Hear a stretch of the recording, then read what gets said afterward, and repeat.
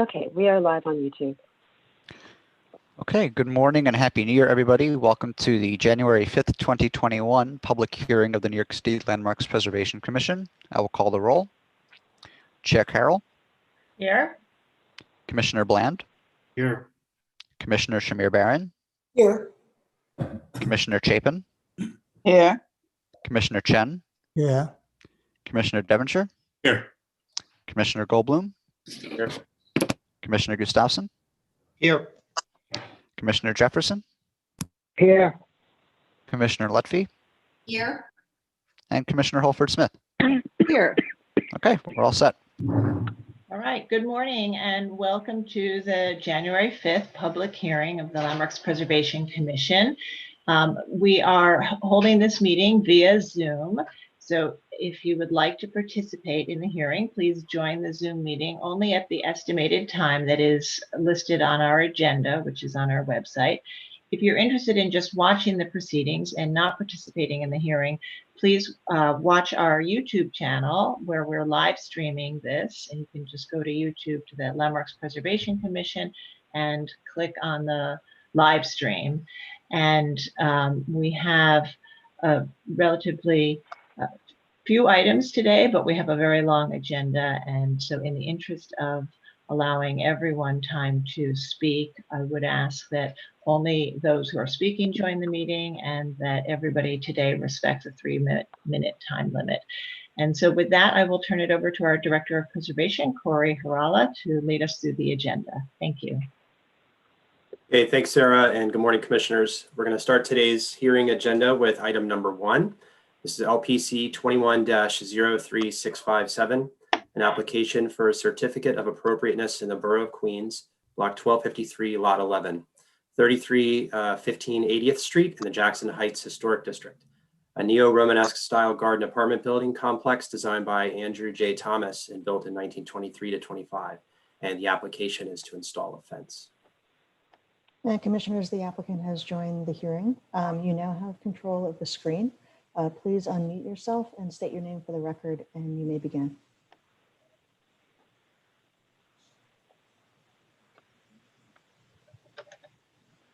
So if Laura, you could just unmute yourself.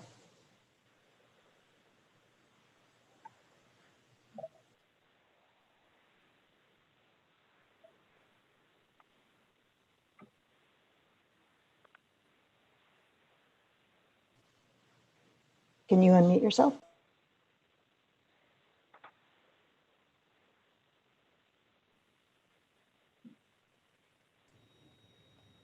There, is that better? Yes, we can hear you. Thank you, thank you. Laura Heim Architect PLC, on behalf of the Towers Cooperative, property address 3315 80th Street, Jackson Heights, Queens. The Towers Garden Apartments are located at the northern end of the Jackson Heights Historic District, as shown. The historic apartment complex is comprised of 8 6-story masonry buildings, which frame a beautifully slightly sunken garden. It extends almost a full city block from Northern Boulevard to 34th Avenue.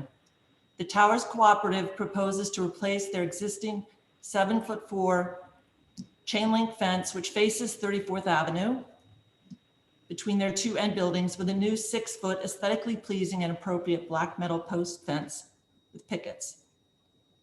From the current photos, you can see the original wrought iron appears at the side gates at the entries from 80th and 81st Street. The configuration of the 8 buildings uniquely leaves the open end at 34th Avenue. There's an existing original masonry garden wall, which is apse-like in shape, in this location between the 2 end buildings, as seen from within the garden. Historical research revealed that the 1924 photo from within the garden looking towards 34th Avenue. The masonry garden wall is shown with an approximately 36-inch high wrought iron guard, which follows the contour of the masonry wall. The guard was long gone by designation in 1993 and replaced with a 7-foot chain link fence is found in this photo from the LPC archives. The chain link fence is also noted in the 1979 offering plan. The Towers is situated directly opposite another significant garden apartment complex, the Chateau, which also has the garden open-ended at 34th Avenue, creating an impressive vista in this location.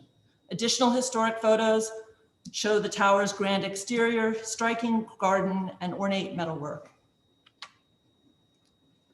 The current chain link fence, as mentioned, is located between the two apartment buildings at the end of the complex, which bracket the garden at the 34th Avenue. It runs the 60 feet directly from one side to the other, protecting the garden. Inside of the fence, the historic masonry retaining wall exists, with interior court garden at this end about 35 to 40 inches below the street level. While post anchor points from the original guard are visible along the precast cap, as mentioned, the guard is long gone and the existing chain link fence was installed for security reasons. The proposed new fence would respect and follow the planned configuration of the existing brick retaining wall, but would set the fence just to the street side of the retaining wall. Support posts are then anchored into the ground and spaced at approximately 6-foot intervals. So this is the new outline of the proposed fence. Here you can see the existing chain link fence in elevation as compared to the proposed fence, which is lower and recedes from the street following the contour and providing more detail. The new fence will relate well to the existing garden fence in style and height, which is across the street at the Chateau, as shown in this conceptual diagram.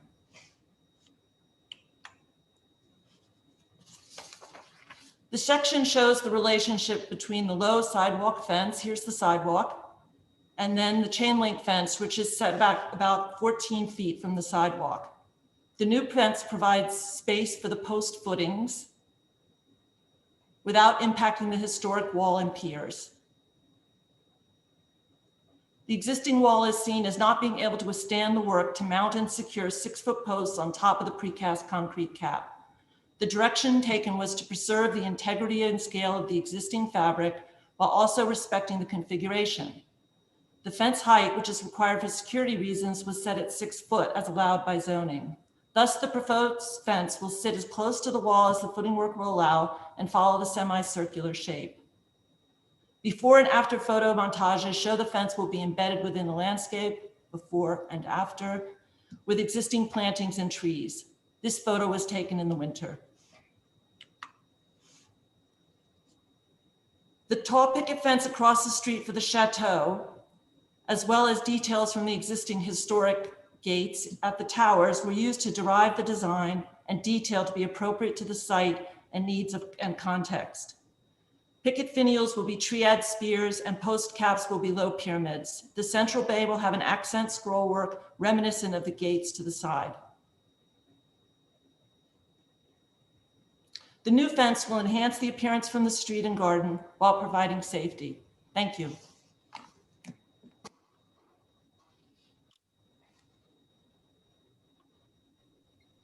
Thank you very much. Commissioners, do we have any questions? It was a very clear presentation. Okay, so not seeing any questions, why don't we see if there is anyone here who would like to speak on this item. If you're here and would like to speak, please raise your virtual hand, which is the icon at the bottom of your screen, and we will recognize you so you can speak. And we will start with anyone who signed up in advance. And I'll turn it over to our Director of Community Affairs and Intergovernmental Affairs, Anthony Fabre. I believe you're doing the testimony, right? Yes, so we do have 2 people signed up to testify. I see one of them has raised her hand, so I'm going to bring in Simeon.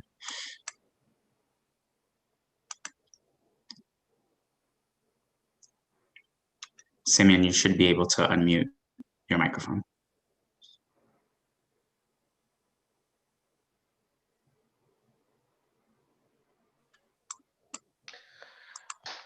Good morning, Commissioners. Happy 2021. Simeon Bankoff, Executive Director of the Historic Districts Council.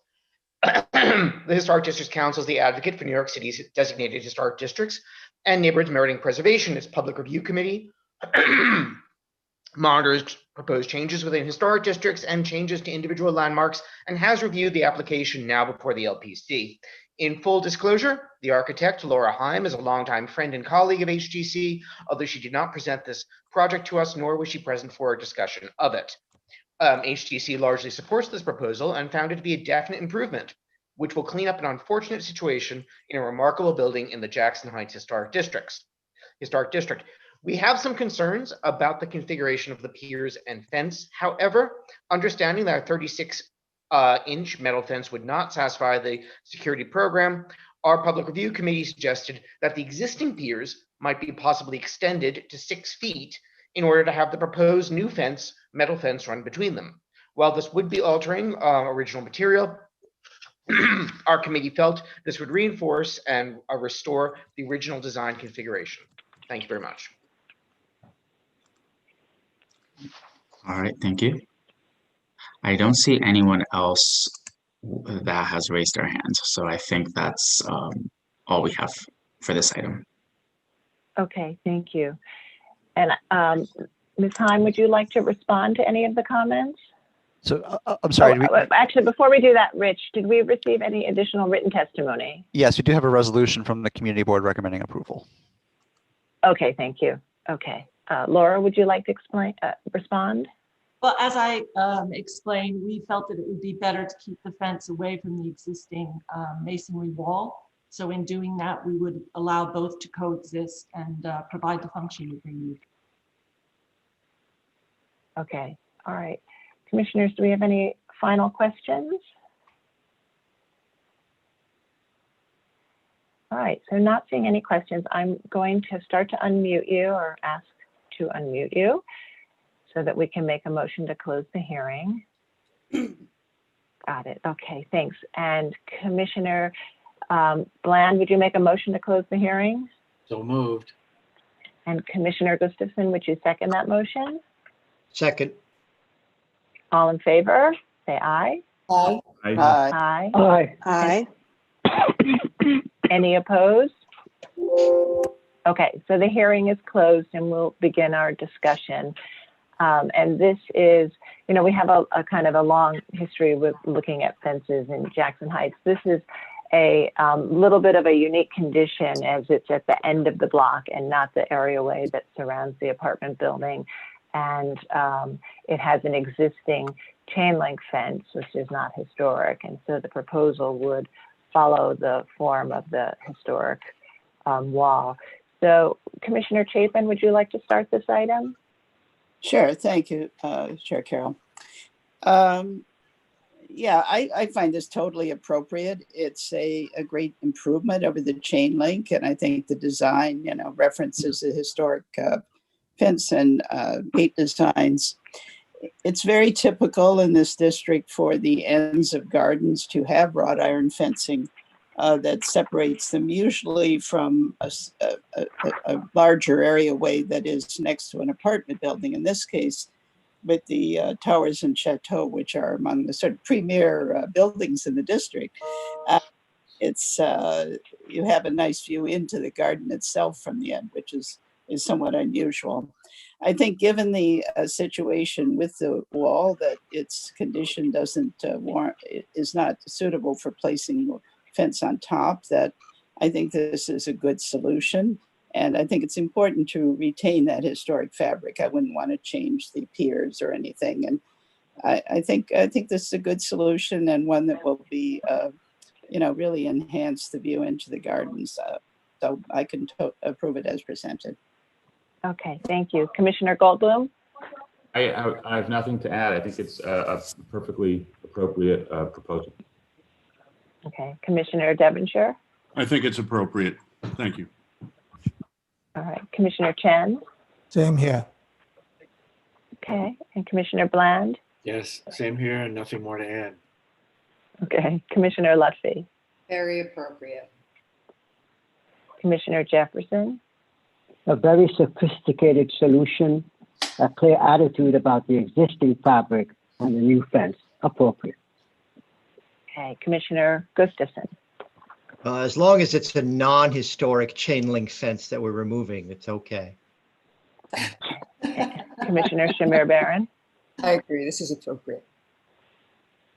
And Commissioner Holford Smith? I agree, very appropriate. Okay, great. So we have a consensus to approve. Diana, would you make the motion? Sure. In the matter of a certificate of appropriateness, Borough of Queens, LPC 2103657 33-15 80th Street, Jackson Heights Historic District. A neo-Romanesque style apartment building complex designed by Andrew J. Thomas and built in 1923-25. Application is to install a fence. I note that the building style, scale, materials, and details are among the features that contribute to the special architectural and historic character of the Jackson Heights Historic District. I further note that the existing chain link fence was present at the time of designation. I recommend approval, finding that the removal of the existing chain link fence will eliminate an unsympathetic alteration that detracts from the buildings and streetscape. The design and scale of the proposed painted iron fence, featuring simple pickets and decorative scrollwork, will recall historic ironwork found elsewhere within this apartment complex and will be in keeping with other ironwork found in the historic district. That the fence will follow the curve of the low masonry garden wall and piers and be harmonious with this historic feature, as well as be set back from the sidewalk to expose a planting area, thereby reinforcing the garden city character of this historic district. And that the proposed work will support the special historic and architectural character of the buildings, streetscape, and the Jackson Heights Historic District. Okay, thank you. And Commissioner Goldblum, would you second that motion? I second that motion. Thank you. And Rich, will you call the vote? Yes. Chair Carroll, Aye. Commissioner Bland, Aye. Commissioner Shamir Barron, Aye.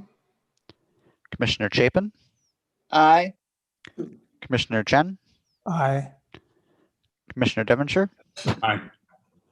Commissioner Goldblum, Aye. Commissioner Gustafson, Aye. Commissioner Jefferson, Aye.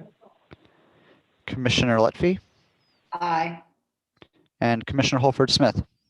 Aye. Okay, with 11 in favor and none opposed, the motion carries. Okay, that's approved. Thank you. And we'll move to the next item. Thank you. The next item is number 2, LPC 21-03908, an application for a certificate of appropriateness in the Borough of Manhattan, Block 179, Lot 56, 100 Hudson Street, aka 1 to 5 Leonard Street and 161 to 163 Franklin Street in the Tribeca West Historic District. This is a neo-Renaissance style store and loft building designed by Alexander Bayles and built in 1909 to 10. The application is to install a wall-mounted mechanical unit. Commissioners, the applicant has joined the hearing. Please remember to unmute yourself, state your name for the record, and you may begin. You now have control of the presentation. Thank you. Can you hear me? Yes. My name is Mark Krekel of Open Shop Architecture, and I'm the applicant of record and representing the owner of apartment 2E at 100 Hudson Street. The project is located at 100 Hudson Street, and our apartment is facing the corner of Franklin and Hudson. I don't seem to be able to advance. So you just have to click on the screen Okay. to activate the presentation, and then you can use the arrow keys or your mouse to advance. Thank you.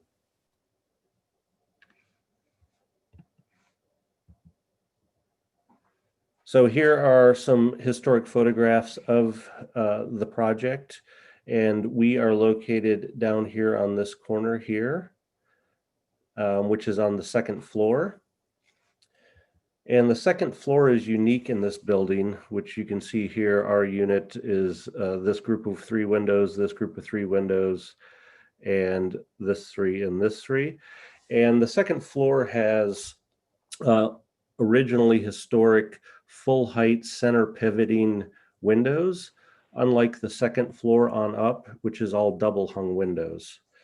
So there is 5 units currently on the second floor, and you can see here in red, that is the unit we are occupying, which means we have only primary facades on Hudson Street and Franklin Street and have no access to a secondary facade. two of our driving goals for this project, which dealt with how do we get HVAC in for this project, was to restore all 12 windows to their original full height and historic look in operation, and to provide an energy efficient HVAC system for the owner. Two goals which were driving us, and those two goals also happen to be consistent with the LPC rules and mission. Additionally, we wanted a solution that would be reversible in case the co-op allows at some other time a remote location for condensers up on the roof or lower roof. And so our decision tree kind of led us with those two goals to doing a split system with a condenser on the outside.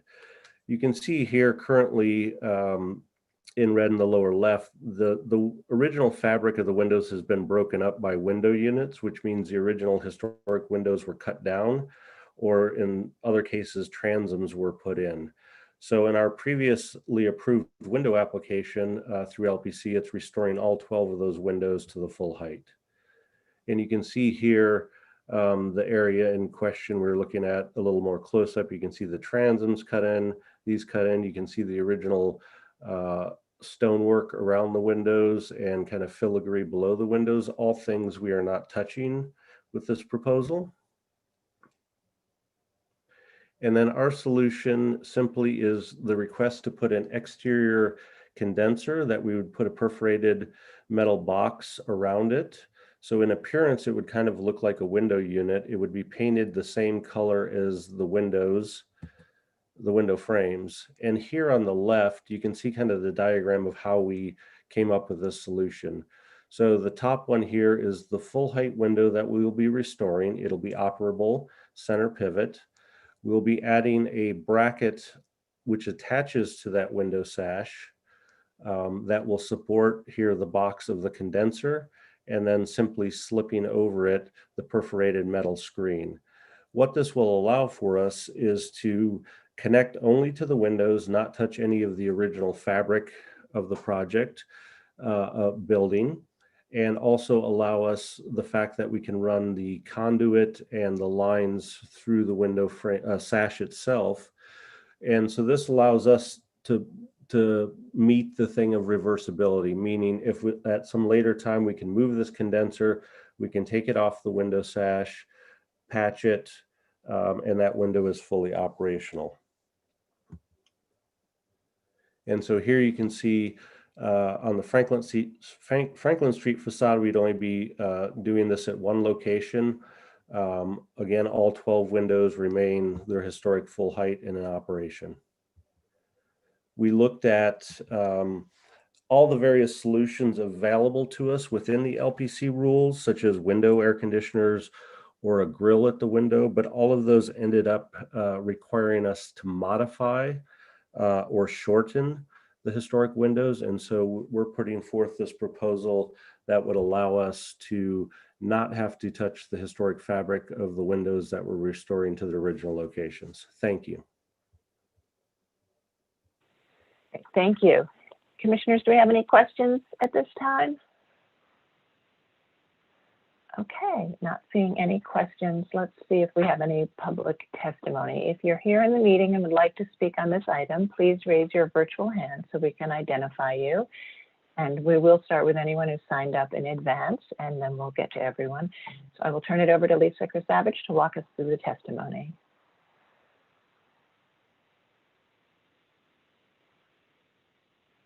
Lisa? Sorry about that. We have two people that signed up to speak. And we have Mark Bench and David Sheldon. I don't see your hands raised, but David Sheldon, I'm going to start with you.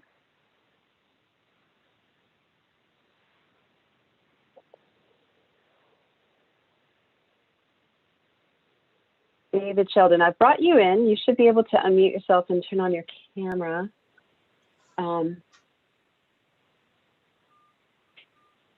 There we are. I'm sorry. I am not on the roster to testify on this issue. I'm here for the 250 Water Street. Oh, okay, I'm sorry. Somehow we have you in as 100 Hudson Street. So I'm going to put you back as a panelist or as an attendee. So let's see, I'm going to call the people who have their hands up. So Mark Bench.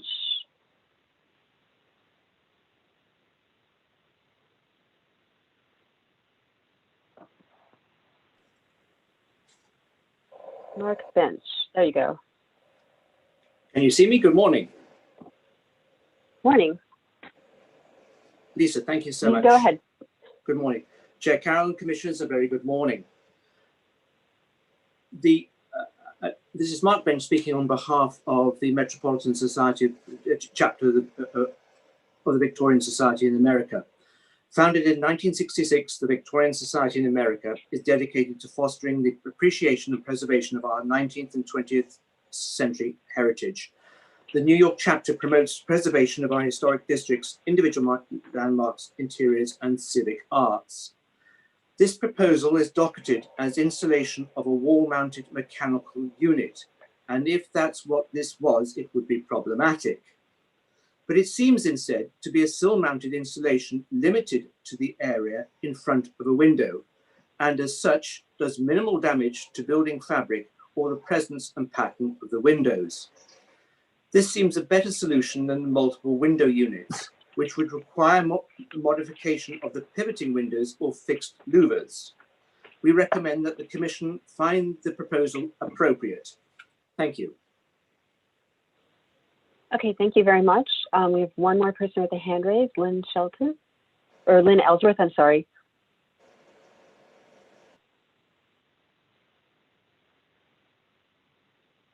Okay, Lynn, I've brought you in as a panelist. You should be able to unmute yourself and turn on your camera if you choose. And please be sure to state your name for the record. Hi, does this work now? You can hear me, see me? Yeah, we can hear you. I'm Lynn Ellsworth. I'm with the Tribeca Trust, and we urgently need throughout Tribeca historic districts a solution to putting in split air conditioning systems. This looks like a pretty good solution. I've photographed dozens of these kinds of solutions all over Lower Manhattan, kind of wondering how to solve the problem. I think this is not a bad solution.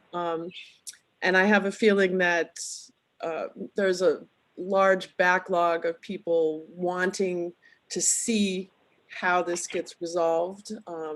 So I urge you to find a great solution. This looks pretty good to us. No objection, go for it. Thanks. Okay, thank you. And with that, I don't see any other hands raised. Okay, thank you. And Rich, did we receive any written testimony? Yes, we do have a resolution from Manhattan Commuter Board 1 recommending approval of the project, but stipulating that the mechanical connections be reversible. Okay, thank you. All right. So I think it's all supportive. I'll turn to the applicant and see if there's any final comment you'd like to make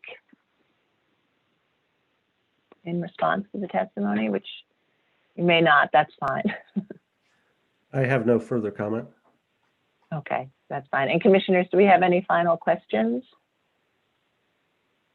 Okay, so not seeing any questions, I'm starting to unmute all of you, or requesting to unmute.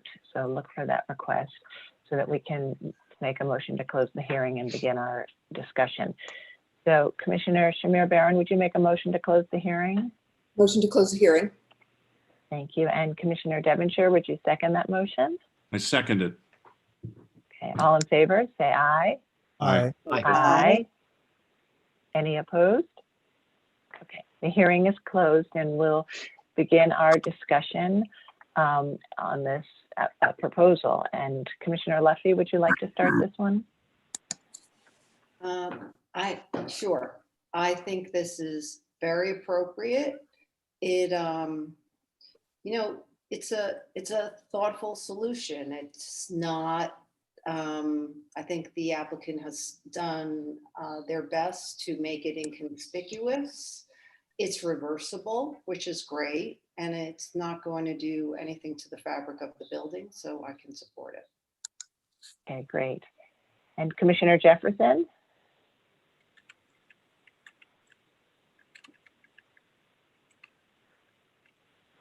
Oh, Commissioner Jefferson, you're still muted. If you can unmute. Oh, I think it's appropriate, a good solution.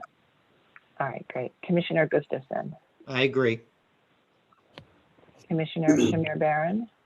Yes, so great to see these operable full height windows, not eliminated, not rejected for the sake of the air conditioning unit. So I think this is a great solution. Great. Commissioner Holford Smith? I agree. It's a very good solution. Okay. Commissioner Chapin? I agree. That's good. I can support it as presented. Okay. Commissioner Goldblum? I agree. And Commissioner Devonshire? Yeah, it's a very inventive and quite reasonable solution to the problem. Commissioner Chen? Same here. Okay. And Commissioner Bland?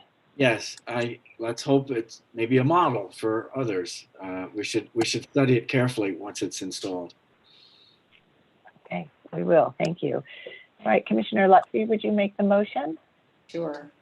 In the matter of docket 21-03908, 100 Hudson Street, aka 1-5 Leonard Street, 161-163 Franklin Street, Tribeca West Historic District.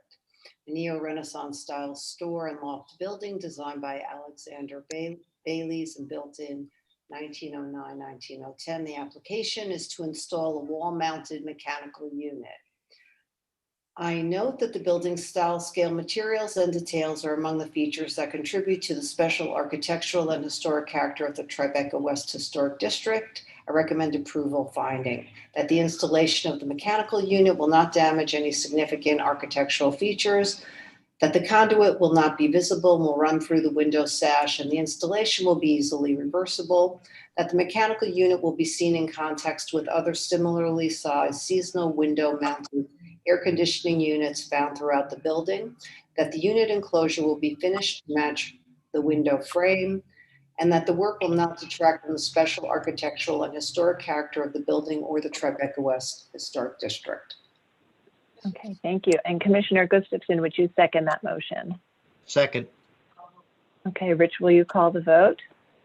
Chair Carroll? Aye. Commissioner Bland? Aye. Commissioner Shamir Barron? Aye. Commissioner Chapin? Aye. Commissioner Chen? Aye. Commissioner Devonshire? Aye. Commissioner Goldblum? Aye.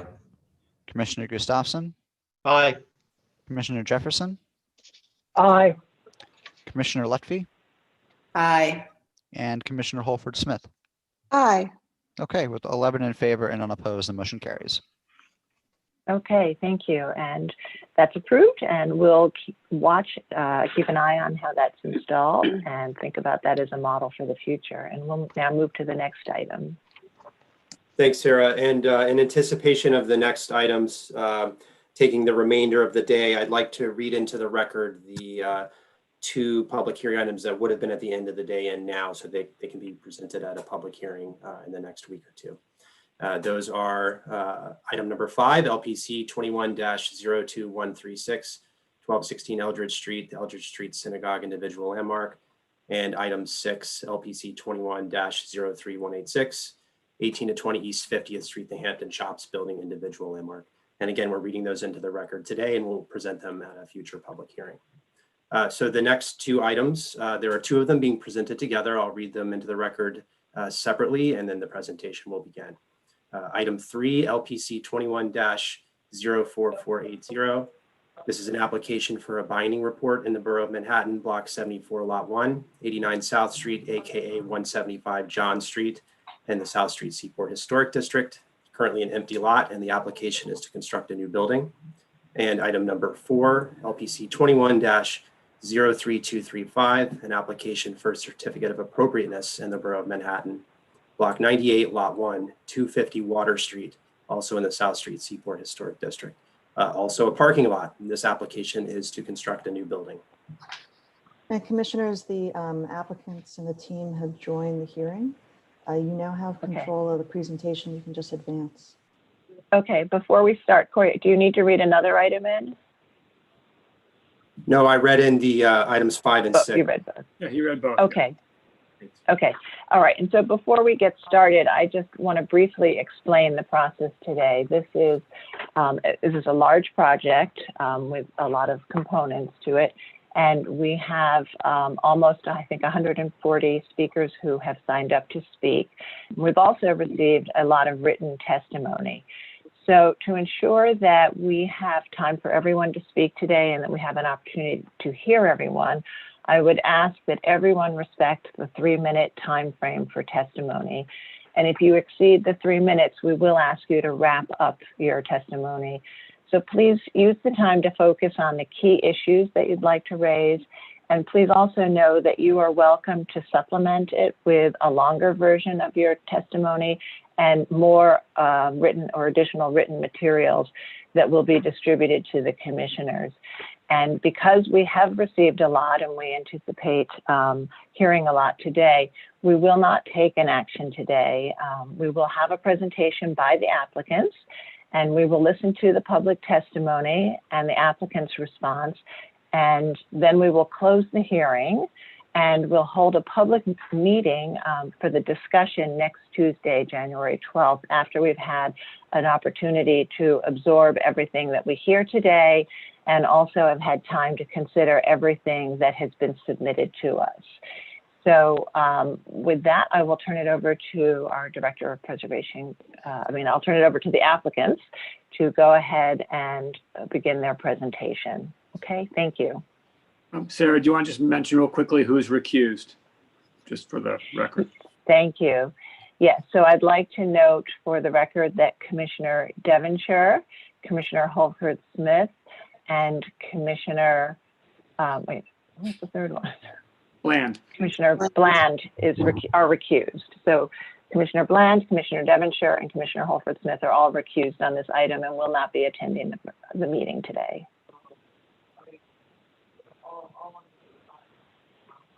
Okay, so the applicants may begin now. Good morning, can you hear me? Yes, we can hear you. Good morning, I'm Saul Sherrill, President of the Tri-State Region of the Howard Hughes Corporation. Having spent a lot of time at the Seaport while growing up in New York City, I was personally always aware of the Seaport's significance and unique history. Professionally, when I joined Howard Hughes almost 5 years ago, the chance to be involved with revitalizing and preserving the Seaport was something I viewed as a once-in-a-lifetime opportunity.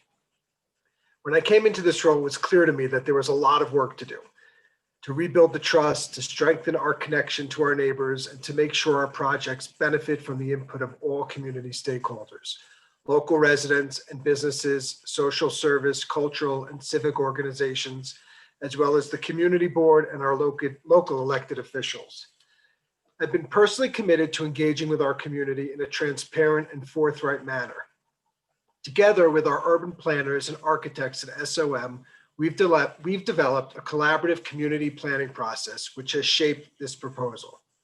The plan we will present to you today is in keeping with HHC's commitment to preserving the character of the Seaport and honoring its past.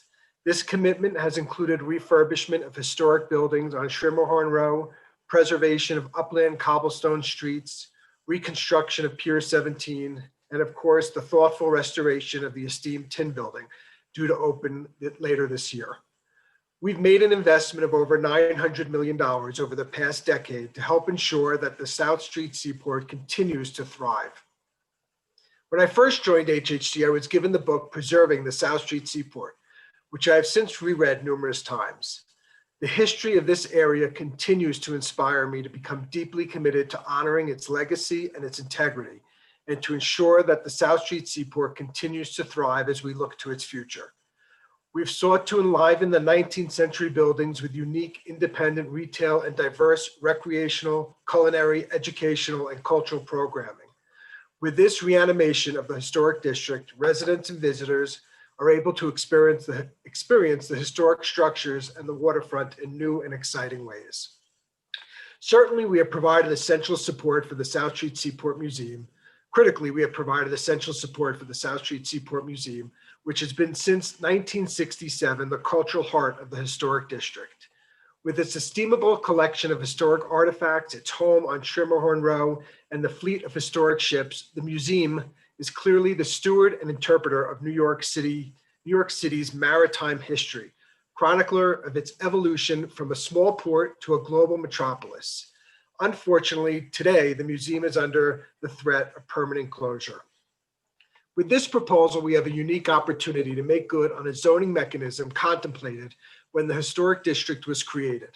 This planning framework allows for the distribution of unused development rights, and we propose today transferring them from Pier 17 and the Tin Building sites to the 50-year-old surface parking lot at 250 Water on the edge of the historic district. While the building we are proposing is taller than the historic buildings in the district, it's been thoughtfully designed by SOM so that its podium fits in with the historic streetscape, and its height is appropriate given the edge condition of the block, as well as the surrounding context. This proposal provides the museum with a secure revenue stream that will allow it to advance a first phase of restoration and reopen. The museum will then be in a position to plan for a new state-of-the-art building that will meet its programming needs. As you will see, our proposal looks at the historic district holistically. It combines a plan to secure the survival of the museum together with the construction of a new appropriate building that we believe is appropriately designed for the historic district and will bring much needed affordable housing to an affluent area near transit, good schools, good jobs, and wonderful public open space along the waterfront. We are excited about these appropriate and linked applications rooted in the history of this district and believe that these buildings will ensure that the Seaport thrives for many decades to come. We thank you for your thoughtful consideration. And at this point, I'd like to introduce the rest of our team. Adam Meister from Howard Hughes, Chris Cooper and Frank Mahan from SOM, Elise Quaisbarth from Higgins and Quaisbarth, Corey Rollard from JHPA, Valerie Campbell from Kramer Levin, David Karnofsky from Friedfank, and Captain Jonathan Boulware from the South Street Seaport Museum, who I'm going to hand it over to at this point. Thank you all. Good morning, Commissioners, Chair Carroll. Thank you for the opportunity to speak here this morning. I'm Jonathan Boulware, President, CEO of the South Street Seaport Museum. And I'm here today representing the museum as an applicant for the proposed building on the what's commonly known as the John Street lot, a building that this commission has reviewed before for something for that site, but also in support of the application for the proposal at 250 Water. Indeed, as Saul said, these are linked applications. Whether the commission chooses to review them in that respect is, of course, your purview, but I want to put a little context in this as we launch into this presentation and discussion.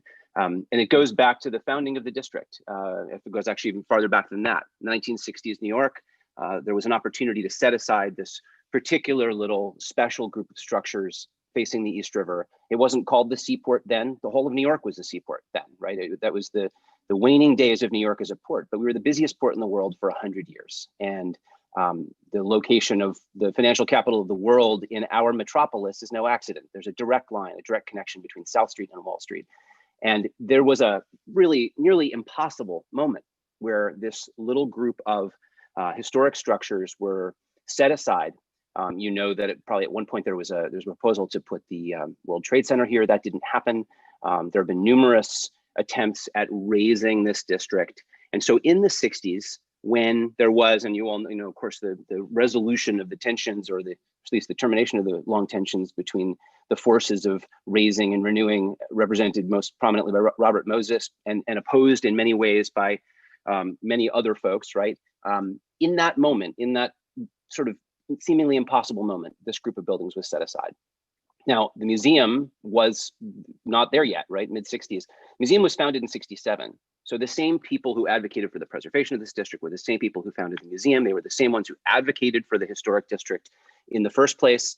As a matter of fact, they were among the architects of the first air rights transfer in the city of New York. So there is an analog and some of the things I'm going to say are not before you for consideration. I recognize that the commission has a specific remit, but I want to put a little context around this and point to that the museum has actually been the constant here for 55, 57 years, even before its inception. The very volunteers that founded the museum in the first place, the ones who proposed to Mayor Lindsay that this be set aside.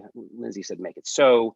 Were the same people who actually advocated for the district in the first place. And among those were the same people who proposed a master plan in 1968 or 9, which ironically included structures very similar to the ones that you are going to see here today. Now, things have changed in that intervening time. There is now a historic district in place. And it was with that I want to propose that you consider this in a holistic way, and that the appropriateness of these proposals individually and separately is rooted in what I think of as founding concepts of what we think of now as the South Street Seaport.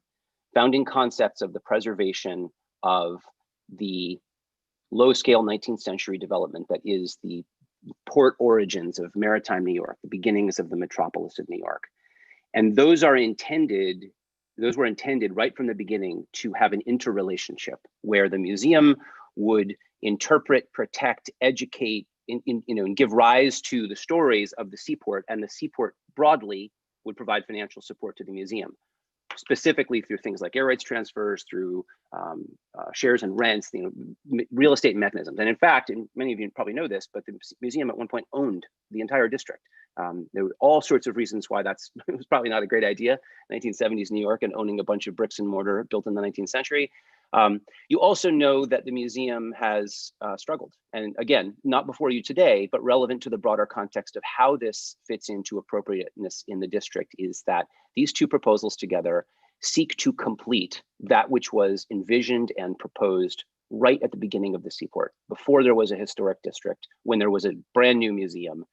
It is intended to bring full circle the completion, not just in terms of completing city blocks, but in terms of completing the big, audacious idea that was the South Street Seaport, the one that shows that interrelationship functionally with financial and cultural things working in tandem. And it is worth noting that the museum has not supported prior proposals. Now, I want to drill down to the two reasons why. Most recently, a prior proposal for construction on the Newmarket site, the museum did not support for two reasons. One, that we share the view that building at that height close to the water is not proper. Secondly, it didn't fit in the financial framework that is the concept of the district from the beginning. So what differentiates this is in that it actually moves this height back to where it is appropriate at the edge facing back against the city, and it uses the mechanisms in place right from the beginning. The first air rights transfer in the city of New York was 1972 for the benefit of the Seaport and for the museum. And this proposal there is an architectural element to this review, there is an appropriateness element, and there's an appropriateness element at the highest altitude, which is to say that mechanisms in place that were designed here for use here can be employed here again, and that New York can have a seaport to be proud of.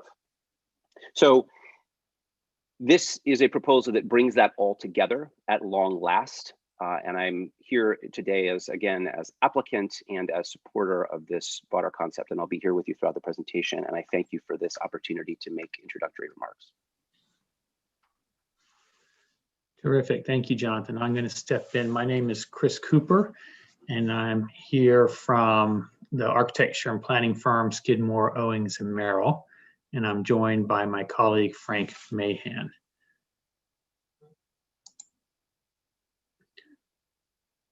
So we're presenting for your review today two applications for two interrelated sites: the John Street lot with adjoining historic structures and the 250 Water Street lot. Both sites today are empty surface parking lots.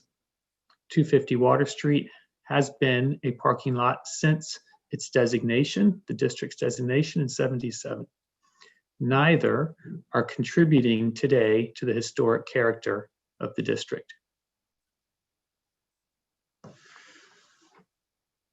we want to share with you what was described in the introductions by Captain Boulware and Saul is what we think is a series of unique conditions, unique to this district and to these sites that act together to interconnect these projects and create a truly unique opportunity.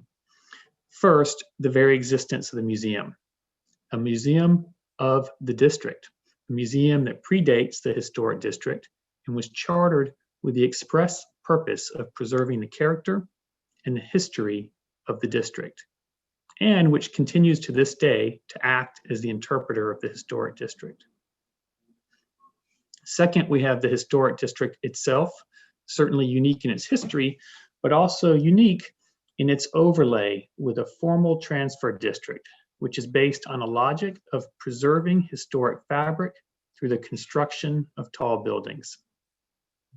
This 20th century planning concept saved the district and did so with intended interrelation between area transfer and museum benefit. And finally, the site of 250 Water Street itself, an anomaly in any landmark district.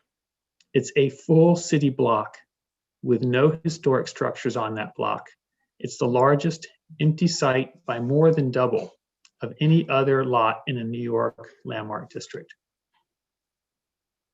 So together, and this is very much our premise of our proposal and the two sites together, is that together these site-specific conditions create the unique opportunity to use private development to the direct benefit of the museum and to the direct benefit of the district at large.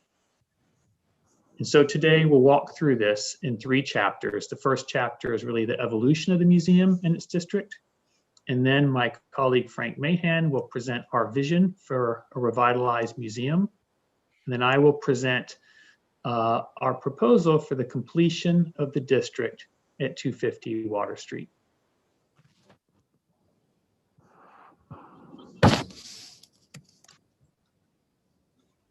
So the physicality of this district makes apparent its history.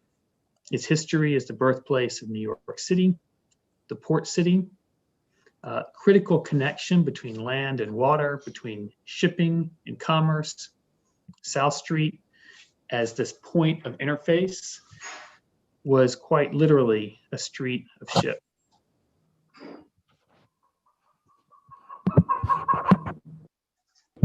After its peak in the mid-19th century, mercantile shipping migrated to the west, and the district adapted as a fish market, and transformation came with program adaptations and new building typologies like the tin building that you see in the image on the right. But that use also changed over time, as did the physical environment. And by the mid-1960s, much of the low-scale fabric of the district had really been destroyed, and what remained was in a state of deterioration.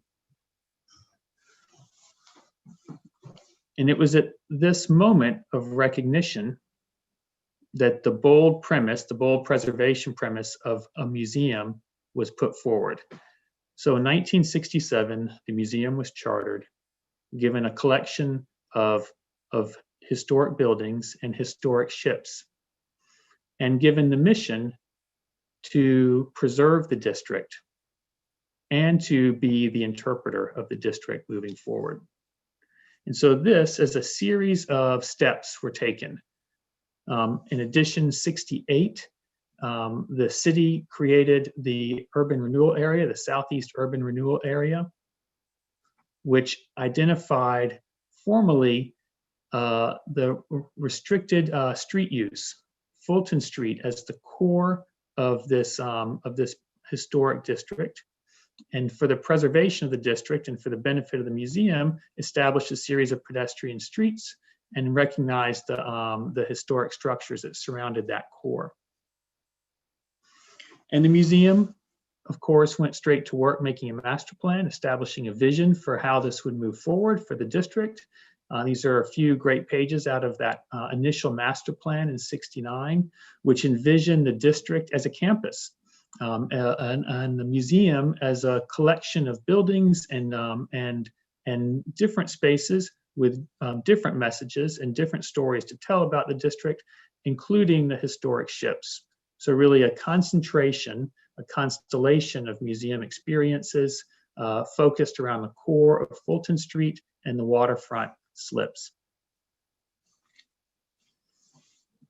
And that vision was around a concentration on the waterfront of pedestrian scaled activity and streets around the historic structures, with a premise that the perimeter of the site, that the area from those historic structures could move to the perimeter of the site to build tall buildings in order to preserve those historic structures.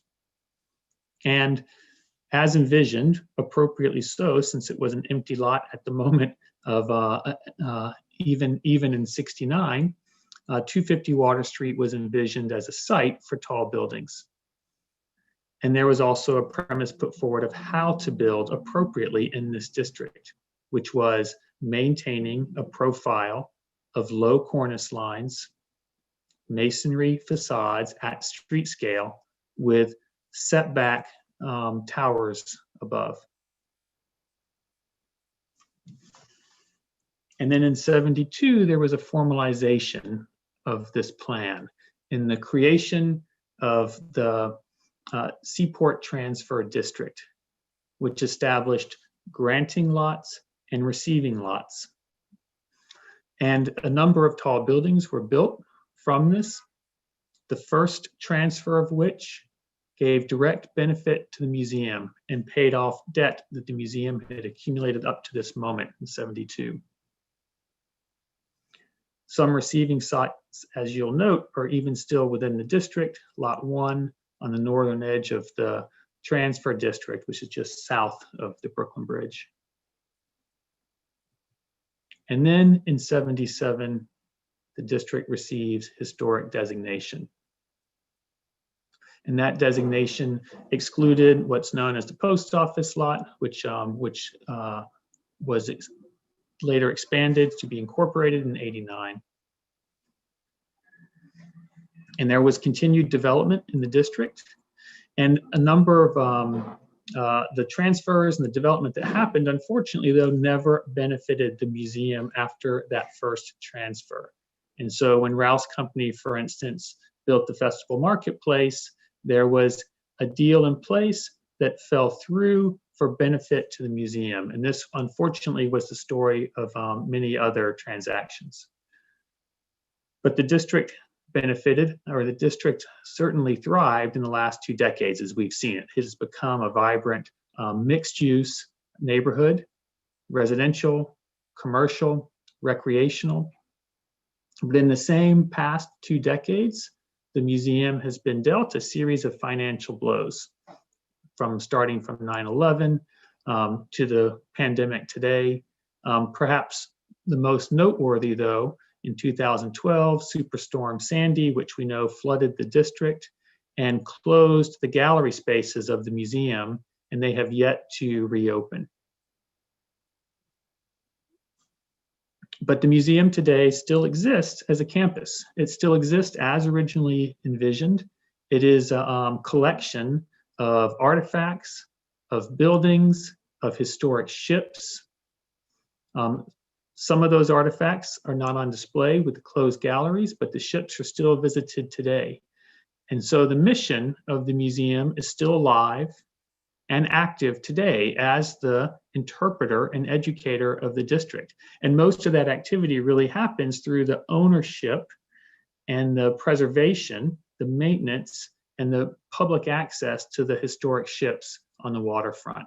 And we all know of those still today, even with the galleries closed, and they are the very active face of the museum today. And so it's this relationship that Captain Boulware described very clearly that we believe there is this intertwined relationship of the museum and the district. That Ken Jackson reminded us recently that old buildings does not history make, but it really is the museum's role as the storyteller and interpreter of the district that keeps this history alive. And so that's why our proposal today is to look at two sites, to look at the empty John Street lot and the empty parking lot at 250 Water Street, and to build out, to infill both sites in a way to complete the district at large. And to do that in a way that is completely in keeping with the original vision of the historic district. And in a way that is tied to the legacy also of the district as it was initially envisioned. And so there are direct benefits of the two projects. First, on the 250 site itself, the opportunity to really revitalize the streetscape of the district and to incorporate affordable housing, the first MIH for the broader community in Lower Manhattan, as well as community spaces, but also direct benefit to the museum in the form of a fund that allows the museum to be on solid financial footing moving forward. Also reopens the museum galleries in restored and renovated historic structures, and includes the planning and hopefully the approval of the expansion in a phase 2 of the museum onto the John Street lot. Now, the mechanism of this is the distribution of floor area away from the waterfront. So taking the unused development rights of the 10 building and Pier 17, moving them upland away from the waterfront to 250 Water Street. And it's important to note that the distribution of floor area from the waterfront would take place pursuant to a special permit. And that is subject to the review and decision by the City Planning Commission and the City Council pursuant to a full ULURP process. And that process ensures that attention will be given to urban design, density, affordable housing, and environmental concerns associated with this.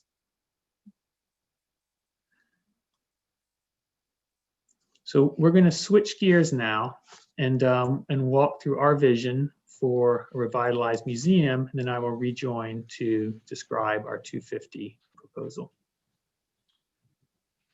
Chair Carroll and commissioners, my name is Frank Mahan. Good morning. It's a pleasure to speak with you this morning. I'm going to tell you a little bit about the proposal for the museum.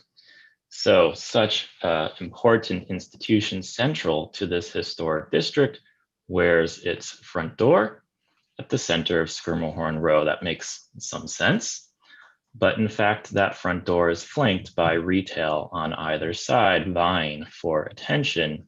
And the museum has suffered in its ability to draw passerbys into the museum ever since. And that's evidenced by the flagpole structure you see in front of the museum trying to create identity and wayfinding for itself. Next, please.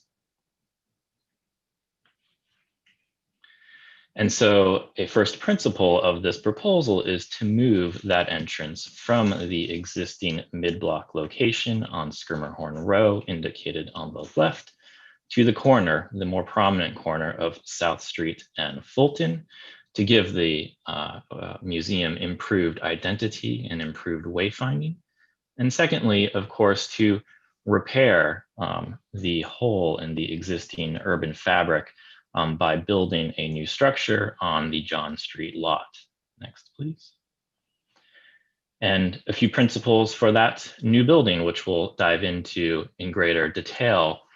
The first principle is to pull that new structure a respectful distance away from the historic structures immediately to the north to match the massing of the rest of the block with the cornice line matching the height, to lift the mass of the building on a distinctive storefront, much like we find in the adjacent buildings and other buildings in the district. And finally, to match the scale through the rhythm and proportion of openings that we find in the adjacent buildings as well. Next, please. But before we get into more detail, a bit of history of the Schermerhorn Row block itself. The Schermerhorn Row buildings date from 1811 to 1812. Although individual buildings, they originally were understood as a unified whole under a kind of unifying roof line. They featured arched openings as they were originally counting houses, other features like shutters on the windows, tall chimneys, and so forth. Next, please. Much of this appearance has changed over time, though. Notably, the ground floor was changed to storefronts in the early part of the 20th century as these counting houses were converted to fish markets and a hotel in the case of the corner building, the Fulton Ferry Hotel building, as it is called. Next. Other changes were made throughout the 20th century. You can see a change to the roof line in the photo on the left. But all of this underwent a wonderful restoration in the early 1980s by Jan Herd Pokorny Architects, who is on our team today and leading the restoration effort, which we will show you in a bit more detail. So very fortunate to have that same team. Next, please. That brings us to the condition today, again, with varied retail at the ground floor. Next. So switching to the south side of the same block, we have John Street here. And on this side of the block, in fact, we see buildings that are a bit bigger, both wider as well as featuring much taller storefronts in many conditions. The building at the center of the photo is the A.A. Lowe building, which the museum uses for offices and their archives. Next, please. Now the corner, the John Street lot, as we call it, the corner of John Street and South Street, the building there was demolished sometime in the middle of the 20th century and replaced with a gas station. That gas station was demolished sometime after 1981, and today we still have this empty lot, a hole in the otherwise continuous historic fabric of the district. Next, please. This particular site has been the subject of much speculation on the museum's part as a natural location for expansion for a number of decades, and in fact includes a proposal approved by LPC in 1998 for a metal and glass building on this site. Next, please. That proposal was a phased proposal. So the first part was to build a circulatory connection at the rear corner, the northwestern corner. It was larger in the original proposal, scaled down a bit in 2002, and it is the source of the contemporary insertion that we have today in the back corner of that lot. Next, please. And our proposal too is phased. Why? To open the museum as soon as possible. Its galleries have not been open in any meaningful way since 2012, and critical infrastructure, mechanical, fire, life safety, and egress repairs are needed in order to open the museum as soon as possible. We'll take the opportunity to move the entrance from its mid-block location to the corner, and we will also consolidate the upper level galleries. So the plans on the top are the upper level, the bottom is the ground. On the left, you have the existing, and on the right, the proposed. And so we'll consolidate the galleries towards the water. Today, the museum occupies 21 individual small scale historic galleries. They have never ever outfitted and utilized all of them at one time. It's simply too much to maintain. Next, please.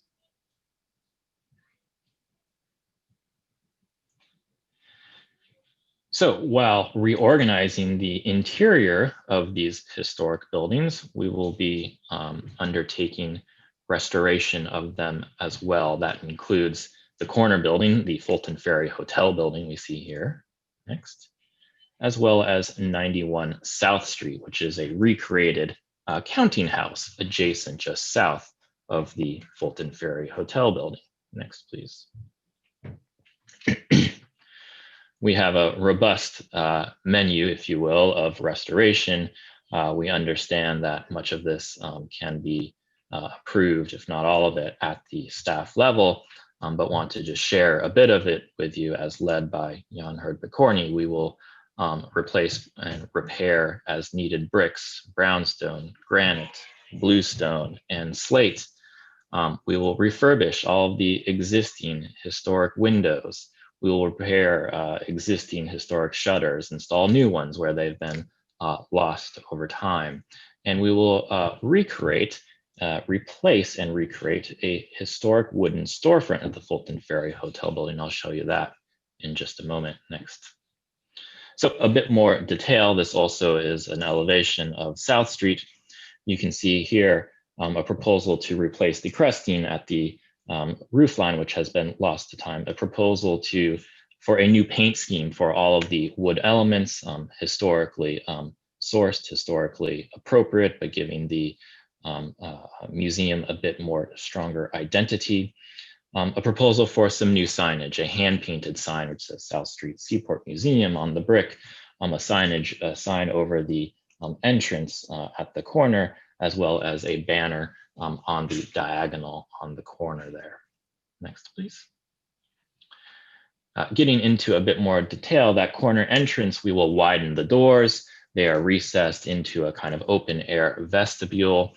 We need to widen them for accessibility and egress purposes. To do so, we will modify non-historic transoms on either side. We will also replace the non-historic tile on the floor. Next, please. And in fact, that brings us to the question of this entire wooden storefront at the hotel building. Everything that you see here painted brown is a 1980s installation of a wooden storefront. Next, please. And its detailing is a kind of abstraction of what the original detailing was. So everywhere you see a bit of detail, that's a simple orthogonal routed joint, whereas the original was a built up, much more complex profile. And in fact, we have in the adjacent building at 4 Fulton Street, the 1980 sort of simplified version, immediately adjacent to the late 19th century detailing, much more robust in its profiles. Next, please.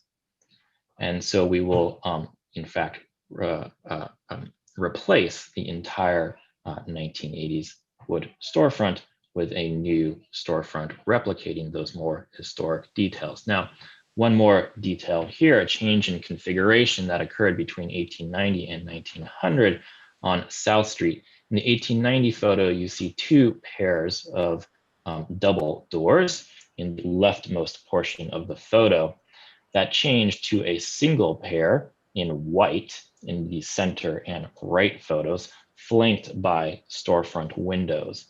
We'll be maintaining that particular configuration in order to allow those doors to be sized appropriately as required for accessibility and egress. With 2 pair, there's not enough dimension to do so. Next, please. And that, in fact, is how it was maintained in the 1980s recreation by Leonard, seen in the upper drawing here. Next, please. So we have the existing condition on the top and the proposed condition on the bottom. You can see some changes to the detailing, a slight widening of those doors we just spoke about, which is located right below the number 92 or above the number 92. The awning above the corner entrance is widened, so other details like that are modified to be more historically accurate. Next, please. Same condition here in plan, the existing condition on top, the proposed condition on bottom with the widened entrance doors, the widened corner doors, and the more robust detailing. Next, please. A section of the same condition at the corner showing the widened doors and the changed detailing. Next, please. And then finally, a sample of those details. So a section cut showing where this detail is taken on the left. In the center, you see the simplified routed detailing from the early 1980s, and on the right, the built up more complex profiles which are proposed for this project. Next, please.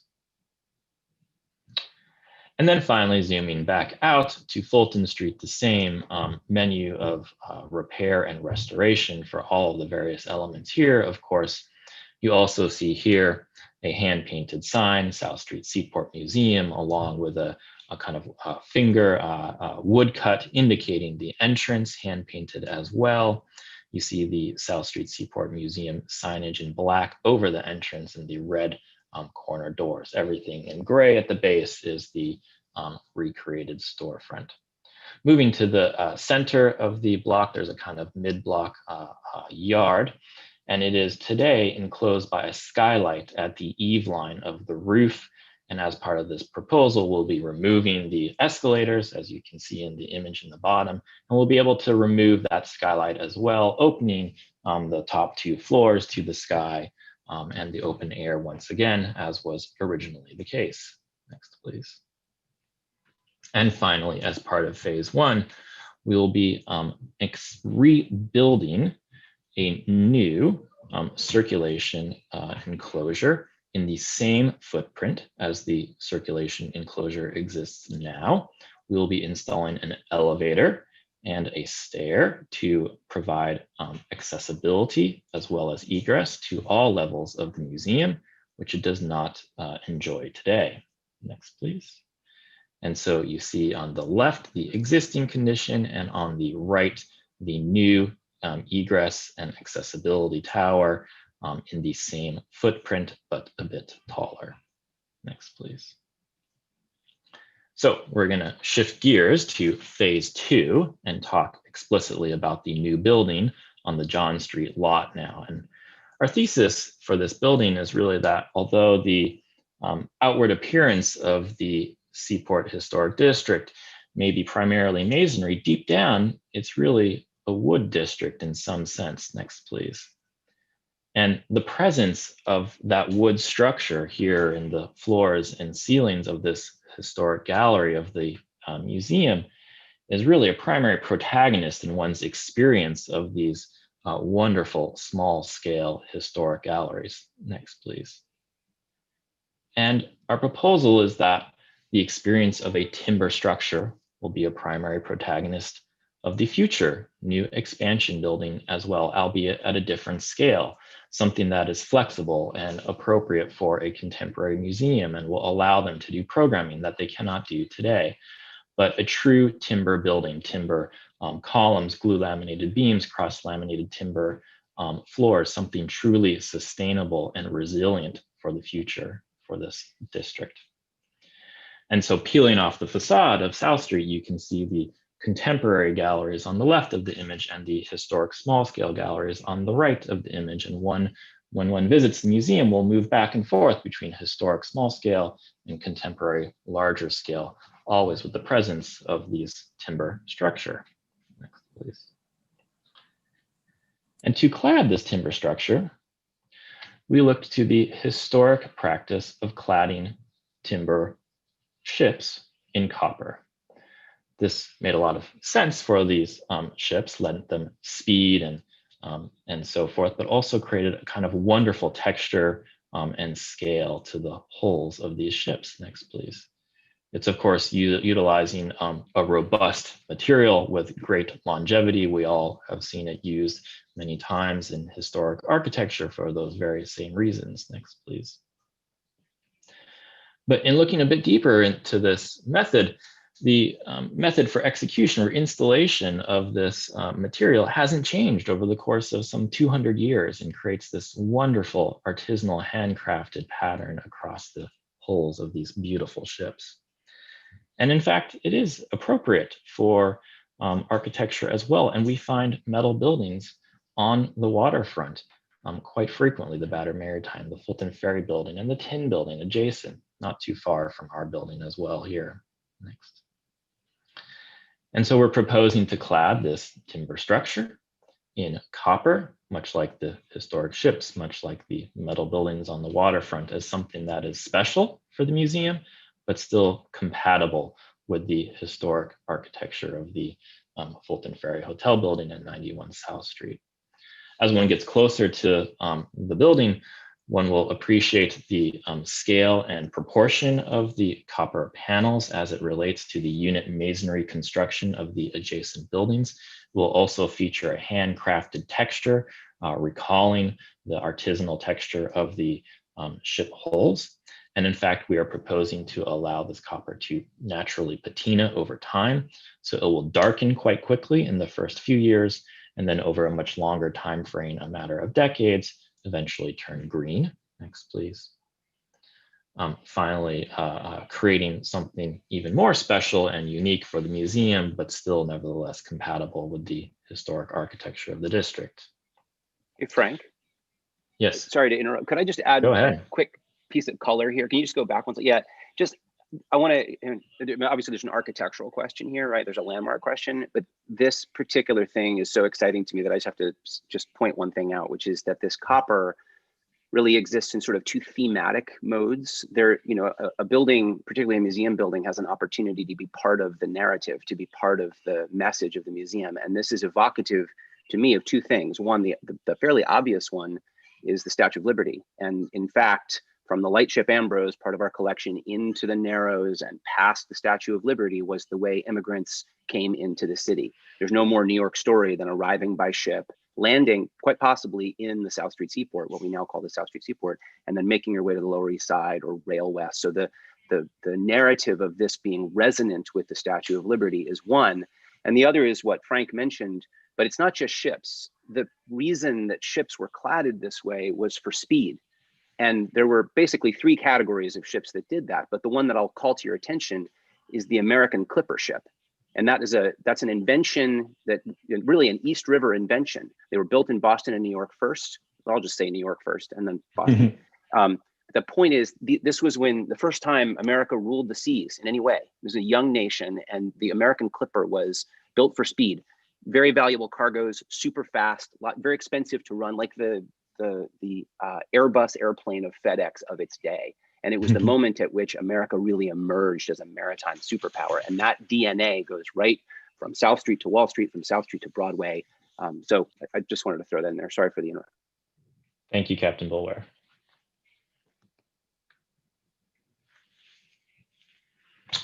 So to further enliven the facade of the proposed new building, we looked again to the historic architecture, specifically the use of shutters throughout the district, as well as the use of arched openings at the ground floor of special buildings. Next, please. And we applied a contemporary kind of interpretation where we are utilizing shutters, again, to give depth and light, shadow, and shade to the facade, as well as allow for natural daylight control for the interior spaces.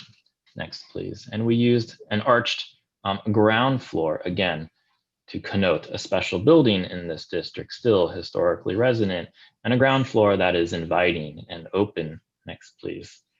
Inviting visitors to a flexible interior space that the museum can use for all kinds of different programming. Next, please. We separated the new building slightly from the historic buildings, and we inserted in this aluminum and glass clad space bridges, as well as vertical circulation, the elevator and stairs. Next, please.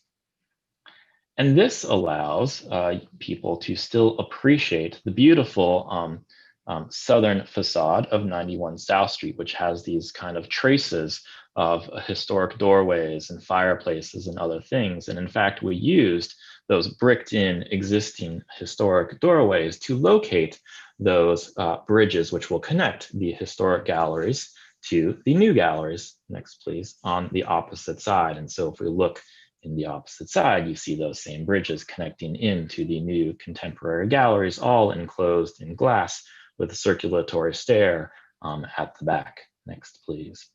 And as one moves between the historic and new galleries, bathed in natural light from above, a visitor will have views out to the ships and piers and waters beyond, always reminded of the subject of this museum. Next, please. Again, the terrace as well always will be orienting, reminding one of the ships and the water and the piers beyond. So there's a small terrace with a pergola proposed for the top of the building. Next, please. And then really the very fact of the building completing the block again orients one towards the water, the piers, and the ships, and moves the center of gravity of the museum in that direction, really where it should be. Next, please. Bringing it all together, phase 1 and phase 2 visible here. Looking southwest, we see the new entrance at the more prominent location at the corner with the renewed and more detailed storefront, the new signage at the Fulton Ferry Hotel building, and the new building at the John Street lot, completing the historic fabric. Next, please. And then finally, looking north at the completed block via the new building at the corner, we see for the first time a glimpse of the towers at 250 Water Street, acting as a backdrop to that low scale foreground, much as 199 Water Street in the left part of the image here acts as a backdrop to that foreground.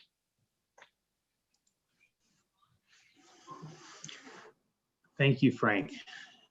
So we're going to shift over with that foreshadowing to the 250 Water Street site. And as we have said, that there is a relationship between these two, relationship of the museum to the district, and then to the site of 250 back to the museum. So with that, we're going to start the third and final chapter of our presentation today. We really appreciate your patience through this long presentation. Okay. Great, thank you. And before we move to the other building, we just have one quick question. Commissioner Goldblum? Sorry about that. Could you just go back for a second to the last rendering that showed the streetscape? There you go. What is the rooftop element made out of? The bulkhead piece? The bulkhead is made out of concrete, board-formed concrete. And the pergola is wood? And the pergola is wood. Thank you. All right, thank you. Chris, please go ahead. Great, thank you.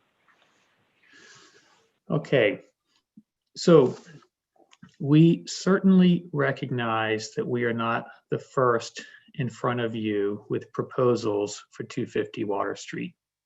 There have been many prior proposals, many made public, 4 of which were voted on by the commission, 3 rejected, 1 approved. We believe, though, that we are unique from prior proposals in that we are thinking beyond the immediate site to the district at large. And so the connection and benefit to the museum as the core of the content of the district makes this a unique proposal from prior proposals. We also believe that we have the opportunity to learn from prior proposals and ultimately the approved proposal and how we move forward with our scheme and our proposal for the district. And we also recognize that there is an existing zoning envelope with a height cap as established in 2003. So the site was rezoned in 2003 with a cap of 120 feet. And that zoning envelope has a street wall of 85 feet and arguably is not even the right combination of massing for this district, that even a tall podium building risks overshadowing the immediate context of the neighborhood. And our proposal is to unlock the zoning envelope and create what we think is a more appropriate base to the context. So our site, 250 Water, at the upland edge of the district. We believe it's a point of transition between the historic district and Lower Manhattan. The site today is unique, truly unique. As we mentioned earlier, a full empty block, surface parking lot, and it's surrounded by unique structures in the district. Certainly to the west, outside of the district, is the the Southbridge Towers, but also within the district lines to the north and the south are unique structures in the district. The north side is a modern full block, the broadest facade in the district, and to the south, the old Beekman Hospital is the tallest building in the district. But it's really to our eastern side that we start to see what we think of as the historic district, a series of narrow, fine-grained masonry buildings that define the character of the Seaport district as we know it. And so now looking at a few site photographs, 4 orientations, it's admittedly a little difficult to find the district in these photographs. In the top left, we're looking across the parking lot to the south. We certainly see the context of Lower Manhattan, but there's Beekman, which is within the district in the foreground. On the right, Southbridge Towers. On the bottom right, Peck Slip School, the broadest facade in the district. And really it's on the bottom left image, when you look to the west, we see the more fine-grained, narrow lot facades that we think of as the district. And even on this block, we see transition to the outside with this premise of a low cornice line with setbacks and modern structures atop, as in the Siemens Institute. And so looking back a little bit at the DNA of the block and how we got to this point, we see the origins of really the DNA of the structure of what we think of in the district of these narrow lots, fine grain texture to the buildings. And even by 1930, we start to see that shift as larger blocks come in, larger buildings come in with more modern functions like the garage on the northwest corner of our site or Beekman Hospital just south of our site. And in these images, we see really the grain of the DNA of the block. All right, in the upper right, you see this is the corner of Peck Slip and Water Street looking south. And we also see the garage, the modern garage building starting to already come in at this point of this photo that starts to erode that fabric. And then really the erosion of the block with the widening of Pearl Street. And so when Pearl Street comes in, we see it take the shape, the original shape out of the block, and we start to see more demolition of the historic structures. And as seen here, we see the site cleared to the right for Southbridge Towers. On the left, now Peck Slip, the modern, even a more modern parking garage building. And then seen from above, we start to see the block further erode with the widening of Pearl Street. And so at the moment of designation, there is the one modern parking structure on the block, but otherwise an entirely empty site.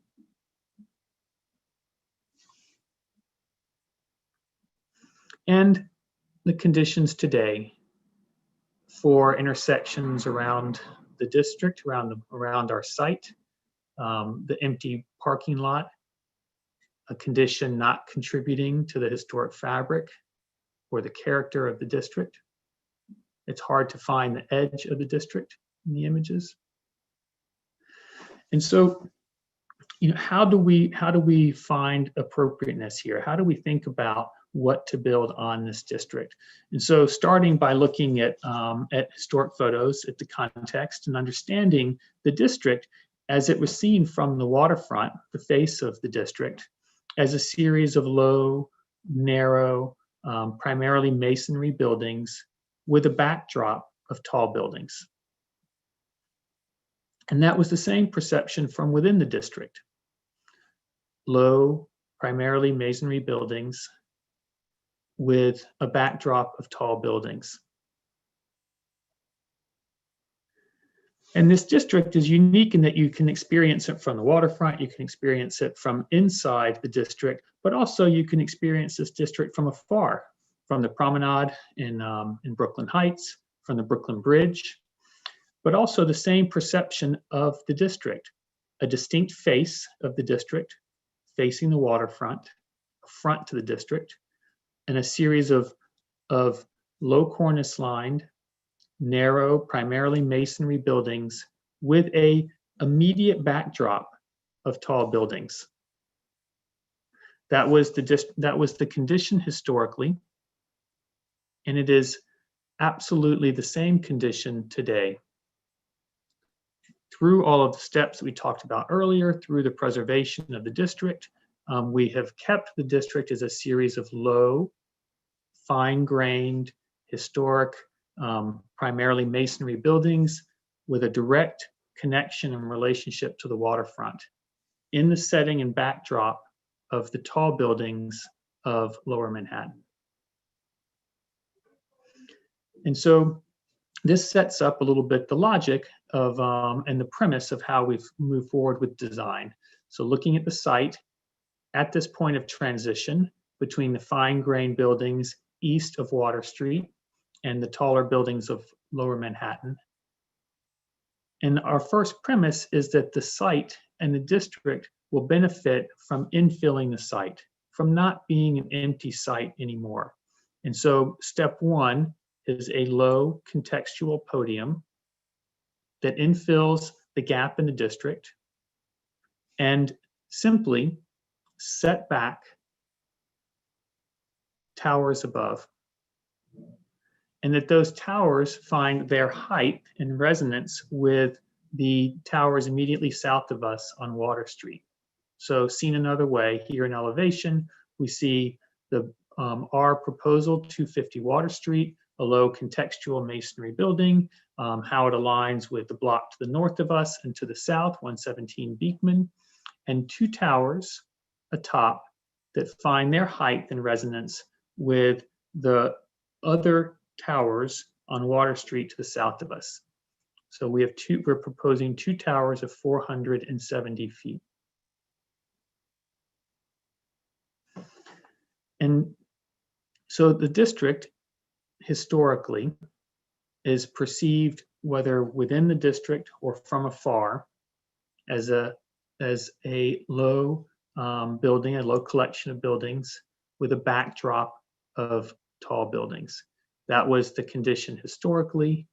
It is very much the condition today, and will continue to be the case with our proposed addition to the site. A series of low streetscapes with tall buildings beyond. And so the reading of the district, we believe, does not alter. This does not negatively impact the legibility and reading of that character of the district. And I think this is a very telling composition here with the image that we looked at previously on the left, our view looking south on Water Street with the fish market in the corner of Pearl and, of Water and of Peck Slip. The conditions today is an empty lot in the middle. We no longer have the reading of that streetscape and the rooms of the street and the proposed building on the right that recreates that street wall, recreates the space of the street with a backdrop of towers, very much as it was historically and as it is today. So I'll walk through a little bit the architecture and our proposal for the podium, and then I'll take you through a series of views of before and after of the project. So this is our Water Street elevation, the west elevation of Water Street. The underlying zoning has a street wall of 85 feet. And so we took a series of steps to try to modify and improve upon this condition. The first is recognizing the DNA of the block, a series of narrow, varying dimensioned buildings. And so we've established that module of varying narrow width units that make up the facade. And then we've acted to bring down that street wall from the 85 feet to something that's more in context with the immediate surroundings. And so we've reduced the height, and we've reduced it at varying heights using our new modulation of the facade. And then we have acted to perforate that facade in a way that's resonant with the window scale and texture of the historic masonry buildings. And we have given special attention to the storefront datum as well, and recognizing in part that the storefronts and the buildings step as they move from upland down to the waterfront.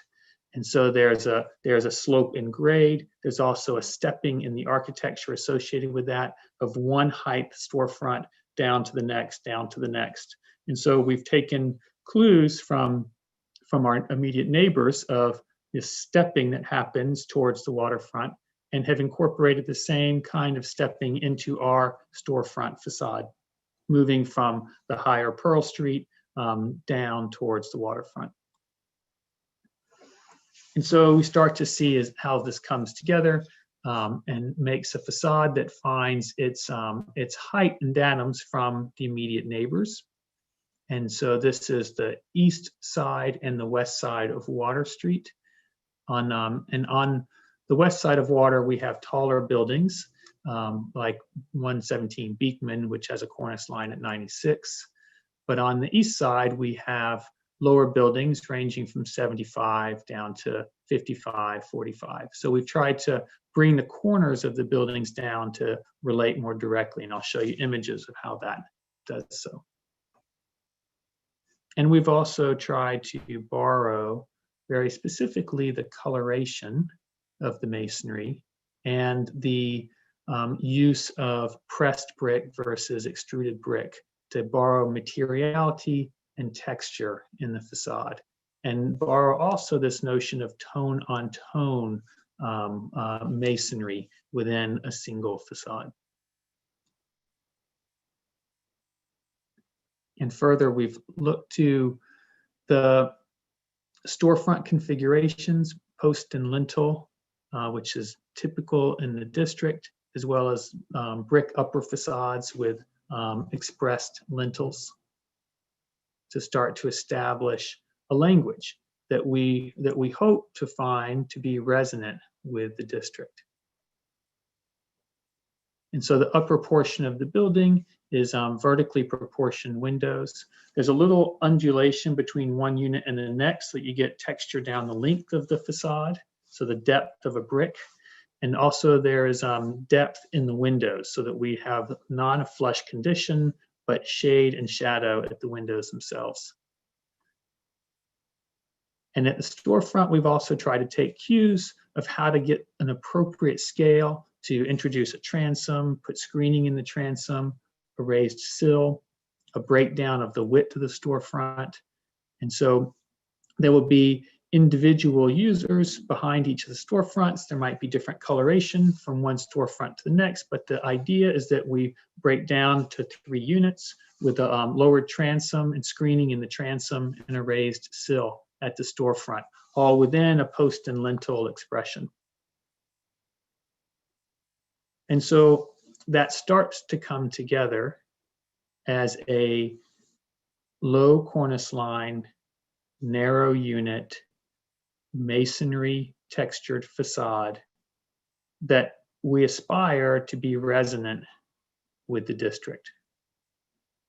Consistent storefront lines, active storefront, small, varied use at the perimeter of the building. And that street wall is consistent around the 4 sides of the block with 2 towers atop. And the 2 towers orient their narrow faces towards the district, towards the waterfront. And they're set back, different dimensions on each facade. The greatest setbacks are the north and south to maintain the best, most open view shed from within the district out of the district. So we have 40 feet on Beekman, 40 feet on Peck Slip, and then 20 feet on the narrow street of Water, and then we come to 10, the smallest dimension, on the wide Pearl Street. And then I'll just walk through the 4 elevations as they take shape, in that you see the street wall that lowers itself at the corners, and then the street wall that steps down, as well as the stepping down of the storefront from Pearl Street down to Water Street.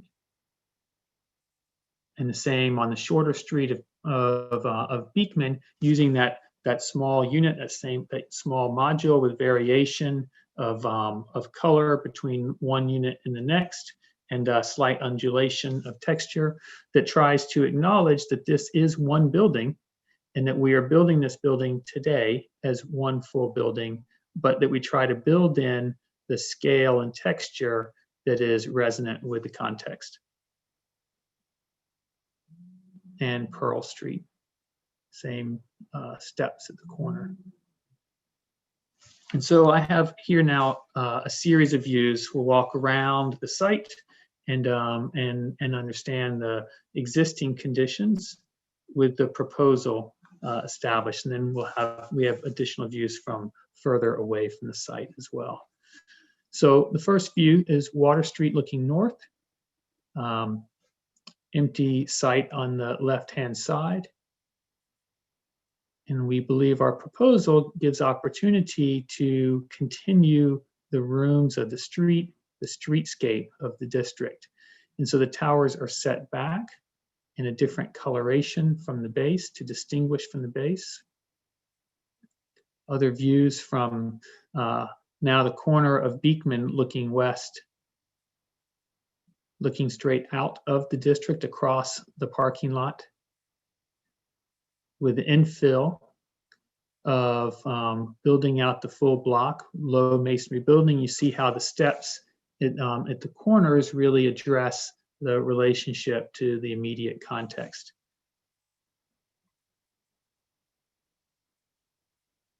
And looking into the district, the edge ill-defined,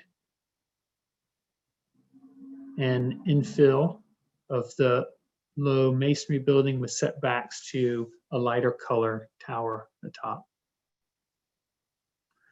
And now standing in Peck Slip, this park that's in the foreground on the right is just being completed now.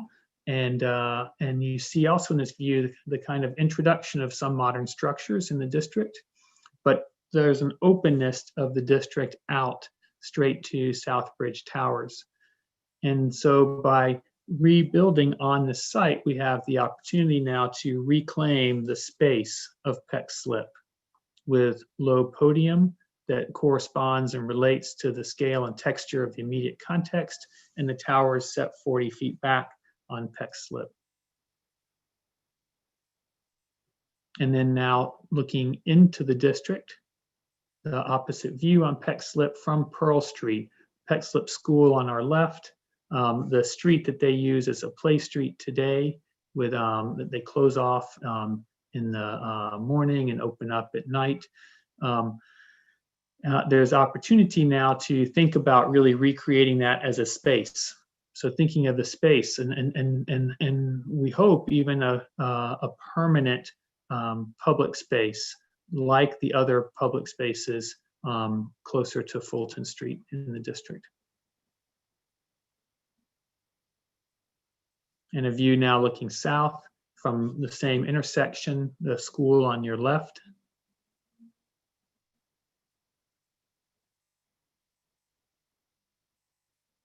With the completion of the district, the expansion of the masonry buildings out to Pearl Street, and the towers atop that we see very clearly starting to connect and resonate with the towers on Water Street, a block south of us.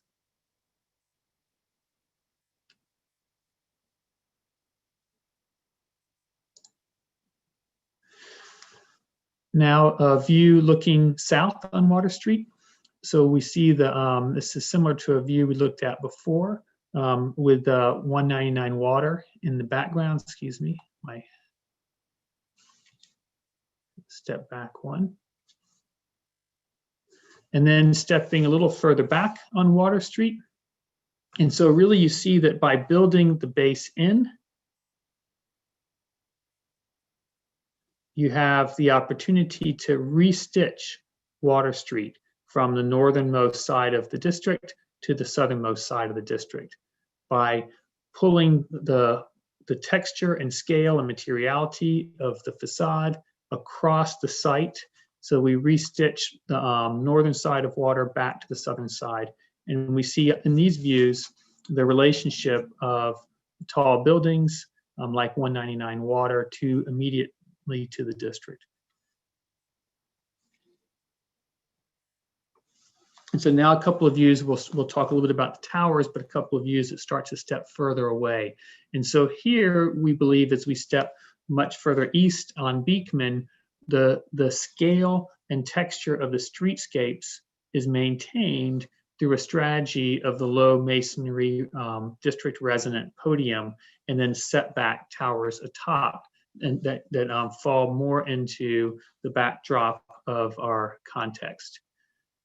And this is very similar to conditions that exist today in the district.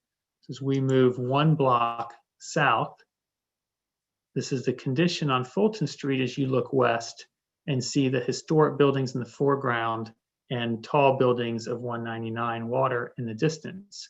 And 199 Water, which took a lower base and a broad top, we've tried to break down the mass of the towers by putting it into two towers and putting the short, narrow side towards the waterfront. And we've also taken care to try to not make the towers be identical, not twin towers, is not as maybe inappropriate to this historic district, and also to build as much texture and depth into the facades as possible. And so we have introduced outdoor space and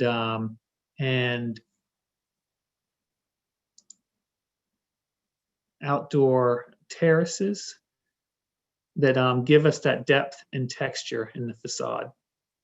And in addition, the typical facade, we have continued this expression of post and lintel expression, a lighter masonry, a lighter frame in the base, so the tower can really disengage from the base.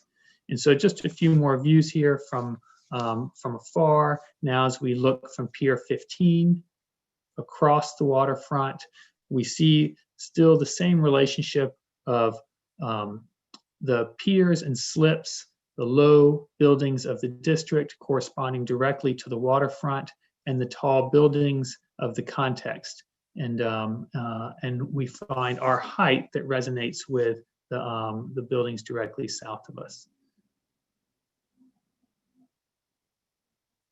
Start to also see the texture and the scale of the elevation. And here from the opposite direction, we're standing at the base of the pier of the Brooklyn Bridge, looking back to the district. The district appears in exactly the same way it does today. And then the towers set back and nestled into the context of Lower Manhattan.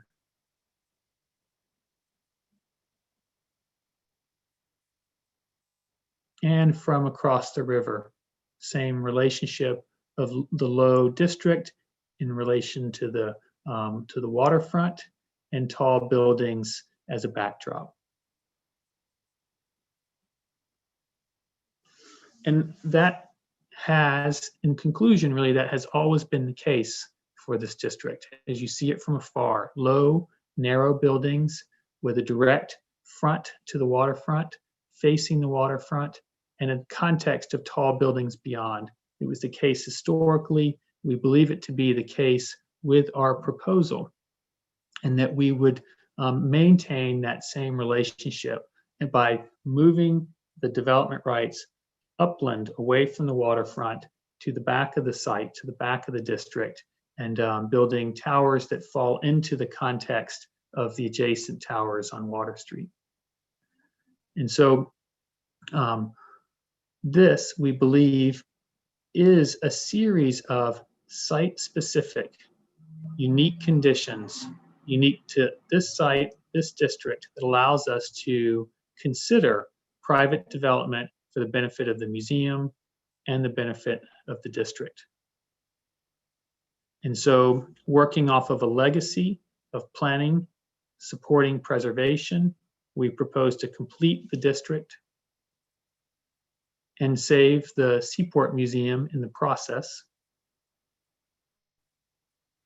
and complete the streetscape, expand the streetscape as we know it, of stone cobbled streets with a textured masonry facades that define low cornice lines that define the rooms of the district. And stitch back Water Street and the streets of the district, and to do that in a strategy of low, contextually resonant podium with setback distinguished towers atop. And a final view of the sites today, as they are not contributing to the character and the historic reading of the district, in that we actually believe this to be a benefit and an improvement in both cases to complete the streetscape in the district. And I thank you for sitting very patiently through our presentation. And we are going to just show you a 4-minute video if we can, just because we thought it'd be helpful to walk you through so that you can understand the buildings in their context. Okay, I'm just going to stop sharing the screen briefly, and then Frank, you'll be able to activate the video on your end.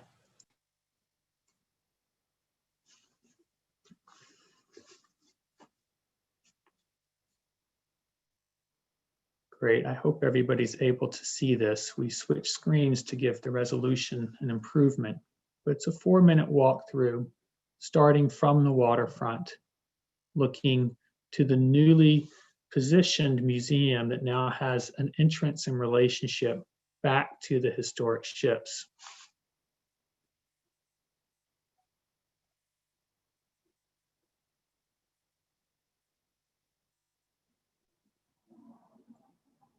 Activated street front, and the relationship now to South Street for the whole museum really enables the museum to front onto the waterfront.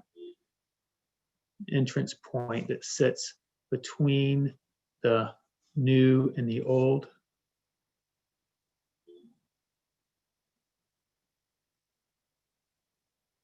Seen from the outside and from the inside, gives you connection back to the ships. Contemporary gallery space that resonates with the historic space, the integrity of a timber structure, and the rooftop that gives a direct connection back to the waterfront. Now we'll shift our view and our focus towards 250 Water, starting at Fulton Street and south.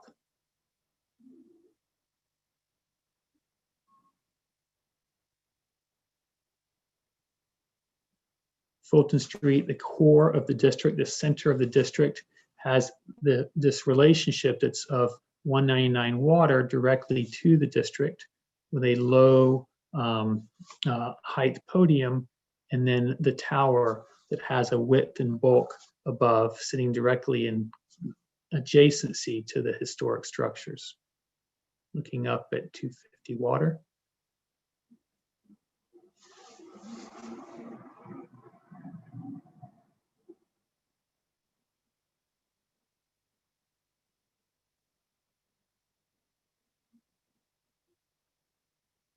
Kind of entrance from the upland side of the site, Fulton and Pearl.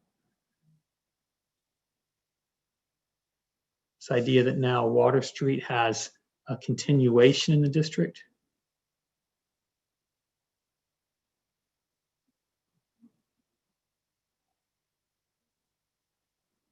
We've tried to take care to give you vantage points looking up to be very clear about the relationship of the towers to the podium, active storefront and a completed streetscape on water,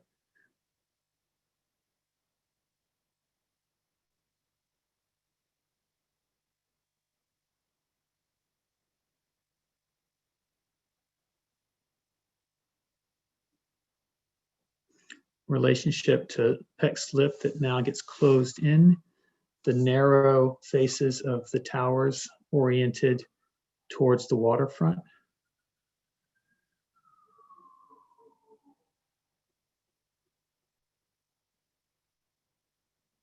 And then this opportunity for public space and the room of Peck Slip in relation to the school, outdoor play area for the school.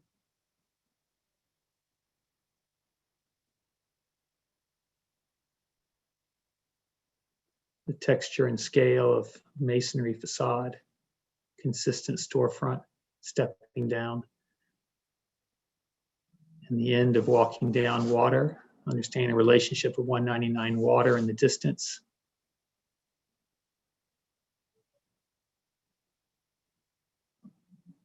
The continuation of the scale of the Water Street. And with that, we conclude our presentation. Thank you very much for listening through the full presentation from us. Great. Thank you very much for a very clear and thorough presentation. So commissioners, I think now it's a good time to take questions. We can certainly have questions later or in our next session before discussion. But if we have any questions now, let's go ahead and ask those questions either on the museum building or the 250 Water building or any aspect of them, the storefronts, the ground floor, the materials. So Commissioner Lutfi, please go ahead. I said I lost my question thing. Commissioner Lutfi, you're muted. Yeah, great. Thanks. Thank you for that thorough presentation. I'd like to just get a sense of, in terms of the various uses within the building, within the complex, how they break down, how much commercial, how much residential, what percentage of the residential is market rate versus affordable, what about the amenity, just so we completely understand the scope. Great. So I'll start that, and Adam Meister, I think, is on here and may want to join in. But this is the building on 250 Water is the podium of 6 floors is commercial space, so commercial office space. So the intent is for it to be a fully mixed use building with so 24/7 active use. The ground floor has small retail spaces and a 5,000 square foot community space, which fronts onto the corner of Peck Slip and Water Street. The 2 towers, the full building is 38 stories tall. The 2 towers are residential.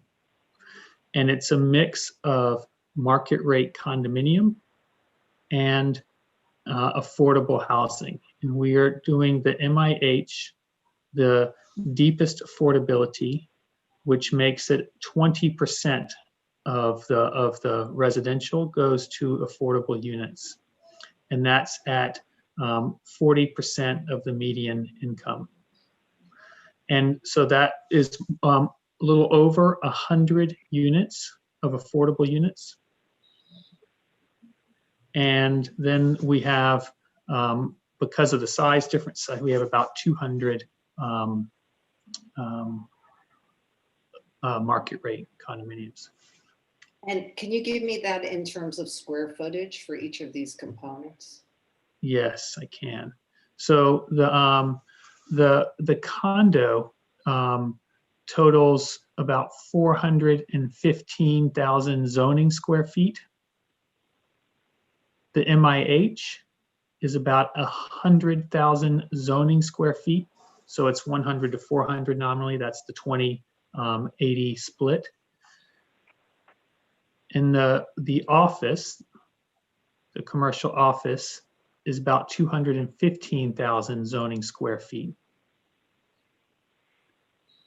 And then in the ground floor, we have about 8,000 square feet of retail, 5,000 nominal square feet of community space, and then the remainder is access to residential, access, lobbies to each of the different spaces above. Okay, and I thank you so much. And then I have two other questions. It looks like there in the residential, there are terraces, and could you just speak to the terraces? And then with the museum, did the museum get smaller? So we'll start with the terraces, and then we'll talk about the areas of the museum. And so in the tower, we have tried to incorporate outdoor spaces for many of the units, both the affordable and the market rate condominiums. And part of that is driven by looking forward, looking post-pandemic, and recognizing that the benefit of outdoor space and fresh air for residential units in the city. And part of that is also trying to build in depth and texture in the facade. There has been a great deal of effort to try to prevent this from feeling like modernist towers. This is not the historic base and glass tower atop. We're still trying to let the towers be different from the base, but grow out of the context. And so that's why we have the post and lintel expression of the towers, and then these ranging from 6 feet to 10-foot deep kind of inset loggia or balconies. Is that answering that question? Yeah, and what is the materiality and construction of the terrace fence, or, Yeah, so I'm not sure if I am still sharing my screen again. No, you have control of the presentation that's been shared with you. So let me just put it back on. If you could just put it back on. Oh, I see what you're doing. Okay. Yeah, I'm gonna go to it in 1 second. It's a little slower on my computer, sorry. And I'm just gonna show one image because I think it's helpful to answer this question. So this is the balconies, we've taken a 2-story expression, even though they are at every floor. And so that's an attempt to kind of lighten up the expression of the building.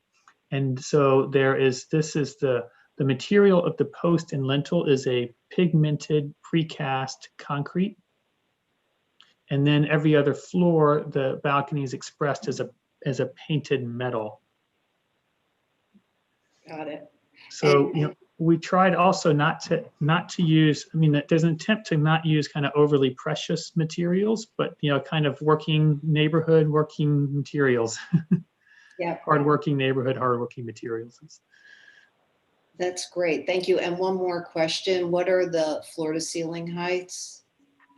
Of the apartments themselves. So we are working to maintain a 12-foot clear. So that puts us around 1210 floor to floor. Thank you so much. So we should go to the Did you want to also? Yeah. Chris, that's for the upper levels, right? Was the question on the ceiling heights for the residential? Yeah, it varies throughout the building, correct, Chris? Yes, that's right. So the ceiling heights, right, in the office, in the podium, the floor to floor is 14 feet. So it does vary. That's correct. Excuse me.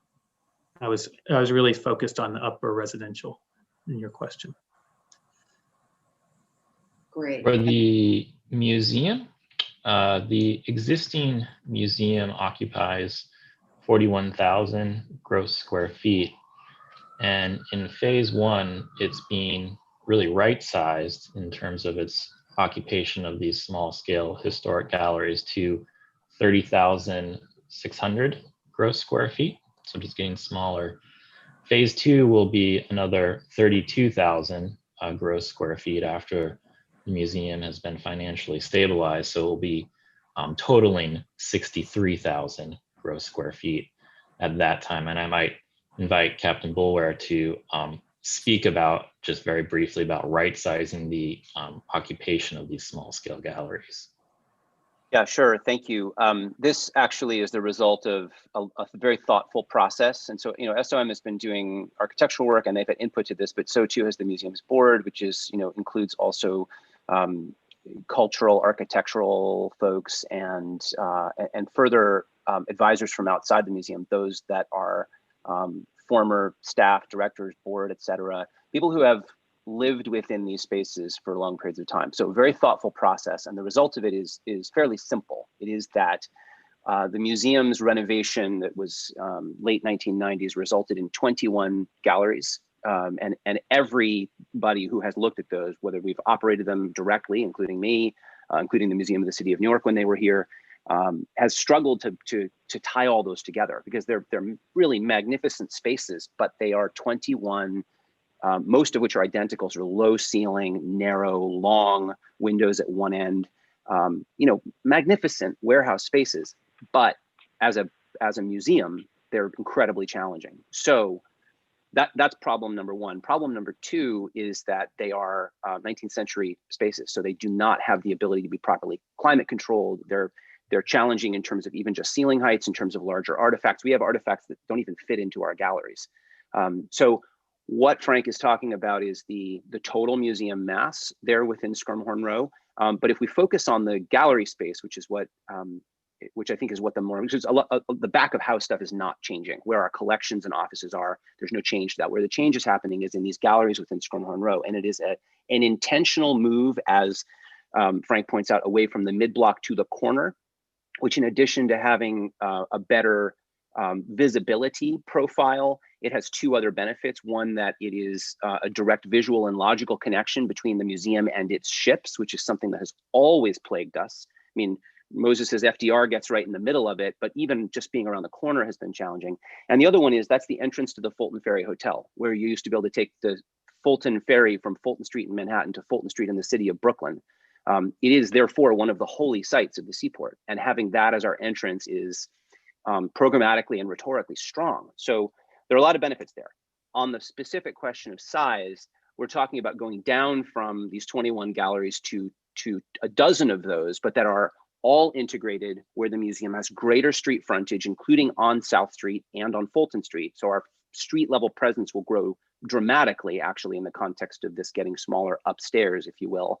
And then that combined with the other parts of this proposal, create an open museum with a manageable amount of historic space and the financial stability from which to grow. And then, as was mentioned at the top of this whole presentation, presumably with that, there will also be a clear path, meaning site control and an approved design for the John Street building toward which we can grow. And to be clear, the museum has had, as you know, prior proposals for the John Street building, but what we're seeking to do in this moment, and what is the most exciting and alluring thing about this entire proposal, is the possibility that the museum becomes stabilized and can grow from that stability. So I know you asked me a sort of size question, but it really touches against all of these other things. And so I wanted to put it in context. Thank you so much. That was very helpful.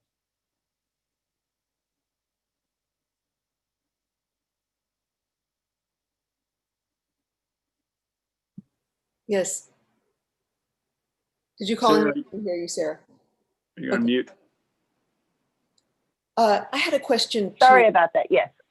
To you, Sarah, or our staff, to describe the original intent of inclusion of the Water Street site in the designation of the district, and whether it was conceived or perceived as inside or outside, a late to the game, or what does the designation report really intend for that site?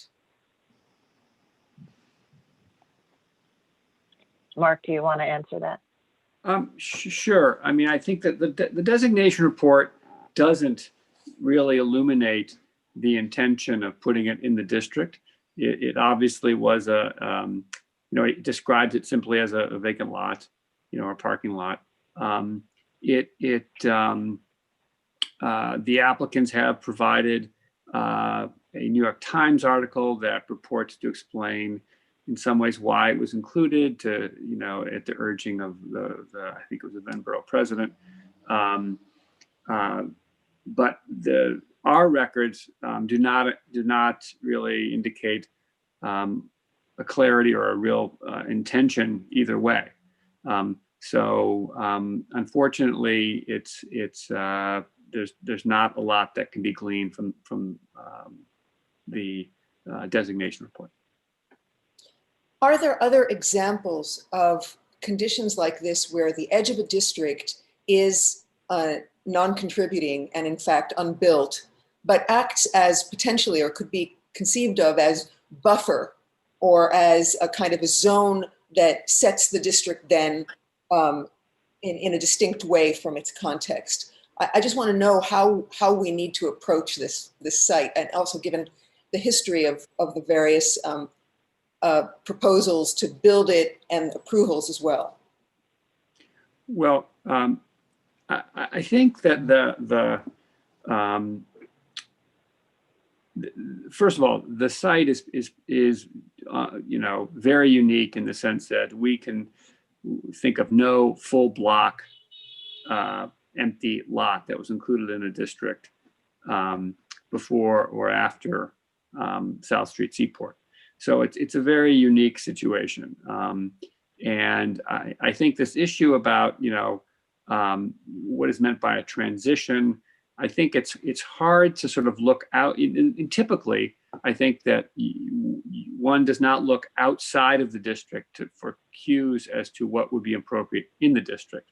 Right. However, this district is really unique in the sense that there is a history that is relevant for considering how this area has been sort of preserved. And I think in the context of that history, one could say that a taller building at the edge that reflects that history could be appropriate. That's not to say that one should say, oh, all these buildings outside the district, we will look to them for design and other things and height. But I think, as a direct precedent, but I think that the specific history that's connected to this district is something that can be considered and in the context of deciding what an appropriate building would be and what the relationship of that building would be to the rest of the buildings in the district. I hope that's helpful. Thank you. Okay. Commissioner Lutfi, I see you have another question. Please go ahead. Just accept my request to unmute. Yeah. Thank you. I think this is also for you, Mark or Corey. So obviously the commission has had a lot of experience with the district and proposals here and has had some with this site. And we did approve a project that didn't get built. And could someone just speak to what that was? I wasn't on the commission, so. Yeah, nobody was on the commission in 1991. So there was a picture of the approval at the very beginning of this presentation that showed it was a 10-story full block building with setbacks. It was a commercial building that was approved in 1991. Can we go back to that slide? Yeah, there had been previous proposals to build very large buildings, including a podium with a tower, a podium with 2 towers that the commission found to be inappropriate in terms of the findings at that time had to do with issues about materiality, about bulk, about design, in addition about blurring boundary between the district and and what's outside the district and what's inside the district. So you'll see here on the right, the plat fired 1991. That was the approved scheme in 1991. Great, thank you so much. Yeah. Okay, other questions?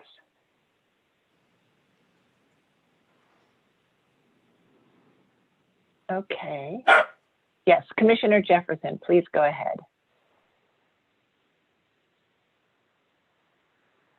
Oops. Commissioner Jefferson, just unmute yourself. I've sent you a request, so just accept that request.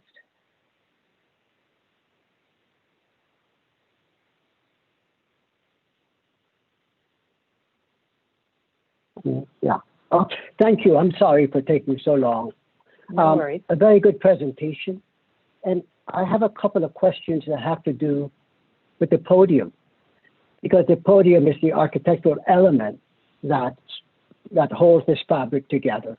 So if you could explain to me your analysis of the facade of the podium, and that's question A. And you showed a grid system A, B, or C, I don't remember what, that controlled the spacing of the podium, and I didn't understand that one. Yeah, and you were using this to analyze the existing fabric, but everything seems the same to me. The window sizes, they're all kind of the same proportion. That's A. That's question A, because you show the proportion of the buildings, but you don't show the solid and voids, the windows. The windows remain the same in your base proposal, A. And B, you said that there's a clear transition between the podium and the towers.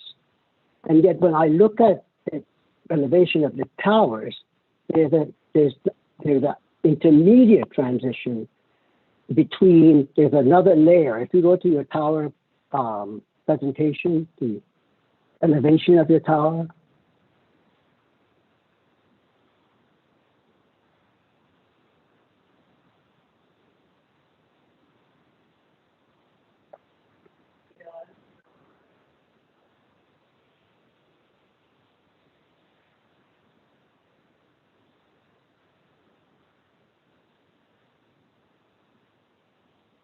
yeah, you see, you have the base, the podium, then you have an intermediate transition where above, in between, and right there, and then you have the corners broken off, and then you have the towers.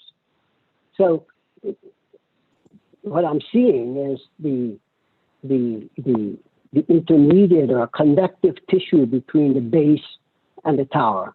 And I guess my question is, I mean, I think the base could be very handsome, but it seems so repetitive. It seems like a system building. And why not why that instead of using the language that's there now, so the varying the window system? Just a question. Yeah, absolutely. And I think that, this is the dialogue that is important for us here. And, I'll start with the towers and I'll go back to the podium elevation. And what I tried to articulate is that the podium, as you see the line here, the difference between the orangish red and the more lighter color above, we've tried to distinguish the proportion of the windows from the base to the tower. So, and also the coloration from the base to the tower. And so we've gone to a much lighter masonry tower and a more, just a simple post and lintel expression that frames out the tower.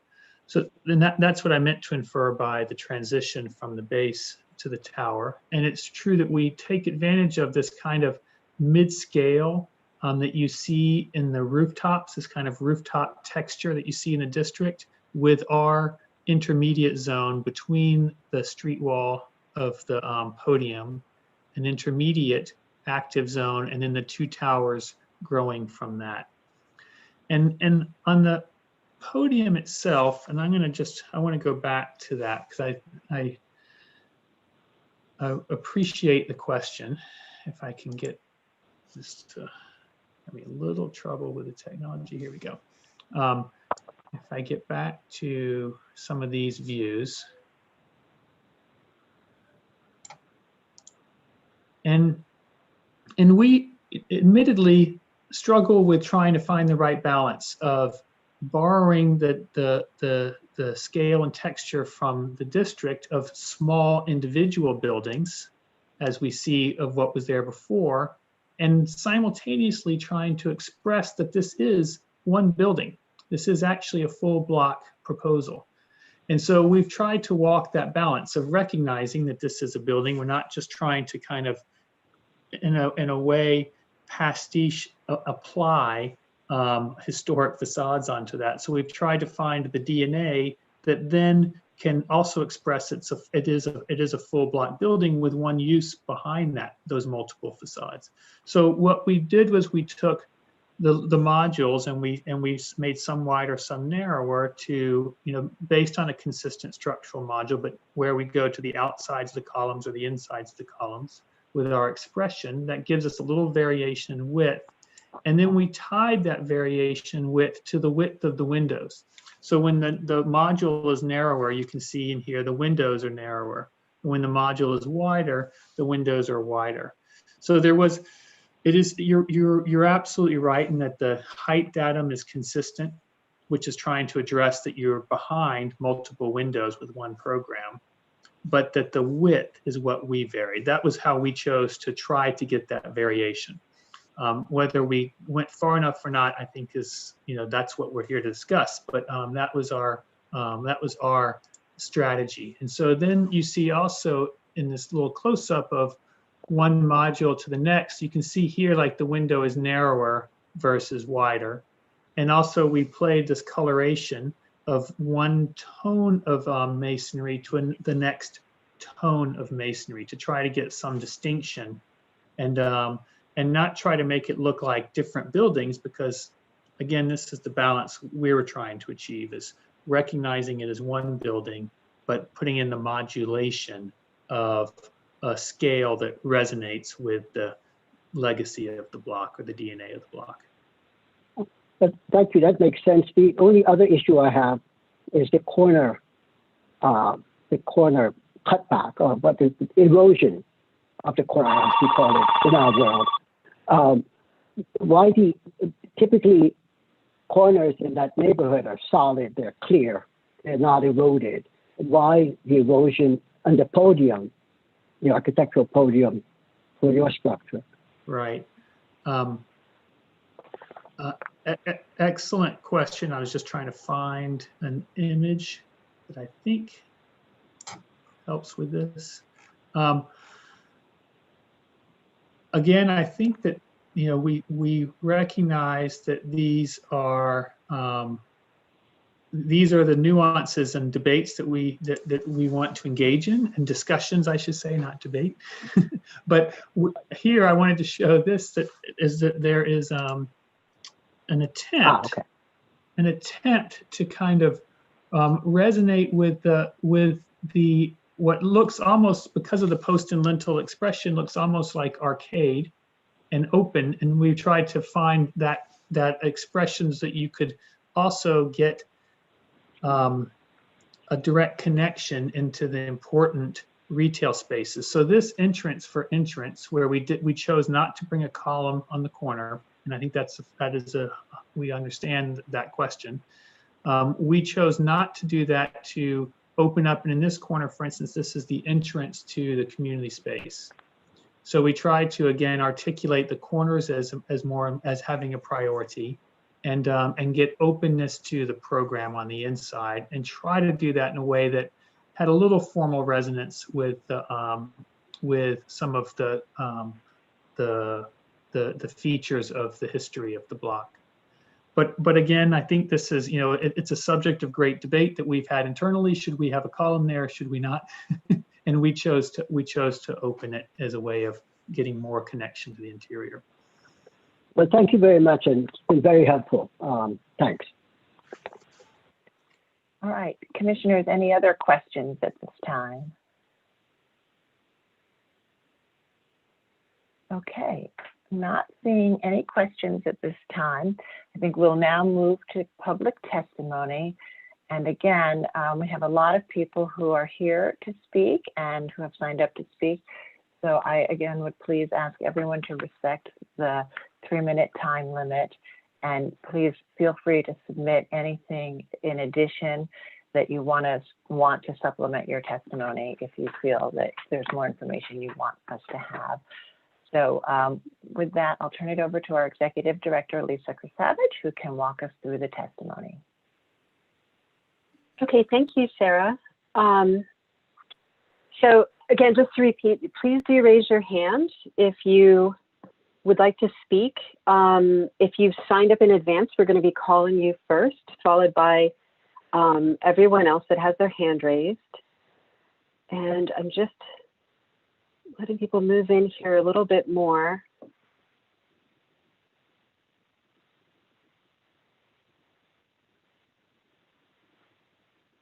Okay, and we were going to start with Borough President Brewer and Councilmember Chin. Just want to make sure that I see you and your hand raised.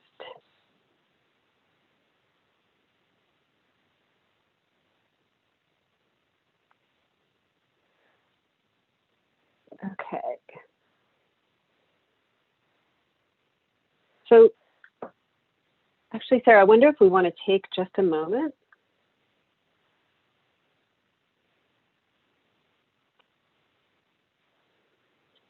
Oh, I see Councilmember Chin. Okay. Right. And so if we have all of the people who signed up in advance, and as always, we will call on the people who signed up in advance first and then move to everyone else who has their hand raised. But it is very important that the name that you entered the meeting with is the same name that you signed up with on the sign-up sheet. So if you think that's not the case, if you can rename yourself so that we can more easily identify you, that will help this afternoon go a little more smoothly. And you should be able to rename yourself by clicking on the 3 buttons at the top of your name. I think. Okay, and Councilmember, I've brought you in. You just need to unmute yourself. Okay. There we go. Great. We Should can I hear you, start? Councilmember. Okay, great. I guess now it's good afternoon, Chair Carroll and Commissioner. Yes, I did sign on early and I heard the whole presentation is very comprehensive. I know a lot of people sign on, so I am not going to take too much time because Borough President Brew and I, we actually submitted testimony, but I want to come before the commission personally to really voice my support for this certificate of appropriateness application for the site on John Street and 250 Water Street. You know, there's been a lot of engagement over this, a lot of meetings with communities, stakeholders, and we heard time and time again how important the South Street Seaport Museum and the historic district is, you know, to our community and to the city. And the museum has been a leader in documenting and preserving the architectural significance and historic aspect of the Seaport district, which we all clearly deeply care about. And they are the leaders in the historic preservation and really need the city to support their important work. And furthermore, developing the site on John Street will also give us the unique opportunity to restore the museum, but also a chance to oversee the completion of the museum's master plan from 1969.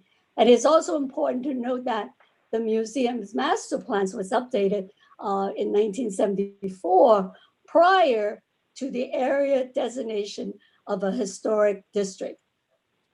Well, we all know that without the museum, there is no historic district, because the museum is one that tells the history and really protect and preserve the ships and also all the historic building in the area.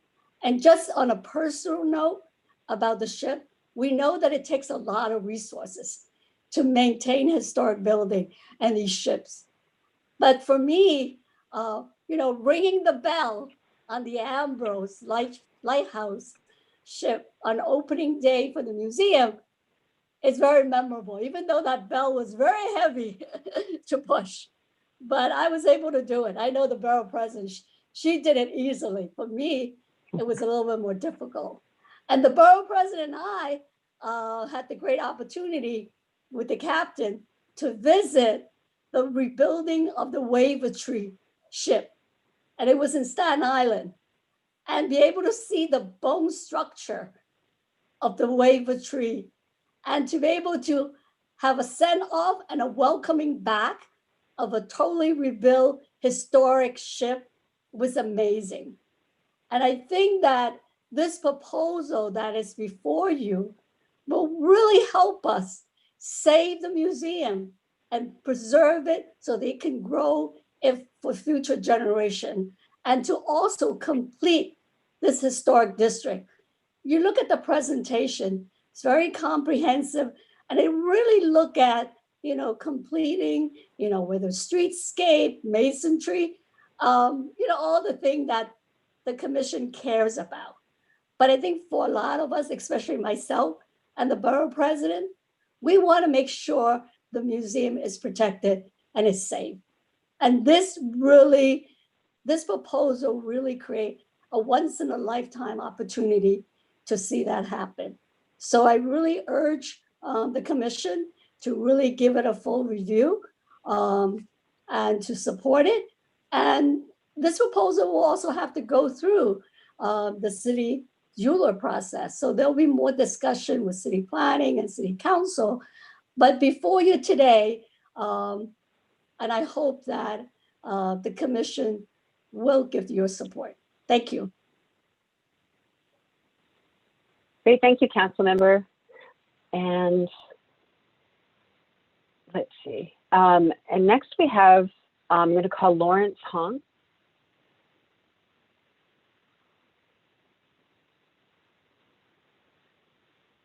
Okay, Lawrence, I've brought you in.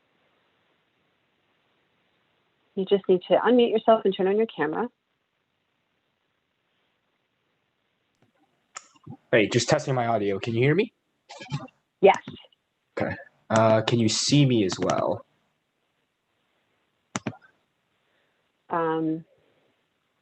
Your camera's on. I'm sure we can. Something is on. I don't actually see myself though. We actually don't see you. It's on. Okay. Give me 1 second. But we can hear you very clearly, so please Yes. feel free to go ahead.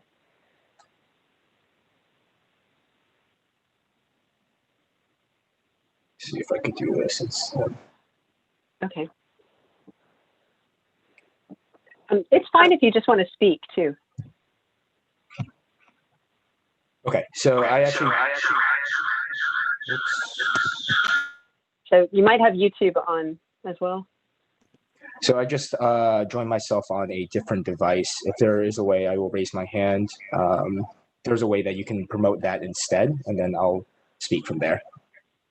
Okay, I'm going to remove you right now.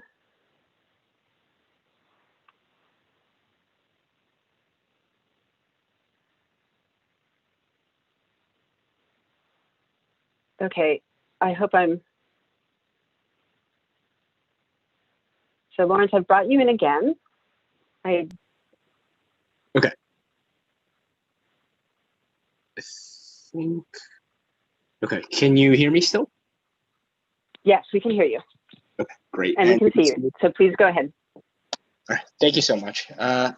So my name is Lawrence Hong. I am the Chief of Staff to Assemblywoman Yulene Yu. She cannot be here today because of her duties in Albany, but I am testifying on her behalf on 2 projects. So I will be speaking as if I am her. My name is Yulene Yu, the New York State Assembly member representing Lower Manhattan, including the South Street Seaport Historic District. Thank you for the opportunity to testify before the Landmarks Preservation Commission regarding the proposed construction on 250 Water Street parking lot.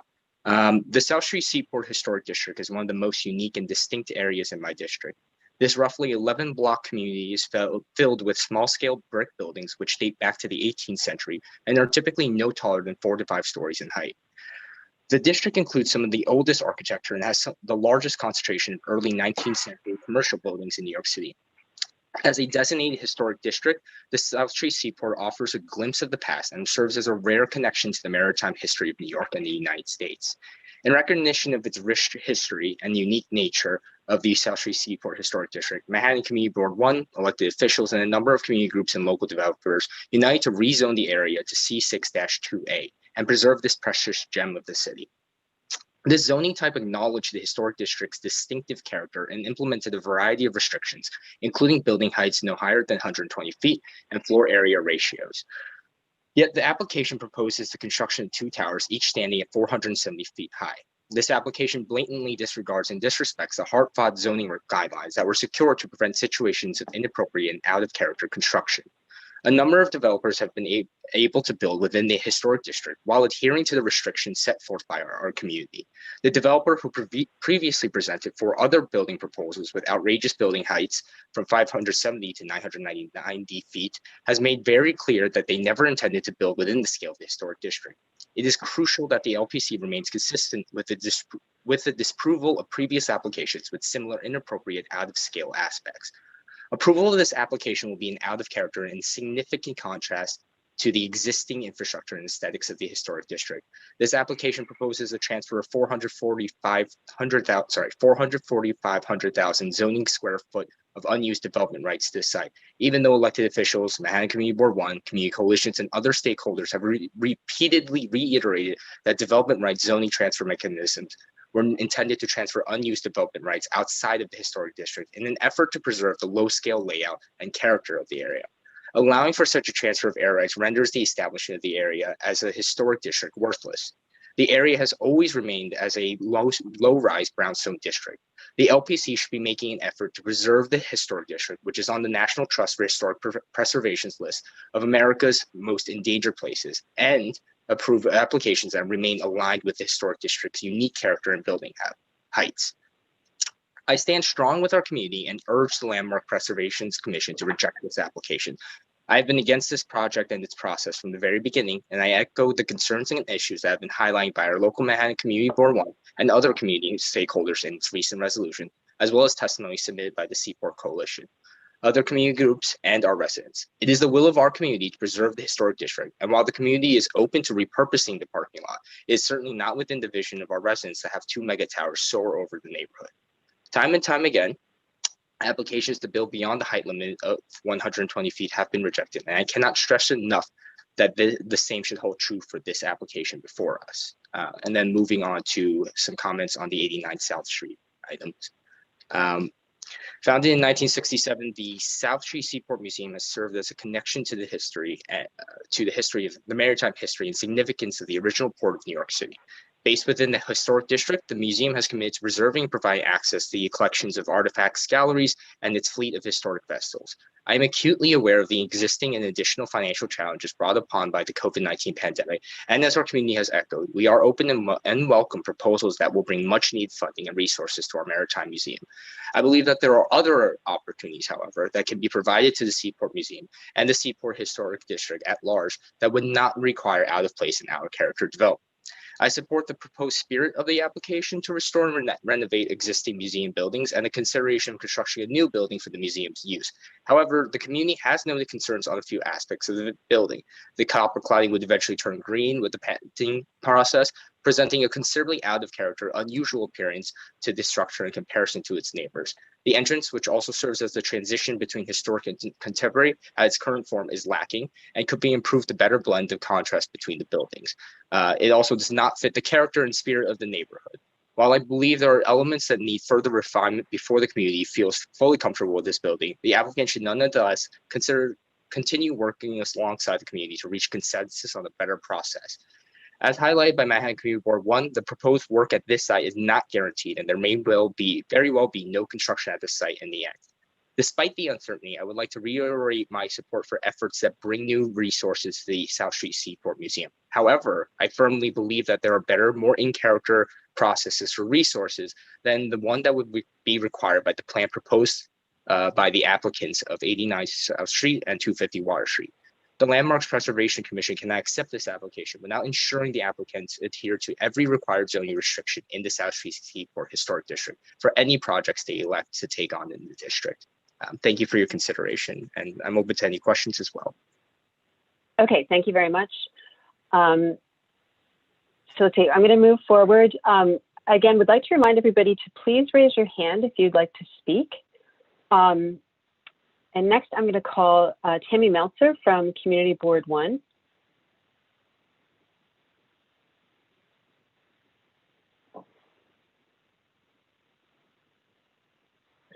Okay, Tammy, I brought you in as panelist.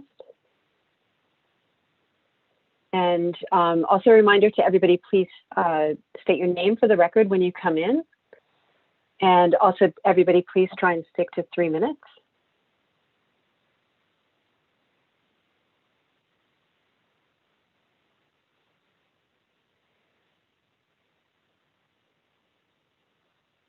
Tammy, I'm going to try again to promote you as a panelist.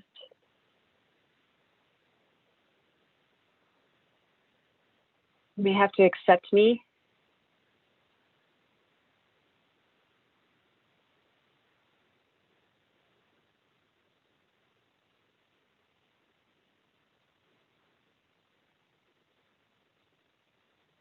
You just need to unmute yourself. How's that? Okay, that's great. So Okay. Please state your name for the record. All right, gotcha. I am Tammy Meltzer, and I am chair of Manhattan Community Board 1. And if you can hear and see me, I'm ready to go. Does that work? Yeah, we're ready. Please go forward. Great.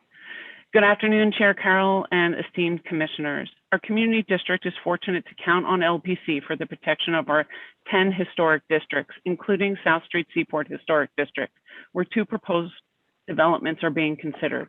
My comments will cover the application only in terms of comprehensive vision that was presented to you by the sizable applicant team and public engagement. The joint application before you is an impressive one that seeks to establish historic appropriateness, more so through the financial support of the Seaport Museum, rather than by creating historically appropriate structures that would cohesively stand along with its neighbors inside this district, completing a window into a period of New York story. In 1977, 250 Water Street was included in the original designation of the historic district. We cannot ignore the intent of this inclusion, nor the designation report that noted that small-scale brick buildings contrast dramatically with skyscrapers nearby, not within. This was reiterated as recently as 2003 with rezoning that limits building heights and left unchanged a transfer mechanism that deliberately moves air rights outside this district. Furthermore, the concept of transitional zones inside historic districts has long been opposed and sets a dangerous precedent for every historic district in New York City. I would be remiss to not thank Howard Hughes Corporation for their efforts to create a process that included some members of the public.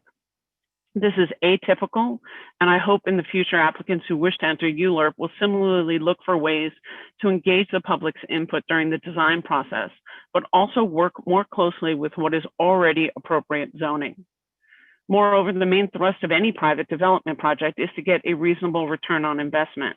And depending on how much you pay or overpay, as the case may be, the resulting development will be optimized for that purpose over everything else. With Chair Carroll's blessing, we embarked on a 60-day review with a massive complex proposal. Ultimately, I can summarize our public participation as follows. CB1 convened over 8 hours of presentation, testimony, and deliberation. 376 people attended the meetings. We received 127 written submissions, 3/4 of which are in opposition. We received a petition with over 6,000 signatures in opposition to the proposal. And finally, we had over 100 speakers testify. We are proud to have engaged with so many members of the community at large, advocates, and experts. Our 2 resolutions include opposition to the towers of 250 Water Street and in support of the new development on John Street, reflecting what we heard over those 2 months, and we implore the Commission to interpret this project strictly with respect to its historic appropriateness and not as a transitional idea. I urge the Commission to maintain the South Street Historic Seaport District as a cohesive setting and not fall victim to the need for the current owner to improve profitability with short-term financial gain by changing the rules with a permanent loss of landmark property. Thank you very much.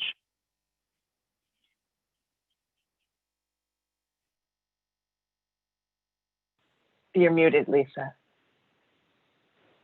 Sorry about that.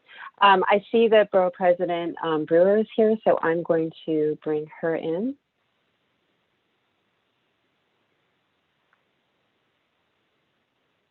So Borough President, I brought you in as a panelist. You just need to unmute yourself and turn on your camera. Okay. And I have 2 minutes. Is that the idea? 3 minutes. 3 minutes. Okay. I'm ready. Am I ready? Yeah, go ahead, please. Okay. I am Gail Brewer. I'm the Borough President, and I am here to deliver a statement in support of the 2 applications, one for 89 South Street, as you know, and one for 250 Water Street, and you know they're in the South Street Historic District. This district is really important to the growth and prestige of the city because it was a leading port and commercial center, as you know, beginning in the 18th century. And you still see all the Georgian, Federal, and Greek revival styles of architecture when you're in that area. The museum was founded in 1967, and it created an anchor in that area. It's also responsible for the restoration of many of the special buildings. And I think thanks to the museum and other efforts, it was officially declared in that area, a landmark area, in 1977. It did, as a museum, create a master plan for the district in 1969. And obviously it envisioned low density buildings, particularly in the middle by the waterfront, but it also talked about taller buildings further inland. When I became Borough President, I did put together a task force on this topic of Seaport. It's a working group, and it came out with a booklet that's available on our website, just talking about the importance of the area. I don't need to get into it, but I am certainly familiar with the Seaport and the scale. Talking specifically about 250 Water Street, I know that this is an application that is controversial, and I know that it has, however, I think, been crafted to reflect the existing urban context. Together with the museum, this is an important opportunity to preserve the historic district and the museum. In the application for the museum, which is less controversial than the towers, it's for a new building. It should blend in with the old and the new and have gallery space and so on, inspired by the use of wood, similar to the wood and the artifacts of the area. The second application for 250 Water Street is crafted with the 1969 museum master plan in mind. It's obviously in a full city block on the edge of the South Street Historic District. It is a vacant site now, using it for mostly parking. And it has, I think, a low contextual street wall with setback towers. The exterior design is directly inspired by historical buildings in the area. The color variation and pattern for the brick facade provide texture to the exterior. And I know that even though we're not supposed to talk about this issue, it will have affordable housing. I am certain that the commission in its wisdom will fully review and propose changes to ensure that these 2 applications are appropriate for their location in the South Street Seaport Historic District. You know that there have been parking lots both on John Street and Water Street for decades, and they don't make any architectural or historical contributions to the historic district. I do think that these proposals, controversial as the one on Water Street is, will overall ensure the district's success for many years to come. Thank you for your consideration of these applications, and I look forward to working with you and with the other city agencies as these two projects progress. Thank you very much. Okay, thank you very much. Okay, next I'm going to call Bruce Ehrman, Community Board 1.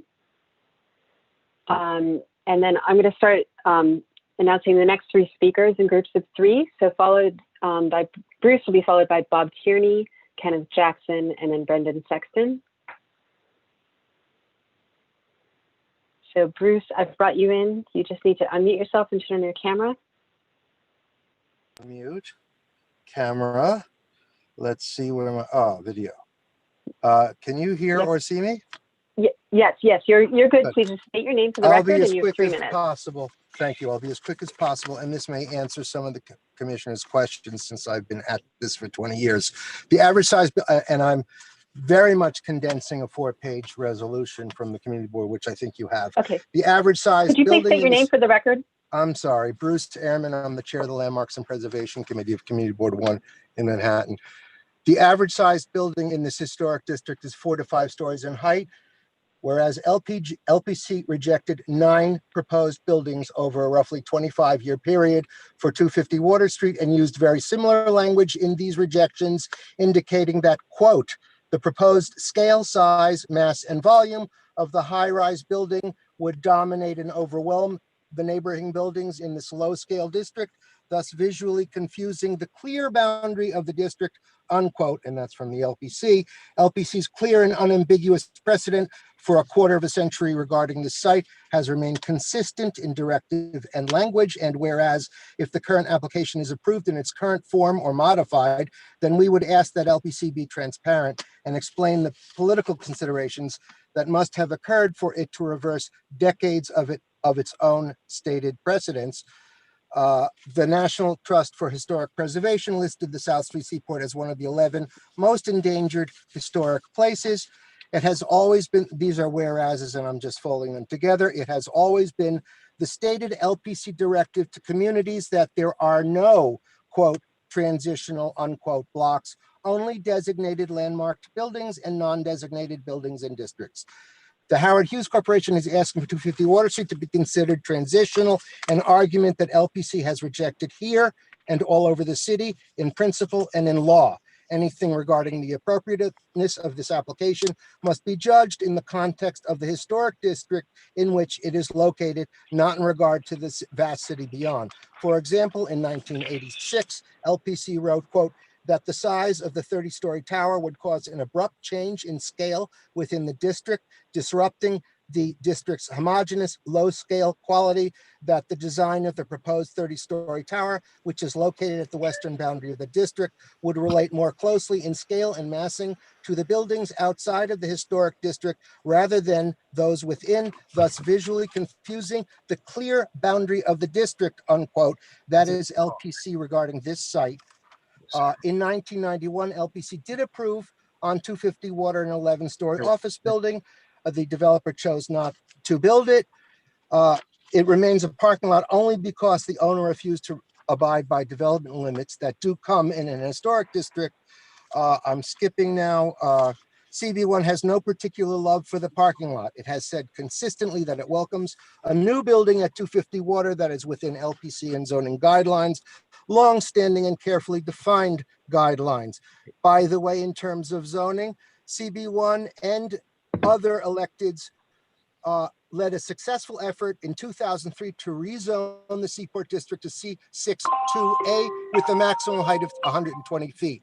It had the support of everybody, Municipal Arts, Siemens Church Institute, Frank Siami, etc. The proposal would, in effect, reduce the size of the Seaport District by 10%. It goes without, someone asked about, it goes without saying that the 77 designation report included 250 Water Street in the district and noted the, quote, small scale brick buildings, which contrast dramatically with the soaring skyscrapers nearby, unquote. And now I will skip to the end. Bruce, I'm sorry, you've gone over your 3 minutes. Could you wrap up, please? Yes, I will. I'll just go to the very end. Resolved that two 470-foot tall buildings are self-evidently and completely out of scale and inappropriate in the historic district.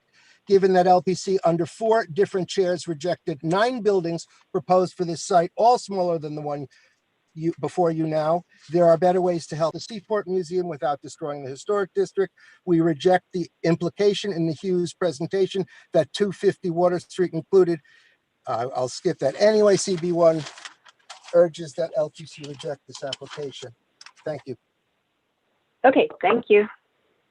So next we have Bob Tierney, going to be followed by Kenneth Jackson.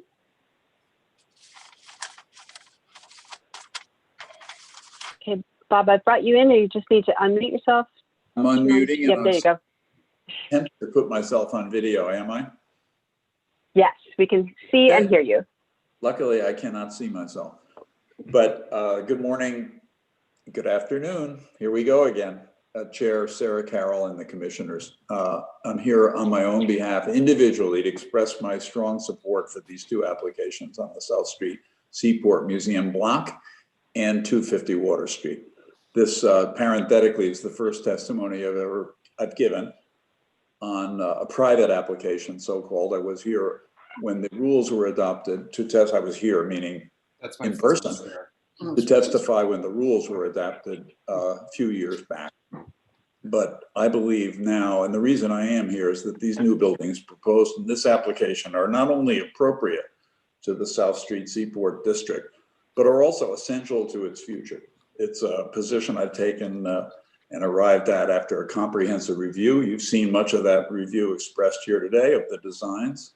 And I'll go through them very quickly and try to keep the 3 minutes before Mark or somebody gives me a hook, and probably Sarah. But the museum application, I think, is clearly appropriate, and I'm not going to spend more time on that. I have submitted written testimony, which of course is available for commissioners and staff. And the new building on 250 Water, I think really depends on, and my thinking about it is connected to the uniqueness of this block. It has no historic buildings, and its use as to say the least, and its use as a parking lot for over a half a century actually diminishes the district. So this could enhance the district. It flips it, and its location on the edge of the district in a context of larger and taller buildings does allow for more design flexibility. And we've seen that, and I think it's been carefully, prudently exercised. Finally, or not finally, and I'm also not unmindful that the building is linked to the phased museum improvements and will provide an endowment that will allow the museum to continue its essential role as a steward of this historic district, a special role that is expressed in the planning and preservation history of the district. So the podium of the new building seems clearly appropriate, and in the most traditional sense, filling in the gap in the urban fabric and completing the district. The next question would be, of course, that everyone's more concerned about perhaps is the proposed buildings that come over the podium, but I believe they can also be found appropriate. The whole building, that is, can be found appropriate. Given the unique location and circumstances of this block, I don't believe new development must be of the scale of the 19th century buildings found on the other side of the district, the waterfront. There's also no physical impact to any historic fabric on the block. Accordingly, the tower's appropriateness should be considered in relation to the district as a whole. And here, the design of the buildings employ significant setbacks and subtle variation in color to reduce their impact on the street. And it can be seen from these renderings and walkthrough that we've seen. To the extent the towers are visible, they will appear similar and almost blend into the taller modern buildings that form the immediate backdrop to the district. They will no way, shape, or form detract from the district.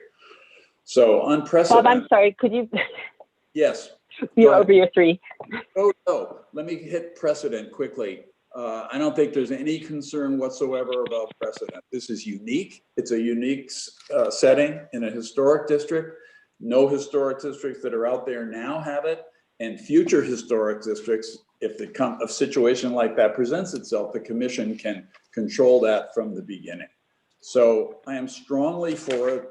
I am particularly motivated by Gail Brewer's strong testimony in favor. There's no stronger advocate for preservation and the protection of communities than Gail Brewer. So her testimony and support is critical to my thinking on this matter. Lastly, Joni Mitchell, no one's quoted her yet, put up a tear paradise and put up a parking lot. We are doing the opposite here. It may not be paradise, but it's an appropriate building. So I thank everybody for being here with you again. And that concludes it. Thanks, Bob. Okay, thank you. Next we have Kenneth Jackson,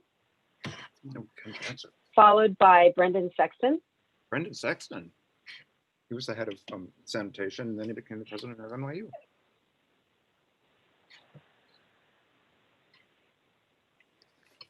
So he liked it, all of it.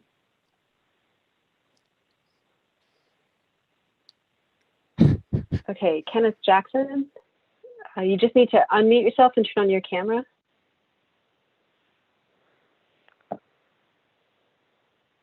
I'm going to ask you to unmute. That might help.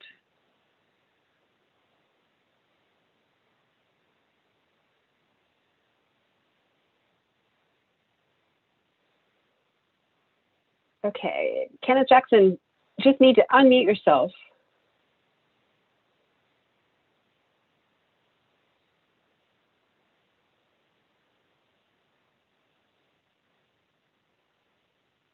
Okay.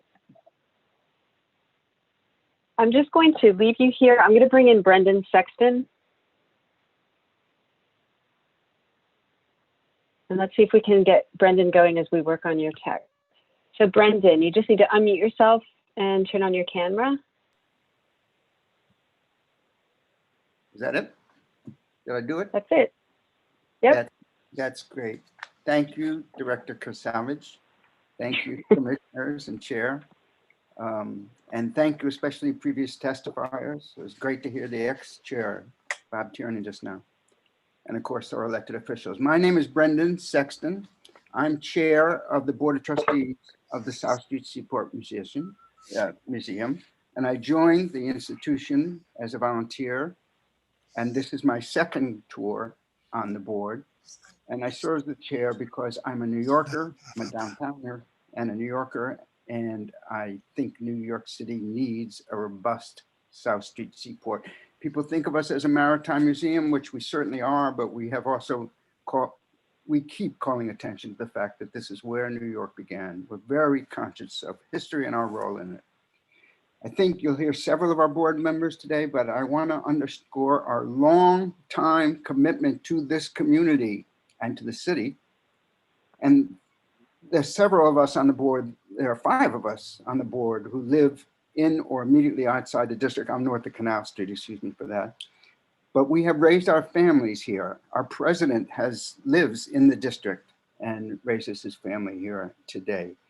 And we support the community, the district, and its history. And that's why we support this project.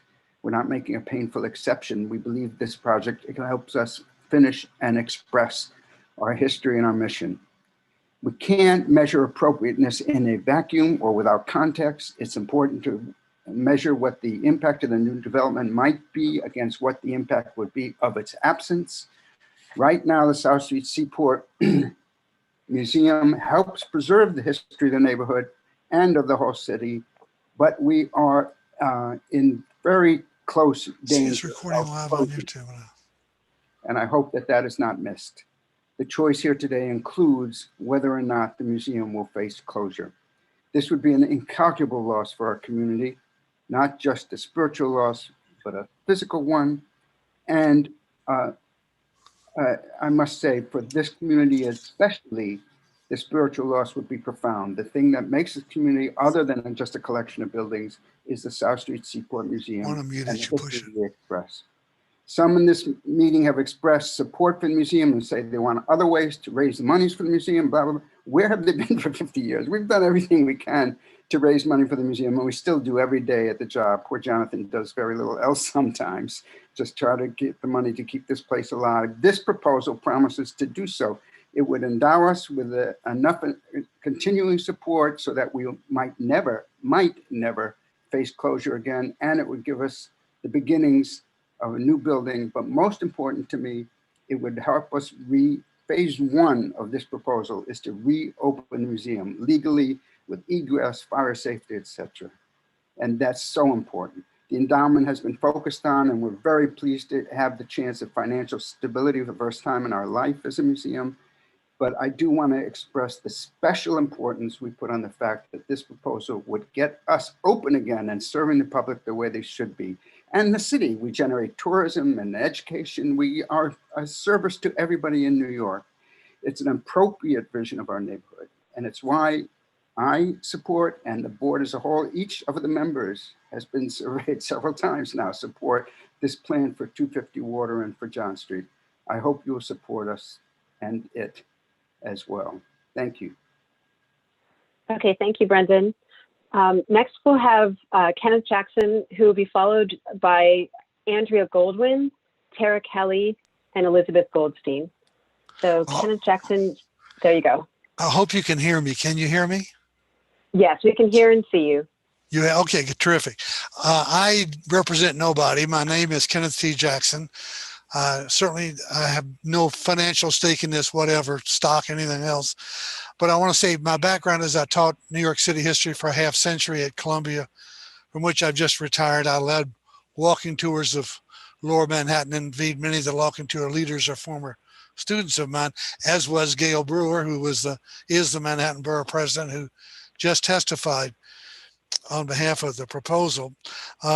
And for 40 years or more, I led an all-night bike ride of New York, and a major stop was the South Street Fulton Fish Market, which I loved, and was, even though I'm sure it's healthier, I was so sad to see it leave about 15 years ago. And I've edited the encyclopedia. I've done a lot about New York City. I was president of the New York Historical Society, still a trustee, president of the New York Academy of History. I still am. So that's just in general. Connection to the neighborhood. I was a trustee of the South Street Seaport Museum for a dozen years, and I only resigned when I became head of the New York Historical Society because it seemed like a conflict of interest. I was on the vestry of Trinity Church. My family, my entire extended family, lives about 200 yards from 250 Water Street, and I love the neighborhood as I love New York City.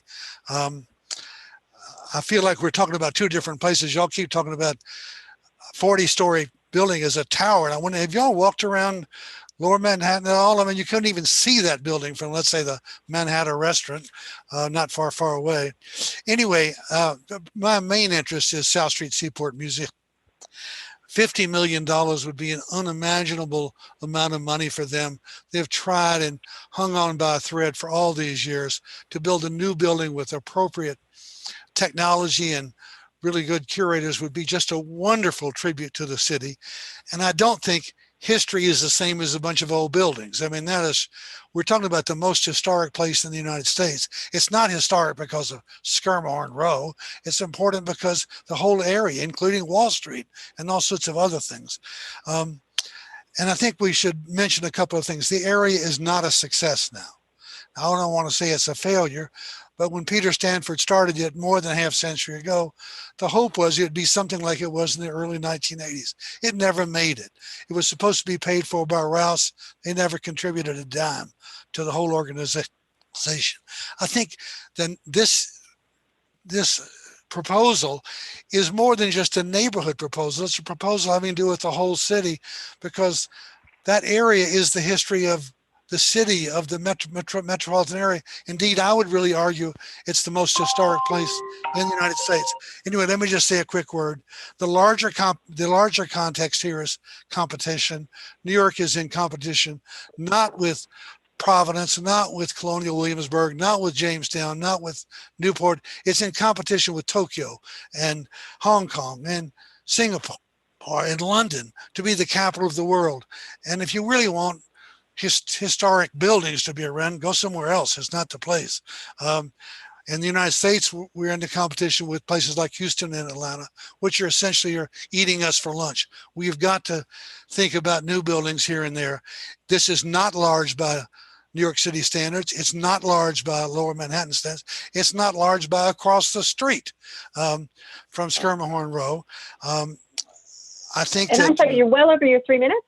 So okay, could you I'm wrap sorry. up, please? So I don't think it's out of character. Anyway, I just think that for the neighborhood and the city to thrive, we need to accept this, what I think is a very good proposal. Thank you. Okay, thank you. So next we have Andrea Goldwyn.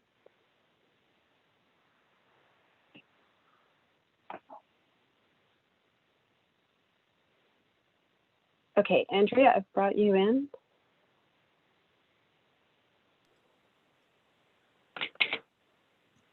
Okay. Yep, you're good. Great, thank you. Good afternoon, Chair Carroll and commissioners, and Happy New Year. I'm Andrea Goldwyn, speaking on behalf of the New York Landmarks Conservancy. The Conservancy has a long history with the South Street Seaport. Our Chair Emeritus, Brendan Gill, was instrumental in getting the historic district designated. We've provided technical support, grants, and preservation awards to the museum. We've testified on many projects and attended numerous working group, advisory group, task force, and envisioning meetings over the years. Excuse me. For the current application, excuse me, our board and staff have met with the project team several times, and for that, we thank them. We want the Seaport to be a successful and thriving historic district that connects New Yorkers with the history of one of the city's earliest neighborhoods. It's that commitment that informs our position. We cannot support the application for new towers at 250 Water Street. The proposed building is not appropriate for the South Street Seaport Historic District. The district is a small-scale oasis of 19th century masonry buildings, many in styles typical of the era, Federal, Georgian, Greek Revival. This low-scale form and height creates a sense of continuity, while varied details of each building create a texture that conveys the layers of history. The proposed building does not reflect that context. The full block base with its repetitive bays and tall single pane windows would overwhelm the historic streetscape. The towers are entirely inappropriate. The height, massing, fenestration, and cladding all speak to the the financial district across the street, but dismiss the historic district. The applicants have called this site a transition zone, but it isn't. Like every other lot at the boundary of every other historic district, this lot is fully within the district, and a building here has to be appropriate for the district. At multiple hearings, the Landmarks Commission has rejected towers at this site. Because of this, it's hard to see how this application could be approved. 250 Water Street represents some 10% of this small district. No one wants to see a parking lot here, but the building that completes the historic district should honor its history instead of resisting it. We have limited comments on the John Street building as there's no funding in place for it to be constructed and no guarantee that the city will make the lot available for a museum expansion. With that in mind, our committee found that the scale and massing would be appropriate. They have questions about the patination of the copper cladding and whether it would age as consistently over the time period as presented. They also suggest that a stronger termination at the roofline in the form of a more prominent cornice would be more in keeping with the historic Seaport buildings. The applicants have tied these projects to multiple zoning actions and community benefits that are not typically part of LPC's purview, but since they've been introduced, we will respond to some of them. We agree that a successful museum enhances the entire Seaport, but a hefty donation should not influence the commissioner's decision. This application comes with a host of external issues. We hope that you will focus on the main question, whether a pair of 470-foot towers is appropriate for the low-scale South Street Seaport Historic District. We don't think that it is and urge the commission to reject the proposal for 250 Water Street. I have longer comments, which I'll submit separately. Thank you for the opportunity to express the Conservancy's views. Thank you, Andrea. And next we have Tara Kelly.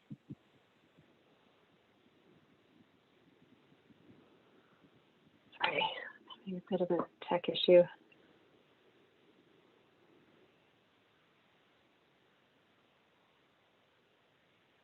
Okay, Tara, I've brought you in and you'll be followed by Elizabeth Goldstein.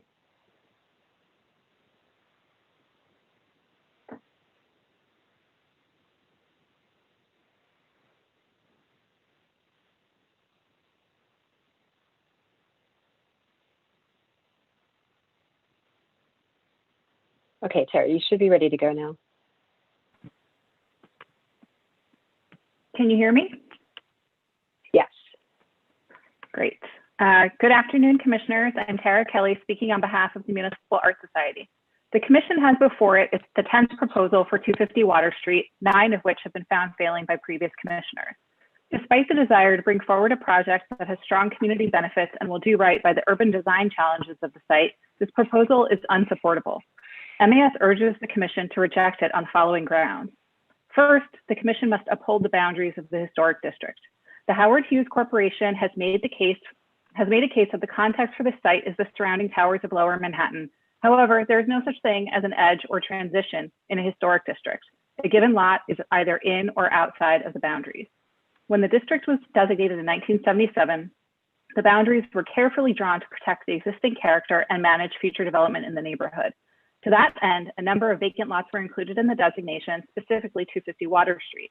Meanwhile, several buildings contributing to the period of significance were excised by the Board of Estimate and later formed the 1989 extension. This underscores the intention behind including this site in the original district to regulate the character of new development. Second, 250 Water Street was always intended to be developed and still can be.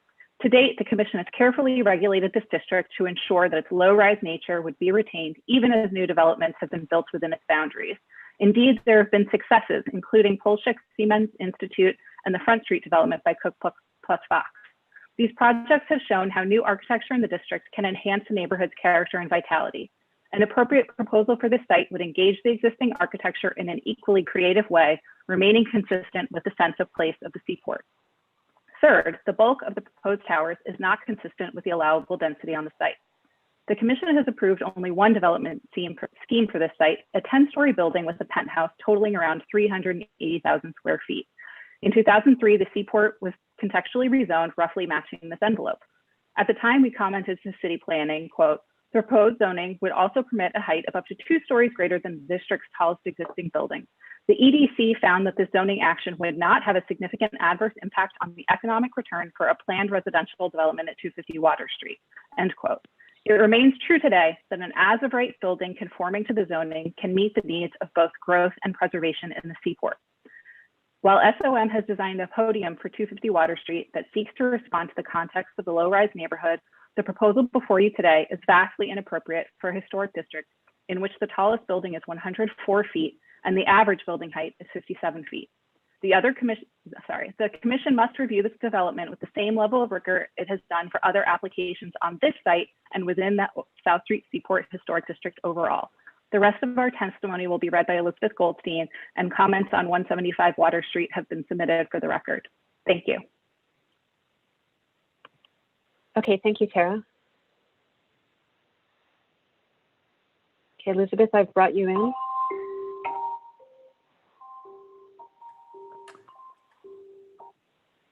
Oops, you should be able to hear me and now see me.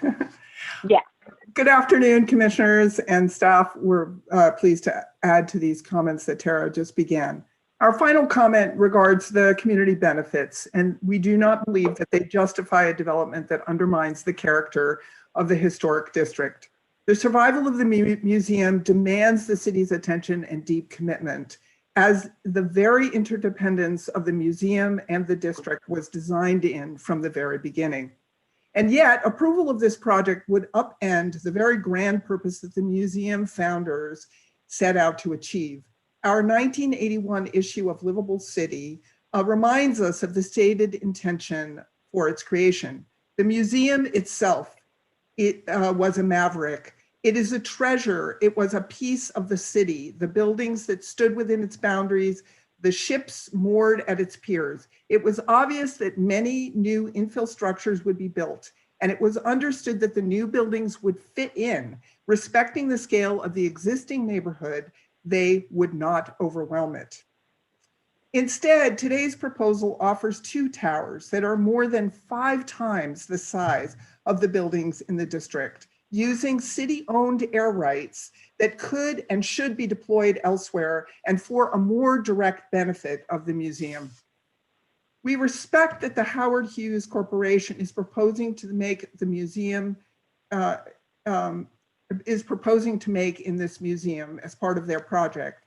Yet their largesse is largely made possible by the transfer of a city asset to a private developer to subsequently reallocate it to the South Street Seaport Museum.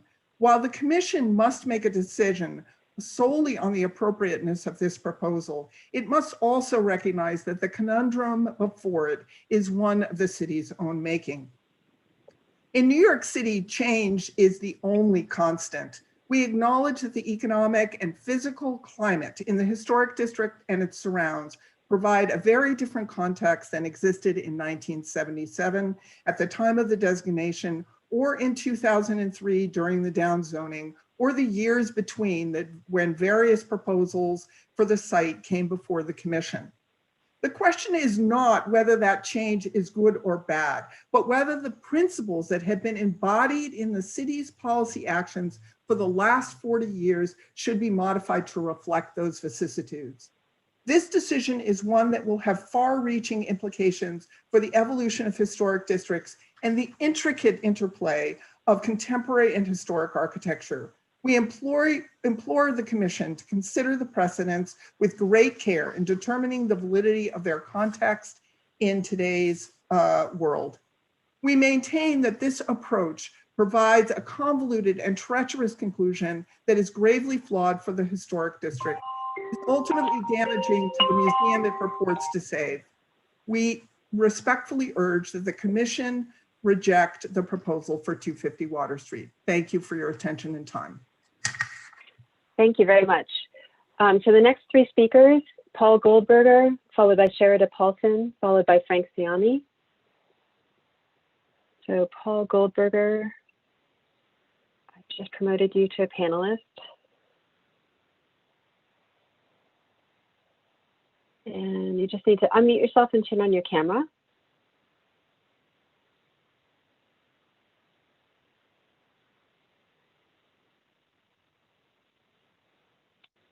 Okay, I'm going to move you back.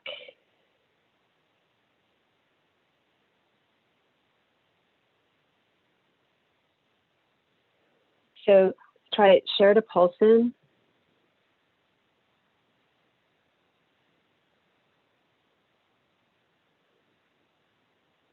Okay, Sherida.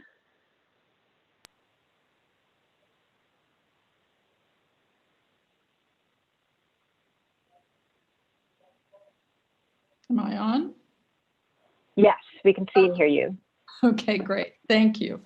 Sherida Paulson, I am speaking on my own behalf, but would, like Kenneth Jackson, state my qualifications as a former commissioner and chair of the commission, past president of the AIA New York chapter.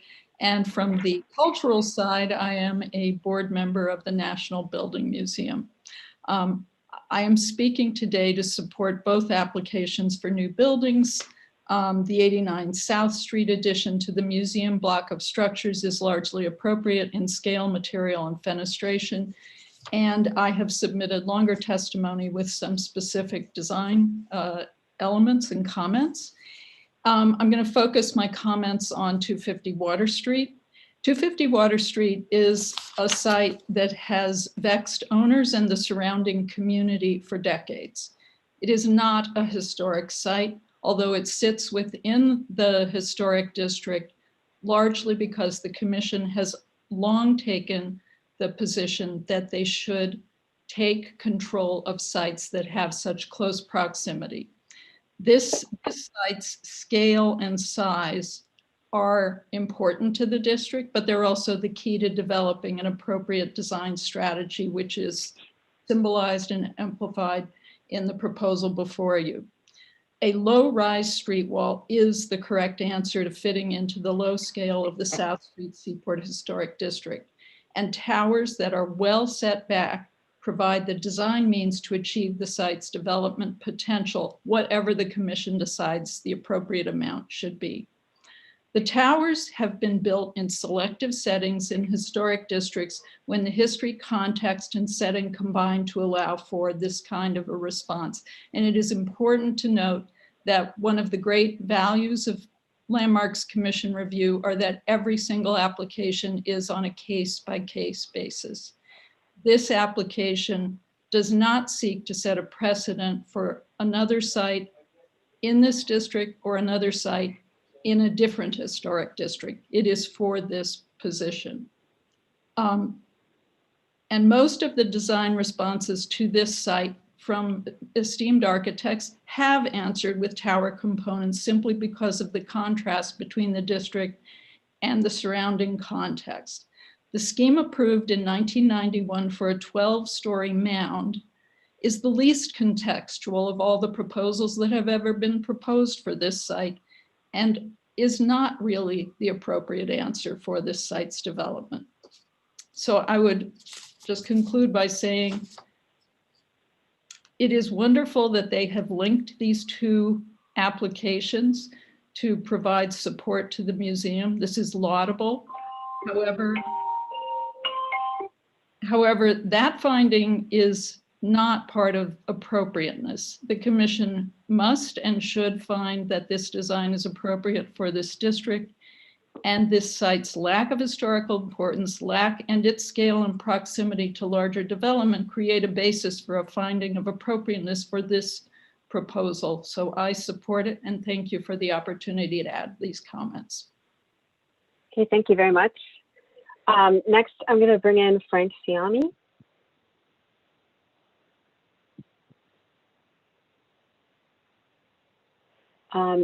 Who would be followed by Paul Goldberger. Paul Goldberger, if you could raise your hand if you're ready to speak. If you're not, I'll move on to another speaker.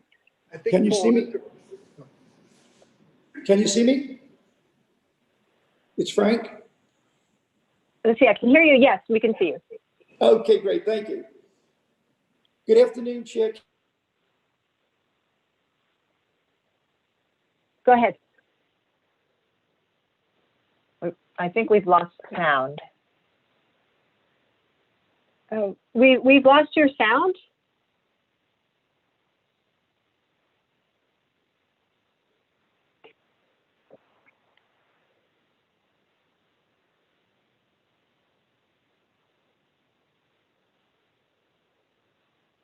As a preservationist, I recognize there is a certain tension going on here between the idea of preserving an historic district versus preserving historic culture. But after reviewing both applications in depth, I believe they represent a holistic approach to both. The historic district will gain a unique structure in place of a parking lot that has long been considered a blight on the neighborhood. And at the same time, the museum will benefit financially. Most importantly, we should first ask why the vacant lot was included in the historic district in the first place. It contains no historic structures, and it is at the edge of the district on a street lined with high-rise buildings like Southbridge Towers and One Seaport Plaza. However, the fact that it was included now offers us an incredible opportunity. This new building will be both appropriate in its aesthetics and powerful in its purpose, giving the Seaport Museum the kind of support it needs now more than ever. The residential towers above the contextual podium are sited and massed such that they will not detract from the historic district. With regard to the new building proposed at John Street, I am confident that its modern design, together with its copper facade, will create a unique harmony between old and new in the district. In conclusion, I want to add that the Seaport Museum was always intended to benefit from air rights, but unfortunately, the benefits were never materialized. Fast forward 5 decades later, and here we are with an incredible opportunity before us. Howard Hughes Corporation is giving the museum a second chance, the opportunity to achieve financial stability and independence for the first time in its history. Trust me, without this support, the very essence of the Seaport District the Seaport Museum may shutter its doors forever. Historic culture will be lost with very little preservation gained. I urge the commission to approve these applications, ones that I am certain are a win-win for an historic district and for an important historic cultural institution. Thank you. Okay, thank you. Next, we have Seth Pinsky.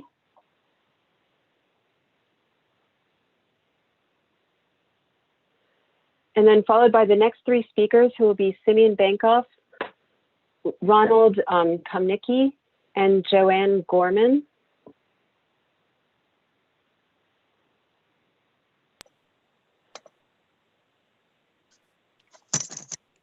Hi. Hi, we can hear and see you. Great. Should I start? Yes, please. And please state your name for the record. Wonderful. I'm Seth Pinsky. Good afternoon, Chair Carroll. Good afternoon, commissioners. I am here speaking on my own behalf, but I'm also a former president of the New York City Economic Development Corporation. I thank you very much for your time today.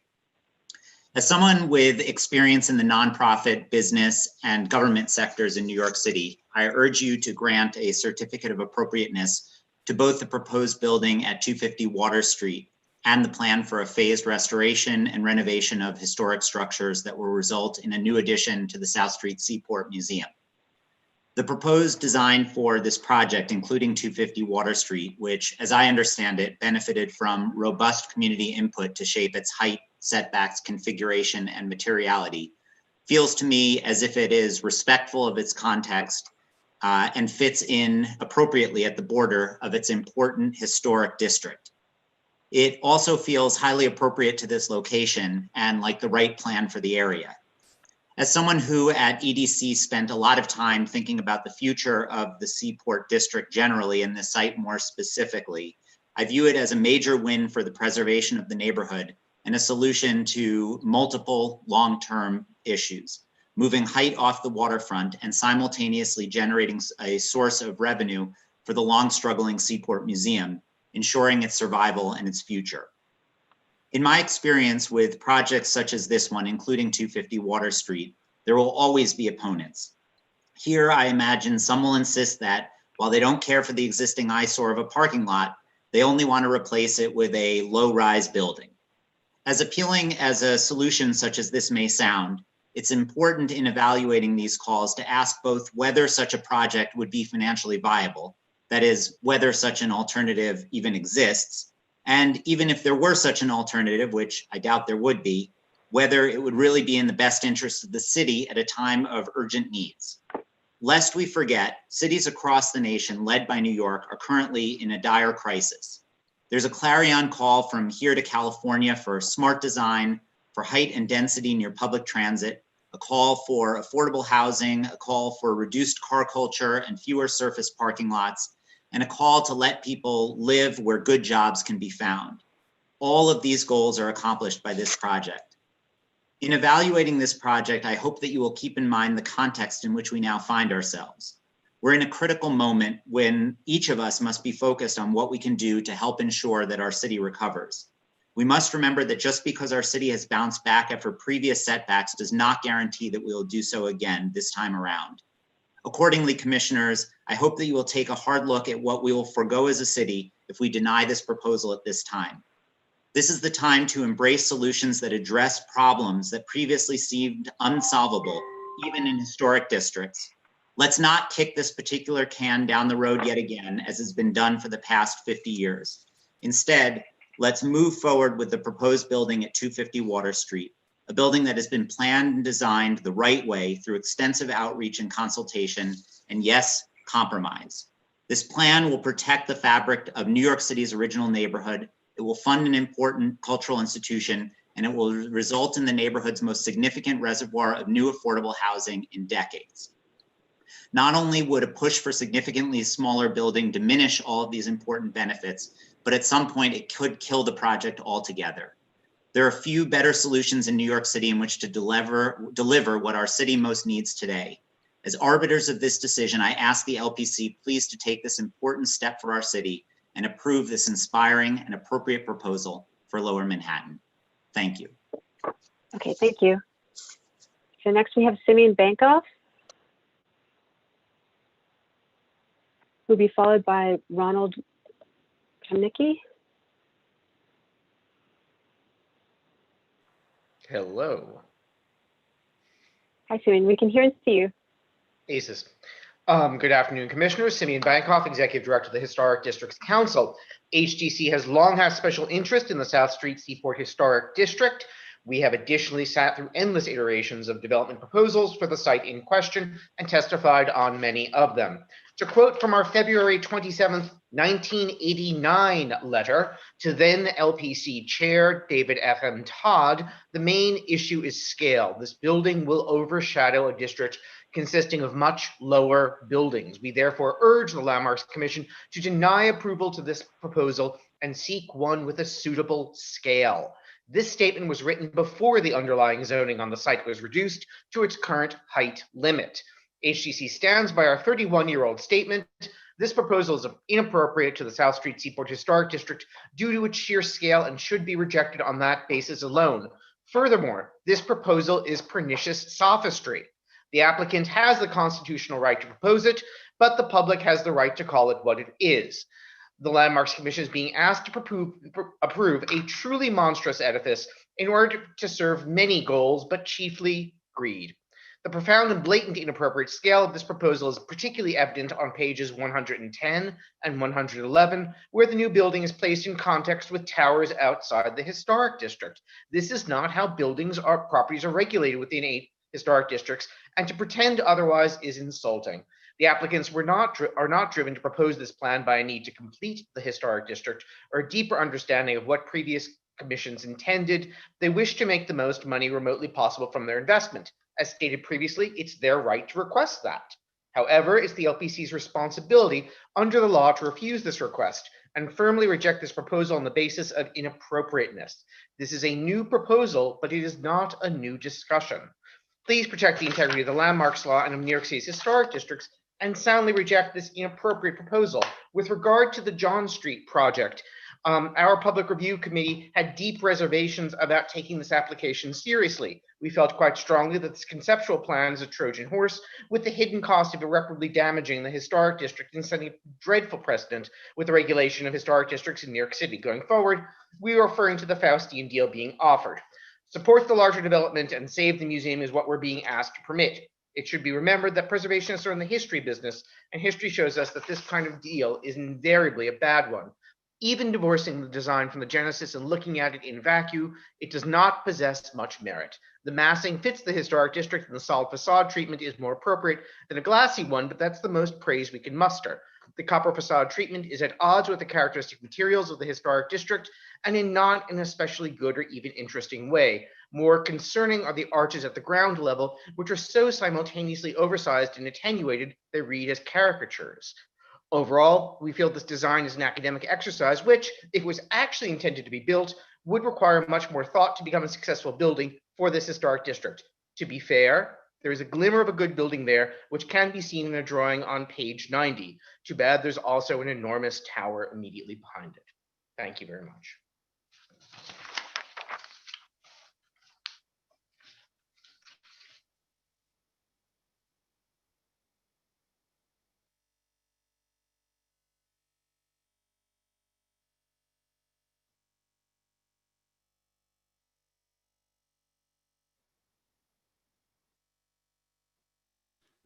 Lisa, you're on mute. Thanks. Ronald Kamnicki.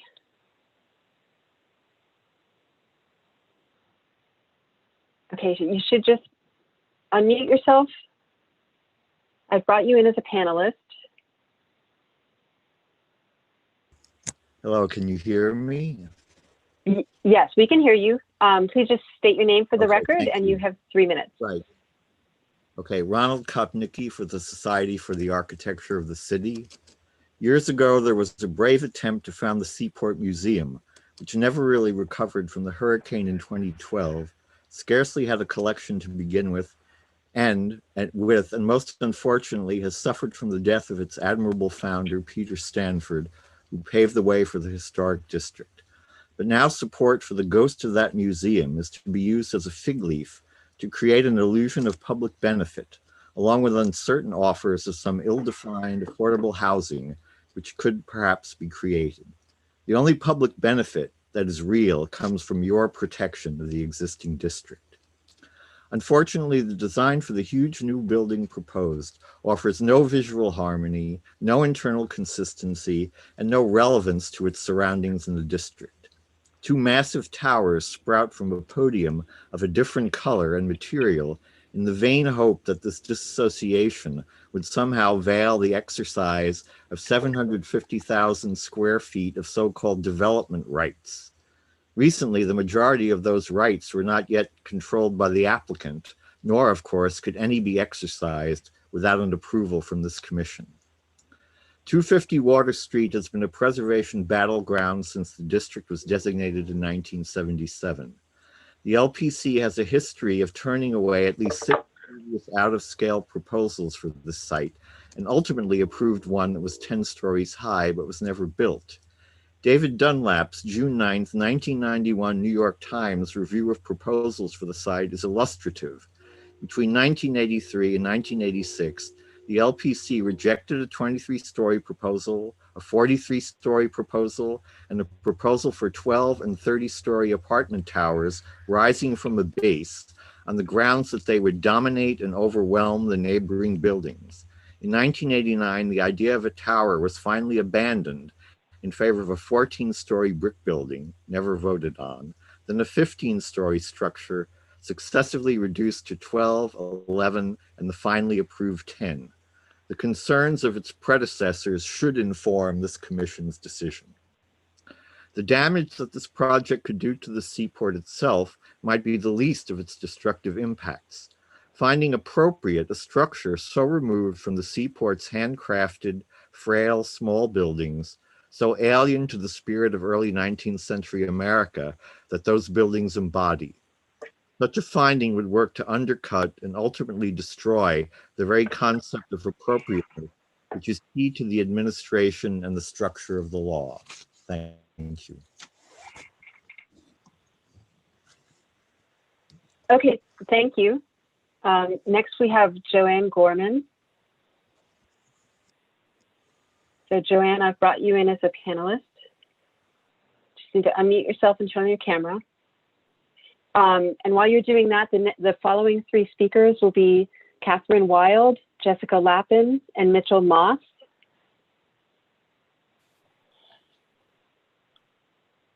Am I unmuted? Can you hear me? Yes, you're unmuted. Yes, we can hear you. Please just state your name for the record, and you have 3 minutes.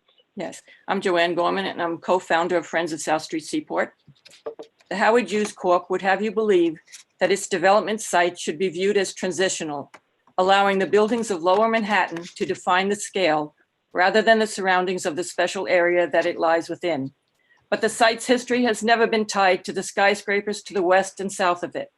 From its beginnings, 250 Water's story is tied to the East River and to the streetscape and buildings built over landfill that it grew with. It sits inside the district's western boundary along Pearl Street.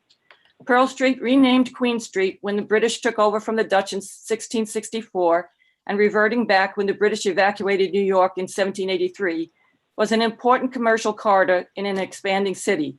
It survives to this day, running north from the Battery, past what is now the northern portion of the historic area and on up under the Brooklyn Bridge. Until the late 1600s, the river formed the shoreline along Pearl Street. The seaport as we know it was mostly underwater.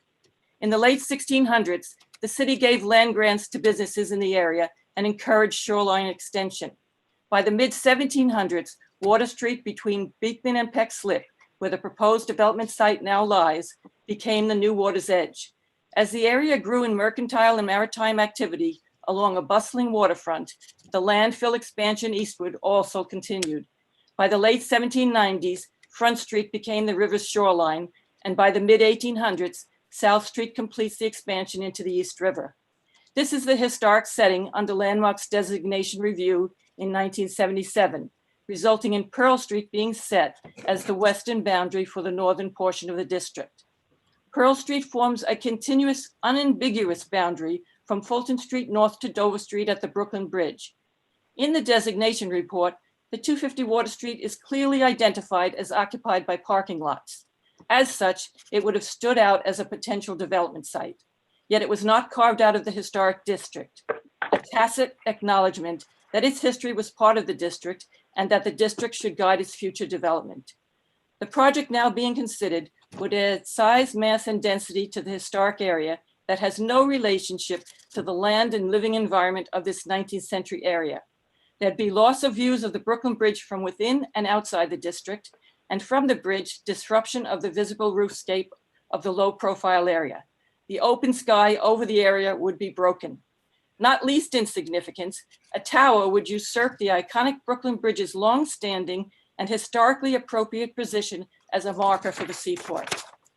Over the years, the Seaport, as well as other historic areas, have reinforced the importance of our historic spaces to the vitality, health, and economic value they bring to the city.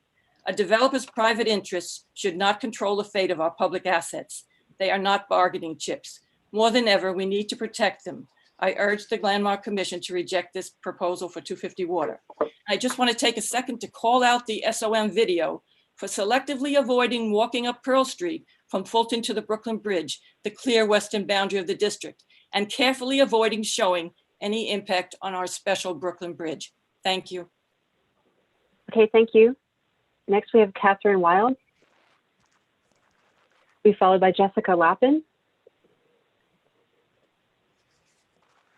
Okay, Catherine, you just need to unmute yourself and turn on your camera. Thank you. So the Partnership for New York City and many of our members have been in Lower Manhattan. We're at One Battery Park Plaza since 1991. We have been active and involved in the redevelopment of Lower Manhattan as throughout our tenure. We went through 9/11, we went through Sandy, and we were instrumental in working on federal, state, and city investment in the community to recover from all those difficult times. Lower Manhattan today is stronger than ever, the financial district in particular. It is a model for the kind of mixed-use neighborhoods, live-work neighborhoods that we are finding that we really need to build throughout the city as a result of the experience with the pandemic.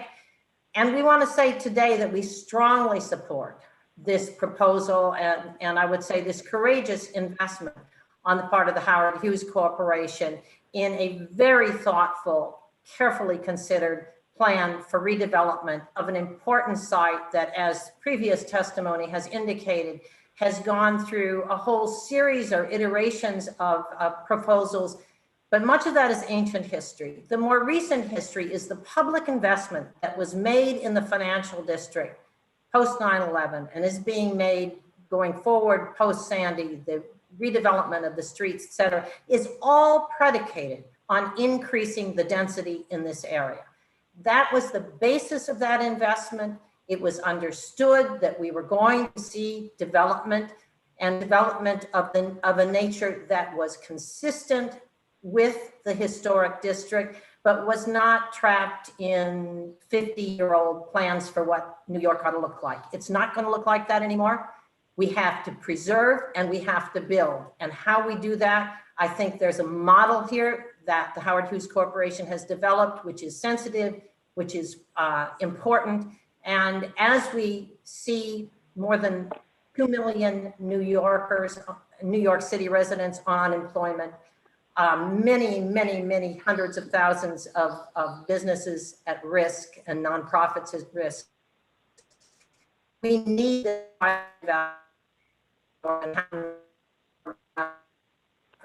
Landmark to think about the importance of this project and the future of the city. Thank you. Okay, thank you. Next, Jessica Lappin.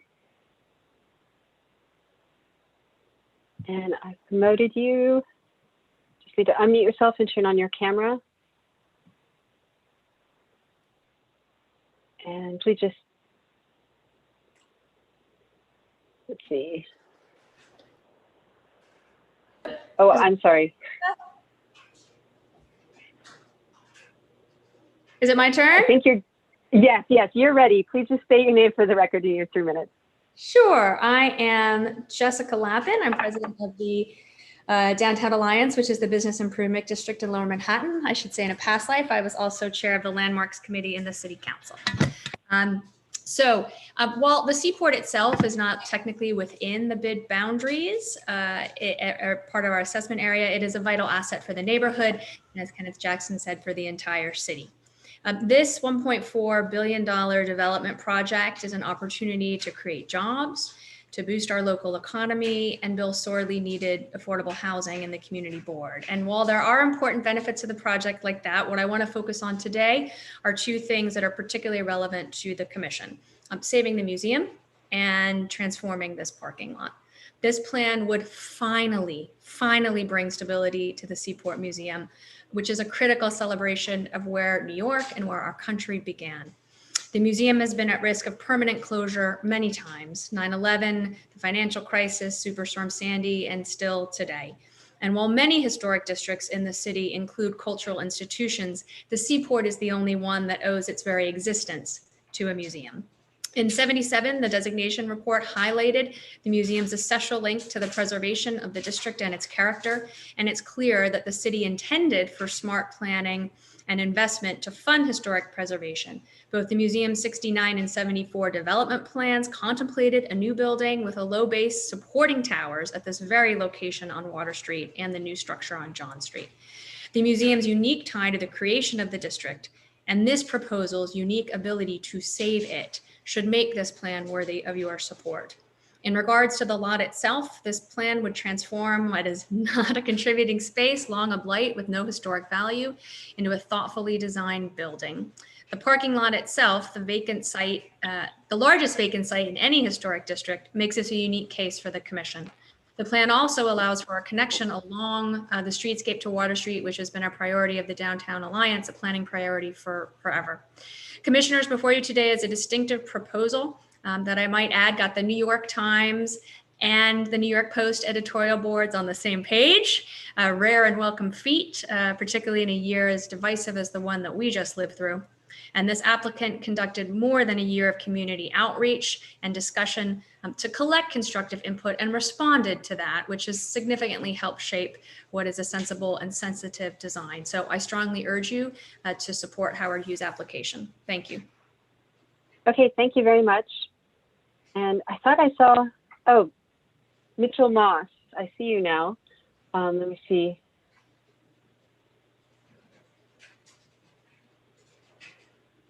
Okay, Mitchell Moss, just need to unmute yourself.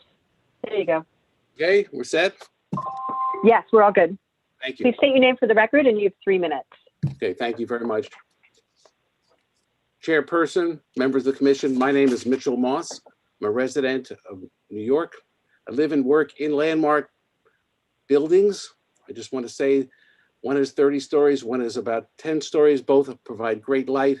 And every day I'm pleased that you've made my life better because I can live and work in 2 different landmark districts. I want to briefly speak about 3 reasons why the proposal for 250 Water Street deserves support. I want to point out that I knew Peter Stanford, the founder of the South Street Seaport Museum. I joined the New York University faculty in 1973. Peter, as you know, founded it. And of course, the transfer of development rights was proposed and implemented prior to the actual creation of the district. I think it's important to understand from the very beginning, the theory had been we would take low-rise buildings and use the rights above them to create the revenue to preserve and to create a district which would keep the maritime culture alive. Let me briefly say why I believe this deserves support. One, I think maintaining the historic structures, which has been done very well, is not sufficient. We have to maintain the actual museum. We are living in very tough times. There is no Santa Claus, and there has been no Santa Claus for the South Street Seaport Museum, especially in the coming years when most of the public funds will go to public health and other social policies. The opportunity to get a $50 million investment in the museum should be treated very seriously as a public benefit. Yes, it's coming from private investment, but it also is going to be a way in which we can preserve and enhance the entire district. And in fact, it becomes a magnet for people to come there. The second point I want to make is that it is really important to recognize that this district has not only changed over the years, but so has the surrounding area.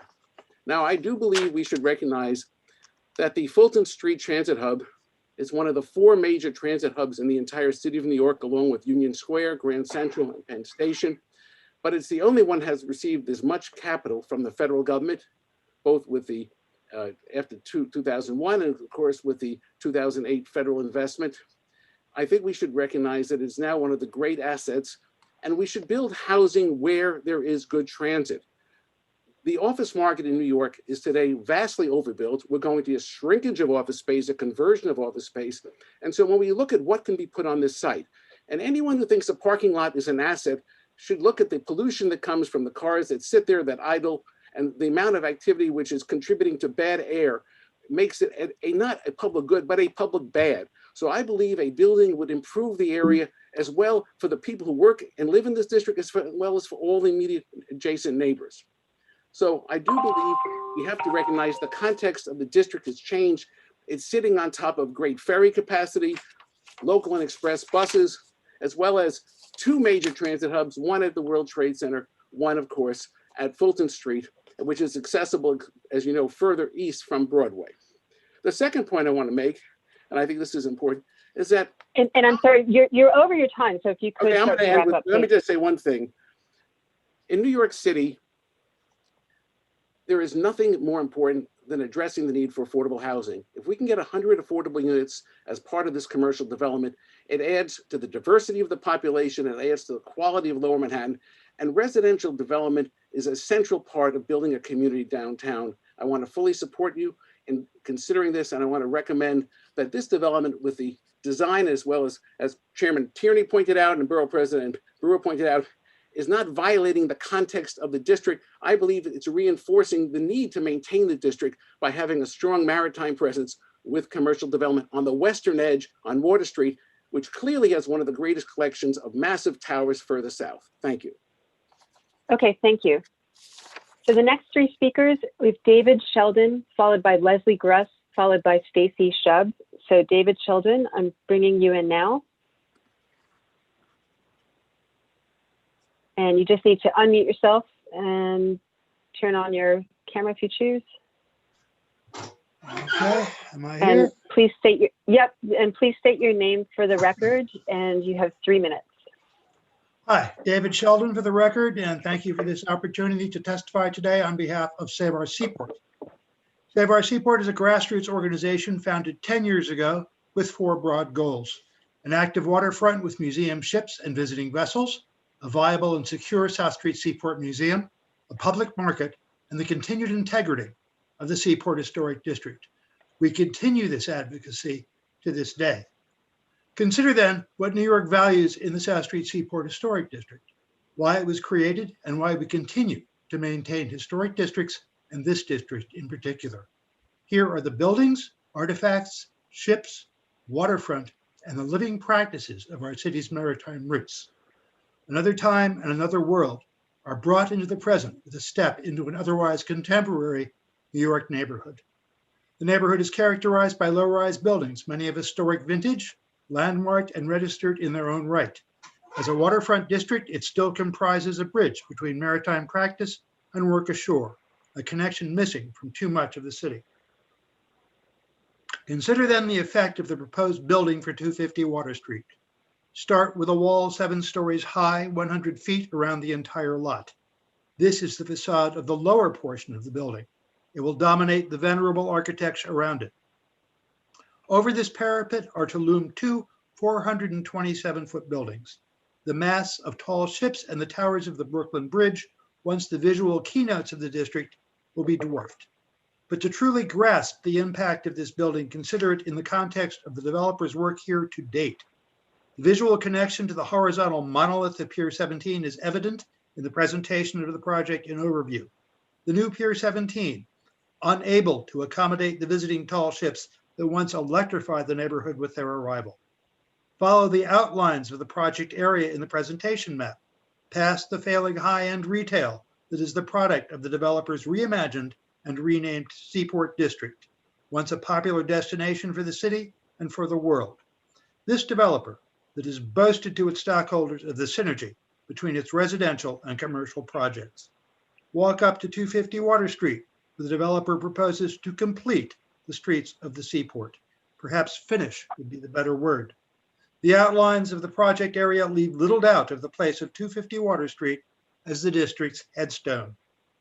David R. O'Reilly, CEO of the Howard Hughes Corporation, is quoted, "Fully connected, amenity-rich environments featuring outstanding dining, shopping, and entertainment options in a walkable urban core are defining elements of the master-planned communities and mixed-use small cities throughout our portfolio." No one has a problem with dining, shopping, or retail, but they are not the defining elements of the Seaport Historic District that we are charged to protect, any more than are the proposed towers for 250 Water Street. Thank you. Okay, thank you. Next, we have Leslie Gruss. And Leslie, I've brought you in. And I would just remind everybody, if you want to speak, please raise your hand. And if everybody could stick to the 3 minutes. Hi, can you hear and see me? Yes, you're all set to go. Please state your name for the record. Right. My name is Leslie Gruss, and I'm speaking on behalf of the Seaport Coalition, consisting of Save Our Seaport, Southbridge Towers, and Children First, amongst others. Aptly named Imagination Playground is adjacent to this imaginary museum building. We want to put LPC on notice that you as commissioners are considering a procedurally flawed, defective, and misleading application offered by an applicant, the museum, with no rights to the property, by an owner, the city, who has no plans nor funding to build on this asset, and by a third party, HHC, who have failed to exercise their right of first offer on this site. We have established as fact that HHC is using the South Street Seaport Museum as, quote, political cover to obtain favorable approvals and entitlements for their 250 Water Street project. The applicant proposes a copper tin cladding, which will quickly turn green. Comparable buildings are brick red. A series of arched storefront glass is inconsistent with its neighbors. The glassed hinge between old and new, utilizing aluminum instead of wood framing, is a modernist eyesore. The entryway is set back for no apparent reason from the street wall.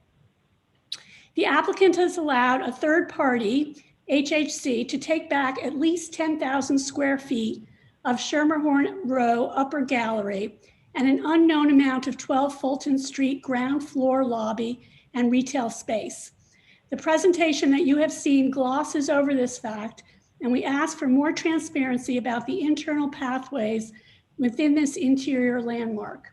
The applicant fails to inform LPC that since 2015, the museum has had FEMA funding to repair its elevator, escalator, and HVAC systems and failed to do so. Thank you for the opportunity to be heard on this matter. We support the museum. However, we do not support the real estate machination that begged for daylight as its best disinfectant. Thank you. Okay, thank you.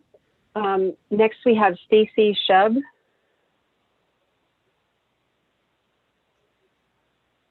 Okay, Stacy, I've brought you in. You just need to unmute yourself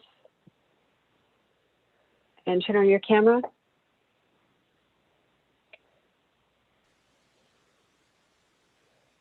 And there you go, you should be ready. Great. Thank you. My name is Stacy Shub, and I'm representing the Seaport Coalition. As of today, there are 7,027 people who have signed the petition opposing Howard Hughes Corporation's plan for 250 Water Street as causing irreparable harm to the low-scale nature of the South Street Seaport Historic District. Signatories are mostly community members, but they also come from people around the world, visitors, preservationists, nautical enthusiasts, and past New Yorkers who treasure the jewel that is the South Street Seaport Historic District. We are just the stewards of the district. It is incumbent upon us to protect it for future generations. Of the 7,000 people, I've been asked to read some of the over 200 comments into the record. As a child, my late mother always delighted in bringing me to the seaport to see the tall ships and walk through the history of the district. This tower would alter the character of the area and cast a dark shadow over this irreplaceable resource. I am 17 years old. I've loved walking by the seaport and enjoying the view since I was little. I hope we can continue to enjoy the beauty of the seaport as it is today, and I can share this with my children. Before moving to Boston, I lived in this neighborhood and chose it specifically for its old world charm and quaintness. It would be a shame if it were to be overdeveloped for the benefit of Howard Hughes. We attend the school at Blue School across the street from where this building would be erected. It doesn't belong in the quaint area of the seaport. It's a historical area. We need to help preserve how special this area is. A huge tower would dominate the area and change the entire feel. It's a behemoth. We passed a zoning plan just in case of circumstances exactly like this. The people have already spoken. I live a short walk away, but I've been going to the seaport since I was 18 years old, and it was just a funky old little neighborhood that I love. I shot videos and the fish market in the middle of the night. I briefly lived on Beacon Street and visited all the time. How dare they not respect the zoning of the most historic part of Manhattan? This is an incredibly terrible encroachment of the historic nature of the neighborhood, an absolute over-gentrification, over-modernization of the original New York charm. In addition to that, as a resident of the community, it is obscene. No. Please don't take away such a historical site. It does not need to be enhanced. Let my children experience history and not metal and glass. So many movies, TV shows, commercials, and fashion shoots use the Seaport area with its beautiful cobblestone streets and century-old architecture. Blocking the light and the view from the street as your current plan would really affect how attractive the area is commercially and residentially. The Seaport District is one of the few places in Lower Manhattan that's not hemmed in by tall structures on all sides. It's imperative that we keep the district low in height to preserve the character of this collection of late 18th, 19th century buildings. This tower would dominate and be visible from every square inch of this historic district. We cannot let this happen. Howard Hughes' building plan would set a dangerous precedent that will undermine not only this historic district, but others throughout the city and endanger future historic preservation efforts. Thank you. Okay, thank you. The next three speakers, we have Mariana James, Craig Tage, followed by Catherine McVeigh Hughes. So Mariana, I am bringing you in now.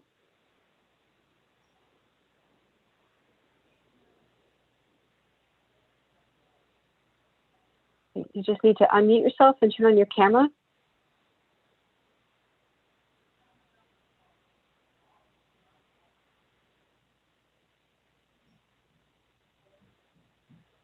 So just unmute yourself. There you go. Okay. Thank you for the opportunity to speak today. I want to try to talk about some of the history that hasn't been mentioned yet. I was pleased to hear for the first time today, one of my neighbors go as far back as 1600, but still I feel that my history has been left out. And I've been trying to find out what is the meaning of the term historic district, which to me, quite honestly, thus far has been pretty reminiscent of, making America great again. So I appreciate this opportunity to give a different perspective. Can you state your name for the record, please? I'm sorry?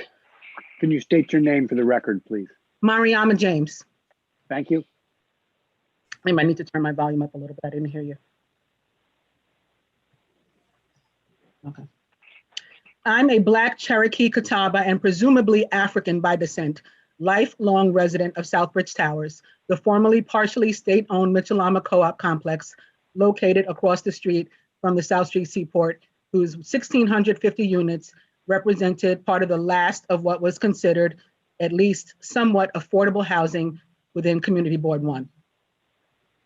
At least since my now adult children were attending local elementary schools from where they brought home annual family immigrant story assignments to which I'd always reply, tell them our closest known relatives were here already, and any others likely brought here in chains. We have no immigrant story. I've either been asking or answering the question, where were the Black and Indigenous people? And it's a question that I found myself asking over and over again since attending meetings on this subject. Contrary to the testimony of many of my neighbors, the Seaport didn't just pop up in the 1800s. They speak of a so-called historic district devoid of actual history by as many as 200 plus years. Quick lesson, slavery officially began in 1619. Colonialists first came to New York City in 1624, and as early as 1643, mere blocks from what we now call the South Street Seaport, immediately outside of the Dutch colony of New Amsterdam, was a community the size of the East Village, known as the Land of the Blacks, that remained until sometime after the Dutch lost the land to the English, and is recognized as the first free Black town in New York. Let me be clear, I've never once said that I support tall buildings on the waterfront or setting a precedent for such. Contrarily, on more than one occasion, I've publicly said that it's my wish that the area go back to resembling an actual seaport. Living down the block, I shouldn't have to go to Connecticut, Boston, or San Francisco to see a seaport rather than a high-end mall. I do, however, support area revitalization that could make this possible, increasing and returning public space to the public. And I support Howard Hughes Corporation as a corporation in having a genuinely fair shot at making this happen. I love the use of copper and overall look of the new museum building design, with maybe the exception of the first floor, as many others have stated at these meetings. And I certainly love the design of the two towers more than I do a parking garage or would the alternatively proposed NYPD tow pound, and I'm baffled as to the historic relevance that would have to those claiming to be seeking preservation of the historic district, other than the fact— And I'm sorry, you're well over your time. Could you please wrap up? Yes. Other than the fact that historically officers were born of slavery's overseers. So basically, I support the project moving forward. I support HHC as an anti-racist LGBTQIA plus friendly corporation. And I think that public assets, if they're going to be used, should be used for the purposes of all of the public and with all of our history in mind, since it's all of our money. I pay taxes too. Thanks. Okay, thank you. Okay, Craig Page, followed by Catherine McVeigh Hughes.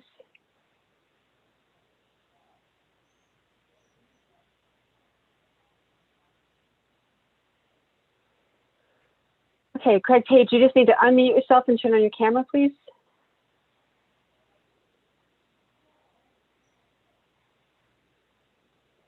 Craig Page.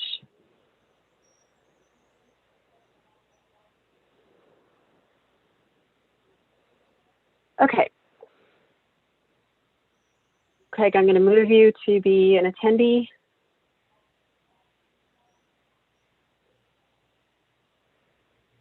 So Catherine McVeigh Hughes,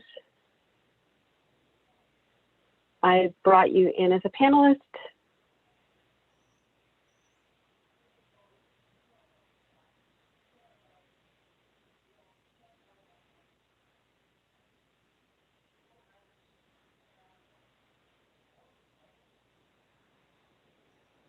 You just need to unmute yourself. There you go. I think I'm getting it. Oh, all good? Yes, you're great. Okay, good. Thank you very much, Chair and Commissioners. Good afternoon. My name is Catherine McVeigh Hughes. I served on Manhattan Community Board 1 for 20 years, half of that time as chair or co-chair, and I helped rebuild downtown after 9/11 and after Superstorm Sandy. And I've lived downtown since 1988. In all that time, we never saw any motion on the 250 Water Street site, so it's great to see that change at last. As someone who cares about our neighborhood and is committed to its future, these are 7 points I would like to make about this proposal. One, it replaces an eyesore with a beautiful building designed by a world-renowned architect. Two, it eliminates a contaminated brownfield that has threatened the neighborhood for more than a century.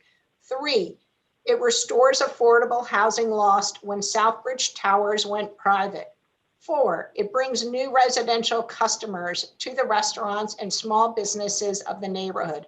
Five, it provides new facilities for schools such as the Play Street and community centers. Six, it creates a new future for the South Street Seaport Museum, its vessels and collections, its education mission, including maritime history and print shop. Seven, it demonstrates a $1 billion commitment to Lower Manhattan. I want to say post-COVID, unfortunately, we're still in COVID, and post-Sandy. A transformative investment that reminds me of how the neighborhood turned the corner after 9/11. Three questions. One, will it be contextual? It's a lot more contextual and appropriate than a parking lot. Two, will it increase congestion? It replaces car and truck traffic with foot traffic. Three, what will it mean for local services? It provides amenities that we have fought for decades at a time of significant budgetary constraints. Thank you. As I am a proud board member of the South Street Seaport Museum, I hope that you will support the proposal because it plans to save the South Street Seaport Museum, which is the heart of our historic seaport where New York City began. Thank you. Okay, thank you. I'm going to announce the next three speakers, Michael Kramer, Elaine Kennedy, Mark Bench. So Michael Kramer, I'm bringing you in as panelist. Oops.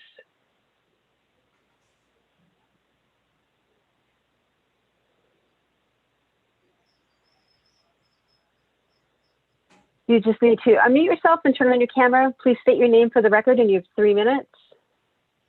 Hey, my name is Michael Kramer.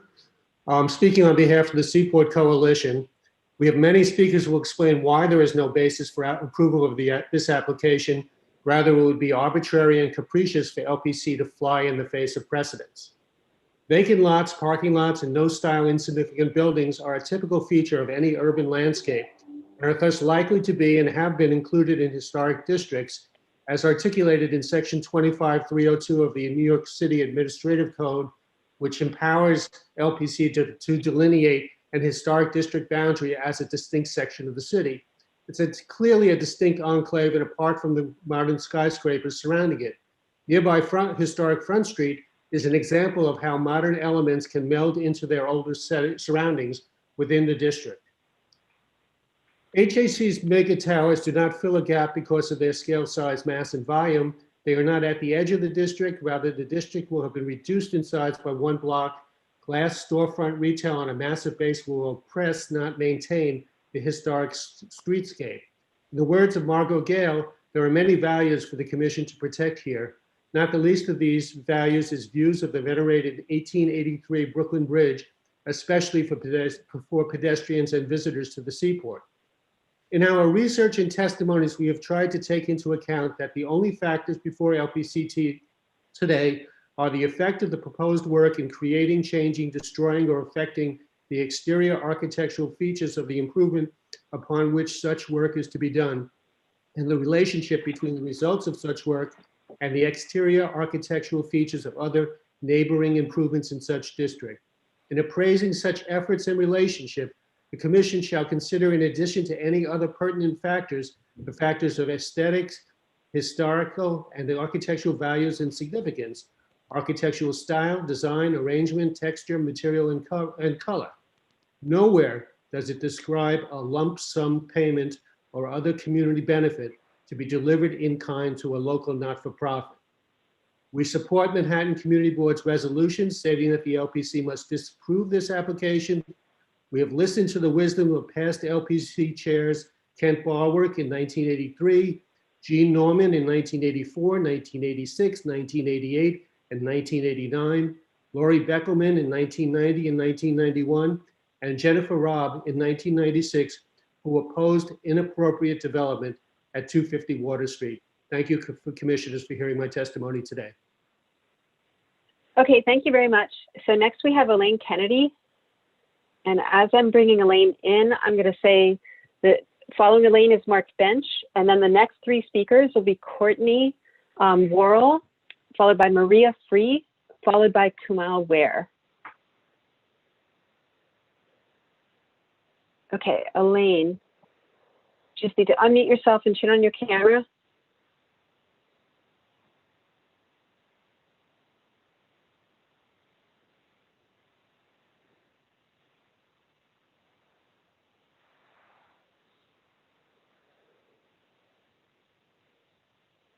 Okay, Elaine, I don't think you're here. So I'm going to move you. Can you? Oh, you were. Sorry. Elaine, I'm bringing you back. I apologize.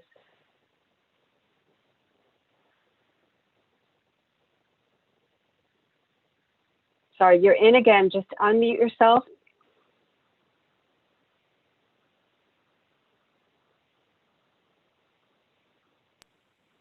Okay, I think we got it. Thank you very much. Yes. Yes, we can hear you. Thank you. Please state your name for the record and you have 3 minutes. I'm Elaine Kennedy. I am a board of director of Southbridge Towers. By unanimous decision, the board of directors of Southbridge Towers reaffirmed our longstanding commitment to the preservation of the South Street Seaport Historic District hard-won zoning restrictions of 120 feet. Southbridge has always been a leader in the apparently never-ending battle to preserve the character and integrity of what we regard as the gem of our neighborhood. The entire Seaport, with its Street of Ships, the Fulton Market building, its distinctive architecture and low-rise buildings which set it apart from the towers and skyscrapers which now dominate the surrounding areas. We are proud to live in the birthplace of New York. It must be noted that we are not against development of the lot, especially in light of its ever deteriorating condition and the presence of toxins just below its surface. We are against breaking the zoning envelope established in 2003 to designate the historic district. It should be noted that Pearl Street was originally the shore, and the entire historic district is composed of landfill, as shown by archaeological evidence of ships and piers under the 250 Water Street lot. Further, allowing this breach of the zoning opens up what little remains of the historic district to further development down the road and sets a bad precedent for other low-rise areas in the city, such as Soho and Greenwich Village, where I grew up, which have managed to maintain their low-rise character for decades, thanks to the landmarks law and the efforts of this commission. There can be no price placed on what is really at stake here, preserving history for future generations. The South Street Seaport was placed on the National Register of Historic Places in 1977. By 2015, it was added to America's list of the most endangered historic places in the country. This is another moment in the long history of the Seaport where its fate resides with us.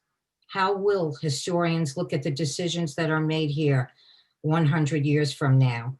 Will we go down as having saved the Seaport Historic District and preserved its legacy for future generations, or the ones who destroyed it? Attached, we have submitted 261 scanned letters opposing these proposals, protesting the overdevelopment of 250 Water Street. I'd like to give you a quote from one of them. Before there was a New York City, a United States of America, there was a South Street Seaport, birthing ships from the four corners of the earth, growing the economy of the first European settlers who walked among the indigenous people wearing moccasins. The Dutch East India Company promoted trading.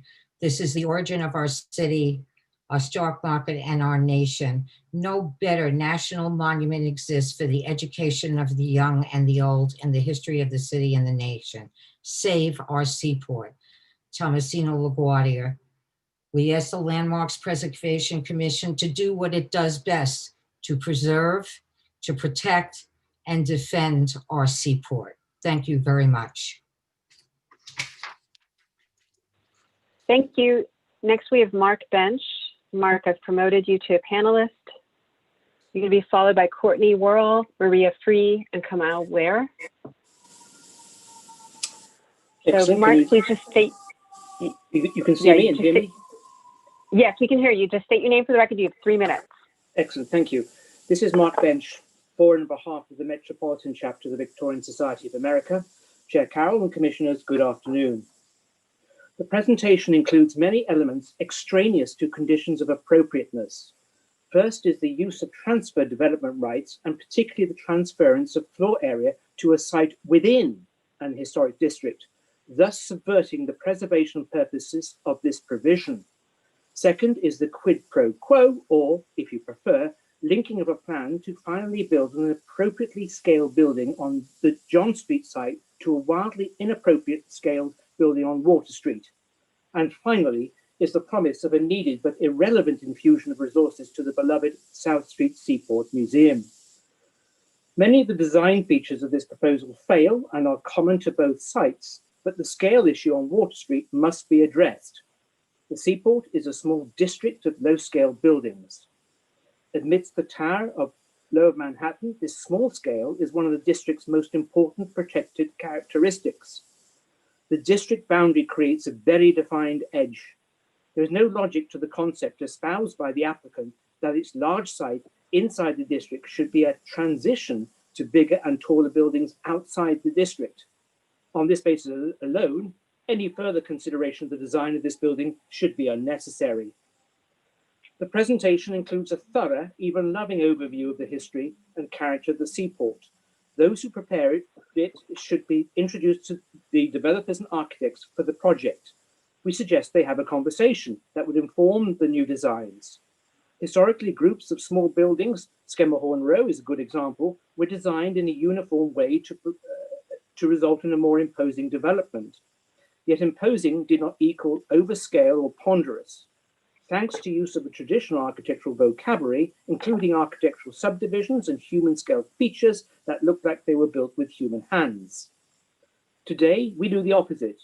We design overscale buildings, then try unsuccessfully to reduce their bulk with gestures like changing the brick and mortar color. This is one reason these proposed buildings seem so out of scale and overpowering.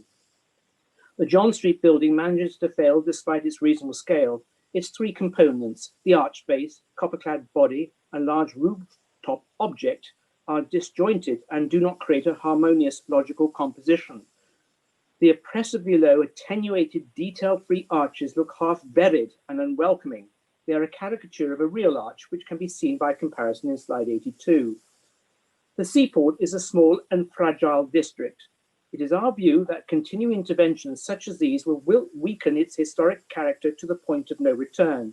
These proposed buildings need to reference and respect the traditional architectural character of the district by incorporating scaling elements, proportions, and details that reference and are informed by the historic buildings in this district. This will help them strengthen rather than erode its historic character.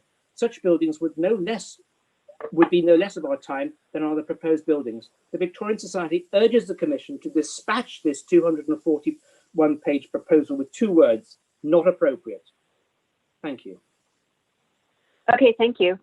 The next speaker is Courtney Worrell, followed by Maria Free, followed by Kamal Ware. So Courtney, I've brought you in as a panelist.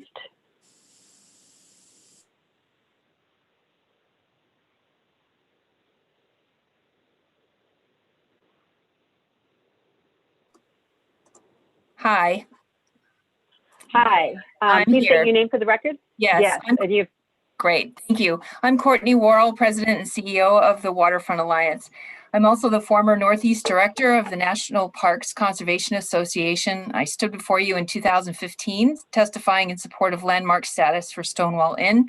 I directed the campaign for Stonewall, which led to national monument designation under President Obama. Waterfront Alliance is the advocate for our region's waterfront, and we find this redevelopment a critical opportunity for the city. We believe the Seaport Museum is a vital waterfront and historic asset. We strongly believe the proposed designs are squarely aligned with the historic nature of the community, and the projects are more than appropriate. The proposal also ensures the preservation of the historic ships and their masts, which are a key part of what makes the historic district what it is. Most important to the Waterfront Alliance is the survival of the South Street Seaport Museum. COVID and the economic downturn affecting New York City's cultural institutions must be placed in context for this moment. The threat faced by the museum is existential. Its survival and the loss of an irreplaceable museum that tells the history of our country and our great city is in question. In my previous role as a partner to the National Park Service, I sat through too many meetings held before the downturn talking about the lack of public and private funding for historic structures of national significance, a lack of funding that affects the country and in particular the entire Northeast region. I knew then, as do so many others in the historic preservation, historic interpretation, and museum professions, that the competition for cultural and historic preservation funding was limited then. Now this competition for philanthropic dollars is severe and unprecedented. There are essentially no philanthropic and public options for the Seaport Museum to raise the capital it needs to remain open and to sustain itself a secure future. The opportunity for the city and the museum, which this development provides, is a development which is historically in context, appropriate, and aligned with the district, and it is profound. How we got to this point and the decades of missed opportunities to change the trajectory of the district and the South Street Seaport Museum are not the point of today's meetings. The options for changing years of profound lack of support and attention to the district and the museum have narrowed. Options such as the transfer of air rights, central to the future of historic districts and other parts of the city, are limited by the current reality of how development works in New York City. Large-scale changes such as air rights transfer out of the district will need time, possibly at the scale of years. This is time the district, and in particular the museum, just does not have. The South Street Seaport Museum is an exceptionally important part of the city's past and future. The museum interprets the history of the city through its entry point, the New York Harbor Estuary, and it is a history that can be interpreted as the entry point for Europeans, enslaved people, and the trade that made New York and our country what it is today in all of its injustices, beauty, and contradictions. There is no other place in the city that is better positioned to interpret this history. Thank you very much. Okay, thank you. Next, we have Maria Free. And while Maria's coming in, that'll be followed by, she'll be followed by Kamal Ware. And then the next group with Jeffrey Kressler, Francoise Bolak, and then Sarah Bean Atman. And then after that, we'll have Tom Burton, Sarah McNally, and Roland Lewis. So Maria, you need to unmute yourself and turn on your camera. Yes, sorry, one second. And please state your name for the record. You have 3 minutes. Hi, my name is Maria Free, and I'm the Urban Planning and Policy Analyst for the New York Building Congress. So on behalf of the Building Congress, we strongly support the proposals for 250 Water Street and the South Street Seaport Museum.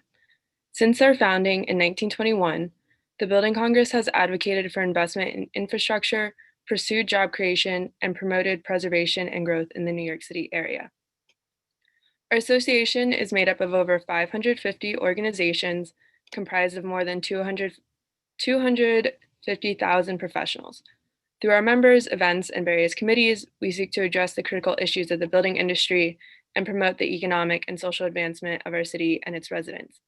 The Building Congress appreciates the impact of the past on today's urban fabric and believes that these applications embody that relationship. The designs both respect South Street Seaport's historic character and allow for its continued evolution. 250 Water will complete the prominent streetscape by transforming a parking lot into a contextually appropriate mixed-use development, and the new museum will restore the heart of the historic district. Moreover, with our city at a critical economic moment, this project will create jobs in construction and operations, create affordable housing for New Yorkers, and provide stability for the museum. It will also enliven and strengthen one of the city's first historic districts. The Building Congress proudly supports these proposals and urges the Commission to do the same. Thank you.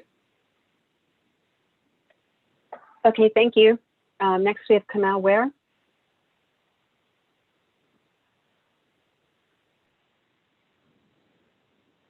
Okay, Kamal, I've brought you in. Just need to unmute yourself and turn on your camera. Got it. Thank you so much. Thank you. I just want to get my. All right. Hello and Happy New Year. My name is Kamal Ware. I've been here in New York City since 2006. I founded an organization called Black Gotham Experience in 2010. And what we do is create experiences such as walking tours and events at the intersection of scholarship and aesthetics that help illustrate the impact of the African diaspora that's missing from collective consciousness, as well as the public square in New York City. And we have been here in the Seaport District since 2017. And our presence here was initially made possible by a residency by the Lower Manhattan Cultural Council with support by the Howard Hughes Corporation that has continued since then. I'm here today to support their project on 250 Water Street because I believe it's an investment into the culture of the historic district. Now, where we're located since the last 4 years, right here on Front Street, we've hosted people from elementary schools, colleges, universities, churches, banks, etc. And we've been a bit of a disruption into the established historiography of New York City. A lot of it you've heard today. We invite people on walking tours to see the erasure of indigenous stories, the presence of Black people that existed on an island before the United States was created, and also the role of the slave trade that established this port city going back to 1664. I don't think a historic district in New York City is complete without these acknowledgements. In my experience, Howard Hughes Corporation and the South Street Seaport Museum understand that, and they've been true partners in helping us augment our programming, which is not limited to the Seaport, but has been a very fruitful, important foundation for us. It is vital that historic districts now and in the future tell more than one side to multi-dimensional stories. Thank you for your time. I appreciate being able to speak today. Okay, thank you. And next we have Jeffrey Kressler. Jeffrey, I brought you in. And you'll be followed by Francoise Bullock. So Jeffrey, you just need to unmute yourself and turn on your camera.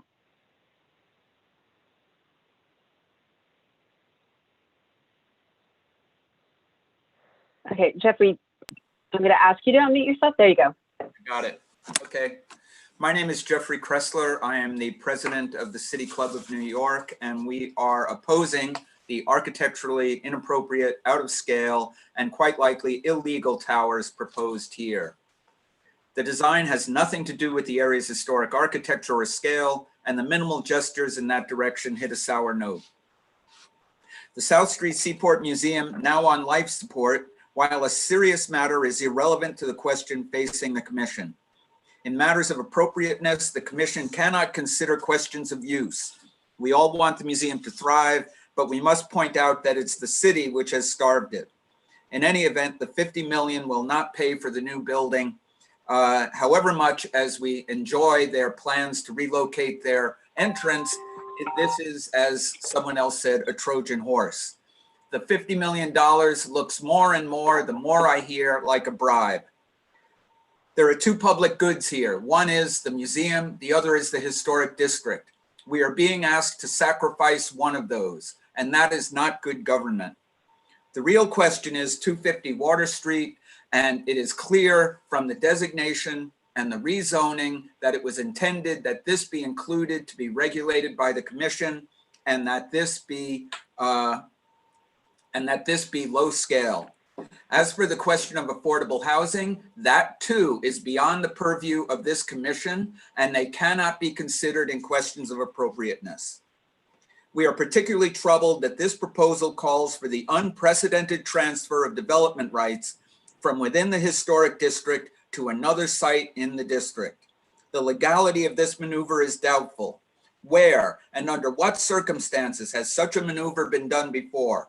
The intent, surely, is that unused development rights be transferred beyond the boundaries to safeguard the scale, character, and sense of place of the historic district. The Hughes Corporation is misleading in comparing the proposed building with towers outside the district. This is not a backdrop to the district. This is a site within the district. So do you want to build towers that are entirely appropriate outside the district, within the district? That too would be in a precedent, except for what you did next to the Williamsburg Bank in Brooklyn recently.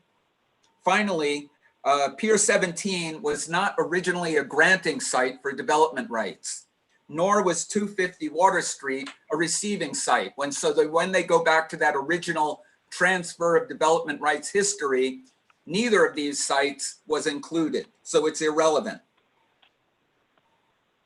The original intent of that was to transfer rights from historic buildings to protect those historic buildings.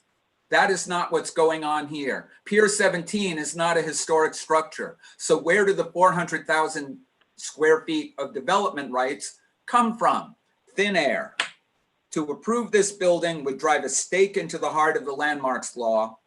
It would threaten the zoning protections in other historic districts, and it would betray the generation of commissioners before you who protected this site from bad, inappropriate design. Thank you. Okay, thank you. Okay, and the next speaker is Francoise Bullock. And Francoise, I've brought you in. Just need to unmute yourself and turn on your camera. I've done that. Can you see Okay, me? we can hear you. Okay, Yeah, good. please just state your name for the record. You have 3 minutes. Okay. My name is Francoise Bullock, and I am testifying on behalf of the City Club of New York's Preservation Committee as its chair. We want to state that we are not opposed to building on this site, but the proposed development is an inappropriate addition to the Seaport Historic District. First, for its towers on a podium, modern design typology. Second, for its exaggerated bulk. And third, for its architectural expression, which is more related to a kind of a international faux contextualism than to the specific architectural and material qualities of the seaport. The proposed low buildings on Water Street could be in Hamburg, for all we know. First, the Twin Towers on a podium scheme, reminiscent of the World Trade Center, but with a different dress, is inappropriate as it is more related to buildings outside the district than buildings inside the district. This is clear when comparing before and after aerial pictures. If approved, this would no longer be a Seaport Historic District, but a part of developments west and south of it. It does not respect and does not support the district's special qualities, in particular the small grain qualities of the blocks between Water Street and the river. This block should reinforce the special qualities of historic blocks, not undermine them. This scheme makes this a transition block, as has been discussed before, cutting it out from the district, but it should not be a transition block. It is in the district, and it should be of the district. This scheme is inappropriate. Second, the building is too big. The two towers, which are in the district, loom over it and ignore it by the very nature of their design, by their size and architectural language. Just because they can be built does not mean that they should. Their design, placement, and size have nothing to do with the delicate special qualities of the district. Low-scale buildings aligned on the street, every building with its own entrance, cornices or roofs, punch windows, and simple brick walls. It is too obvious that these towers have nothing to do with the texture of the historic district. In 1986, the Commission rejected a scheme with two tall buildings, 12 and 30 stories, finding that, quote, it would dominate and overwhelm the neighboring buildings in this low-scale district, end of quote. The historic district is still a low-scale district, and the proposed towers would still overwhelming. The bulk of this scheme is still inappropriate. Third and last point, the design language itself is inattentive to the special qualities of the historic district. Instead of taking its cues from it, it offers a kind of generic contextualism, an oxymoron, of course, which is totally unrelated to the seaport's special architectural qualities. These are not buildings with simple brick walls and punch windows, but with relentless series of flat piers supporting lintels, framing large expanses of glass. So these generic facades do not support the special qualities of the historic district, they isolate them. The architectural language of the design is inappropriate as well. We urge the Commission to reject this proposal as inappropriate and deleterious to the special architectural, urban, and historic qualities of the Seaport Historic District. Thank you very much. Okay, thank you. Sarah Bean Atman is the next speaker. And as you're coming in, the next three speakers will be Tom Burton, Sarah McNally, followed by Roland Lewis. So Sarah, you should be able to just unmute yourself. There you go, you're all ready. Yeah, but did you mean Sarah Bean Atman? I think you said Sarah McNally. Yes, I did mean you. It's fine. Okay, good. I'm glad I'm the right person. Yes, Sarah Bean Atman from Village Preservation.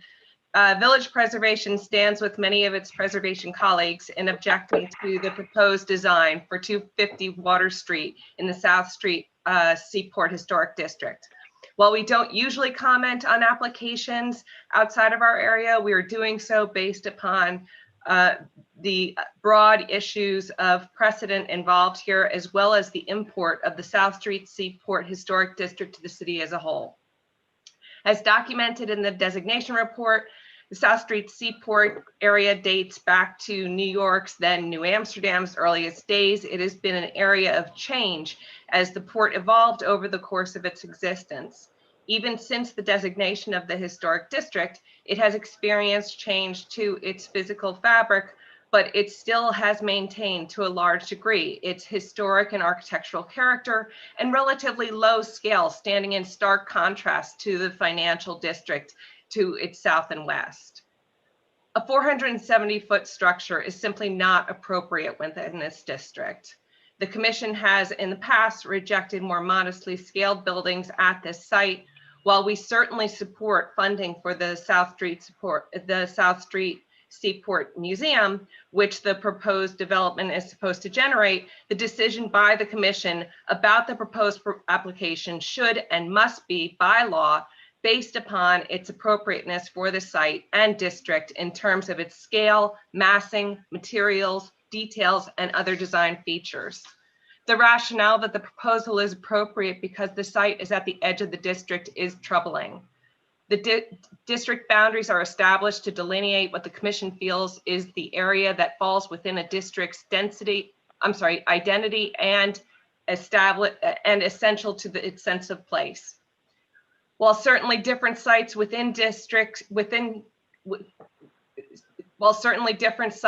different contexts within districts can and should be treated differently, the scale of the proposed new construction would clearly signify it as being outside the district rather than within it at its outer edge, as the proposed buildings are actually taller than neighboring buildings outside the district. This issue of the appropriate scale for this site at the edge of the district has already been discussed, debated, and seemingly settled over the years with the prior applications the commission has reviewed. It was in light of these debates that the site was rezoned to reflect, among other things, the appropriate scale of new development here. A well-designed application for this site, which falls within those parameters, would no doubt not engender opposition, but would likely be embraced, and not just because of the conformance to the existing zoning, which falls outside of the purview of the commission, but because that scale of design is broadly recognized as being appropriate for the site at the edge of the district. For these reasons, we urge the commission to reject the proposal, which would not only be inappropriate for the site within one of New York's oldest and most important historic districts, but be a troubling precedent for historic districts throughout the city. Thank you very much. Okay, thank you. And next we have Thomas Burton. And as I'm bringing him in, it'll be followed by Sarah McNally, followed then by Roland Lewis. And then the following three speakers after that will be Laura Stoll, Lynn Ellsworth, and Todd Sline. So Tom Burton.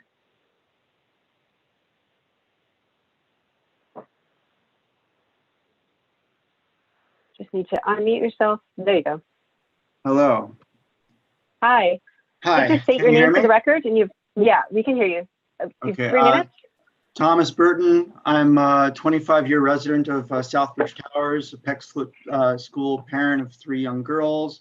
I'm in my 3rd term as a CB1 board member, and since 1988, I've sailed in Lower Manhattan, in the harbor, first as a volunteer on the Petrel, and now I operate a company offering cruises aboard large historic sailing ships from Pier 17, Battery Park, and the World Financial Center. So as a resident of Southbridge, first, I'd like to say that I'm unaware that the board ever sought residential input on its decision to oppose the development at 250 Water Street. I believe that the process was one-sided. I do know that flyers to rally support for the development were removed from the building. I saw that personally, and that there are residents who support the project, but weren't afforded a platform by the board to voice their views. So I think that any input on as Southbridge Towers should be seen through that lens. There are arguments to be made as to the quality and stewardship of the museum over the years, and sort of victim blaming, and there's certainly blame to go around. I think that Rouse Corp can be blamed for mismanagement and dishonesty. EDC played its part in denying the museum and city and its fair share of revenues, and a lack of transparency as a landlord. Public officials have starved the museums for years.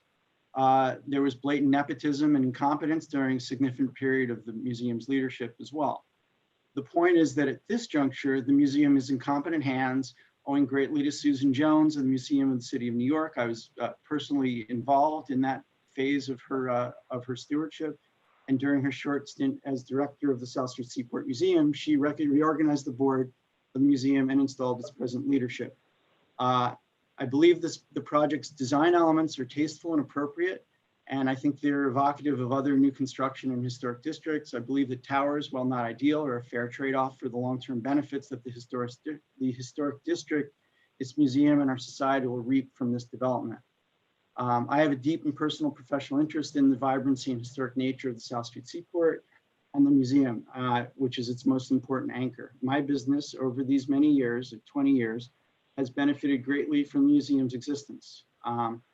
It's probably the single most important anchor for the preservation of New York's current maritime tradition and industry. The museum trains and attracts metro area talented pool of skilled mariners and provides a platform with their historic vessels for training the many volunteers and the up and coming young mariners, many of which have taken their learned skill set and gone on to serve in various national and international careers, preserving and sailing and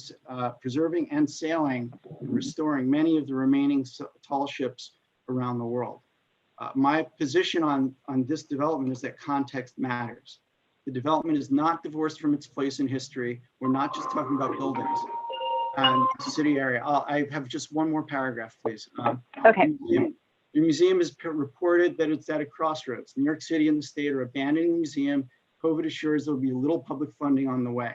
The legacy of the institution best suited to tell the story of the origins of New York City and the nation is propelled to the forefront of global culture is clearly in danger of ceasing to exist. Opponents have many reasons for opposing this development, and I share many of their concerns. My loyalty, though, goes to the preservation of the museum and the culture of mariners that it has fostered. Landmark buildings and districts must exist in support of culture, not as monuments to a static past. To reject these buildings and the benefits they'll bring purely based on the volume of the building's envelope is, I believe, short-sighted and reflect poorly on Landmark's LPC. Many of my most skilled captains and crew over the years have been trained or were available in the metropolitan area due to their association with the museum. And if they cease to exist, and the museum ceases to exist, my business, the Seaport, New York City, our nation, and I believe the greater global maritime community will suffer a great loss. These buildings are appropriate in the greater context of this discussion. Thank you. Okay, thank you. Next, we have Sarah McNally. And Sarah, you just need to unmute yourself and turn on your camera. Okay, is that good? Yes, that's great. Okay. And yeah, please just state your name for the record. You have 3 minutes. Sure. Okay, my name is Sarah McNally. I'm the owner of McNally Jackson Books, which is an independent bookstore in the Seaport on Skirmahorn Road, one of the historic buildings. And I'm here today to speak in support of Howard Hughes's proposal for developing 250 Water Street. As an independent retailer in the Seaport, I have a dream of a vibrant, full pedestrian neighborhood. I think it could be a neighborhood that stands with historic districts the world over. It is so much potential, and so much of it is unrealized right now. The two sites identified for development by Howard Hughes are blights, and worse, from my perspective as a retailer, they're borderland blights that deter pedestrians from entering the district. My understanding of the proposed building is that it steps down between the financial district and the seaport, like a transition from the high to the low towers. I'm not an urban planner nor an architect, but I do like both building proposals. And I'm here today as an independent bookseller to humbly ask the Landmark Commission to work with Howard Hughes to bring this district fully to life. We've been defending a parking lot for far too long, and I do believe that we can together, despite all the opposition that I've been hearing here for the last hour and all the disagreements, I do believe that we can do better to bring this beautiful district, this beautiful part of our city back to life for the people who live there, for the people who work there, and for the people who run businesses there. Thank you. Okay, thank you. Next we have Roland Lewis. And as I'm bringing Roland in, the following group is going to be Laura Sewell, Lynn Ellsworth, and Todd Fine. So Roland, you look like you're all set. Very good. Well, I'd like to say thank the commission and chairperson for allowing me to say a few words. I'm saying, as many know, I was the president of the Waterfront Alliance for 13 years, but I am no longer. But so I speak as a private citizen, but a private citizen who, for about 10 years, I worked actually right across the street from 250 Water Street, that parking lot. Also, when I was at Waterfront Alliance, as some may know, we fought and defeated a tower proposal by Howard Hughes Corporation on the New Market site. So I'm here to talk about a different development and a far better one, and I'm happy to do so. I do believe this development will do a number of very, very good things, and I'll talk about the good design too. It'll do the good thing of supporting the museum, the South Street Seaport Museum, which has been, as you've heard many, many times over, has been in very, very difficult financial straits for a long time. This is, I think, the only and best opportunity to make this vital institution whole and sustainable. And as you know, it is the beating heart of the Seaport District. And that's the second good thing. This will help the Seaport District. I worked there for, again, about a decade. And there's been good progress, but there needs to be much, much more. Having this development and a revitalized museum will help that district. And last and not least, as a New Yorker, we are heading into some rough waters, if I can use that term. The post-COVID era will be a tough one. This development and $1 billion investment is nothing to scoff at, and something extremely important. And finally, the design. I think the design is appropriate for the district, the low base and the setback towers. I think it's been improved tremendously by amount of community input and partnership that the museum and the Howard Hughes Corporation have done for both these projects, the museum's addition as well. So I urge the commission to grant certificates of appropriateness for both the 250 Water Street development and for the museum's new building. Thank you very much, and I wish you all a happy New Year. Thank you. Okay, so next we have Laura Sewell. And as I'm bringing in Laura, I'm going to say that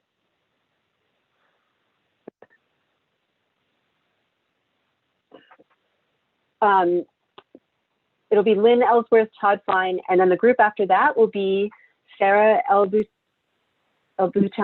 I'm sorry if I mispronounced that, Eddie McWilliams, and then Madeline McGregory.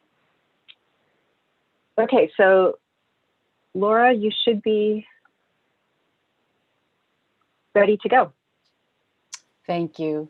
I'm Laura Sewell. I'm speaking today on behalf of the Lower East Side Preservation Initiative, LESPI. LESPI's followed the proposal for the new building at 250 Water Street with great interest. As the Commission's decision on this proposal will have significant impact beyond the South Street Seaport Historic District, LESPI is compelled to testify in opposition. The South Street Seaport Historic District's northern boundary is nearly adjacent to the historic Lower East Side, which includes the East Village Lower East Side Historic District and is also experiencing considerable development pressure.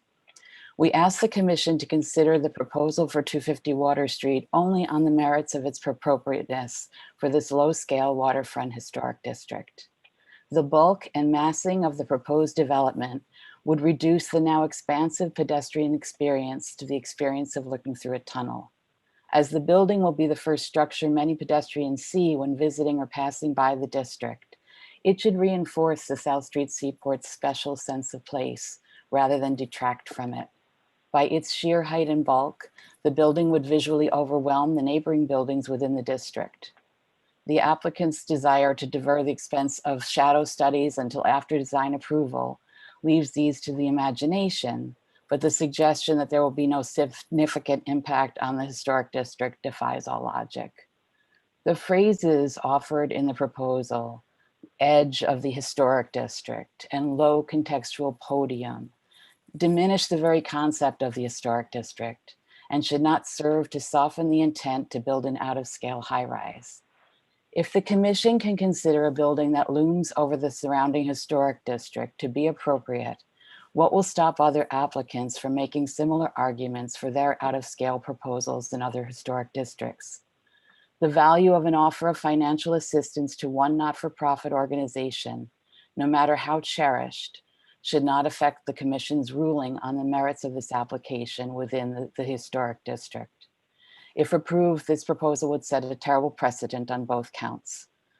To those who have mislabeled the defense of a designated historic district as the intent to preserve a parking lot, LSP would suggest that appropriate development of this site is most welcome and does not need to be as restrictive as one might imagine. Neither would LSP be disinclined to support a transfer of air rights to a development just outside the district where other opportunities may be found.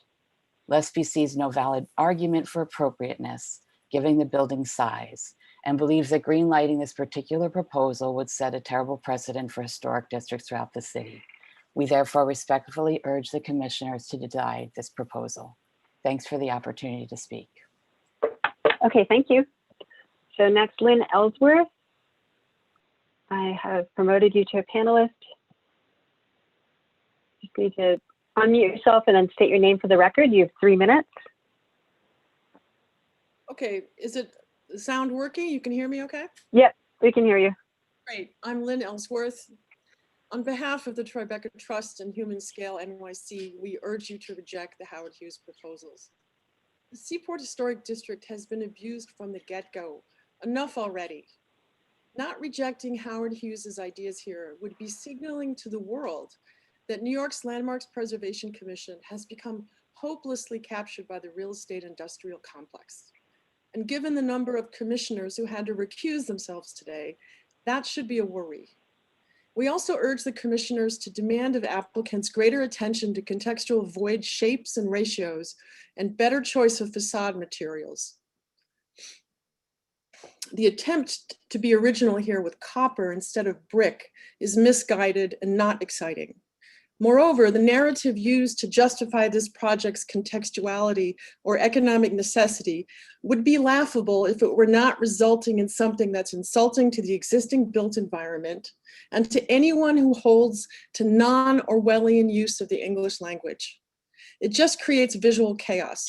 The incremental, and my bird agrees with me, the incremental erosion of context and then using the resulting visual mess to justify a new context is a game that needs to not just be resisted, but halted.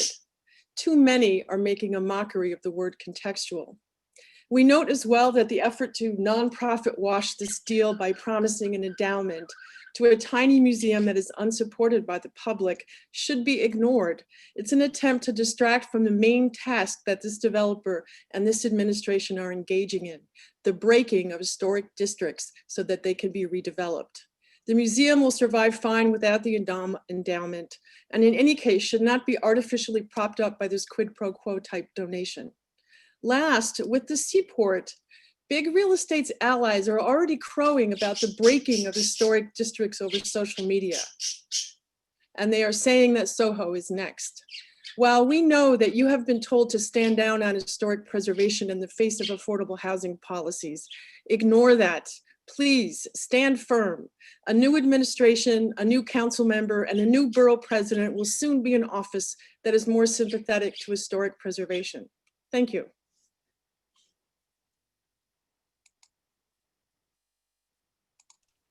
Lisa, you're muted. Sorry about that. So I just brought in Todd Fine. And Todd, you just need to unmute yourself and turn on your camera.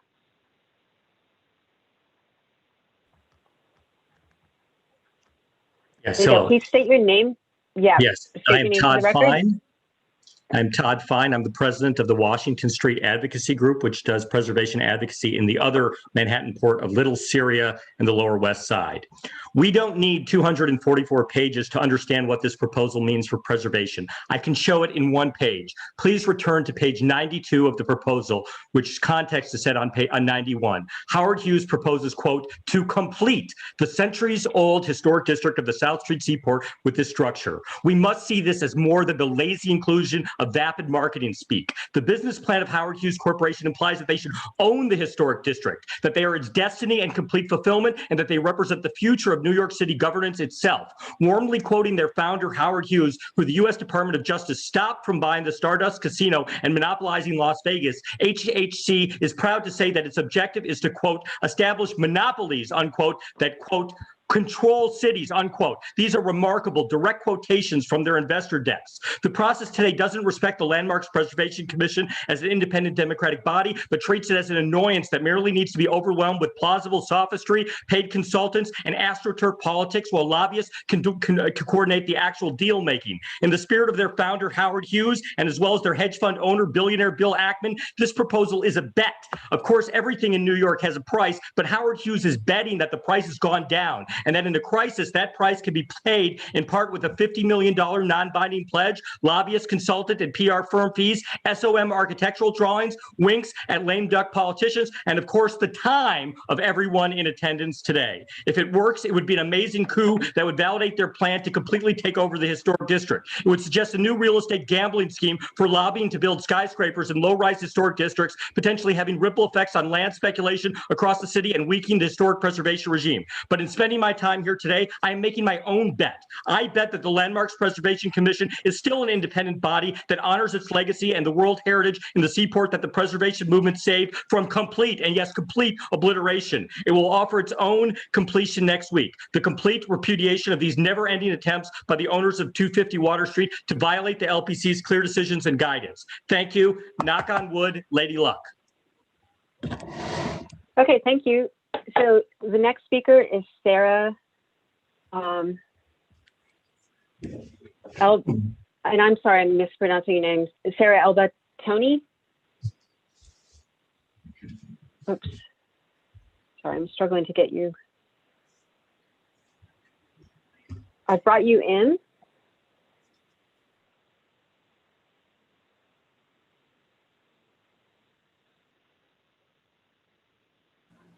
Hi, how are you? Good. Hi. Great.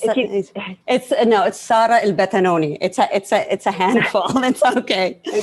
Yeah. So my name is Sara El Betanoni. I have been a longtime resident of Lower Manhattan in the financial district. I lived here over 16 years, and I work in 3 World Trade Center. So this is my home. And when even the pandemic hit, we had the opportunity to abandon Lower Manhattan like many people, but we refused because this is our home. And I've also been very fortunate to live in place. I grew up in Cairo, Egypt, so I'm very familiar with these types of conversation of mixing the old with the new. And I've seen the positiveness when we mix the new with the old and the revitalization and the progress that happens for a neighborhood, and especially how it supports a lot of the historic areas.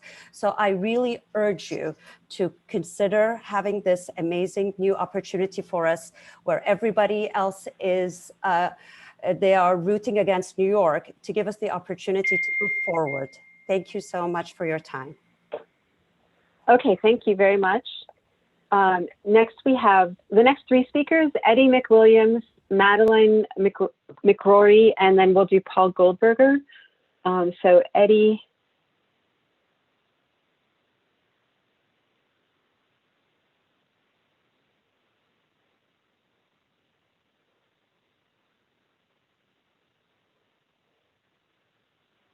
Okay.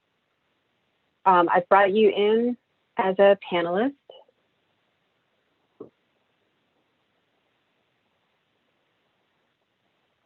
You just need, there you go. All right, a little bit delayed. Thank you, Commissioner, and thank you, Commissioners, for the opportunity to comment on the proposed 250 Water Street and 89 South Street projects. My name is Edward McWilliams. I'm the Executive Director of the New York City District Council of Carpenters here in New York City. In New York City, we can see the craftsmanship and skilled and safe union construction workers at every turn, every corner, and in every building. To that end, the New York City and Vicinity District Council of Carpenters fully supports the appropriate, respectful, and forward-thinking projects proposed by the Howard Hughes Corporation for 250 Water Street and for the South Street Seaport's Museum at 89 John Street, building to revitalize the South Street Seaport District. The Seaport Museum's proposal for respectfully restoring Skirmahorn Row along Fulton Street will enable the museum to begin the work of finally reopening. This will also restore the main visitor experience along Fulton Street to its historic beauty and offer residents a glimpse into their neighborhood's past. In addition, the new building proposed for 89 John Street is an appropriate addition to the campus and will help the museum continue its stewardship of the district well into the future. The materials echo an important time in the Seaport's past, while introducing a contemporary expression that gives the museum a separate identity while being integrally connected to the past. The integrity is also reflected in the design for 250 Water Street. The building's base fills in long missing gap in the historic district with a building base that appropriately incorporates similar materials and aesthetics along Water Street. The base also respectfully echoes the scale of other buildings within the district, including Old Beekman Hospital across the street. 250 Water Street will finally complete the South Street Seaport Historic District and remove a parking lot that has long detracted from the area. Even the towers are appropriately oriented along Pearl Street, continuing the street wall of the financial district and keeping the low-rise character of the historic district that's intact. The New York City and Vicinity District Council of Carpenters urges the Landmarks Preservation Commission to approve these two applications for all the reasons above. We also urge your support because this will be an important boon to Lower Manhattan, ensuring the long-term financial stability of the Seaport Museum, enabling the creation of desperately needed new affordable housing, and for bringing a sense of completeness to the South Street Seaport Historic District. The District Council believes that there has never been a better and more important time to breathe new life into the South Street Seaport community. We commend the progressive and innovative leadership behind this project, and we believe the benefits of supporting this project far outweigh any opposition. So again, the New York City District Council of Carpenters supports the project that's proposed by the Howard Hughes Corporation. Thank you. Okay, thank you.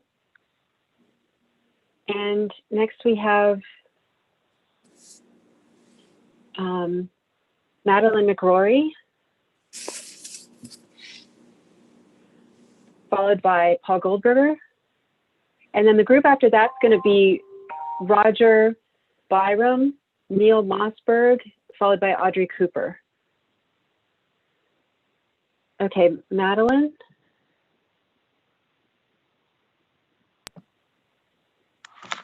Hi. Sorry, just one Hi. moment.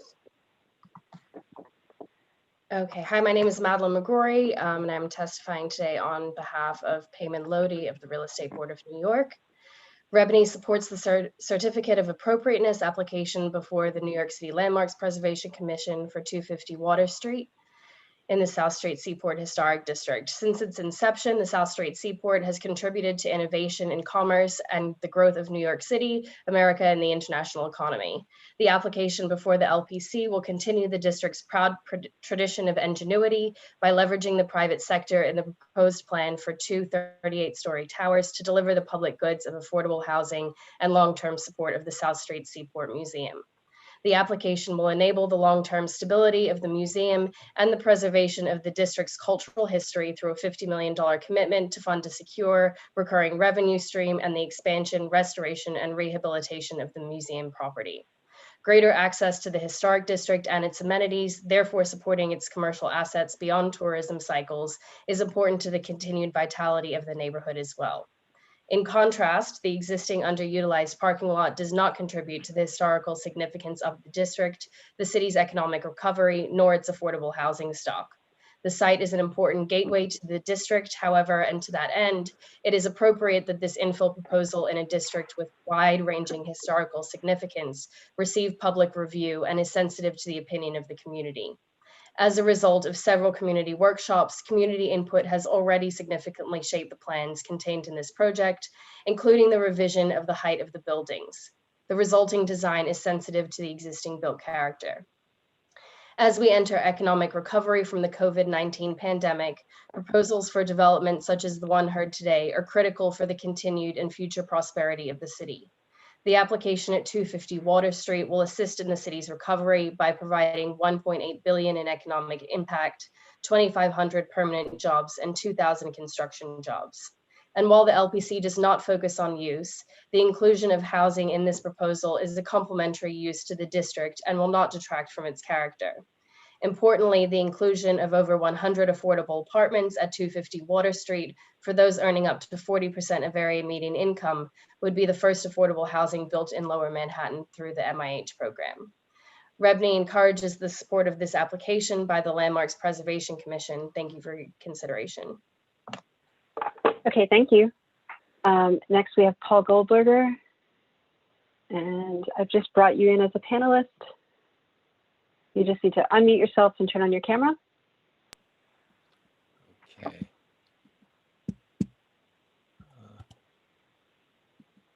Thank you. Good afternoon. My name is Paul Goldberger. As an architecture critic, I have been watching and writing about the South Street Seaport since the 1970s and have observed the ups and downs of both the museum and the Seaport Historic District over this long period. I'm here to speak in favor of the proposed building at 250 Water Street for several reasons. First, it is consistent with the original vision of the district, which is that taller commercial buildings on the blocks inland from the low-rise historic fabric would be permitted to provide financial support for the museum using the air rights for the low-rise buildings closer to the waterfront for the specific protection of those buildings. Second, the design by Skidmore, Owings & Merrill is good architecture and better urban design, understanding the position of this site at the district's edge. The base relates well to the historic context at street level. The two tower sections connect to the overall skyline and to the more large-scale streetscape to the west of the site. Third, it will allow the construction of a contextually sensitive building for the museum's expansion on a key site within the historic district with an exceptionally appealing interior of wood. In the interest of full disclosure, I should say that I've served as an advisor to the Howard Hughes Company on other projects, not this one, and I know the company's commitment to design. They understand the particulars of this site and of the South Street Seaport Historic District. I've been impressed with the care that they've devoted to other projects within the district, especially the Tin Building and the Pier 17 structure. Finally, I'm of course aware that this proposal does not meet the 120-foot height limit for this site that had been agreed to more than 17 years ago. While I understand the reluctance to waive this limitation, it's hard for me to argue for its value on absolute terms at this point, given the scale of the neighboring streetscape. It seems to me no accident that a great deal of the opposition to this project has been generic, connected to a broader disapproval of more large buildings in the city, rather than to specific objections to the architecture of this design. The Landmarks Preservation Commission is tasked not with making land use decisions, but with determining the appropriateness of specific designs. And 250 Water Street does not seem to me to be inappropriate. Its site is not on the waterfront and not in the middle of the historic district, but on the inland edge. And it is as much a part of the very different cityscape across Pearl Street. This building has been designed to express that transition while protecting the integrity of the historic district itself. I respectfully urge that you approve the design as an appropriate addition to the historic district. Thank you. Okay, thank you. Okay, so the next speaker is Roger Byram. And Roger, I'm bringing you in right now. And Roger is going to be followed by Neil Mossberg and then Audrey Cooper, and then followed by Robert Becker, Lily Chopra, and Alex Licio. Good afternoon. Okay, Roger, sorry, please state your name for the record. You have 3 minutes. Yes, I'm Roger Byram. Thank you very much for the opportunity to speak today. I'm actually very honored to be speaking after Paul Goldberger. As many of you know, I've been in the community for some 35 years in Lower Manhattan and was chair of the Landmarks Preservation Committee for CB1 for 22 years. It's very nice to see so many of the people that taught me so much about preservation in New York, being a former person who lived in London. And I think that there's a lot of confusions in this application, but one of the things that the former commissioner chairs, Paulson and Bob Tierney and others have talked about is the need to focus on the law. And what you've all taught me about the landmarks preservation law is the law is the law. And a historic district has boundaries, and we've got to consider the law, not extraneous matters. And my teaching that you have provided to me says that we need to consider the appropriateness of the application within the historic district. We have to consider the sense of place, and we have to consider whether it's contextual. And I think, as you've seen from most of us on the preservation community, it simply, the proposal for 250 Ward Street simply does not meet any of those criteria. I think Mark Silberman, who also has taught me a lot as part of the legal team from LPC over all those years, has got it right.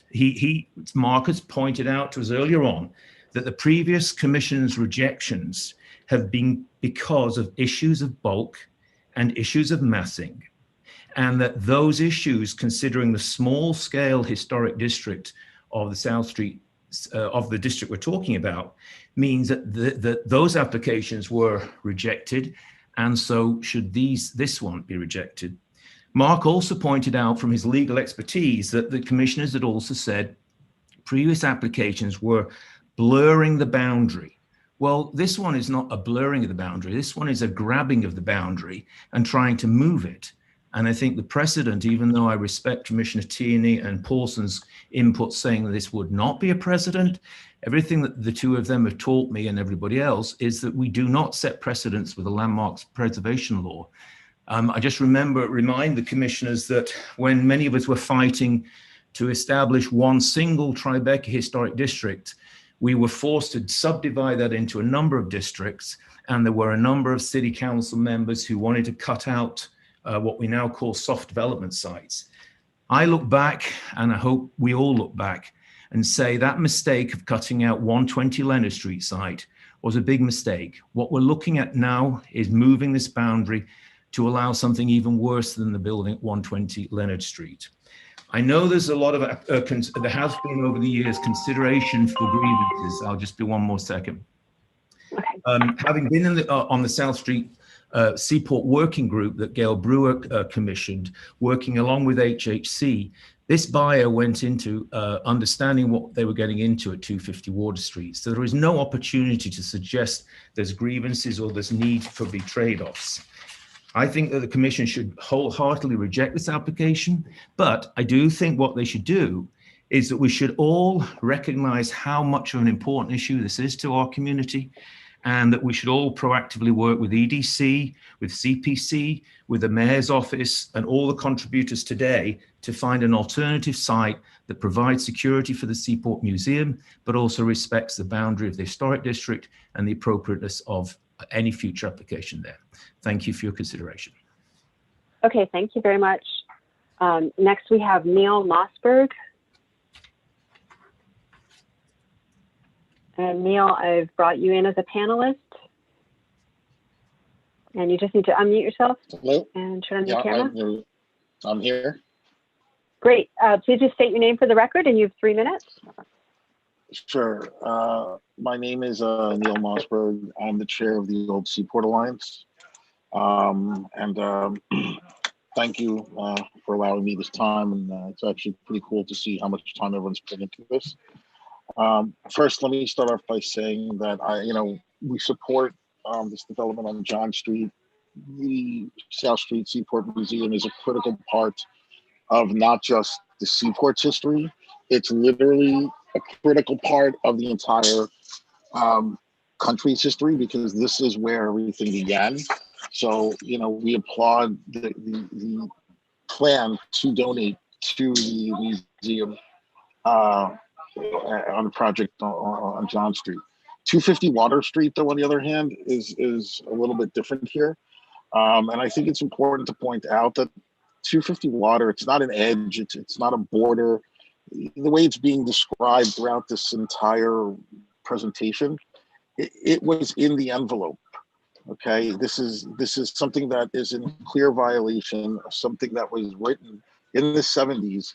It was literally written for this moment in time. So yes, do I think should it be developed? Absolutely. But is it appropriate to put those type of towers that will overloom and change the landscape? That's a big part of it there. The other thing is, it's a small neighborhood. Does anyone talk about the traffic congestions, the studies? We talked about this with the building on the pier. What is it going to do to the neighborhood? Not just the aesthetics, but putting that many people on cobblestone on such a small part, how much can the neighborhood handle, and how much will it really weather the storm? I think when it really all comes down to is something, not just for the OSA, but for me personally, I've only lived there 12 years. My grandfather took my father there for the fish market. My brother got married at Bridgewater's. My prom was on Pier 16. And I think the historic context of that neighborhood and being a member of that community as a real community is important for us to maintain. I think we have to work with Howard Hughes Corporation. I think they're moving in the right direction, but allowing these towers to go up will literally destroy the context of the neighborhood. And I know everybody keeps talking about the Seaport was in trouble.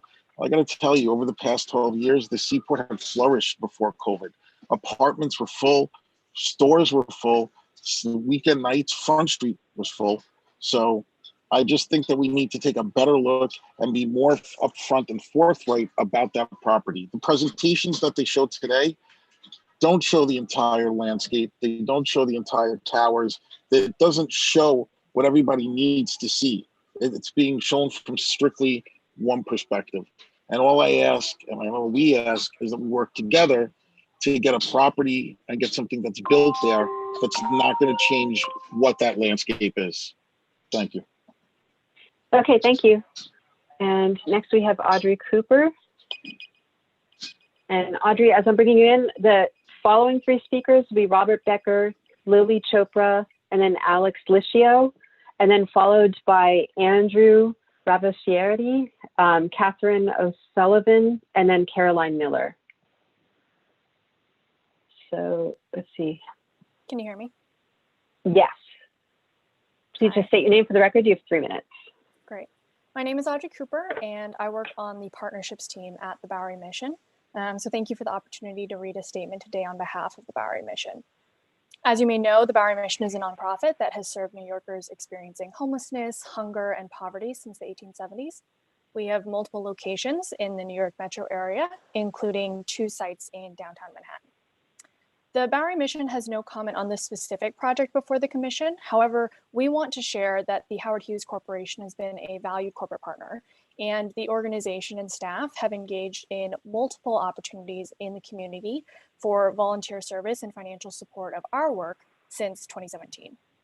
The Bowery Mission has appreciated the Howard Hughes Corporation's financial support, which is critical for us to continue serving people experiencing homelessness and poverty in New York City. In addition to this, we are grateful for their generous donations of gift-in-kind products to our programs, including food from their restaurants, personal protective equipment, clothing, and more, as well as their efforts to raise awareness and support through a number of Bowery Mission fundraising events that they've held at their properties and their stores. We also value Howard Hughes staff engagement in volunteering at our locations on the Bowery, in Tribeca, and on the Upper East Side, with more than 100 staff serving with us over the past couple of years. So we've just really appreciated the Howard Hughes Corporation's care and compassion for those experiencing homelessness, hunger, and poverty, and just wanted to share with the Commission that we particularly value their continued partnership in New York City as we serve those in great need. Thank you. Okay, thank you.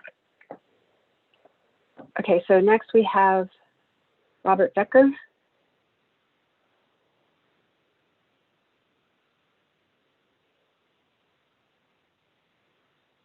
And Robert, I brought you in as a panelist. You just need to unmute yourself. There you go. Okay, can you see me? Yeah. Wonderful. My name is Rob Becker. I work in Lower Manhattan for the Durst organization.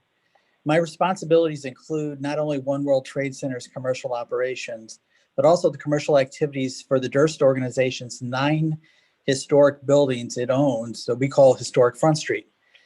They consist of 95 residential units and 13 commercial tenants that's located on Front Street between Peck Slip and Beekman Streets. I also happen to be a 9-year resident on Front Street and live within the Seaport district. So speaking on behalf of myself and the Durst organization, we strongly support 250 Water Street and the South Seaport Museum proposals. I know that I speak for many of the residents and commercial tenants when I say that the parking lot at 250 Water Street is not historic or worthy of preservation. It is an unsightly gap on the street wall and is experienced negatively by all who enter this great neighborhood. The proposed design for 250 Water Street is appropriate to its context. The proposed low-rise podium draws from the design elements found around the historic district, and the setback towers have a minimal impact on the views within the historic district and are both attractive and fitting for the area, especially to those for the much taller buildings in the financial district. This is a special neighborhood with needs a welcoming point of entry. This proposal provides that solution. The Seaport was historically a place in which the maritime industry and small businesses thrived. I heard a few people talk about the viability of the different businesses within the Seaport district and stated that they were doing well. I happen to be on the front lines and disagree with that statement. I work every day with commercial tenants and retailers in Lower Manhattan, and these businesses are now desperate and struggling. And it's not just recent, it's been this way for a while. This development will support all small businesses in the broader local community by inviting new residents of every income level. The development encourages access within the waterfront and all commercial and cultural offerings that define the Seaport today, including a new South Seaport Museum with world-class presentation spaces. In summary, this is a thoughtful, appropriate, and respectful project. It's in the right place at the right time, and we encourage you to approve it. Thank you. Thank you. Okay, and then next we have Lily Chopra. And Lily, I've brought you in as a panelist. You just need to unmute yourself, turn on your camera, and you're going to be followed by Alex Licio.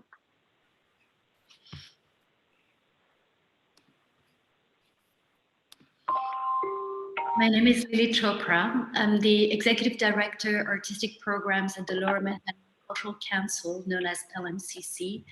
And it is on behalf of LMCC that I am honored to testify today in support of the Howard Hughes plans that will bring economic sustainability to the South Street Seaport Museum. At LMCC, we care deeply about the South Street Seaport neighborhood, both its physical assets and the local community within it and around it.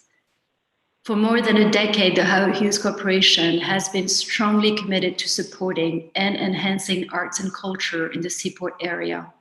And we're thrilled to see, after so many years, an achievable proposal come together to provide the South Street Seaport Museum with a plan to thrive for the long term, strengthening the connective cultural tissue that extends across Lower Manhattan. And it is our strong desire that the museum and its landmark spaces and historic assets will continue to be an important cultural anchor in the South Street Seaport for decades more to come. The proposal for the parking lot at 250 Water Street will bring affordable housing and community space to that long underutilized site, which LMCC is indeed in support of both the inclusion of affordable housing and a dynamic community space as being further important assets to the downtown diverse community. Under its leadership, the Howard Hughes Corporation has proven to be responsive to local concerns, as well as a supporter of arts and culture within and around the district. We appreciate their outreach to the local community through the Seaport stakeholder planning workshops and their commitment to making the redevelopment of 250 Water Street inclusive of local voices and responsive to their concerns. We feel confident that the present proposal will be one that serves the community and offers community-friendly uses, as well as supporting the plan for a sustainable Seaport Museum.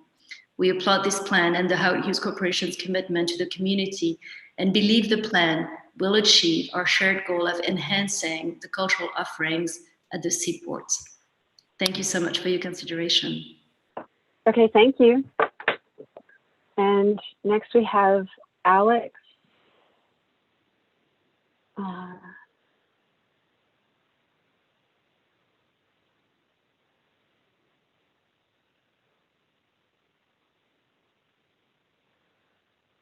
Okay, Alex, I've brought you in as a panelist. You just need to unmute yourself, turn on your camera. Okay. Good afternoon, Please just everyone. state your... Sorry. Good afternoon, everyone. My name is Alex Lucio. On behalf of Brookfield Properties, I'm pleased to provide our support for this very important project. It is our view that the Howard Hughes Corporation's proposed development at 250 Water Street will be an outstanding addition to the Lower Manhattan community via the transformation of a 50-year-old parking lot into a resilient, sustainable mixed-use development that will further enhance the historic Seaport district. In addition to dramatically improving the surrounding streetscape, this project will also introduce 100 affordable apartments, create more than 2,500 permanent jobs in the district, and facilitate the reopening of the South Street Seaport Museum. Additionally, Brookfield has a long history of collaborating in New York with the project architect, SOM, and it is our position that the design for the proposed 250 Water Street and Seaport Museum buildings is both elegant and appropriate relative to the South Street Seaport Historic District. Furthermore, we are confident that the proposed schemes are highly respective of the historic significance of the district, and that it's also consistent with the city's ethos with regards to development within historic districts, as the modernized brick and masonry facades complement the surrounding buildings. In addition, the 250 Water Street site spans a full city block that can accommodate the scale of the two towers above the podium, and SOM's design allows for light and air to reach the street. We appreciate the Commission's consideration, and we look forward to welcoming 250 Water Street to the Lower Manhattan community. Thank you. Okay, thank you. Okay, I'm going to list up some of the next group of speakers. We have Andrew Ravascieri from 79th Street, Catherine O'Sullivan, Caroline Miller, and then the next group will be Kim Busey, Timur Galen, Stacy George. But right now I'll call in Andrew.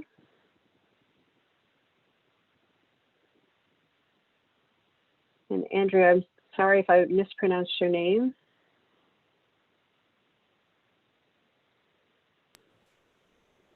Hello, can everyone hear me? Yes. Hi, thank you for letting me speak. My name is Andrew Ravascier, and I'm speaking for myself, and I'm also a member of East 79th Street Neighborhood Association, who is very concerned about the climate change and public health implications that today's proposed development with its current height will have. Here's a little bit of a background on me before I go further. I'm a cellular researcher that specializes in how urbanization and climate change impact organisms on a protozoal and cellular level. I've been published in Ecotoxicology and Environmental Safety and Chem Biochem, 2 peer-reviewed scientific journals, and I have more publications pending. Several studies around the world, but particularly in China and London, who are ahead of us on the overdevelopment curve, have demonstrated that buildings emit an exponentially greater amount of greenhouse gas emissions and use an exponentially greater amount of energy above 100 feet, or 10 stories, and 200 feet, 21 stories. This increase, in turn, warms our city by trapping energy in the atmosphere, worsens our air quality through the trapping of particulate matter, and exacerbates the urban heat island effect. The urban heat island effect can be defined as, quote, the propensity of cities to trap heat and grow considerably warmer than the surrounding natural environment, end quote. According to the EPA, locales within urban heat islands can be up to 10 degrees Fahrenheit warmer than surrounding areas. While it may just sound like a mere inconvenience to live in a warmer city, this temperature change has a massive impact in rising asthma, cardiovascular, and infectious disease rates. That's according to the New York State Energy Research and Development Authority. It also affects Black New Yorkers at a disproportionate rate.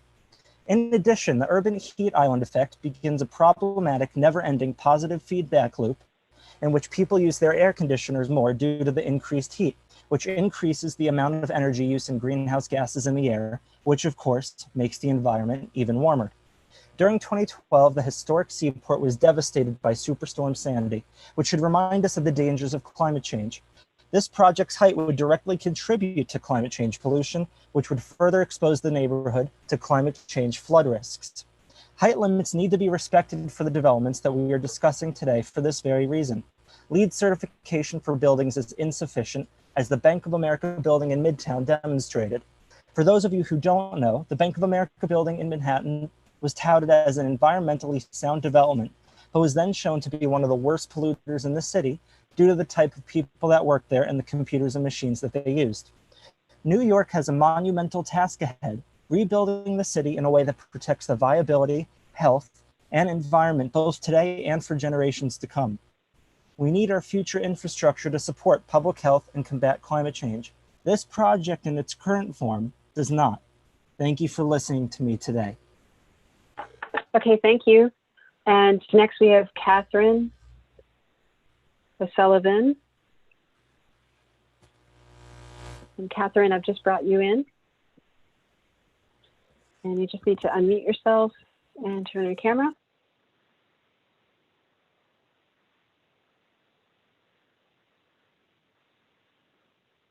Catherine, I'm going to ask you to unmute yourself.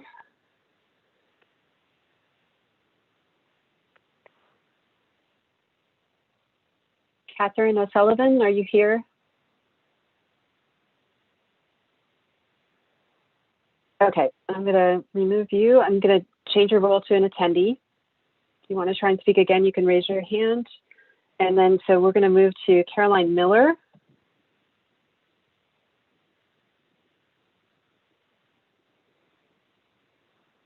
So Caroline, if you could unmute yourself and turn on your camera.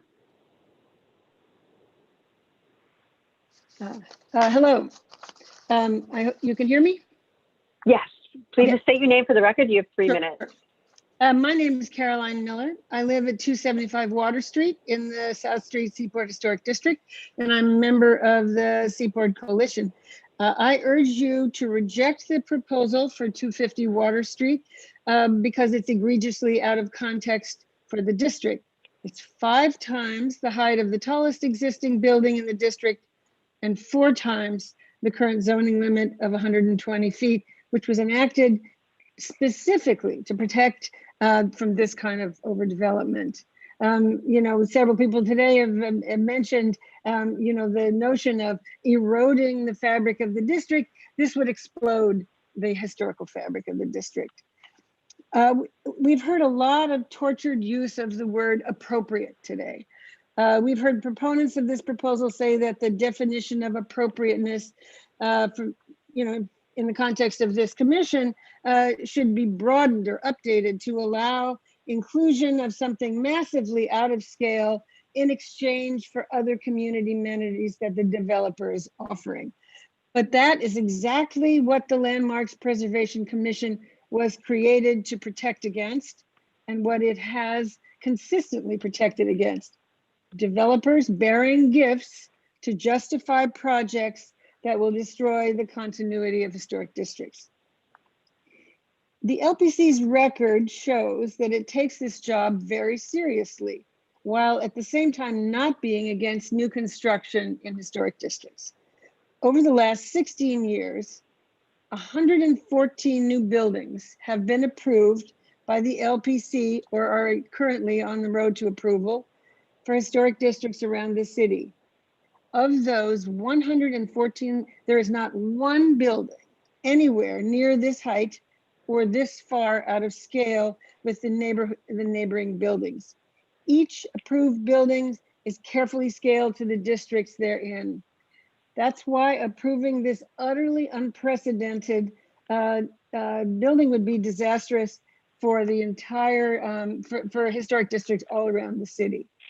The developer would have us believe that the only alternatives for this site are the current parking lot and these massive towers, but there are plenty of excellent, appropriate new buildings in the Seaport that have helped revitalize the area, including the Blue School building right across the street from the parking lot. Those and the more than 100 new buildings approved for historic districts around the city in the last 16 years show that it is entirely possible to build something viable as of right and that the community could get behind. I urge you to reject the overbuilding on this lot as your predecessors did. And I just want to note that, as a former director of the South Street Seaport Museum, Peter Neal argued before this body in 1989 that a proposal that was 184 feet high was too big. He said, "It is a complete violation of the spirit and understanding with which the district was created." Supporters of the museum and the museum principals today, preoccupied with their own needs, are willing to sacrifice this principle. But I would argue that we still need to protect this spirit and understanding and reject overdevelopment on this important site. Thank you. Okay, thank you. And Anthony is going to take over for me for a little bit, but I'm going to just bring in Timur Gallen. So Timur, I've brought you in as a panelist.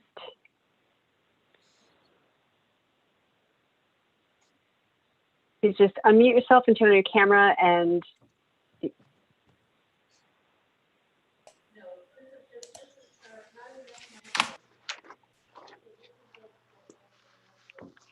how is that? We can hear you and we can see you.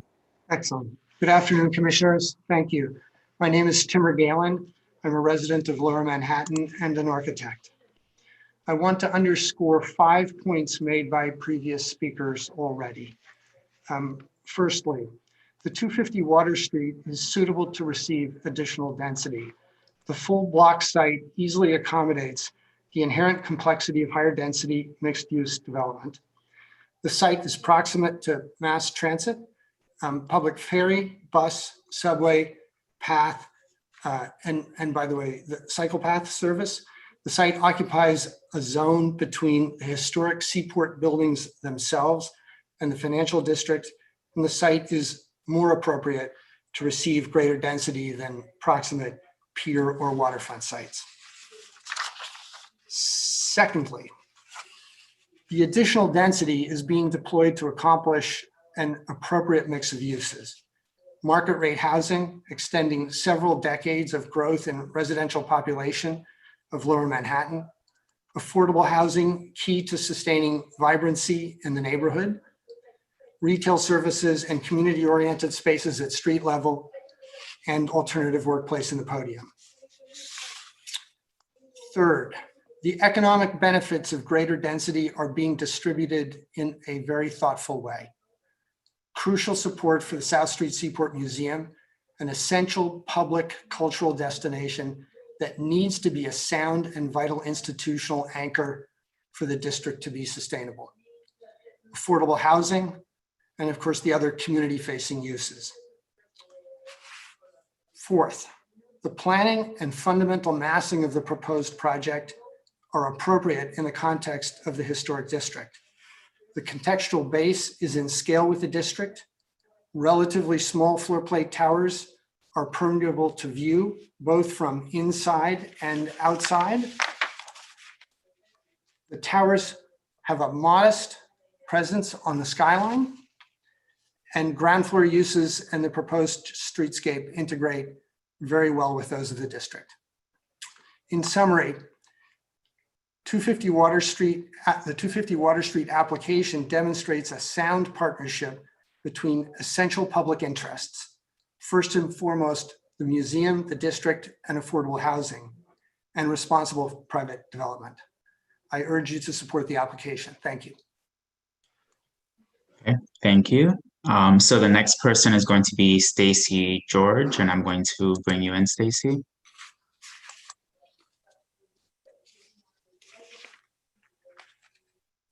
So you should be in now as a panelist. So you just have to unmute yourself.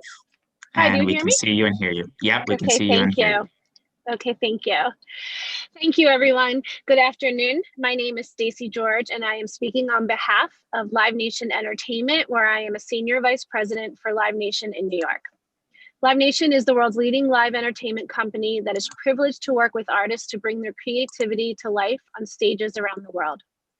Live Nation is a committed partner with the Seaport District in bringing live music and the performing arts to Rooftop at Pier 17.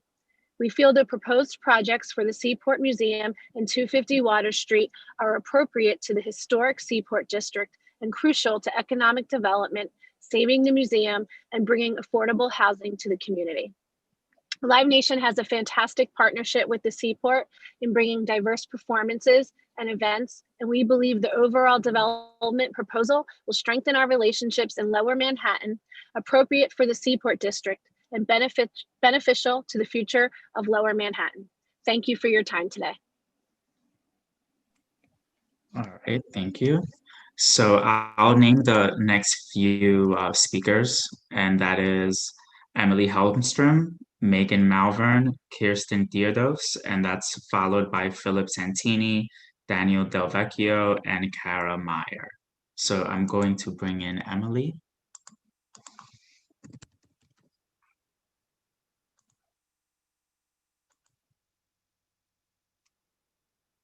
Emily, you should be able to unmute yourself and turn on your camera.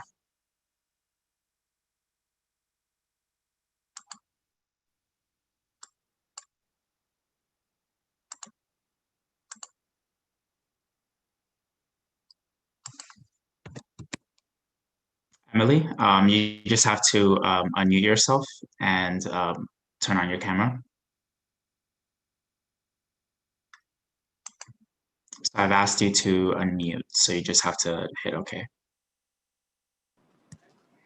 Hello, can you hear me? Yes, we can hear you. If you'd like to, you can also turn on your camera, Hello? but you don't have to. Yes, we hear you. Can you hear me? Yes, we can hear you and we can see you. Can you hear me now? Yes. Okay, sorry. My name is Emily Hellstrom. I'm the co-founder of Children First, an organization representing families who live in the neighborhood, a member of the broader Seaport Coalition. I'm a parent of a child at the Peck Slip School and a longtime lover of the historic Seaport District. I am also the president of my co-op board. And a few years ago, our fire escape needed new paint. We applied to LPC to repaint it the same color, but we were informed that it was not appropriate, even though it dated back to the inception of the co-op. After a few back and forths, we resolved the issue, and the ladders are now all beautifully painted black. If you live in an historic district, the stories of landmarks are legend, and not without some grumbling. But deep down, we are grateful for the detail, the specificity, the rigor, because we know you are the champions of places that we hold dear. While the city morphs at lightning pace, we know there are a few cherished spaces on the map carved out to mark our history. You all are the guardians of that history. It is with that in mind that I turn my thoughts to 250 Water Street. The wisdom of your predecessors at LPC have turned down no fewer than 9 applicants who have sought to build outside the context of the historic district, while accepting one that was within the approved parameters, though they never built. And yet, here we are. Somehow, this 470-foot twin tower monstrosity has been presented again for you to opine. So many of us wonder how it even made it to the final phase amid a global pandemic, while the applicant rushes multiple applications to various agencies concurrently, greedy to win approvals in the waning days of the 3-year term-limited elected officials. All this while the applicant smears money around the neighborhood to anyone who are willing to support them, as we heard from many who testified today, who are the direct beneficiaries of their money. With the centerpiece, a multiple $million-dollar Seaport Museum life buoy. These subplots, however, are beside the point, or so I am told, not to be contemplated by you at all. Nothing but scale, context, and other nuanced architectural details. If this is true, it leaves so many of us scratching our heads. How else would this out of scale, out of context, looming set of towers be approved? HHC proffers the transition zone excuse, but we know that LPC has rejected that defense time and again, and yet here we are. We have been told by several experts that if HHC has been accepted at this level, it must be a done deal. But I refuse to be so cynical. I refuse to believe that the legendary LPC would break a decades-old 9-applicant precedent, bow to the flimsy transition zone allowance, which degrades the landmark law. I will not believe that you would allow these towers to loom over the most endangered South Street Seaport, just so a developer can suck even more money out of this neighborhood while spewing the lies of saving it. Howard Hughes Corporation flouts every rule and historic principle. Their twin towers should be rejected outright. I have faith, and yet I want to urge and implore you to hew tightly to law and tradition, to stand true to the landmarks of lore, defenders of history, whose strict adherence down to the fire escape paint color is worthy of the stories renowned. So here we are. Thank you. Okay, thank you. So I'm going to bring in Megan Malvern.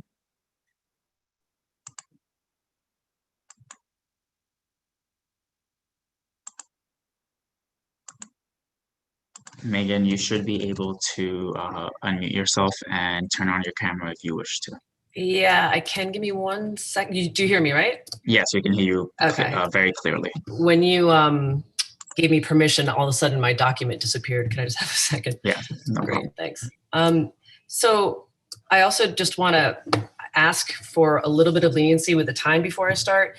Essentially, these are 3 separate applications that are being put before, and we would have 6 minutes. I don't need or want anywhere near 6 minutes, but I would appreciate that courtesy if it is allowable.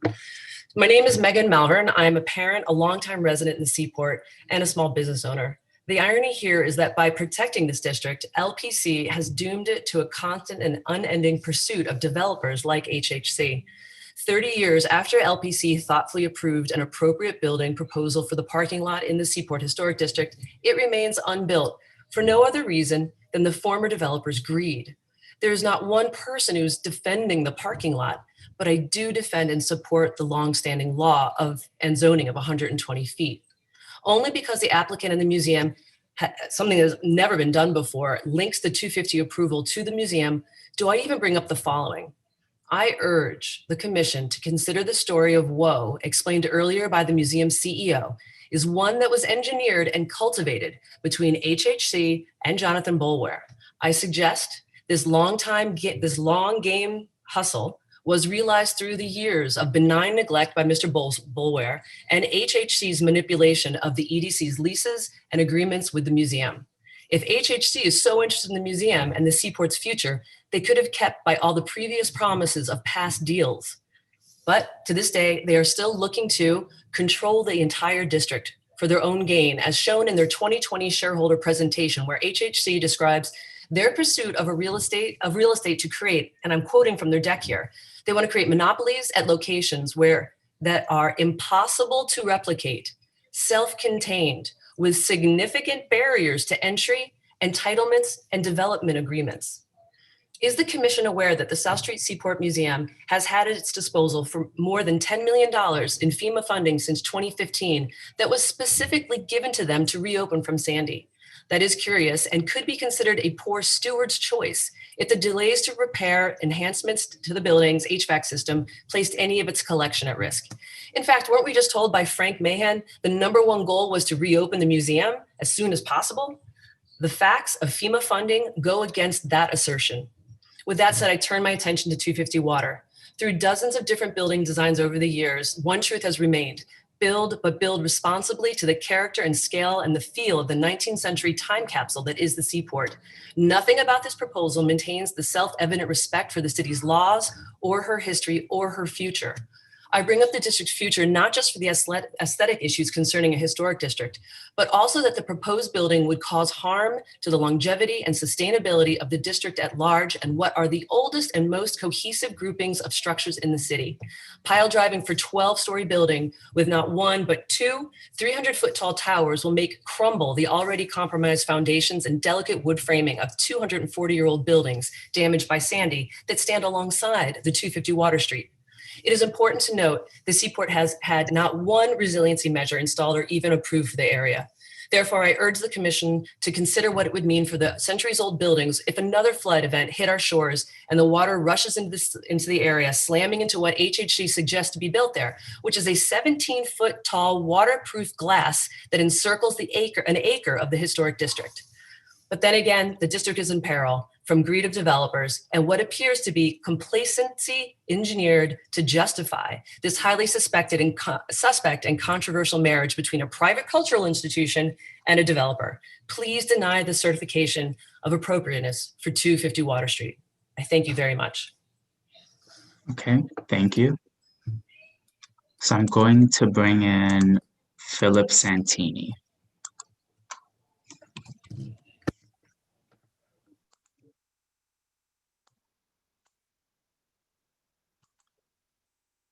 And Philip, you should be able to unmute your microphone and turn on your camera.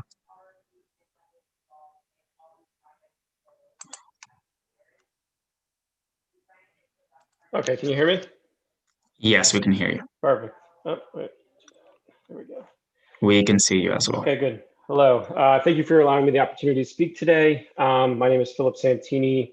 I'm a resident of the area. I've lived downtown now since 2015. One of the main reasons it came downtown was the development of the Seaport and how those attractions sort of would be in your backyard. That was a big selling point for us to move down there. And since 2015, I've watched the development. We've watched more buildings come into play, more people come into the area from all walks of life, whether they're tourists or residents. And even during the pandemic in this period of time, we've continued to make that area our home. It's one of the few areas of New York City that has the charm and feel of the old world, and it's mixed into the new world, which is one of the reasons why we love living down there. My situation is a little interesting because I'm working in the hospitality industry. I've been a resident of the area. I was a patron of the Seaport prior to joining the project with the Tin Building and in conjunction with Howard Hughes and John George. One of the reasons why I wanted to be a part of this development is because I felt like they were actually giving life to an area that so desperately needed it. And for those reasons, and then those are the main reasons why I support these projects, and I think that they're overall appropriate, whether it's the design, the feel, and the flow of the continuation of the block, as they're calling it. I think very importantly, revitalizing the Seaport Museum is one of the areas that should go, highly noticed, as it is the oldest or one of the oldest historic districts in Manhattan, and there's such a pure history to the core of the Seaport and what New York City became today. So again, I think that having that in play, and then also the renovation of a nearly 50-year-old parking lot to become a more appropriate with the surrounding streetscape and creating a cornerstone that's already, sort of built this historic neighborhood up is definitely something that should be considered and taken into, the highest consideration, really.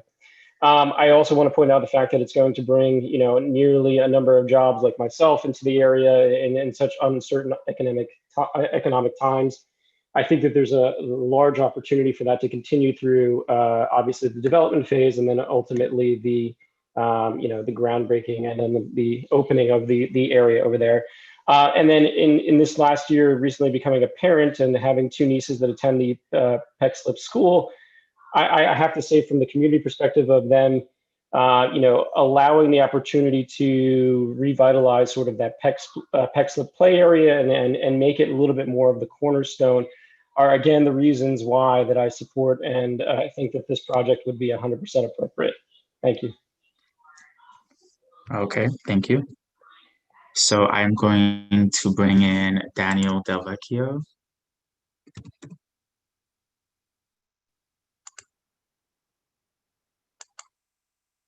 So Daniel, you should be able to unmute your microphone and turn on your camera, and please state your name for the record.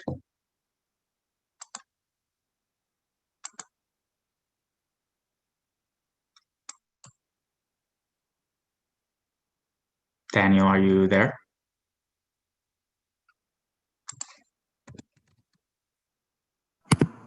Can you hear me now? Yes, we can hear you. Fantastic, thank you. My name is Daniel Del Vecchio, and I'm here to give a testimony in support of the Howard Hughes project at 250 Water Street. Really feel that this new building will blend very well into the South Street Seaport fabric with a design that really respects the historical district. In addition, I feel it will fill a void on the street that will not only bring a positive economic impact, but will continue the district's streetscape for the community and for the city, and will be a nice addition to the neighborhood for both personal and pleasure.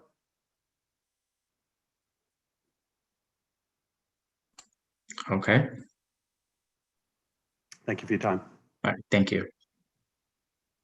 So I am going to bring in Kara Meyer.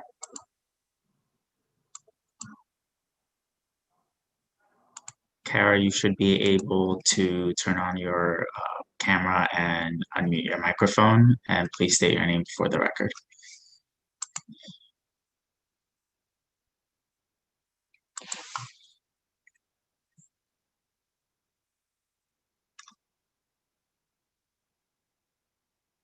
Kara, are you there?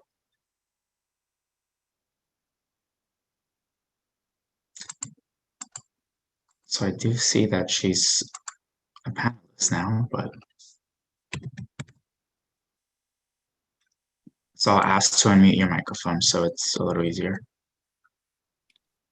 Hello? We can hear you and we can see you, so you're ready to go. Thank you. Mm-hmm. Hi, my name is Kara Meyer, and I'm the managing director of Friends of Plus Pool, a nonprofit that has been working with the local community in Lower Manhattan to bring a floating swimming pool to the East River in the area north of Pier 17, a pool that filters and cleans the river while you swim. We are focused on the health of the East River and public access to it. We have pursued the NYC EDC RFP for the purposes of locating Plus Pool north of the Seaport District. I'm here to testify that should the Landmarks Preservation Commission determine the design fits within the historic district, we believe that Howard Hughes will be supportive of community organizations in the neighborhood. We understand the plans put forward by the Howard Hughes Corporation would generate a new open space, enhance sustainability along the waterfront, a revitalized South Street Seaport Museum, and a Seaport Improvement Fund to expand the work of local organizations and their projects. We believe this investment to be genuine, as we have witnessed it firsthand. Over the past 2 years, Howard Hughes has supported the work of our organization in many ways, including being a chief sponsor of Plus Pool Light, a public art project we installed at Pier 17 in the river to demonstrate the river's water quality and when the river was safe for swimming. We welcome investment in the Seaport's future at a time when New York City needs true collaboration among private and public sectors. Thank you. All right, thank you.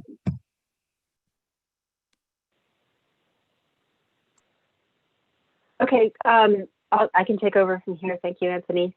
So the next three speakers we have are Grace Lee, Linda Roche, Lindsay Boylan, and then followed by Paul Hovitz, James Kaplan, and Scott Dwyer. So I'm going to start with Grace Grace Lee, I'm going to promote you to a panelist.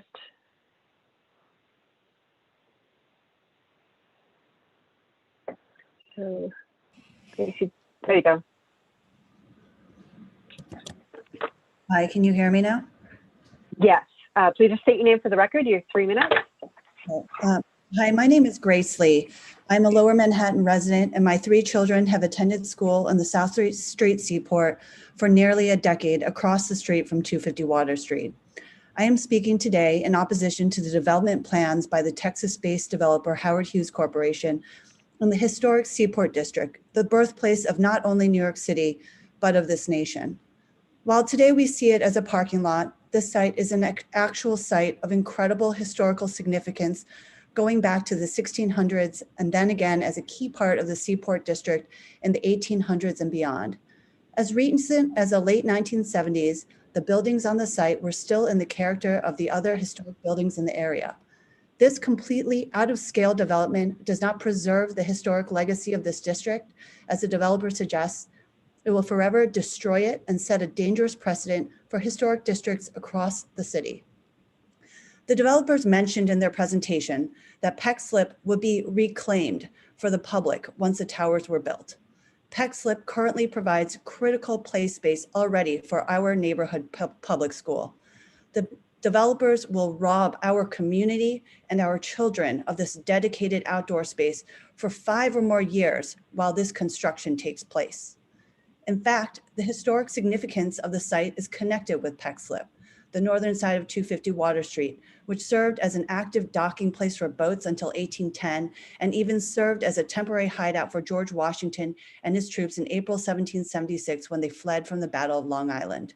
In 1838, the first steam-powered vessel to make a transatlantic voyage, the SS Great Western, docked in Peck Slip to the cheers of a quickly growing crowd of onlookers. The only reason this lot remains empty is because past owners of the lot declined to build to the zoning laws on the site. Now, the integrity of the historic district should not be compromised because Howard Hughes made a poor corporate financial decision by overpaying for the lot. I attended the community outreach events at which community members were overwhelmingly against the out-of-scale towers proposed by the developers. If there was any support for Howard Hughes' plan, it was because the corporation stacked these community events with their supporters who have direct financial ties to their corporation, most of whom have spoken before me in support of this development. The real community members expressed a desire for badly needed green space, but were okay for a building that respected the existing zoning laws. The act of holding community outreach events is not equivalent to incorporating and responding to community comments in the plan. The community weighed in on this historic district in 2003 with a sensible CB1-led rezoning. As a New Yorker who cares deeply about our city, I ask that the LPC champion the preservation of these special places and reject Howard Hughes' application and hold the zoned height limit for.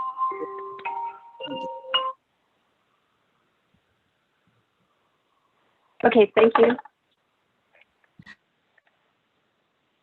Okay, next we have Linda Roach. Okay, Linda, I've promoted you to a panelist.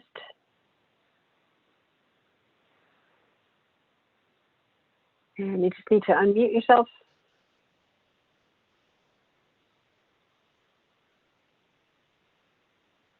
And Linda, I see you speaking, but I can't hear you.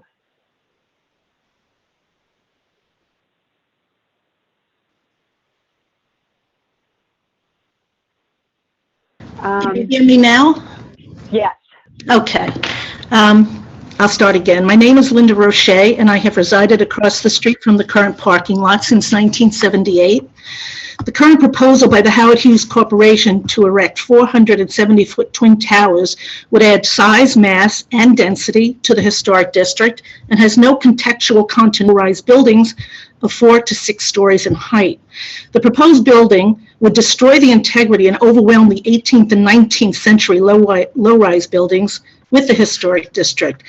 The community has fought against many out-of-scale developments by the Milstein family, and landmarks turned them down due to the out-of-scale size of their applications. I believe it was one of the last applications by the Milstein family to construct a new building where your commission found, and I quote, The proposed scale, size, mass, and volume of the 30-story tower would dominate and overwhelm the neighboring buildings in this low-scale district. That the size of the 30-story tower would cause an abrupt change in scale within the district, disrupting the district's harmonious low-scale quality. That the design of the proposed 30-story tower, located at the western boundary of the district, would relate more closely in scale and massing to the buildings outside the historic district rather than to those within, thus visually confusing the clear boundary of the historic district, unquote. On this basis, the commission found the proposed new building to be inappropriate to the South Street Seaport Historic District. This community would like to see Howard Hughes build something on the site that conforms to the contextual design and scale of the historic district while also conforming to the existing zoning of 120 feet. The community welcomes Howard Hughes to build within the approved height in keeping with the design of the entire historic district and encourage Howard Hughes to allow for 100% affordable housing. And I would further state that saving the South Street Seaport Museum has no place in the 250 Water Street proposal and must not be a factor in the determination. Please note that many of the people in favor of this application have some type of ties to either Howard Hughes or the Seaport Museum. Should Landmarks Preservation Commission allow for such an inappropriate building on this site, it would be setting a dangerous precedent for the entire historic and landmarked areas throughout the city of New York. Thank you for allowing my testimony. I look forward to an appropriate outcome. Thank you. Okay, thank you. Next, we have Paul Hovitz. And Paul Hovitz, I've brought you in, and to be followed by James Kaplan, Scott Dwyer, and then the next group would be Nancy Linden, Paul Goldstein, and Shayaporn Thera Kulfit. And I'm sorry if I mispronounced that. Okay, so Paul, I'm sorry. Hello, Lisa. You should be. Hi. Please say your name for the record, and you have 3 minutes. Sure, thank you. My name is Paul Hovitz.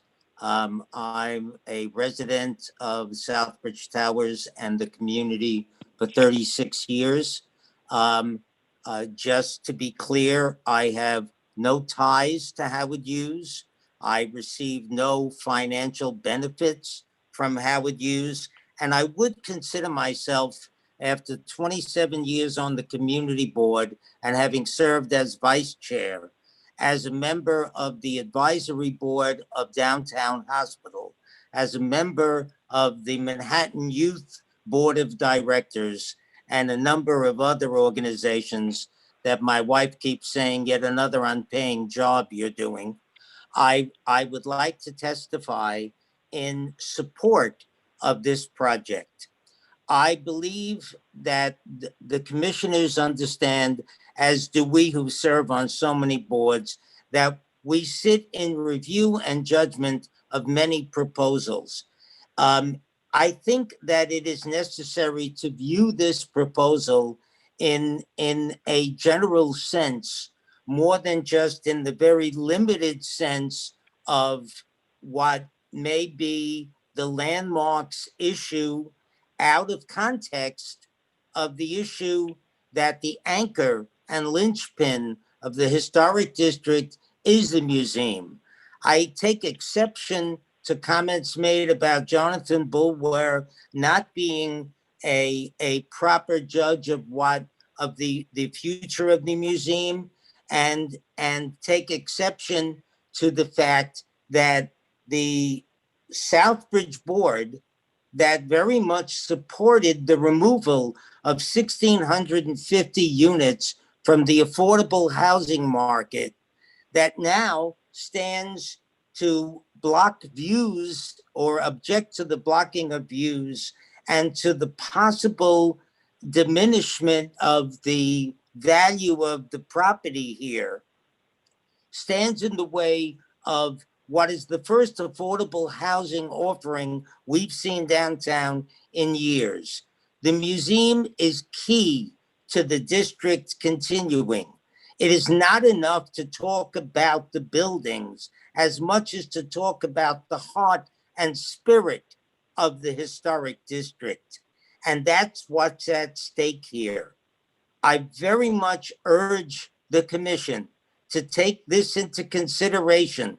We've seen too much stuff coming out of Washington in the last 4 years that is more politic than it is between the needs of the community and the people. And this proposal needs to be passed and needs to be moved along. I thank you all for your help, and I urge you to pass this. Thank you, Lisa, and Happy New Year. Okay, thank you. Happy New Year to you. Okay, next is James Kaplan.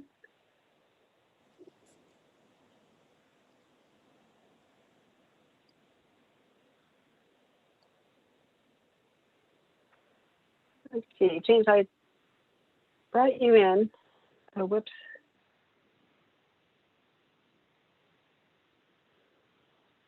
Okay, now you should be in. If you could just unmute yourself and turn on your camera.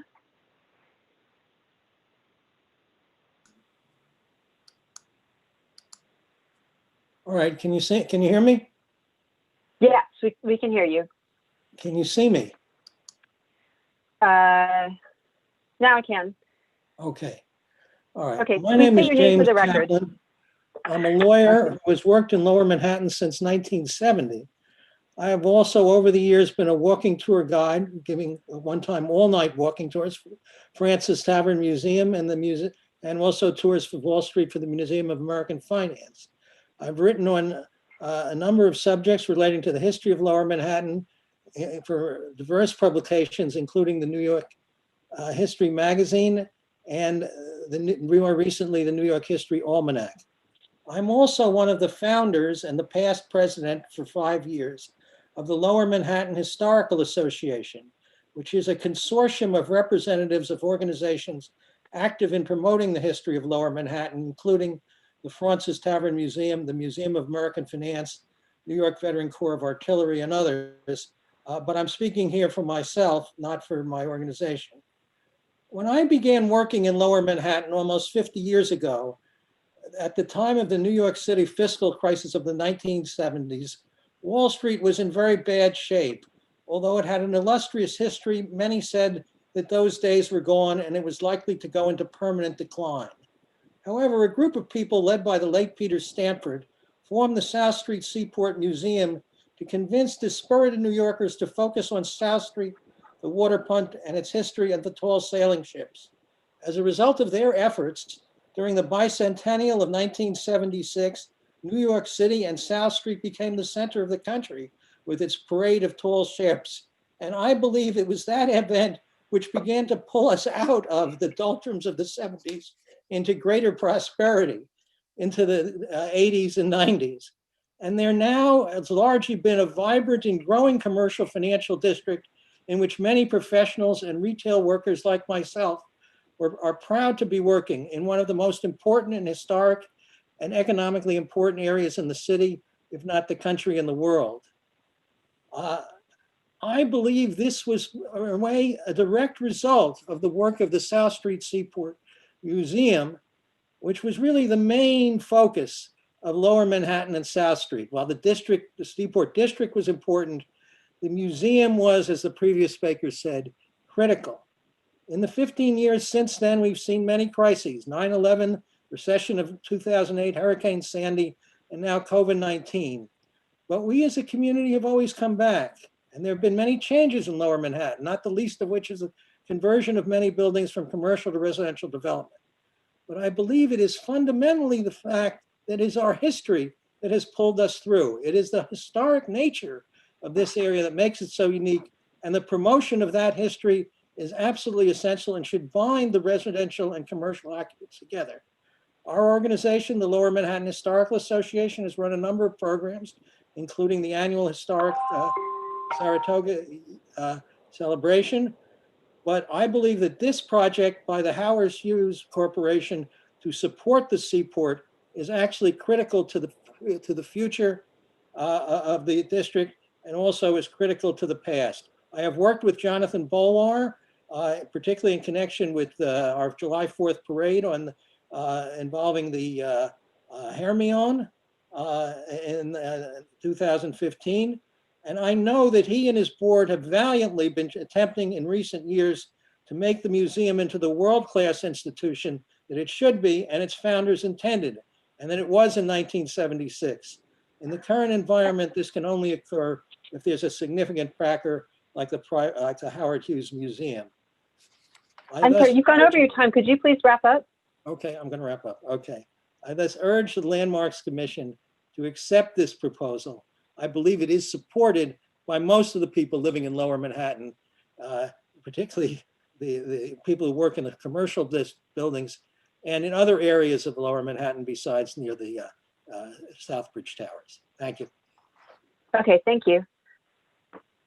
Okay, next, Scott Dwyer, and to be followed by Kirsten Theodos, Nancy Linden, Paul Goldstein, and then Shia Porn, Sarah Colspit. So Scott, you should be ready to go. Hi, can you hear me? Yes. Great. You just state your name for the record. Sure. My name is Scott Meyer. I'm director for Sons of the Revolution in the state of New York. Our organization is a Section 501c3 non-for-profit, which owns and operates another historic Lower Manhattan institution, Francis Tavern Museum at 54 Pearl Street, which occupies, in addition to 54 Pearl, 5 historic buildings in the Francis Tavern Block Historic District, bounded by Pearl Street, Broad Street, Water Street, and Coenty Slip, just several blocks southwest of 250 Water Street, that site. Francis Tavern was originally constructed in 1719 as the oldest surviving building in Manhattan. Francis Tavern was the scene of multiple events, both at the beginning and at the end of the American Revolution and the early days of the Republic, when the nation's capital was in New York City. The new United States government leased space at Francis Tavern to house the predecessors of today's State Department and the Department of Treasury and what was then the Department of War. Our organization acquired and restored Francis Tavern in the early 1900s and is committed to maintaining the historic buildings in our care, which is in that historic block.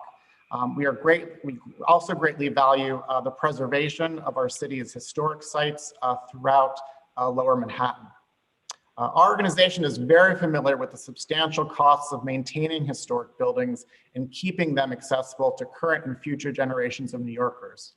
And like the Seaport Museum, Francis Tavern has suffered through the Superstorm Sandy damage and now the economic fallout from the coronavirus. This is an extremely difficult time for small organizations in Lower Manhattan. 250 Water Street development will provide critical funding for the South Street Seaport Museum.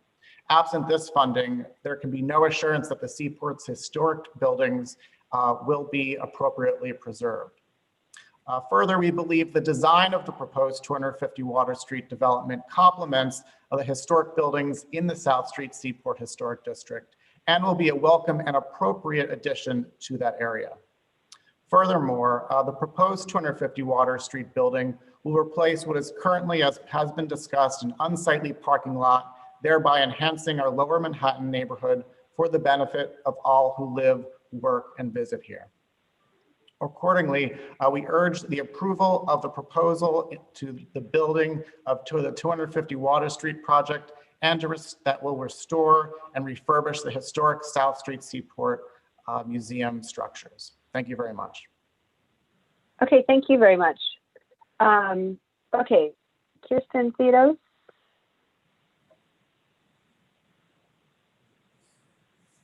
And you're to be followed by Nancy Linden. And Kirsten, you should just unmute yourself. There you go. Hi, thank you. Good afternoon. Thank you for this opportunity to testify. My name is Kirsten Theodos, and I oppose the proposal, the Howard Hughes Corporation proposal in the South Street Seaport Historic District, where the applicant is trying to circumvent existing zoning laws in a designated district. This is a very sensitive subject for me because I live near the Stuyvesant Square Historic District when in 2016, the Friends Seminary School wanted to add a rooftop addition. You might recall that the LPC shot down the plan and then weeks later reversed course and gave the school nearly everything they wanted after they hired James Capolino to lobby on their behalf. The Seaport Historic District consists of early 19th century 4- and 5-story buildings. There is no place for two 45-story towers in a historic district, never mind being located in a flood zone that was completely submerged during Hurricane Sandy and building on a site contaminated with elemental mercury. I also find it to be extremely offensive that the applicant is using buildings outside of the historic district to justify 45 stories within a historic district, and then disingenuously claiming it, quote, nestles into context. It's insulting to everyone's intelligence. The LPC has already rejected applications at the site 9 times. I ask that the LPC uphold existing zoning laws in historic districts and not repeat a Friends Seminary tragedy and suddenly reverse course because of political pressure. Thank you. Okay, thank you. Okay, next we have Nancy Linden. And Nancy, I'm bringing you in as a panelist. And you're to be followed by Paul Goldstein.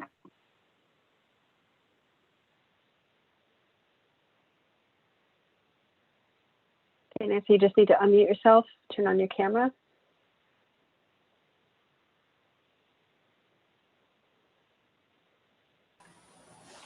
Okay. Yeah, you're ready. Just please state your name for the record. You have 3 minutes. Nancy Linden. I have no credentials or affiliations. I no longer even live in New York, but I return often, or at least I did during more normal times, to visit friends and to visit South Street, where I used to work on Pioneer. The museum and its ships are of course crucial, and it hurts me to go against them, but I have been assured there are other ways that can be found to save it. The towers that are proposed for 250 Water Street would be extremely detrimental to the district. The architectural style is completely inappropriate to a historic district, and with the extreme height and imposing bulk, it would completely overwhelm and alter the character of South Street Seaport. The Seaport is very dear to me. It's a special and important place. It offers a unique view into the history of New York City, of seafaring, of America. It has no equivalent in other cities. It's part of our heritage. It must be respected and cherished, not sold for a profit. Thank you. Okay, thank you. And next we have Paul Goldstein.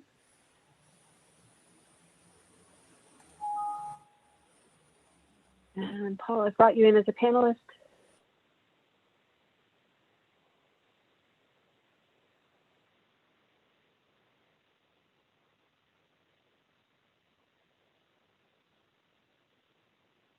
And you just need to unmute yourself. There you go. Okay, and hopefully the video will start up shortly. My machine is apparently slow. Okay, I think you should have me now. You got me? Yeah, we're all set. Please just state your name for the record, and you have 3 minutes. Okay, my name is Paul Goldstein. I strongly urge LPC to reject the inappropriate proposal before you to redevelop 250 Water Street.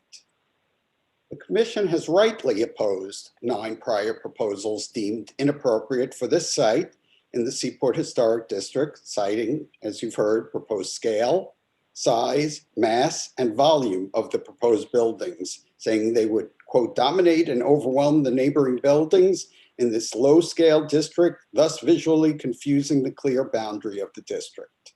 And I note that none of those buildings LPC opposed was as large as the one before you today. I would also urge the members to take a look at both the designation report and some of those letters opposing the prior proposals, because I think you should see why your predecessors did this. And I should note that the average size buildings, as you've heard, is 4 to 5 story, and the proposed building before you today would each be roughly 10 times the size of that average building. While we all would like to help the Seaport Museum, that is not your job. LPC's job is to protect and preserve this historic district. that was listed as one of the 11 most endangered historic places in 2015 by the National Trust for Historic Preservation due to the threat of inappropriate and out-of-scale development. And this site is not at the edge of the district, as HHC would have you believe. LPC rightly rejected that very argument used by prior owner of the site. And nobody wants to keep it a parking lot. That's also bogus. It remains a parking lot because the owners of the site either don't want to build the building they proposed that was approved for 10 to 11 stories, or don't want to try for a building that will win approval because it is compatible with the historic district and the zoning. The two 470-foot tall towers clearly relate completely to the buildings outside the historic district, as you see if you look at slide 113. They belong outside the historic district, not inside.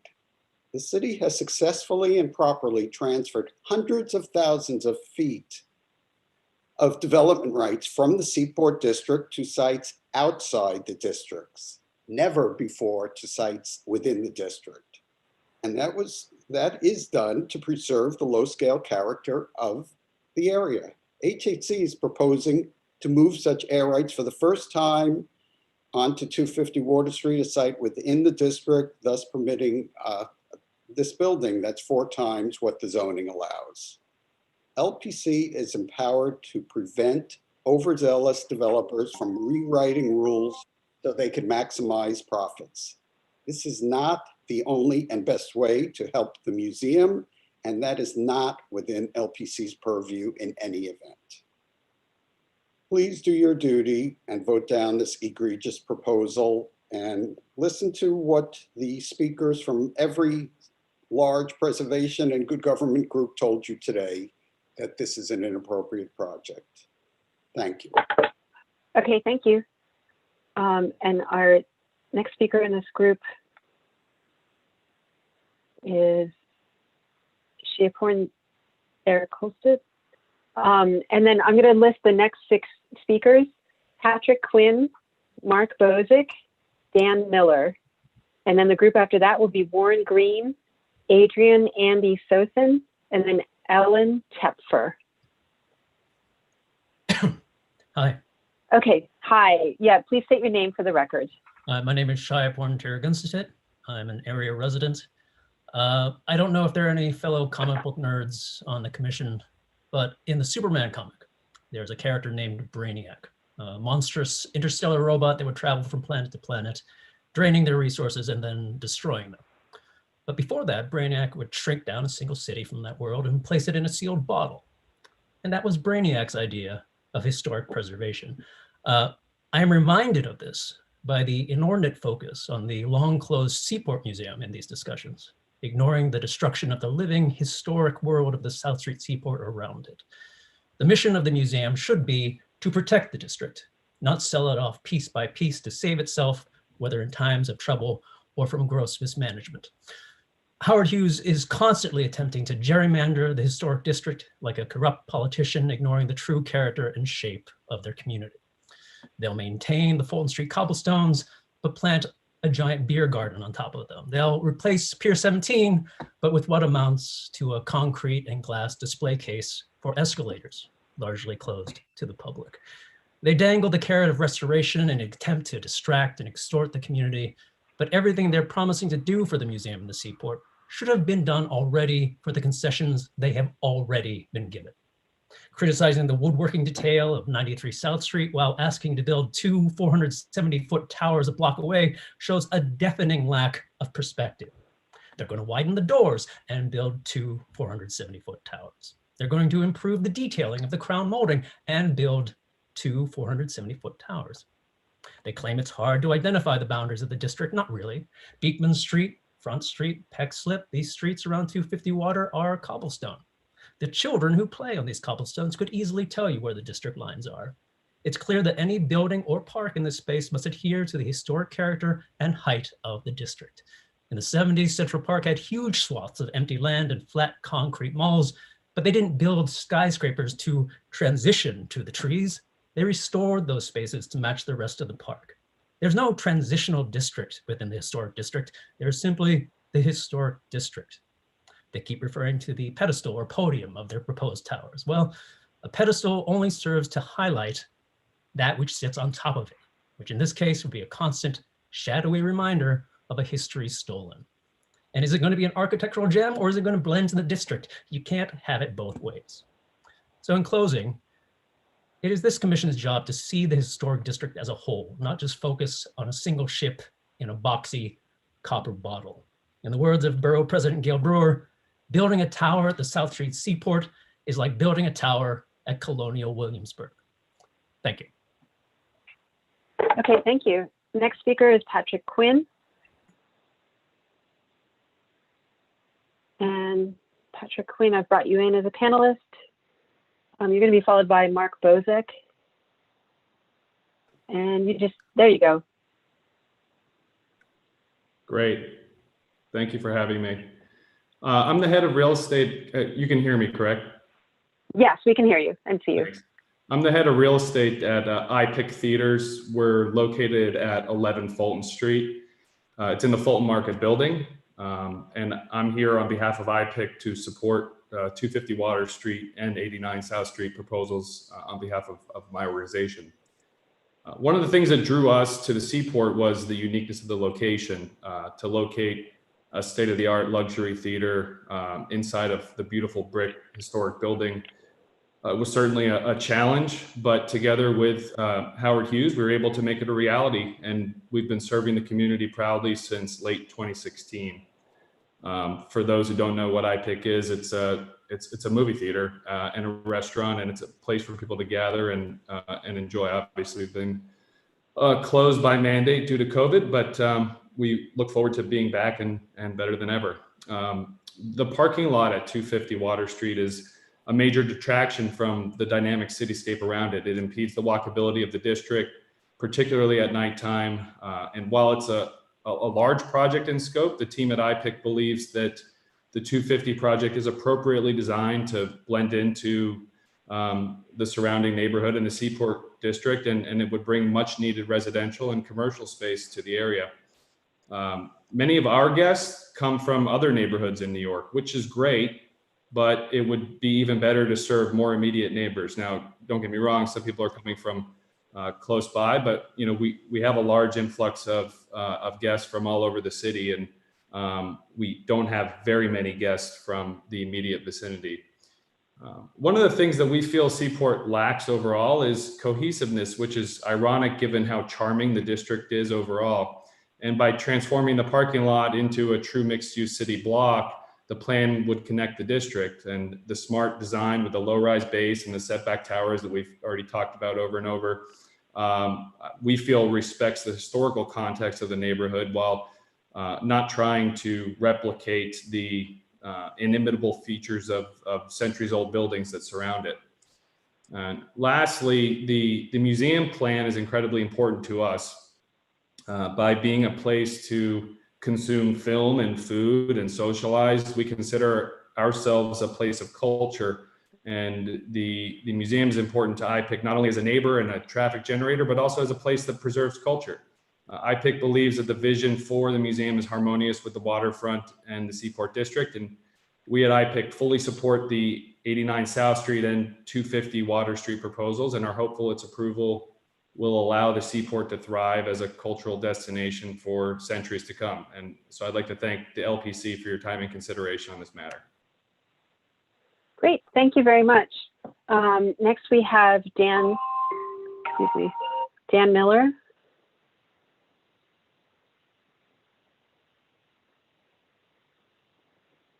Okay, Dan, I've brought you in. You just need to unmute yourself. Hi. Hi. My name is Dan Miller. I'm here on behalf of Open New York, a pro-housing advocacy organization, and I just wanted to tell you that we support this building and the proposal for the museum as well. What's important about this district is not the views, and it's certainly not a parking lot. This parking lot actively detracts from the historic character of the district. And we have a chance right here and right now to get rid of that blight, and in doing so, secure vital funding for the Seaport Museum, which is a key component of the historic district. This is a double win for historic preservation, both funding the museum and getting rid of a parking lot. This has been a parking lot for 50 years, blighting the historic landscape of Lower Manhattan. And we have a chance to replace it with a building whose architectural design I consider to be excellent, and whose pedestal matches the surrounding buildings and does so quite nicely.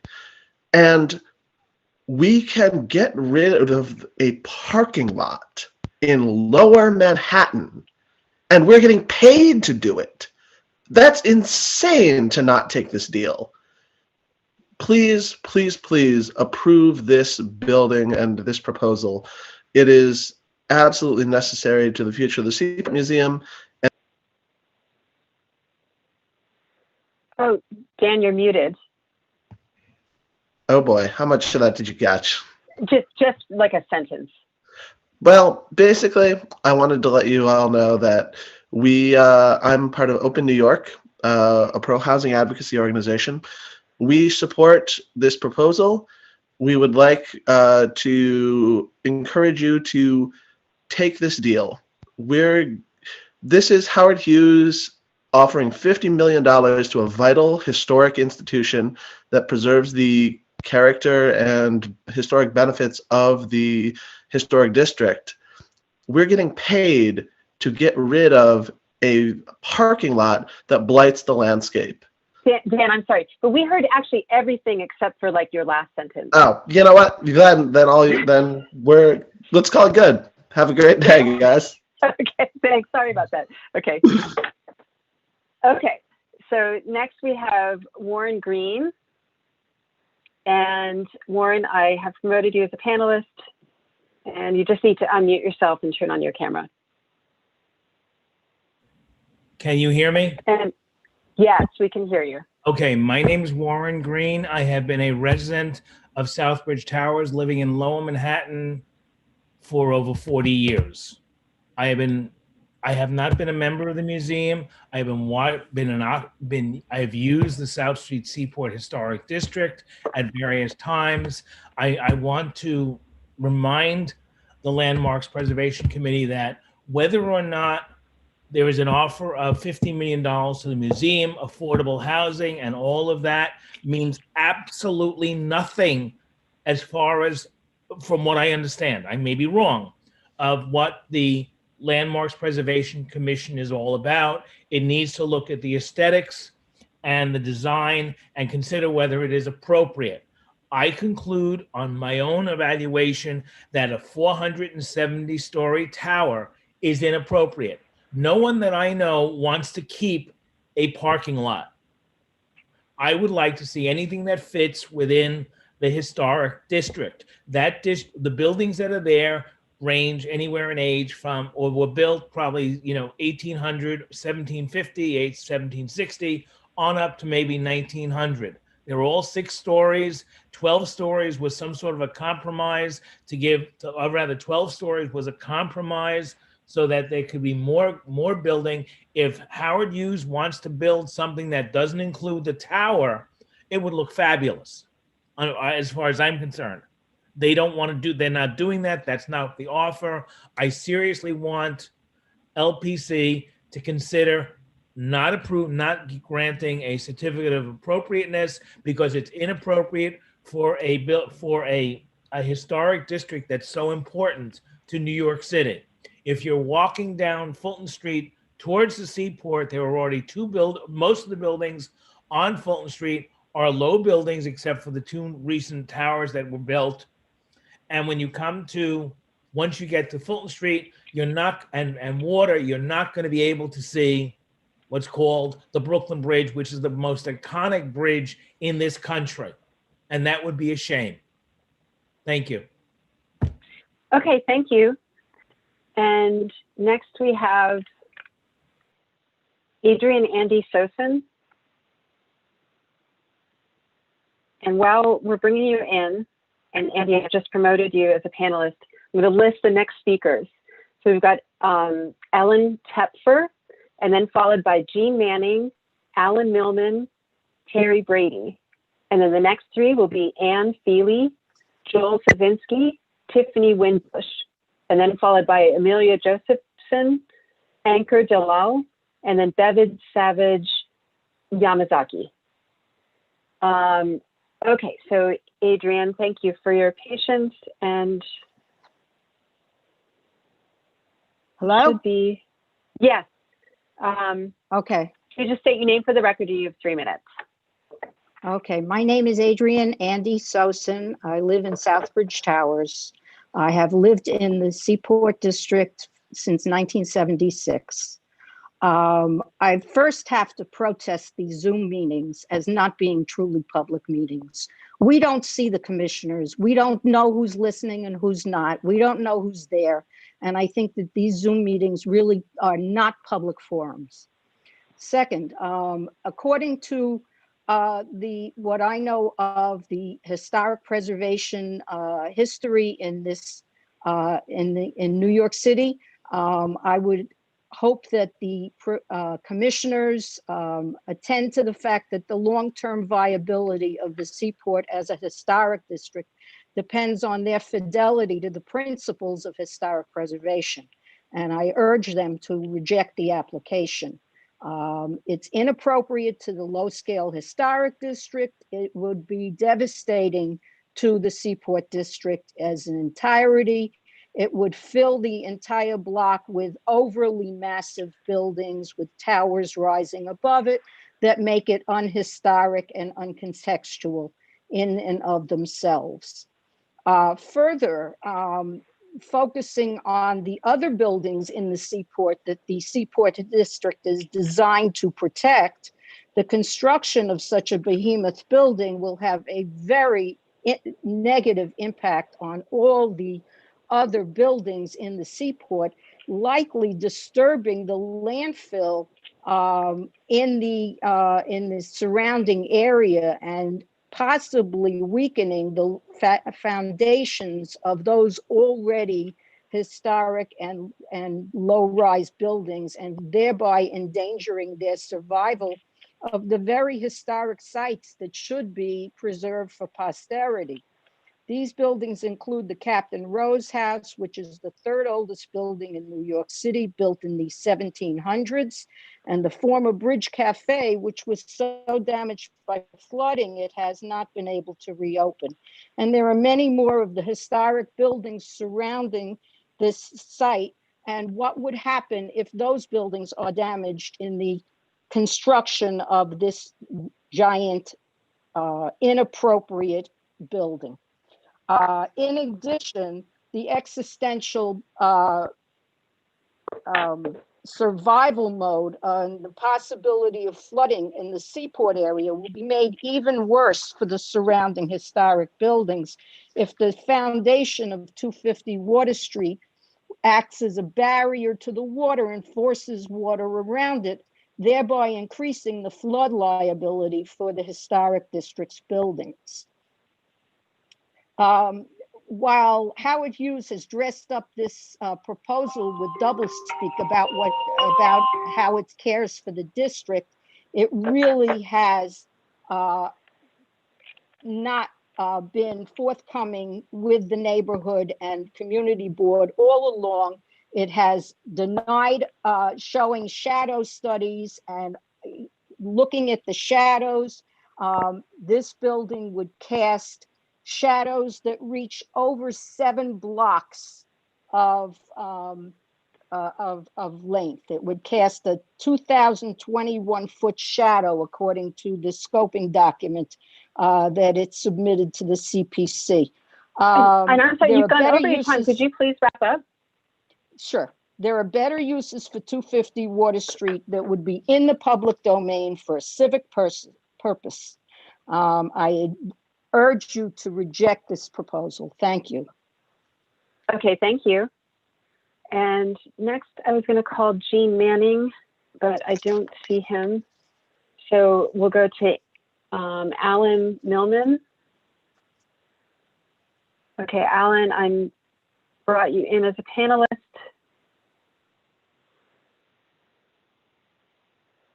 And you just need to unmute yourself and turn on your camera. And Alan's going to be followed by Terry Brady.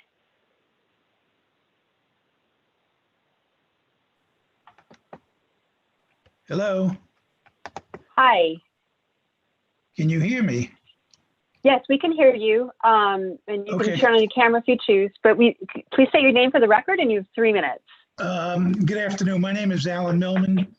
Good afternoon, commissioners, ladies and gentlemen. I'm a lifetime resident of New York. I have a tremendous interest in history. I'm a board member of the Lower Manhattan Historical Association, and you've heard from our previous president, James Kaplan, a little earlier. And I'm also a colonel and chief of staff of the Veteran Corps of Artillery of the state of New York. The Veteran Corps of Artillery, otherwise known as the VCA, was founded by veterans of George Washington's Army in 1790, right across town on Thames Street and Broadway. Originally founded to protect New York City if the British returned, our current mission is to preserve the rich history surrounding Lower Manhattan, New York City, New York State, and to provide ceremonial support for the United States Army. You might have seen us on July 4th at Battery Park, where we annually fire a pack howitzer 50-round salute to the nation. We fire 1 round for each state in the order of their acceptance into the Union. In addition, we kick off the Lower Manhattan Historical Association July 4th parade that continues up Broadway. In addition to my historical background, I'm a longtime marketing executive with extensive experience in the tourism, travel, hospitality, and restaurant industries, and it's in that capacity that I'm addressing you today. You've heard a lot of things about the design, the cost, the zoning, local protests, and the need to preserve the Seaport District. As Paul Goldberger stated, Howard Hughes Corporation is sensitive to the community needs. And what we have not heard about is what Howard Hughes Corporation has done to rebuild the area and to support the South Street Seaport Museum, and thereby preserve the historical nature of the district while attracting both local and foreign tourists. The parking lot was not and is still not representative of support for the historical nature of the Seaport District. It does not represent the cultural and lifestyle activities that a dynamic Seaport District did, all thanks to the long-term and imaginative investments of Howard Hughes Corporation. Regarding the local residents' protests, it's apparent that careful attention was paid to the views and sightlines of the surrounding area buildings. In its heyday, the South Street Seaport was a thriving destination for locals as well as the many tourists that visited New York City. It had history, culture, casual and formal dining, and since Sandy's devastation of the area, Howard Hughes Corporation has brought it back better than ever. Regardless of the histrionics we've heard today, we have to understand the economics of the future. As a previous speaker pointed out, the dynamics of New York City real estate development has changed, and we have to change with it. In this post-pandemic era, the reopening of the museum will once again revitalize the area, attract retailers, bringing well-paying jobs back to the Seaport, and the apartment buildings will provide a modicum of affordable housing. I highly recommend that the Landmarks Preservation Commission approve the project. But let me make it more simple. Without the dynamic support of HHC and without a South Street Seaport Museum, there will no longer be a South Street Seaport District. Thank you very much for your time. And okay, thank you. Okay, so Terry Brady is the next speaker. And Terry, I've brought you in. Just need to unmute yourself. There you go. Thank you very much. My name is Terry Brady. I work here down at the Seaport District. I walked the area surrounding 250 Water Street and virtually matched the renderings with the physical area. What was obvious to me is that the 250 Water Street proposal put forth by the Howard Hughes Corporation is appropriate and consistent with the spirit and texture of the Seaport District. The red brick facade and the glass windows of 250 Water design mimic the surrounding buildings, and the brick, timber, and copper of the museum reflect the Seaport's maritime past. Furthermore, the proposed structure on the edge of the district footprint delineates this historic area and eliminates a rundown parking lot, which does nothing to highlight the history of the area. The point being, the eyesore that is a parking lot can be transformed into a physical presence that can augment the charm and atmosphere of the area.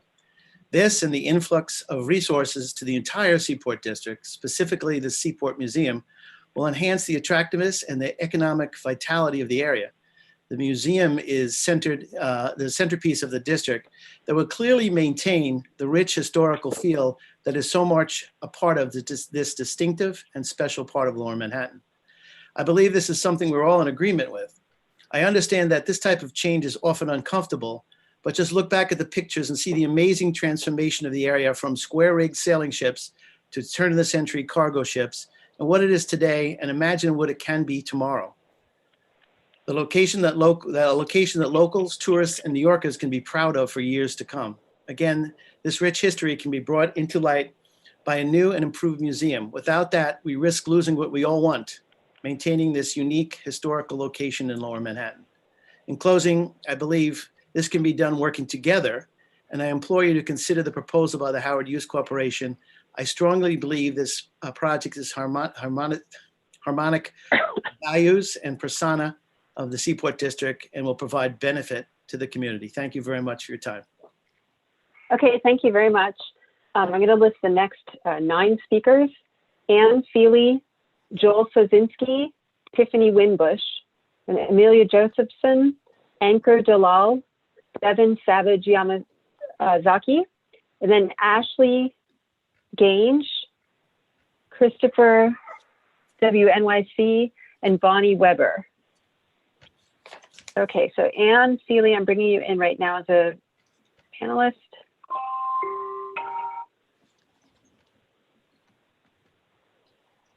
Okay, Annie, there you go. Okay, good afternoon, commissioners. I guess patience pays off. Made it in before 5. My name is Ann Feely, and I reside on Pearl Street, just of the 250 Water Street site and within the historic Seaport District. I address only the Water Street part of the application. The proposed structure on Water Street is incompatible with the other buildings in the district. It's 2 470 feet high glass, metal, and concrete towers rising above a block-wide podium would become a gigantic behemoth set against the low-level historic buildings in the district. The scale, size, mass, and volume of that building would dominate and overwhelm the neighboring buildings and the district itself, and is very much not appropriate. I find it a bit disingenuous for the developers to claim that the zoning requirements can be ignored because the site is on the edge of the district. I live on the edge of the district. You okay? And because some of the buildings outside the district might be large or broad.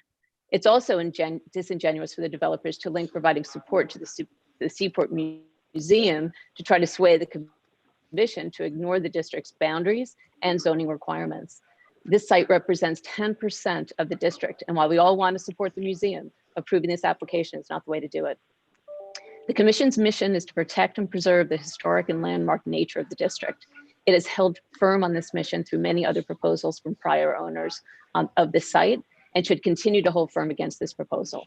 Any break with this precedent will set an ominous future precedent for the Seaport, which is my home, and for other historic districts. For these reasons, I respectfully urge the commission to apply existing zoning requirements and deny the application. Thank you. Okay, thank you. Sorry for the background noise there. Okay, the next speaker is Joel Sozinski. Okay, Joel, I've brought you in as a panelist. Just need to unmute yourself and turn on your camera. Okay, you hear me now? Yes, we can hear you. Please state your name for the record and you have 3 minutes. Sure, my name is Joel Sosinski. I'm a resident of downtown Manhattan for 71 years, 45 years here in the South Street Seaport. The first thing I'd like to ask you this is a Zoom meeting, but I wonder how many commissioners are still listening to this testimony. Could you please have them make their presence known? Yeah, could you just please continue with your testimony? So I don't know how many commissioners I'm speaking to at this point. All right. Well, our testimony is not a back and forth with questions. I will tell you the commissioners are extremely dedicated and committed to our work and are currently present and listening to every speaker. So please go ahead. Thank you. Okay, so let me be clear about what this is all about. It's basically a scheme by the Howard Hughes Corporation. Hello? We can hear you. Okay, it's basically a scheme by the Howard Hughes Corporation to make a huge profit by manipulating the various city agencies involved in economic development, and then getting to this point in the process with the Landmarks Preservation Commission, where the Howard Hughes Corporation is seeking our approval. If Landmarks Preservation gives approval to their application, this Texas corporation will have moved one step closer in their efforts to make a huge profit. This, in fact, will surely destroy the South Street Seaport Historic District, and by so doing, doom efforts in the future to preserve historical districts throughout the city. Landmarks Preservation would become a government body powerless to stop any further incursions on future efforts in landmark preservation. Global capitalism and the power of money will have won. The LPC has always acted to preserve the South Street Seaport Historic District. It has always included 250 Water Street in the district, and in 2003, in collaboration with the local community residents, city, state, and federal government officials, Landmarks Preservation determined that in order to maintain the historic nature of the 11-block South Street Seaport Historic District, that no structure could be developed in excess of 120 feet high. Landmarks Preservation has always done its duty. So what has changed? It's only that Howard Hughes Corporation has come up with a scheme to make an enormous profit by first navigating the levers of city economic development bureaucracy, and then somehow trying to convince Landmarks Preservation to approve the destruction of the South Street Seaport Historic District. The South Street Seaport Coalition has proposed several better alternatives for this lot. One alternative would include a Lower Manhattan stormwater resiliency station and space for appropriate retail or residential development, and the ability to create a rooftop public space all within the 120-foot height limitation, which continues to be in place. Landmarks Preservation's choice on this application is clear. Approve it, and this Texas corporation will exact their profit on their investment at the expense of basically destroying one of the nation's most prized historic districts in the shadow of the Brooklyn Bridge. But maybe if you do the right thing and turn down HHC's application, you will have done your job to preserve this and other city historical district and landmark buildings. Please do not open this Pandora's box of landmark destruction. Thank you. Okay, thank you. And I apologize, I made a mistake and called somebody and skipped them. So Mark Bozek, Live Rocket, I'm going to just call you next. I apologize for that. So you just need to unmute yourself. There you go. Sorry about that. It's okay. Stand by. Okay, thank you very much. And I'm glad I was able to reach out to you after listening to the many, many testimonies of today. And Lisa, I just want to make sure this is live, right? Yes, this is live and we hear you and you're live streaming on YouTube. And right, also so my name's Mark Bozek, and the reason I asked if it was live, because respectfully, it sounds like many of the people that are opposed, the opposed speakers today, sort of pre-recorded their comments as if it was from a bygone era at this unprecedented time of COVID. I'm astonished by the repetitiveness, frankly, of this, and not having any recognition for how challenging of a time it is.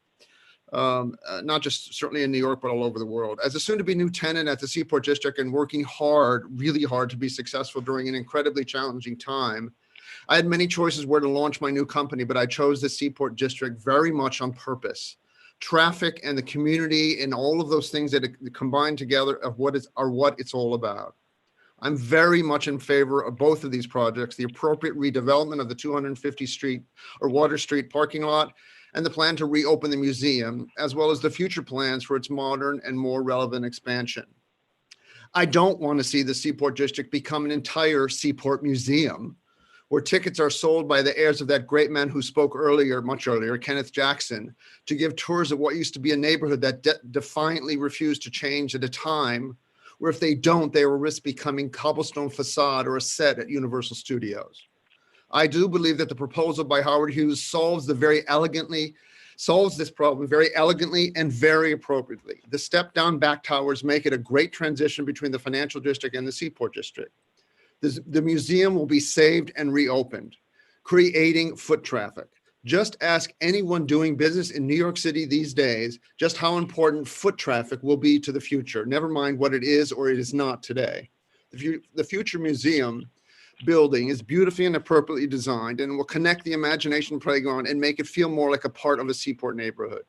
This proposal, with its high quality, thoughtful and appropriate design, would be a very welcome investment in the Seaport's future at a time when New York City needs it the most.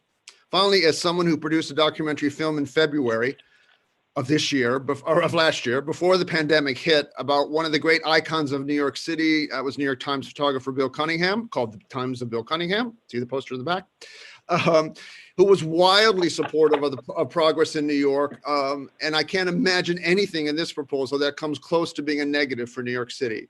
Bill started photographing for the New York Times in the same year as the Seaport Museum was created in 1967. Statistics and old methodology of looking at towns and cities and these such commissions don't always play into progress. I love what Howard Hughes is doing in support of this, and in this long and sometimes ignored and confusing neighborhood for many, many other New York City residents and other parts of the city that don't ever go down there. Now more than ever, I hope you will support this important project. Thank you. Okay, thank you. Okay, and the next speaker, Tiffany Winbush.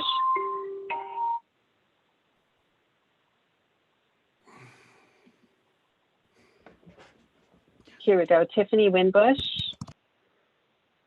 I have brought you in as a panelist. And you just need to unmute yourself and turn on your camera.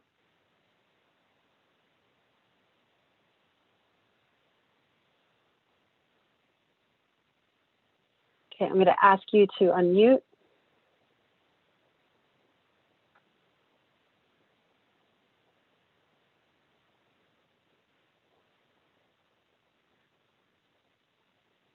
Okay, Tiffany, I don't think that you're here, so I'm going to move you back as an attendee.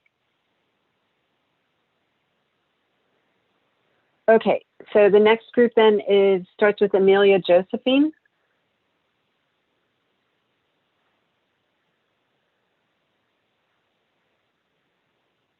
And Amelia, I have just brought you in as a panelist.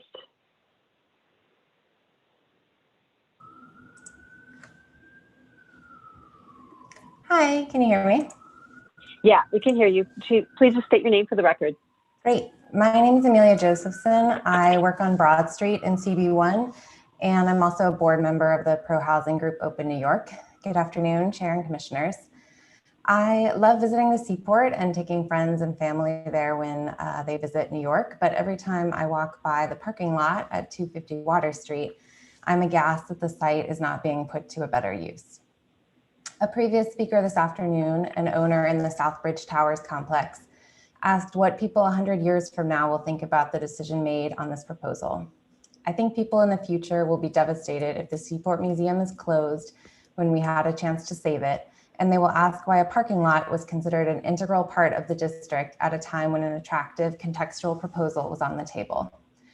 I've attended meetings like this around the city, and I think the proposal for 250 Water Street and 175 John Street is one of the strongest I've seen in terms of respecting the materials and the colors of the surrounding district and providing community benefits. I strongly support the proposals. These are thoughtful proposals that use air rights transfers, setbacks, and carefully chosen materials to respect the historic character of the district while improving on an eyesore parking lot that contributes nothing to the district currently.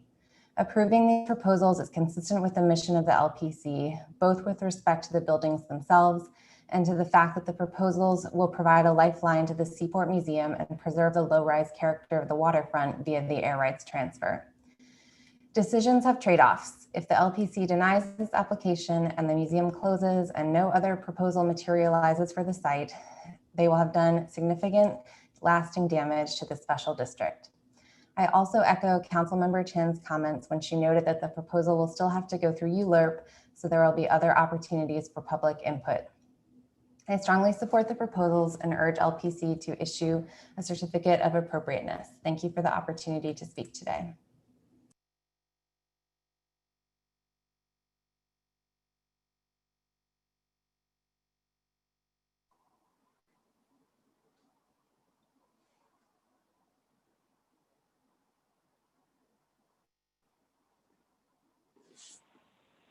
Lisa, I think you're muted. Yeah, you're muted, Lisa. Sorry about that. I'm sorry.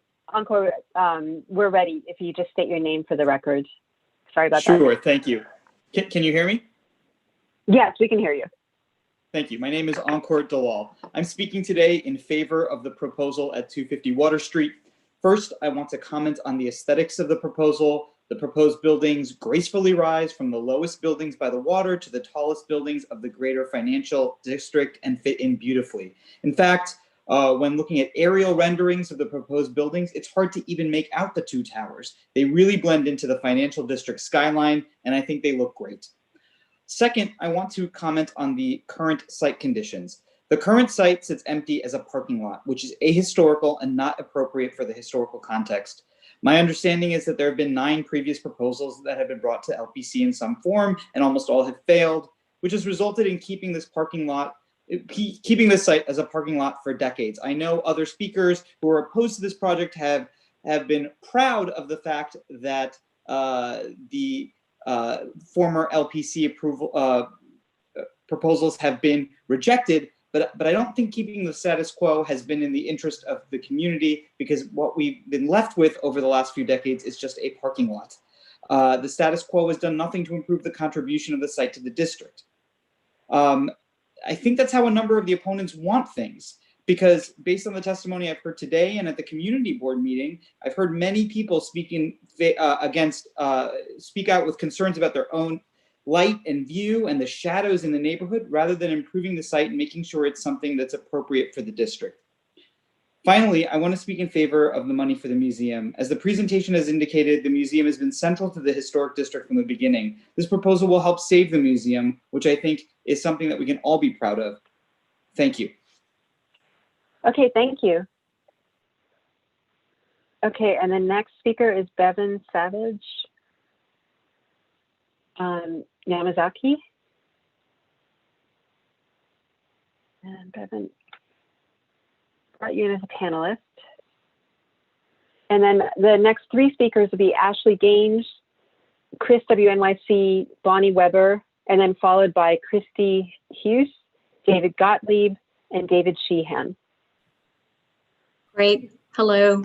Hi. Can you hear me? Hi. Yes, we can hear you. Okay, please wonderful. state your name for the record. Sure. My name is Bevan Savage Yamazaki, and thank you to the chair and the commissioners for the opportunity to speak today. I'm a board member with the South Street Seaport Museum, and I also lead Gensler's non-for-profit and cultural practice, where I focus on helping cultural institutions flourish, and most importantly, keeping people coming back through their doors. I got involved with the museum in part because my Irish-born great-grandfather worked as a longshoreman in this district in the early 1900s, before returning to Ireland many years later, hence my Irish accent. But largely in part to my love of arts and culture, and quite honestly what it does for our city. Culture pulls people here. Despite the many difficulties and complexities of living in this city, people choose to move here, and they choose to stay here because of their proximity to the cultural infrastructure. People follow culture, jobs follow people. It is at the very heart of our city, our connection to our past stories and our ability to share lessons to help us live our best future. We cannot call our city recovered if we lose our cultural institutions. They are our local identity, the qualities that make our neighborhoods unique. That is at the very much the crux of the issue around appropriateness here, with the survival of the South Street Seaport Museum and the balance. But you've already heard plenty about the fate that awaits the museum without the infusion of reliable recurrent revenue. I want to talk a little bit about the future of the museum that could be, should we be stabilized, and the services that we wish to deliver as a group. First, most of you know the South Street Museum for its iconic ships. They are majestic, reminding everybody downtown of the origins of our city, just by looking out of their windows. But it's so much more than that. It's tens and thousands of maps, the art and artifacts from the early days of New York City, tattoo guns from the 1800s and photos of the people who used them, fully tattooed well before it was ever accepted. Cornices from buildings gone, hand tools used to build our city brick by brick. These are the artifacts of New York City lives, of lives that were lived, and the stories of the people who got us to where we are today. But it isn't just about these stories of the typical immigrants that we all know, people who come to the city looking like me, sounding like me. It is the many other stories that we wish to tell, stories of people who arrived in slave ships, people who lived here long before any colonizers ever arrived. Those are the opportunities that we wish to share. New York is always marching forward towards its future. Saving the South Street Seaport Museum is an opportunity to stay connected to our history while preserving a key part of our community and our culture that has never been more important than it is today. Thank you so much for the opportunity to speak. Okay, thank you very much. Okay, next we have Ashley Gange. Okay, Ashley, I've brought you in.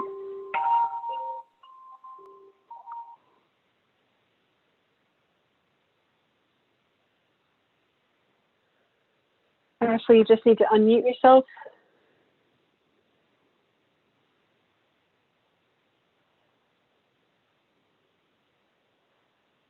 Okay, Ashley Gaines, are you here?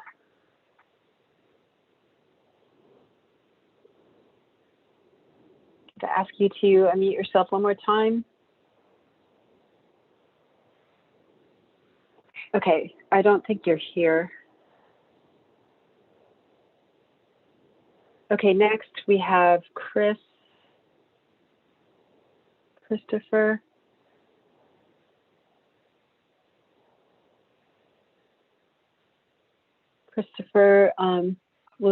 Wilishko. I'm sorry if I mispronounced that.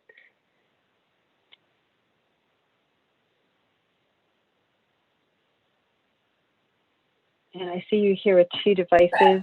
Hi, I'm unmuted. Can you hear me now? Yes, we can hear you now. Hi, ladies and gentlemen. I thought I was going to get on the phone at 9:30 a.m. Whew. Good thing I hung in there. Yeah, I live in the South Street Seaport, and you let me know when I can start. Yeah, you can start. Please just state your name for the record. Christopher Joseph Velichko. I live in Go ahead. Southbridge Towers. I overlook the parking lot. I overlook the beautiful school where my 5-year-old daughter goes to school in Peck Slip. And one of the reasons that my wife and I decided to move down to the Seaport was when we moved in, nothing's guaranteed in life, right? But it was like, it's a 12-story landmark building that won't be higher than 12 stories. And so we were like, okay, cool, we can do that. And even as I, continue to work here downtown and have to make my way up and down Fulton Street and watch all the construction projects happening, if Howard Hughes gets this grant for the size and mass of what this building will be, that's going to be a 5 to 8 year project. Like, let's not kid ourselves. And so my daughter gets to go to school and hear jackhammers and pile drivers and pounding next to what should be an upcoming, nice, I'm not looking for a Gershwin style upbringing, but hey, she doesn't need to hear that for the first formative years of her life studying at Peck Slip. 1, 2, why are we even debating anything in relation with the museum? I mean, I swear to you, I could ask everybody to raise their hands. When was the last time you were at that museum? Right? And what drove you there? Was it the architecture? No. Was it the content? No. Was it like, hey, what is this place? Fine. But The architecture is not the problem with that museum. The content of the curation is the problem with that museum. Because you get a lot of more people in there if you get a little more interesting exhibitions going on. That's 2. 3, I don't think that it will be beneficial to the neighborhood whatsoever, given the obstruction of sunlight, given the obstruction of traffic, given the obstruction of flow, and then understanding what truly will be a publicly offered common space by Howard Hughes, because what Howard Hughes has done, even with the Seaport right now, is like, oh yeah, our roof is going to be a totally open common space, and now it's turned into like you get shuffled off into a corner by a guard, and there are raves happening up there, and it's like, wait, how did this happen? This is not the cozy thing that everybody was sold a bill of good on. So I don't know. I'm done. But I oppose. My wife opposes, and my little girl opposes. So Okay. Thanks for your time. Okay, thank you. And the next person was going to be Bonnie Weber, but I don't see her anymore. So I'm going to jump to Alan J. Gerson.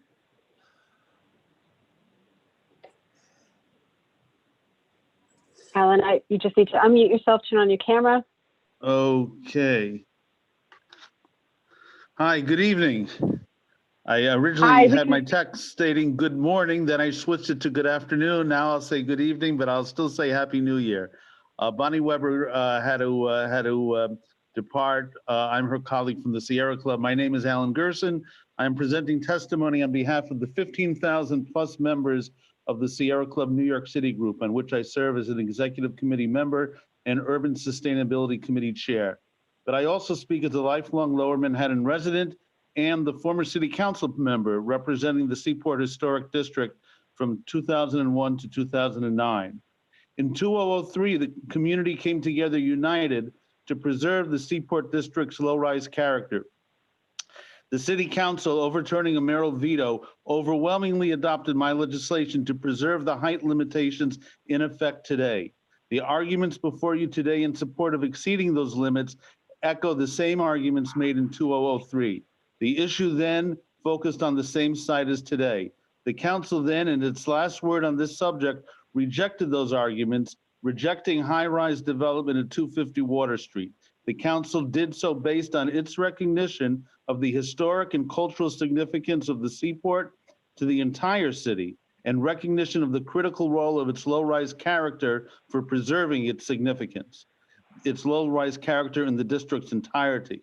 The Sierra Club and I urge the commission to respect and affirm this finding by the city's legislative branch, as well as the commission's own precedent as cited by other speakers. The Sierra Club has submitted detailed written testimony, which I will just summarize in essence. We propound that now more than ever, our city, including Lower Manhattan, faces the environmental, health, cultural, and preservationist imperatives to preserve and restore light and air in our communities, and to preserve the balance between open space and development, low-rise and high-rise structures. We find that the proposed towers will upset this balance, encroaching on a unique historic low-rise oasis, vital to an environment of livability.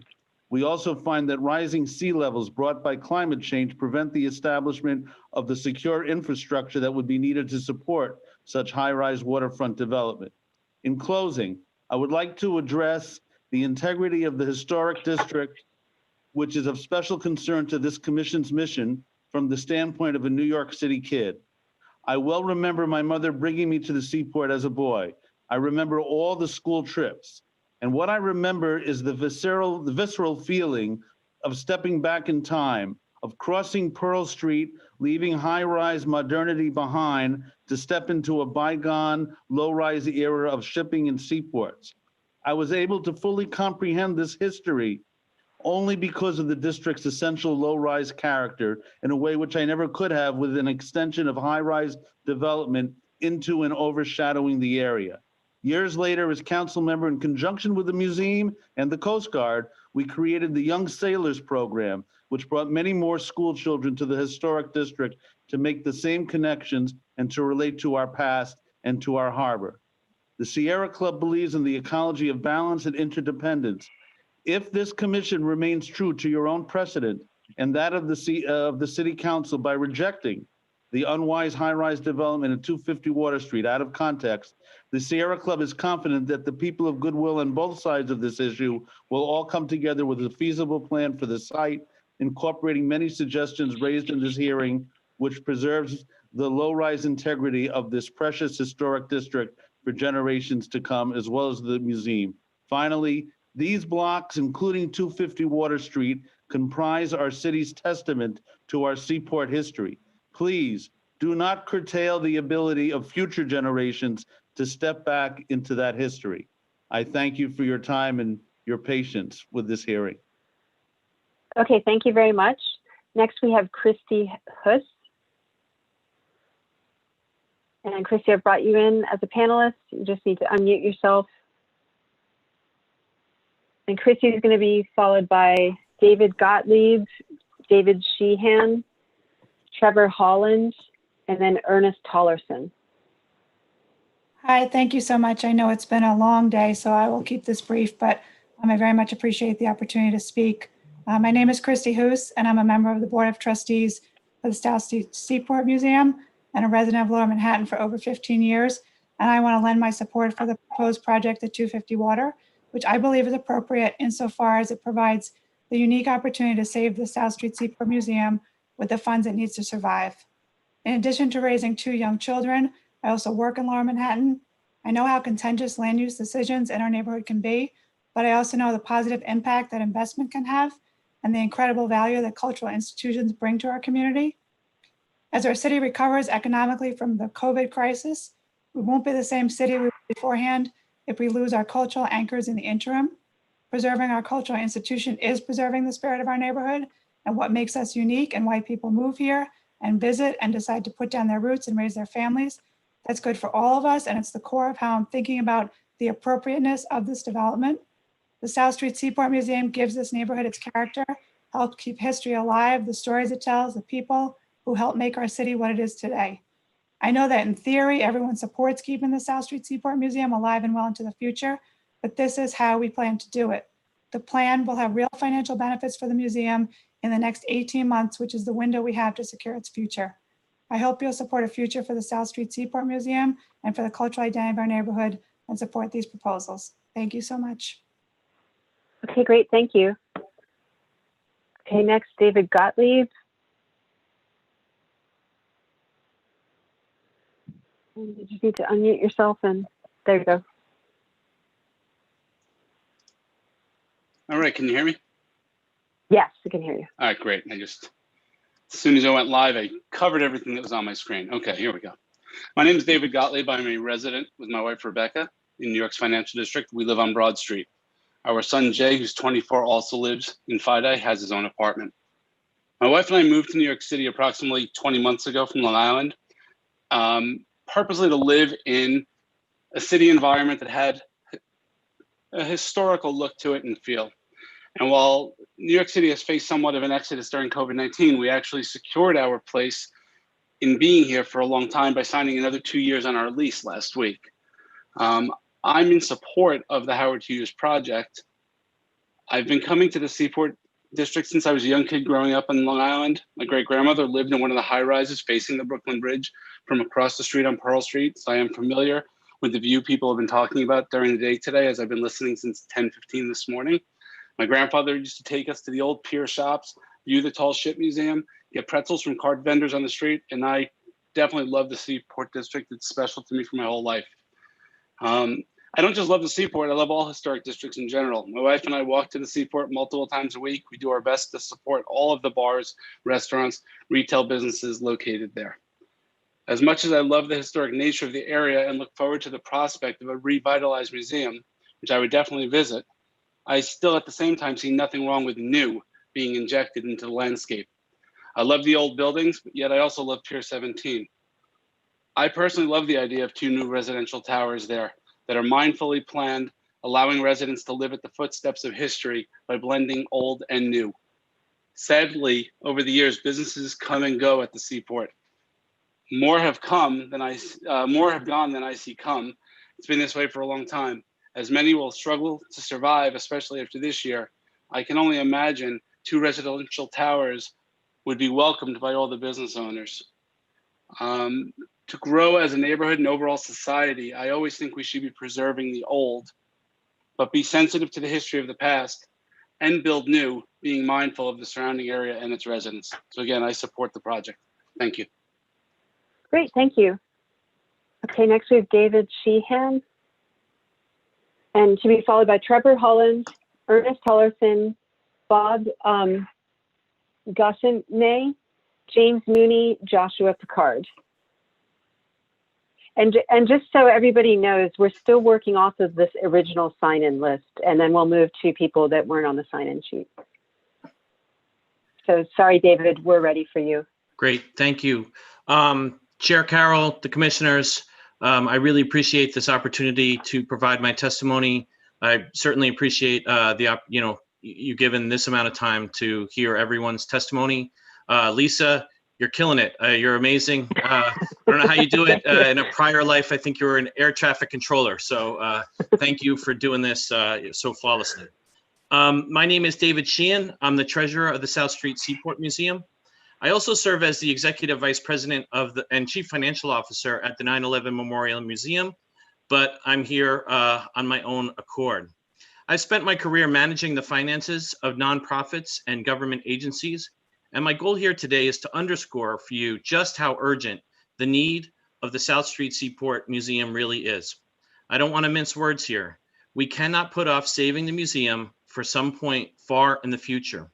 We have an 18-month window in which to right this ship. It's that simple. As we're here to discuss, to have a discussion on appropriateness, we have to remember that a core part of determining appropriateness is how a project will impact a neighborhood. And this project, despite what others have said today, will actually help preserve the historic qualities that make our neighborhood special. Key funding for the museum is sunsetting next year, and that could be the ballgame unless we secure reliable, recurrent revenue to undergird the museum's operation before that happens. And though the LPC doesn't traditionally address community benefit, this community benefit would have an outsized impact on our streetscape itself. The Howard Hughes plan would provide the museum with a pathway, not just to survive, but to thrive, to address key capital needs, support itself financially, and reopen from a place of strength. Not only protecting its historic assets downtown and through that, the historic character of our neighborhood, but beginning to invest in its future. So I support this plan as the only viable opportunity available to us right now to save this community anchor and the spirit of our neighborhood. I hope you do as well, and thank you again for your time and patience. Thank you very much. Okay, Trevor Holland. You need to unmute yourself and turn on your camera.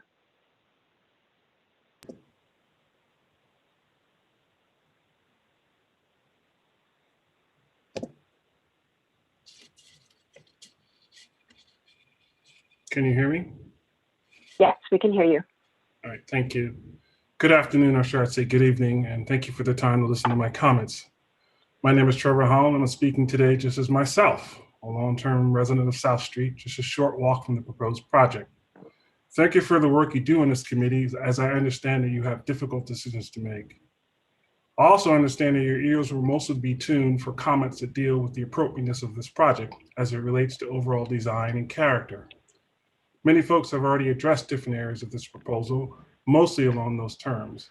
I'm going to try and focus on just a couple of these, as I am certainly no expert on the finer points of historic districts, and it's also getting late.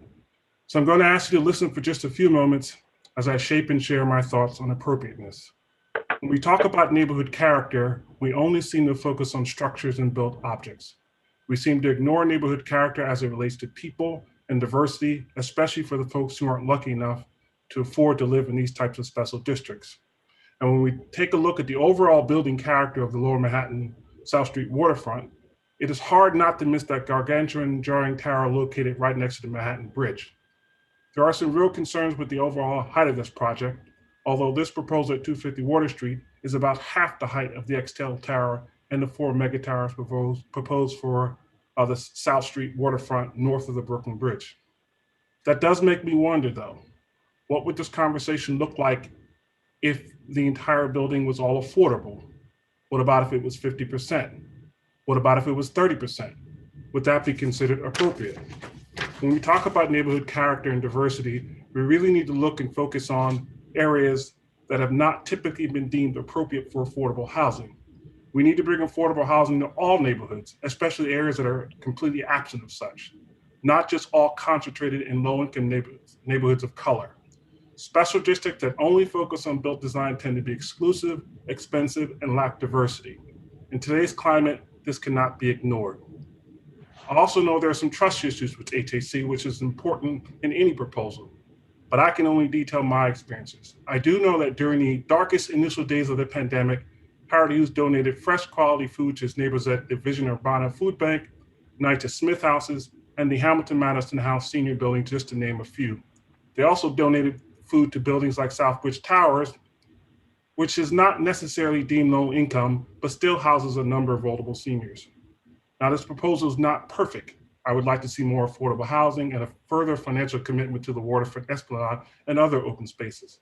But I'd also like to see an historical neighborhood that reflects New York City's great diversity. That's what I would consider to be appropriate. And thank you for listening to my thoughts. Okay, thank you very much. Okay, our next speaker is Ernest Tollerson. And then we have Bob Gossame, James Mooney, Joshua Picard, Margaret Flanagan, Michael Raworth. Good evening, commissioners. Can you see me and hear me? Yes. Thank you very much. So good evening. My name is Ernest Tollerson. I'm on the board of the South Street Seaport Museum, and I've lived in Lower Manhattan for 40 years. My wife and I raised 2 kids here. The assets of the South Street Seaport Museum, I'm sure the commission is familiar with them. They offer our city rare records of our past and hints about the future. Without these treasures, New York would lose its connection to the phenomena, forces, and people that turned a sleepy trading post into a world city. Museum's landside assets and pierside assets are frankly what makes this district come alive. Now, as a South Street Seaport Museum trustee, eager to rebuild the museum's sources of recurring operating revenue, I clearly have an interest in the Community Benefits Fund that would be created if 250 Water Street is developed. Between the powers of the Landmarks Preservation Commission to modify and revise and the ULO process, a viable appropriate development can emerge.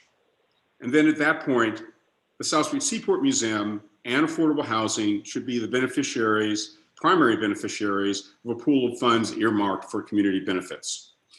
As a longtime resident of Lower Manhattan, I also believe that a community benefits fund should finance a few other things. The creation of more space for active recreation, think Battery Park City. The implementation of the Barcelona-inspired approach to shared streets, reimagined public spaces, better ways of handling garbage, and other elements of our new Amsterdam streetscape. Rethinking and rationalizing the use of public space south of Chambers and east of Broadway is essential if we want to make the South Street Seaport Museum's existing campus and ships visible and legible. Embracing the ideas outlined in Make Way for Lower Manhattan would be a great start. In short, the livability of our world south of Chambers and east of Broadway could be enhanced and transformed by using the Community Benefits Fund to prioritize 2 smart investments: making the South Street Seaport Museum a stronger cultural institution and building affordable housing. I also think I ought to point out, it's really a rare thing in New York for the editorial pages of the major newspapers to sort of all come out in favor of the same project.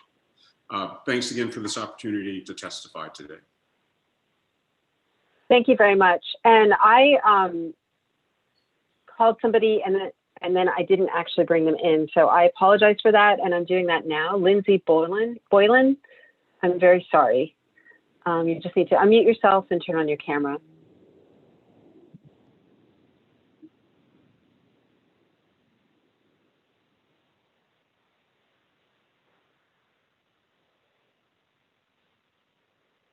Okay, Lindsay, I sent a request that you unmute. I'm going to also email you.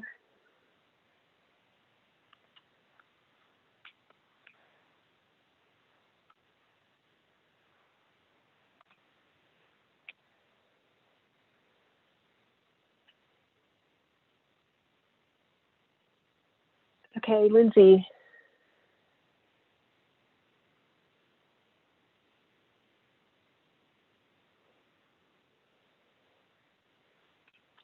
Lindsay, there must be some sort of technical problem. So I'm going to remove you for now, but we can figure out over email what's happening.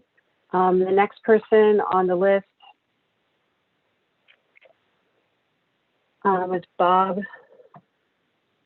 Gassame. And you just need to unmute yourself and turn on your camera.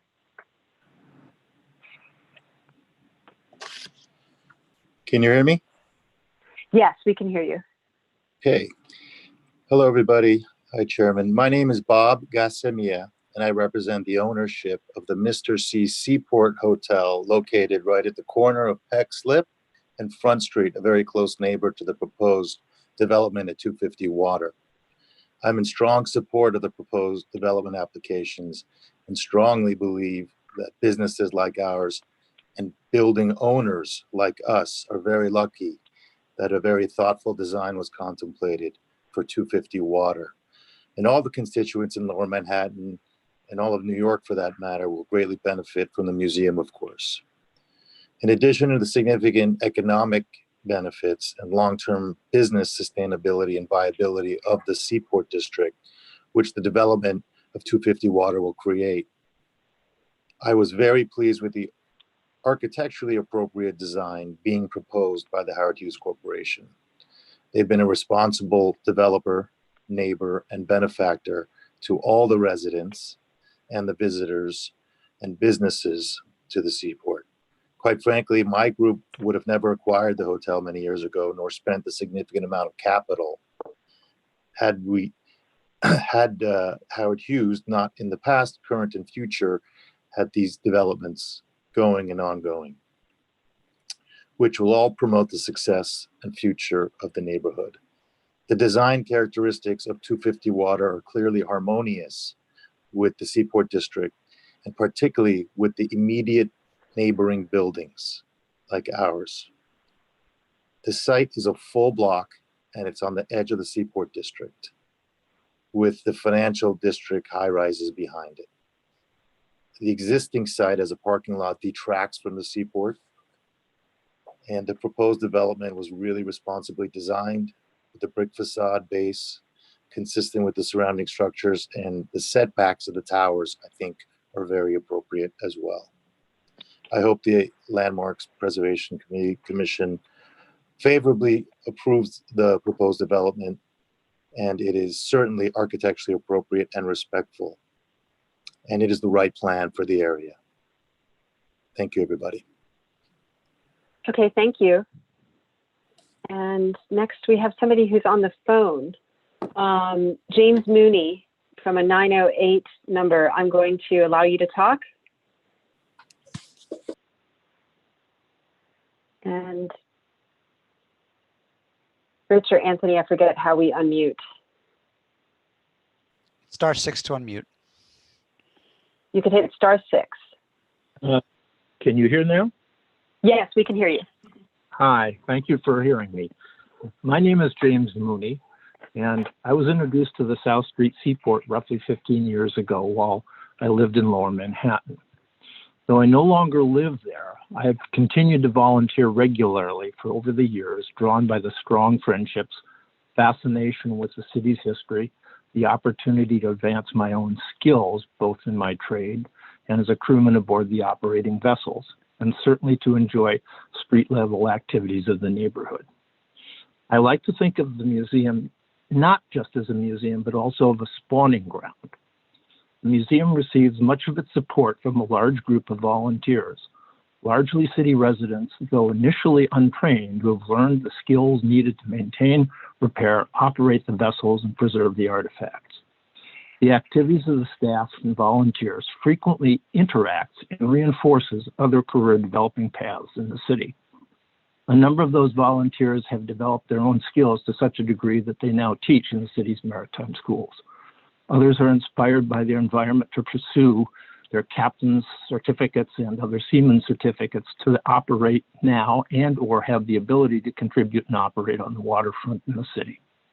In return, students also have the opportunity to get hands-on experience gained while on the vessels and or in the museum, its artifacts, and archives.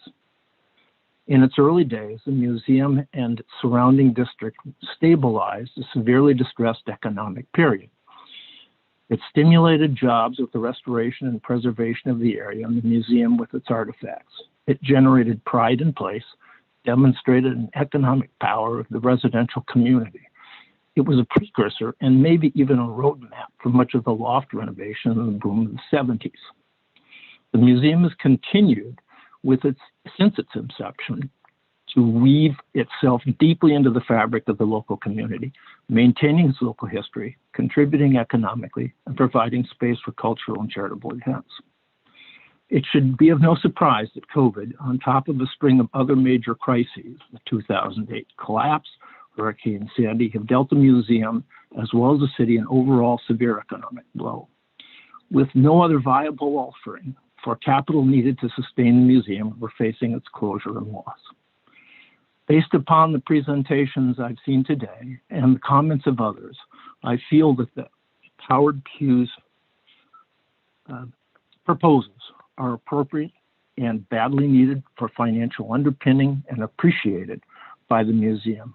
I realize that the preservation of the museum is essential to the neighborhood and the city, and I would urge all of those necessary to vote in its favor. Thank you.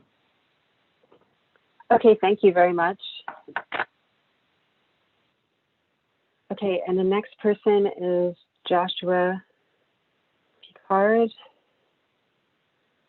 Joshua, I've promoted you as a panelist. And you just need to unmute yourself and turn on your camera. You're going to be followed by Margaret Flanagan, Michael Raworth, and then Michelle Coopersmith, Patrick Hoffman, Peter Nell, and then there's about 5 more people after that. Sorry, Joshua, go ahead. Hi, can you hear me? Yes, we can hear you. Good afternoon or good evening. My name is Joshua Picard. I'm a partner in NoHo Hospitality Group with Andrew Carmelini and Luke Ostrom. I'm speaking today in support of 250 Water Street, 89 South Street on behalf of myself and my partners, Luke and AC, along with our other key team members, Seth Alexander, Jose Duban, Nicholas Lorenz, who were all invested originally in the Seaport District for what it's becoming today by maintaining a wonderful balance between its history and the future. We are opening 2 new restaurants on Pier 17 this spring, hopefully, an Italian chop house called Carne Mari, and Mr. Dips, our burger and dairy dipped ice cream concept. I've lived in downtown New York City since 1981 and know the Seaport quite well over the years. I'm a founding board member that created the NoHo bid, so understand the development process in such cherished neighborhoods and the need to give and take on both sides to move the community forward. This plan before you is exactly the sort of multi-dimensional plan we need in this neighborhood to ensure its economic stability and maintain the significance of this special and historic part of the city. We believe this development will be an important addition to the Seaport District and has been carefully scaled to the historical neighborhood structures and is inclusive of the community needs. The parking lot at 250 Water Street is not a historic site. In fact, it distracts greatly from the beauty of this historic district. In the restaurant business, we want people to not only feel good while they dine, but feel good on their way to and from our restaurants. For 50 years, this parking lot has done exactly the opposite. It makes the district feel inaccessible. We restaurateurs create experiences. We know a little bit about design. We feel the proposed SOM design building with its elegant low base and setback towers will actually extend the feel of the historic district out to where it begins to meld with lower Manhattan. This block will finally welcome and encourage foot traffic into the district, taking place of an existing barrier that has for too long turned people away. The apartments will bring a natural customer base for local small businesses that desperately need it for regulars to survive and thrive in our business. The renovation, reopening, and eventual expansion of South Street Seaport Museum will bring new shoppers, diners as well, which local proprietors will appreciate and support, I think, enthusiastically. We are going to get through this tough time as a city, and we're excited to be part of this forward-looking historic seaport. And this development, this is an example of good planning, appropriate design coming together when it's needed most. I know plans have begun and ended many times over the years. I feel you now have a widely inclusive plan with well-intentioned partners. I thank you for the time, and I ask that you approve these inspiring proposals. Great, thank you. All right. Okay, next, Margaret Flanagan.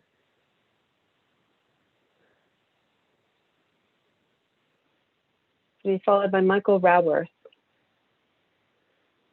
So Margaret, I got you in.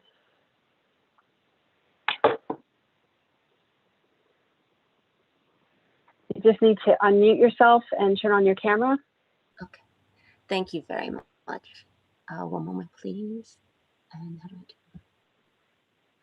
do? I apologize. When you added me as a panelist, it actually restarted Zoom on my computer, and now I can't find my notes. Would it be appropriate for me to ask for you to come back to me and one more speaker so I can dig those up? Sure. I could just leave you here if you want, if that's easier. Why don't I just do that? Okay. So Michael Raworth.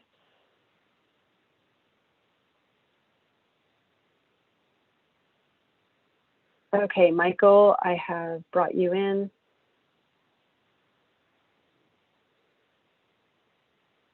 And you need to unmute yourself. All right, are you able to hear me now? Yes, we can hear you. All right, great. Well, Happy New Year to the commission. My name is Michael Raworth. I'm speaking here as on behalf of the organization known as Tall Ships America. I'm its president and board chair. The membership of Tall Ships America is basically the operators of most of the sailing ships in North America. Among other things, we also run tall ship races and port events each summer, do a number of other things to advance the interests of the fleet and of training at sea that takes place within the fleet. We share our values, of course, and our objectives with South Street Seaport Museum. And I'm here to urge the commission to grant the certificate of appropriateness. I respectfully suggest that the proposed project is appropriate for the following reasons. Number one, the project will add to the non-tourist, quote, activity density, close quote, of the district, which is essential to the continuing vitality and renewability of any community. And this is consistent with the thronging activity that characterized the nature and the tenor of the district when it was first developed in the era that the historic district is meant to recall. Number two, the affordable housing aspect of this project harkens back to the character of the workforce that populated the district in its heyday, which is significant to its historic interpretation. Number three, the project supports what I call the vibrancy of historic communities. All buildings, including historic buildings, serve as an inanimate skeleton of a community. In this district, South Street Seaport Museum is the unifying force that puts flesh onto the bones of the built environment. The human activity that goes on in those buildings gives the district its life and spirit, and without a successful South Street Seaport Museum, I respectfully submit that the district will be robbed of its soul, the reason for its existence, and will become a shell of itself, economically unsustainable and susceptible to eventual disestablishment. Separate from my work in Tall Ships America, I've also been involved in historic preservation of a national historic landmark, the tugboat Luna, and a historic turn-of-the-century life-saving service station in my town, which is listed on the National Register of Historic Places. In that regard, I've had lots of involvement in the phenomenon of adaptive reuse, which is undoubtedly known to many on the commission. Typically, that concept involves what to do with a single building to allow modern activities to generate revenue to support the long-term historic maintenance of that property. Essentially a balance between considerations of historic preservation and modern economics. But I submit that its concepts are also applicable to decisions regarding a larger parcel, such as the historic district. I submit that the downsides of the Hughes project, taken on the whole, will be comparatively modest compared to the benefits. Obviously, my comments do not go to the architectural features in question, which have received plenty of commentary by others, but I respectfully suggest that the cultural, social, and economic factors I've set forth are worthy of consideration, at least equal to those on the architectural spectrum. Thank you. Okay, thank you. Margaret, I'm going to ask if you're ready. Yes, ma'am. Thank you. Okay. Great. Hello and thank you. I'm Margaret Flanagan, and I'm connected to this all as a crew member of the 1885 built schooner Pioneer that's been docking at these piers for half a century, well before my own involvement in the district, starting about 1999. Though I'm sure many of us grew up here and were inspired by the South Street district as a kid on trips. And even though we didn't know it at the time, we had an intrepid and creative approach to preservation to thank for all this great heritage in our city. I'm speaking in support of the appropriateness of the proposals before us. 250 Water Street transforms parking lot infrastructure into mixed-use space with additional value for the community in a structure that's contextual and blends with the historic district. And the South Street Seaport Museum phases for an entrance and a new building will honor adjacent scale and materials. In addition to their contextual and appropriate design, these projects also serve the historic significance of the Seaport district by meeting necessary needs for its continued preservation. Understanding that economics aren't the purview of Landmarks Commission, it shouldn't be ignored that South Street Seaport Museum stewards resources and activates experiences that have long been vital to the district's character. And without this carefully curated development investment, the museum can't survive. Each landmark or district is recognized for its own special character, so what is appropriate for them should also be determined case by case. And in this case, the district has long paired preservation with development. So in both their architectural context and their civic context, these proposed projects are appropriate, and even better, will ensure that me and future generations can continue to be inspired through the living history that gives the Seaport district its distinctive sense of place. Thank you very much for your time. Okay, thank you. Next we have Michelle Cuppersworth, followed by Peter Neal, Twee Hun, William Kornblum, Maria Hoberge, Debbie Sucklow, and Jeremy Price. Hi, this is Michelle Cooper-Smith. Hi, great. We're ready for you. Thank you. All right, thanks. And I apologize, I'm on the street because this butted up against my dinner plans, but I am Michelle Cooper-Smith and I am a resident of CD3, but I've worked in CD1 at 85 Broad Street for several years. Prior to COVID, on my way to work, I passed by the empty lot at 250 Water Street every day, either by foot or on the M15 bus. I am intimately aware of how unsightly the area is and how out of context it is with the historic district. I think that just about anything would be better than the current parking lot, which contributes to a blighted feeling in the area directly below the Brooklyn Bridge. But this proposal in front of us today has the benefit of being completely appropriate, and that is why I support it. Now, I don't think I'll be more efficacious than Kenneth Jackson, who at this point testified hours before me. So I will say that I support everything he said about taking into account the greater context of our city's history. Because of my knowledge of the area, I know that the proposed development's architecture is appropriate for the district in terms of its aesthetic and elements such as materials, color, and texture, specifically because of the proposed low-rise base and the setback towers. Moreover, I'll remind everyone that although the buildings in the same Seaport may be old, they also house some thoroughly modern, beloved local businesses such as Big Gay Ice Cream, which would probably have been a blasphemous concept in the 18th century, and whose signature colors could certainly not be called contextual. When you think about the proposal in that lens, it's pretty obvious that no one is actually talking about context in good faith, but is a socially acceptable cudgel against change. I urge the LPC to approve this appropriate proposal and move forward. Thank you so much. Okay, great, thank you. Okay, next, Peter Neal.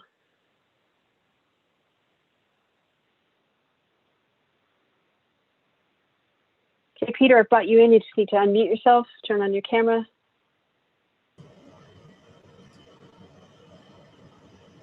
How's that? Is it working? Yes, we can hear you. Okay, can you see me? Doesn't matter. Seeing is We can see you. not that important. Okay. Yeah. My name is Peter Neal. I'm director of the World Ocean Observatory. I am formerly director of maritime preservation at the National Trust for Historic Preservation. And from 1985 to 2004, I fought the good fight as president of the South Street Seaport Museum. It's been interesting to see a lot of people that I've known for many, many years on both sides of the issue. I have been on both sides of the issue. I have opposed and I have encouraged prior proposals, but I am speaking today in support of the proposal to transform the 250 Water Street project at the South Street Seaport Historic District into the mixed-use project with 2 towers on a contextual base. The potential for development of 250 Water Street has long been a matter of discussion. Indeed, the museum's 1969, 1974 development plans contemplated a new building with a low base supporting towers at the location. And the commission has reviewed many earlier proposals, 9 apparently, only one of which was approved, but was never built. It makes me wonder about this slavish adherence to precedent. When we become unimaginative and unopen to the idea of change, we become small minds. And what do we have to show from it? In the end, an empty lot. For 30, 40 years, it's been nothing but empty and has provided absolutely nothing to the district, the neighborhood, the museum, or anyone else. The proposal, I believe, is appropriate. South Street is not simply a district of 2- and 3-story row houses. The block around the site include buildings in a variety of heights and modern designs, already approved by the commission. The proposed base reflects the height of buildings facing the block, and the bricks and masonry reflect the district's material. The project would finally complete the streetscape, capitalize the museum's presence in the National Historic Landmark Schermerhorn Row, provide ongoing operating support, and achieve the original preservation intent for the district over 60 years ago. Why would we stand in the way of that?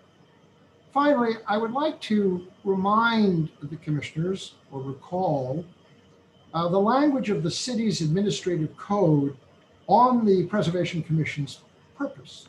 It reads like this, quote, "The standing of this city as a worldwide tourist center and world capital of business, culture, and government cannot be maintained or enhanced by disregarding the historical architectural heritage of the city and by countenancing the destruction of cultural assets," unquote. The fulfillment of that language is at stake today. The ultimate preservation of the cultural asset essential to the district and the commission's purpose. This is not a destructive proposal. This is a constructive one. And it represents a vision that looks forward, history that can bring promising rebirth, and a transformational investment that does not come easily or often to New York, Lower Manhattan, the historic district, or the museum. I urge your approval. Let's make history, stop subverting it.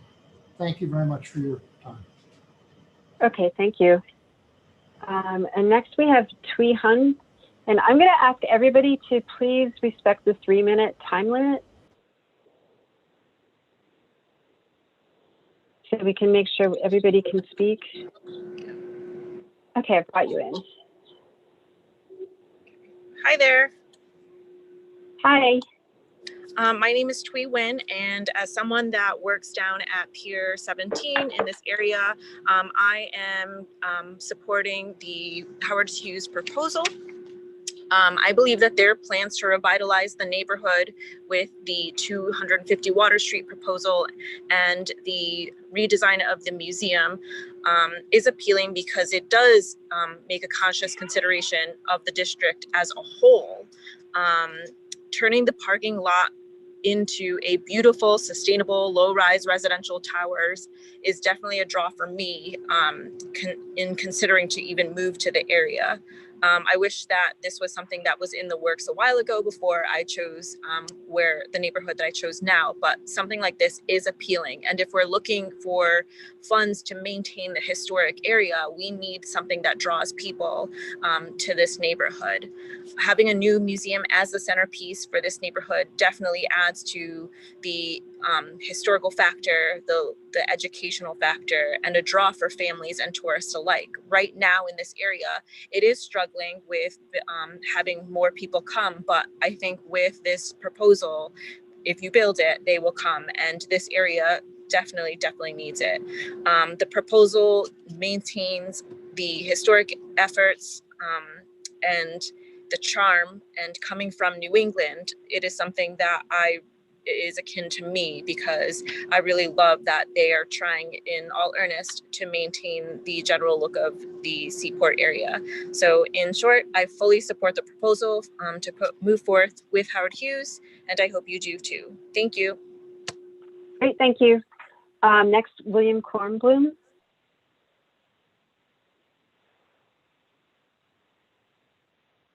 Okay, William, I've brought you in as a panelist. Remaining speakers on the list, we have 3 left: Maria Hoburge, Debbie Soklow, and Jeremy Price, and then we'll move into everybody else that has their hand raised. Okay, William, we're ready for you. Okay, I have a text I want to read, but I can only read it on the screen. How do I minimize this? Okay, let me just speak to. Do you want to take a couple minutes and we'll call the next person? Yeah, we can leave you here. Okay, I'm going to mute you for now. Okay, so Maria, we're going to bring you in.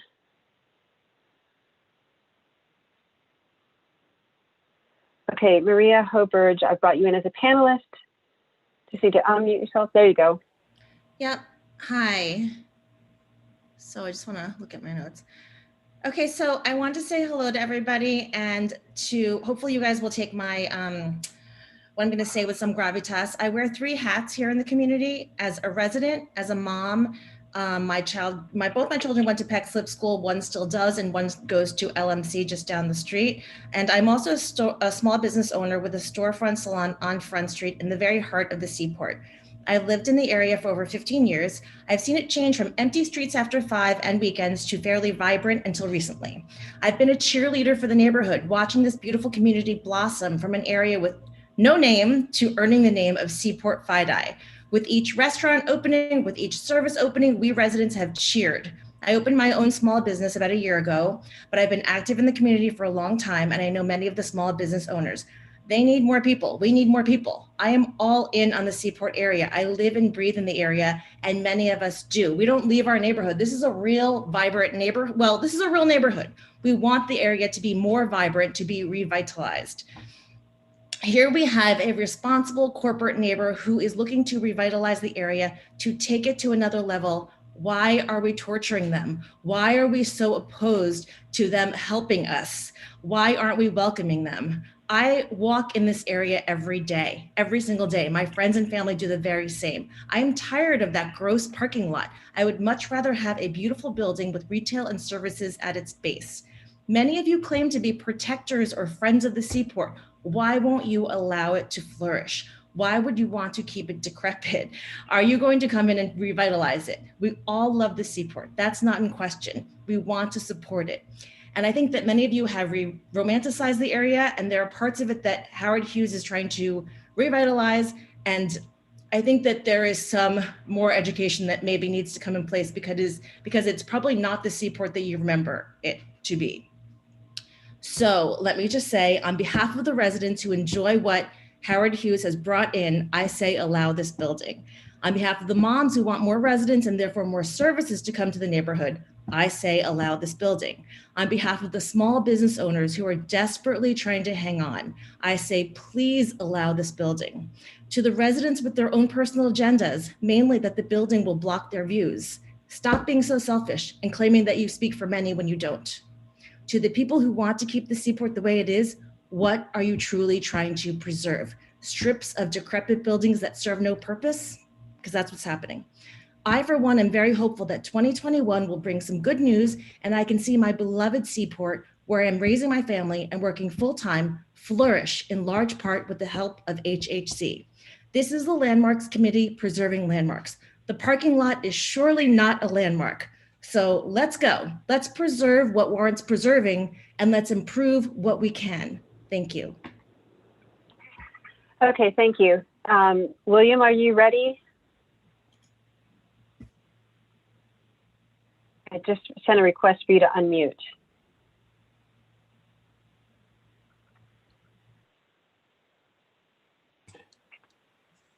Yes, now can Are you ready? Yeah, are you ready? All right, let me just bring up this text here for a second. Okay. Hi, good evening. I'm William Kornblum, a native New Yorker, now retired from the Department of Sociology at the Graduate Center of City University of New York. For 3 decades, I ran a planning and research center for the National Park Service at the Graduate Center. I've done research for the Statue of Liberty, Battery Park City, and many other waterfront sites in the city. I am intimately familiar with the issues raised here, and I speak as a private citizen who has no connection to the Hughes Corporation. The commissioners have my sympathy for what is clearly a difficult decision. Stewardship of the historic district seems to be opposed to stewardship of the South Street Seaport Museum, its central cultural institution. But without the endangered museum, the district becomes a hollow shell. I fear some of the district's lower Manhattan neighbors are loving the museum to death. The proposal represents a trade-off that is urgently needed. Finally, my family and I sail our city's waterways on a historic catboat, originally built in 1916 and restored by the late Michael Korchmar. Michael was one of the first captains of the Seaport's beloved schooner, the Pioneer. He was one of the many who learned his trade as a boat builder and captain originally at the Seaport. As Tom Burton noted earlier, the museum with its historic ships is a vital institution of the city's waterfront and all those whose livings are gained on its waters. Please give the entire Seaport a new lease on life by supporting this well-crafted proposal. Thank you very much. Great, thank you very much. Okay, Debbie Sacco. Guys. Okay, Debbie, I brought you in. Darby. Yeah.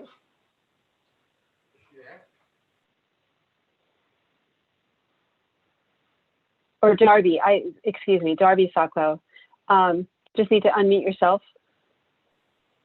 Hi. Hello. Hi, we're ready for you.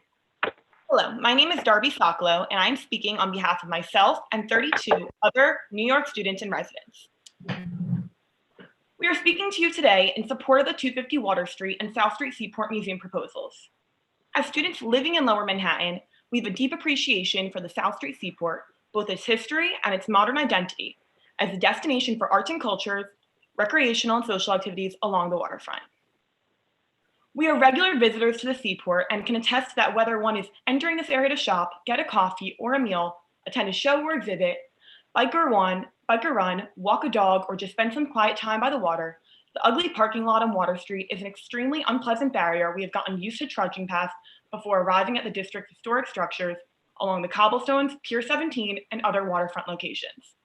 These are not the days of Robert Moses, when cars and surface parking lots were the coin of the realm. And it is baffling why this parking lot is even considered part of the historic district. By contrast, the proposed architecture for the new 250 Water Street building is aesthetically appropriate for this context. The low-rise base and setback towers will harmonize with the varied architecture surrounding it, creating a welcoming entry point just inside the Seaport Historic District on the border of the financial district. New York is struggling to emerge from this pandemic, and several companies have already decided to move out of the city, taking away jobs we are counting on being here while we graduate. As an anchor company in Lower Manhattan, HHC is committed to staying. It has already done so many great things to the Seaport, giving new life to the Pier 17 and the Tin Building and other historic structures. It is now poised to commit further millions to complete and enhance this area for all who live in it and visit. And the project will generate $50 million to allow the South Street Seaport Museum to pursue its mission, telling the provocative, sometimes painful story of the city's beginnings, while also being a center for needed dialogue on resilience and climate change. When it comes to urban planning, young New Yorkers are making our voices heard. We want housing density near public transit. We want affordable housing in affluent enclaves. We want families with lower incomes to be able to live near good jobs, schools, and public open spaces like the Seaport waterfront. We want investment in New York. We have learned that the Landmarks Preservation Commission's mandate is not just to preserve historic districts, but also to promote the use of historic districts for the education, pleasure, and welfare of New Yorkers. We believe this holistic proposal, which honors Seaport history and invests in its future, we will more than achieve these worthy goals while creating an aesthetically appropriate development. Thank you. Okay, thank you. Next is Jeremy Price. And Jeremy, I just promoted you, and then I missed somebody on the list. Sorry about that. Patrick Hoffman, I'll call you after that. Hello, can you hear me? Yes. Hi, I'm Jeremy Price. I'm a resident of the South Street Seaport area, and I would like to express my support for the development at 250 Water. I believe the area has a unique and everlasting charm that's been bolstered by its modern developments and attractions. The proposed Water Street blends the historic and defining properties of the historic district with its adjacent and more modern surroundings. In addition, it will provide much needed green space in the area. The Seaport over the past few years has provided endless entertainment and a point of pride to bring visiting friends and relatives to. From the local restaurants, bars, event spaces, and the museum, the recent developments have helped breathe new life into a district, which I believe encourages those who would not otherwise understand the significance of the historic district. While honoring the design of the area and its history, it will help join the forefront of the modern world. The affordable housing is deeply needed to help bolster equality in Lower Manhattan, and will also provide an overwhelming number of enduring jobs in a city that is facing crippling economic hardships. Not only that, it will also bring more foot traffic to the small and local businesses that are thriving in the area. And I think that it would be a great use of a parking lot, which seems like it hasn't served really anyone for many years. That's it. Thank you. Okay, great. Thank you. And next, Patrick Hoffman. And Patrick, I've brought you in. Hello, I appreciate the time. I'll be quick. You know, we've talked about every possible scenario of good points and bad points, and I understand them all. I get it. You know, people don't want to block the view. People want to keep it historic, and I understand that. I feel the same way. I never want to make anything look bad because, you know, the South Street Seaport is historic and a beautiful, just an absolute beautiful place in Manhattan. Again, my name is Patrick Hoffman. I live in the East Village. I've been there for 15 years, and I ride my bike down here. I love coming in this area. It's just absolutely beautiful, and I would never want to make this, you know, a terrible place to be, or look bad, or ruin the landscape. And you know, I get, you know, a big building, and people don't want to see that, but it is in my opinion, it's a beautiful building. I think it'll bring jobs. It'll be a big, you know, housing, and you know, just to make it short and sweet, I do support the Howard Hughes Corporation building this. They brought a lot to the area. It's going to help the museum. It'll help other people, and help, you know, everybody. And I get that people want to have the history of it, but at some point you have to look forward and try to come to terms with something and make something, you know, out of nothing.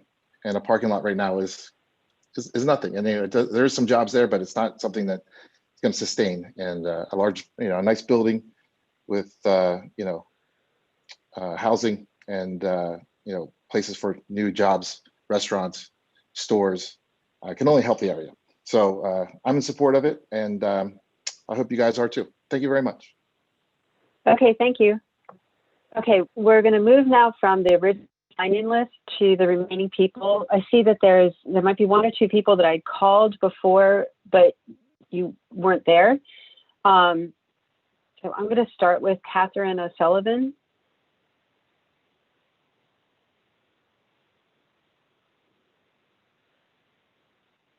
Catherine, I'll ask you to unmute.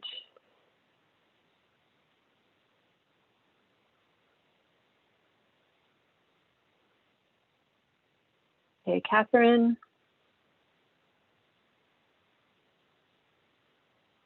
Okay, I'm going to change you back to an attendee, and I'm going to lower your hand because I'm not so sure you're here. Ryan Marchnik.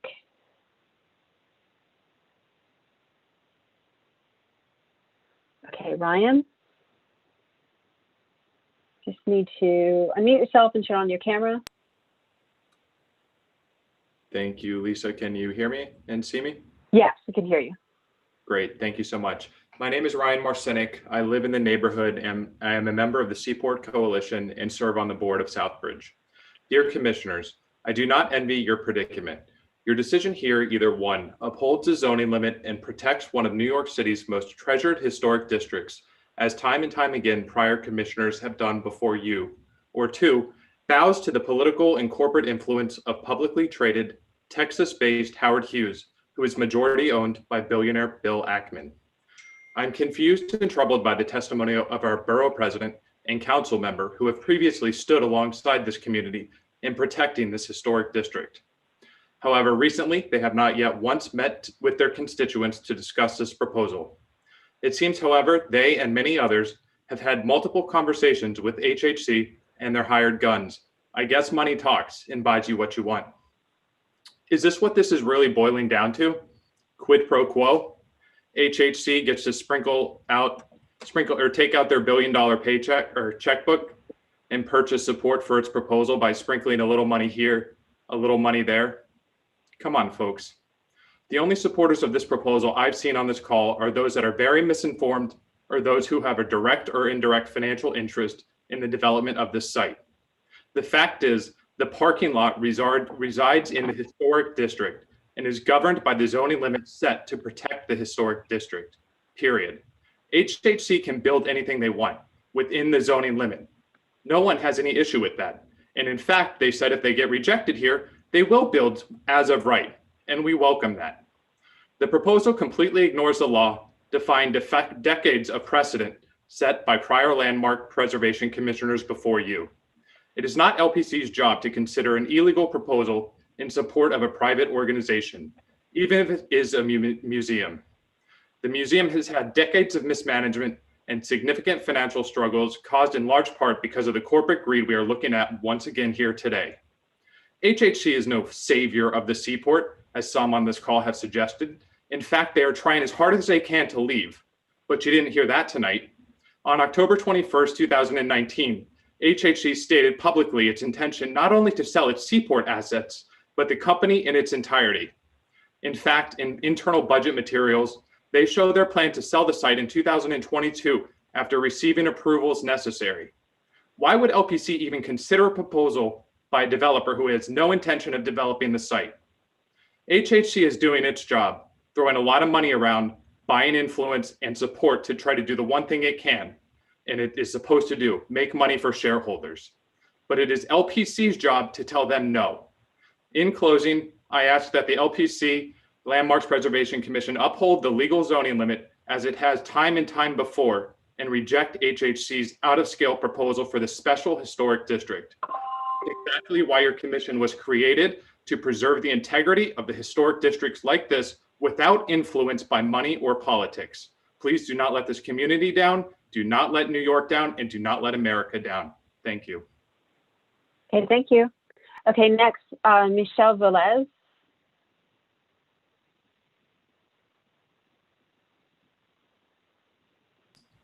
Which I think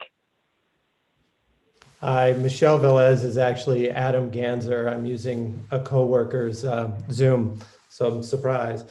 My name is Adam Ganzer. I am the Executive Director of New Yorkers for Parks. And I want to thank you for the opportunity to speak in support of the design and the worthy goals of the South Street Seaport Museum and 250 Water Street proposals.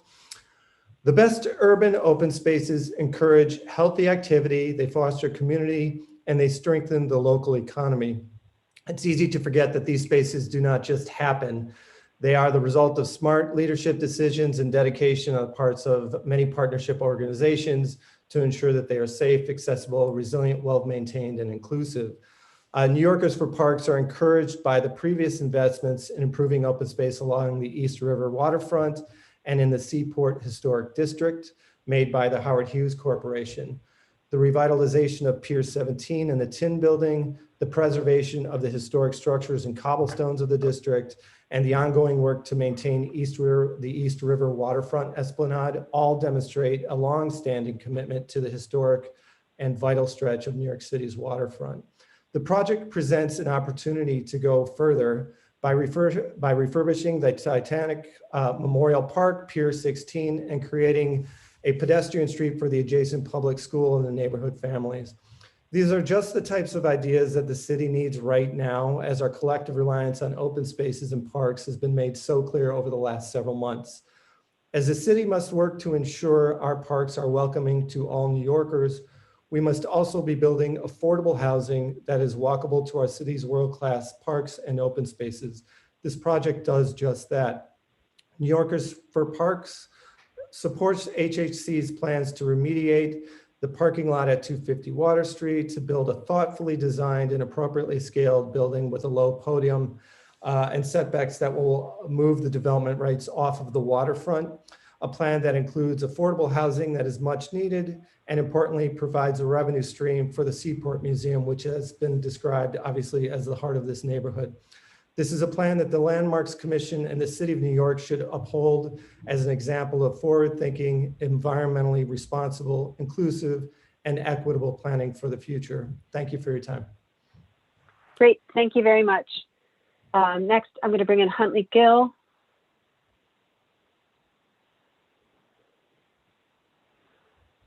Okay, Huntley, I brought you in.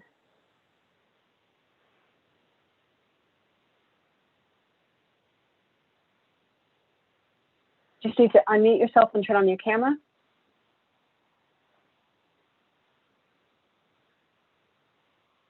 I'm going to ask you to unmute.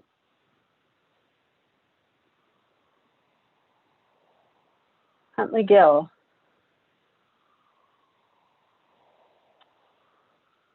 Okay, Huntley, I think you're not here.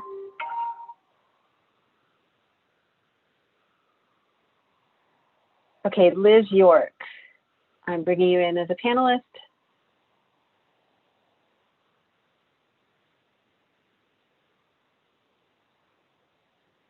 Liz, you just need to unmute yourself and turn on your camera. Thank you so much.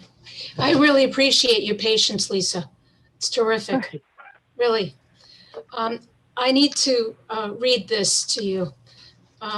Massive towers are inappropriate for the Seaport Historic District. These towers will cast tall shadows and block the sky. The legal lower height allows for more light. The South Street Historic District has very precious open sky. I agree with Andrew Ravitch, excuse me, who said that this development is going to have a negative impact on the environment. I agree with the Sierra Club that this area is an oasis which should be treasured. Tall buildings exponentially degrade the environment, creating heat, shutting out air and light, casting shadows which kill trees and plants. Looking forward means thinking of the effect we're having on the earth. In just 8 years, there will be no coral reefs if we continue on this path of development. The lawful building historic height protects our sky, which is an important natural resource for New Yorkers. The Howard Hughes Corporation should not be above the law. The Howard Hughes Corporation has a reputation of breaking promises, and the Landmark Commission can't guarantee that Howard Hughes will follow through with all of its promises and givebacks for this project. Its internal documents state that they plan to obtain the legal permissions and then they will sell the property. Even during the scope of this project, Howard Hughes first said that they would pay for a new museum, but that's not the case. Their presentation still deceptively includes great detail about a project that they won't even oversee. The South Street Seaport Museum is not guaranteed to benefit, even if Howard Hughes gets the permissions that they request. The museum should not be linked to the towers. The Howard Hughes Corporation now proposes to give money to the museum, but that would only cover a small part of the improvement that it needs. The South Street Seaport Museum needs other benefactors. It is an asset to the city, and the New York City EDC should step in. Legally, the air rights do not only belong to Howard Hughes. They do not allow Howard Hughes to build towers. The air rights belong to the citizens of New York. Howard Hughes is breaking laws with this project. I beg the commission to reject certification for the Howard Hughes project. Thank you very much. Okay, thank you. Next, Julie Finch. Julie, I've brought you in. You just need to unmute yourself and turn on your camera.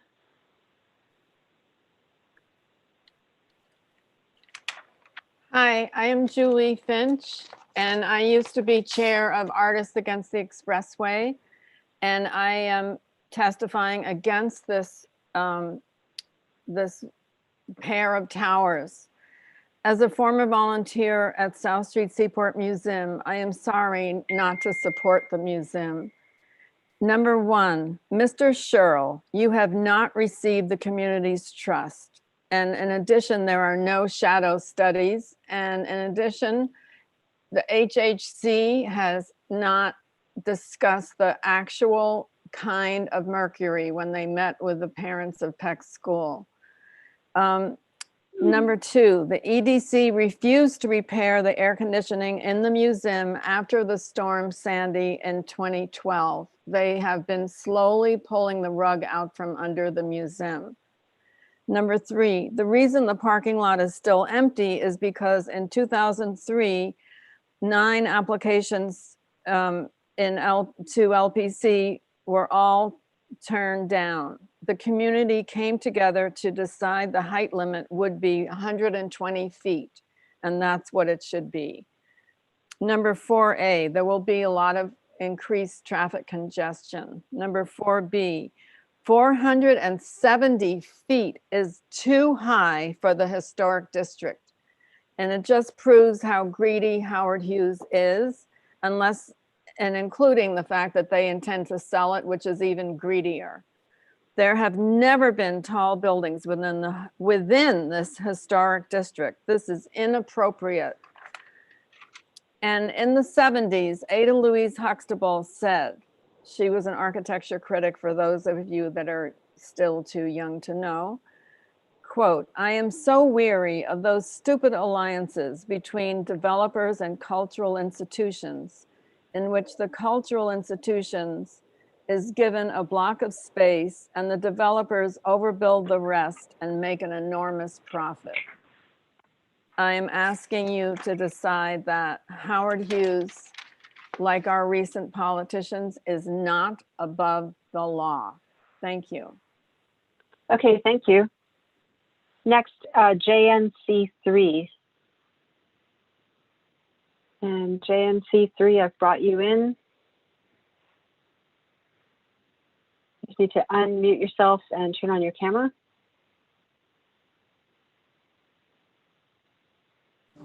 Okay. Oh, sorry. Hi there, can you hear me? Yes, I can hear you. Hi, my name is Janet, and thank you so much, Lisa, for being on since 10 a.m. this morning. I really appreciate it. And so have I. I nearly skipped work to just listen in on this. And of course, I would love for everyone to hear my testimony. My name is Janet, and I live in the financial district. I am speaking on behalf of myself. The main reason why I moved down here is because I fell in love with the Seaport district. The Seaport district is truly a magical place and is one of the few little areas in the whole city where each building is low, built with brick, and has its own charm. The streets are still in cobblestone. Seaport Historic District does not span far nor wide. This monstrous skyscraper will loom over and swallow the district in its entirety. The skyscraper is painfully and apparently inappropriate. Right outside of the Seaport Historic District are countless of skyscraper condominiums and rental buildings for everyone to be able to live in and everything else. I only ask Howard Hughes to respect the zoning laws that were put in place to protect this small, tiny, precious landmark and home from being destroyed. Howard Hughes needs to abide by these laws. But apparently, from what, from the testimonies previously, Howard Hughes have plans to sell this property anyways. I would love for a new building as long as developers follow the zoning laws. We need to stand by our values and remain strong. This skyscraper will destroy our seaport. It will also be the start of a very dangerous precedent for other landmarks in the city. Please support us and do not approve of this monstrous skyscraper. Thank you so much. Okay, thank you. Next, Susan Cole. Okay, Susan, I've brought you in.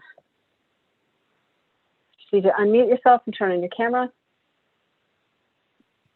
I am. Hello. Yeah, we can hear you. Okay. My name is Susan Cole. I'm a member of Community Board 1 and I live in the financial district. I am speaking against the proposal. One of the things you should know about me is I've developed 10,000 units of affordable housing when I was the associate director of a nonprofit housing organization called Settlement Housing Fund. So the disingenuousness of the aspect of perhaps 100 units of affordable housing, which nobody can tell me what it is very shallow thinking. In addition, the inappropriateness of the scale of the towers to something that they could have built as of right and made something really wonderful. And there is no doubt that the community is willing to work with Howard Hughes and the museum to find other ways to fund the museum with their air rights and to keep the historic preservation intact. That's all I have to say. Many people have said many things. Thank you very much. Okay, thank you. Next, we have Elizabeth Chen. And Elizabeth, I've brought you in. Need to.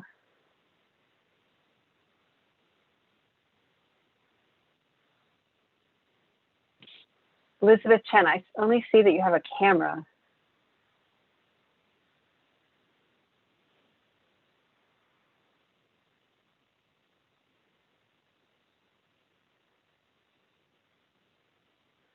Okay. I think we have a bit of a technical issue with you. I'm going to move you back. You can raise your hand again if we can figure out what has happened. Next, Spencer Heckwolf.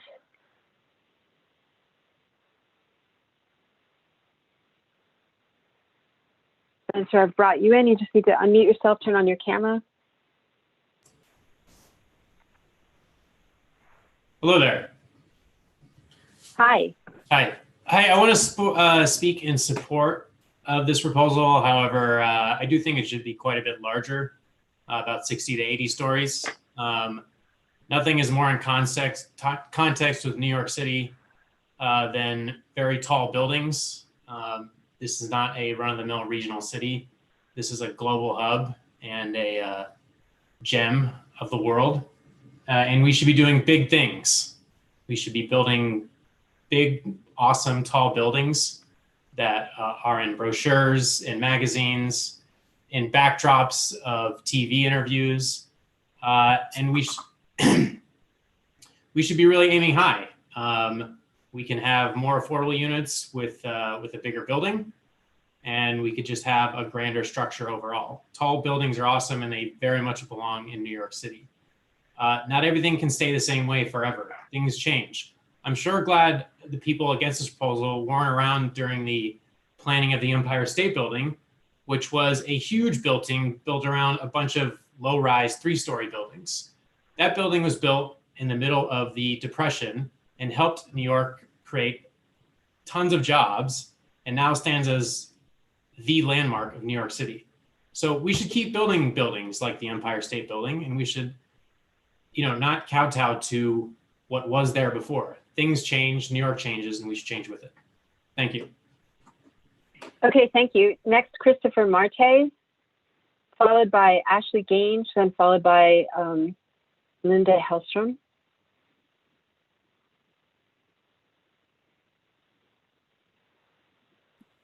Hello, can you hear me? Yes, we can hear you. Awesome, thank you. My name is Christopher Marte, State Committee member of the 65th Assembly District and candidate for City Council. I'm in opposition to the 47-story development plans by Howard Hughes in the historic Seaport District. The LPC has a critical decision to make, one that will either set a precedent of allowing massive development that destroys historic districts, or one that holds true to its mission of preserving our city's landmarks and rich history. Rejecting this massive tower today does not mean this historic site can be better utilized by a plan that is to scale with the historic district.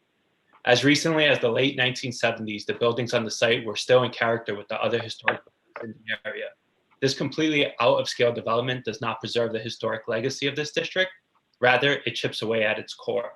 The community weighed in on this historic district in 2003 with a sensible Community Board 1-led rezoning with all stakeholders, many who are on the call today, and agreed to the terms to preserve the Seaport in its entirety. There's a unique opportunity to meet the demands of parents to keep the neighborhood safe for their children, preservationists to help the Seaport to remain a true historic district, while allowing the developer to sell their air rights outside of the historic district to financially support the Seaport Museum. This provides a clear answer to what has become a decisive issue that has put community interests against community interests. This could be a win-win-win solution. As a New Yorker, as a representative, affordable housing activist, and a former sailor who cares deeply about our city, I ask LPC to reject this application and preserve the zone height limits for 250 Water Street. Thank you for your time. And Lisa, you did a great job today. Thank you. Oh, thank you very much. I appreciate it. Okay, next, Ashley Gaines.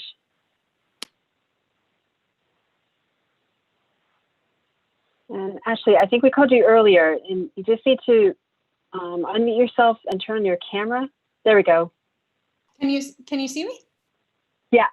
Oh, wonderful. Great. Thank you for circling back. I don't know what was going on before. I'll be brief.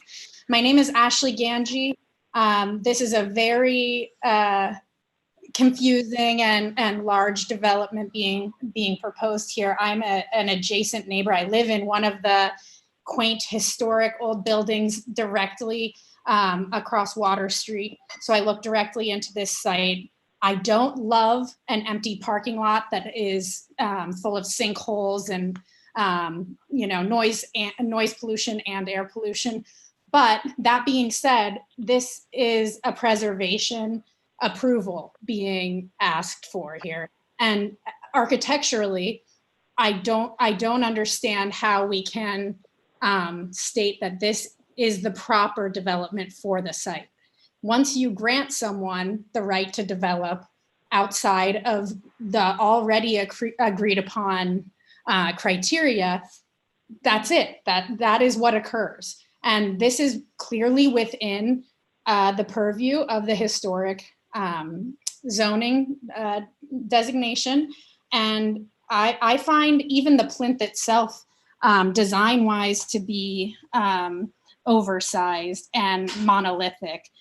In our buildings from the turn of the 19th century and 19th century, the blocks have a clear internal courtyard, which gives a less monolithic scale, as well as the fact that our facades start to, as I quote, start to reveal a quote unquote rooftop texture of the district.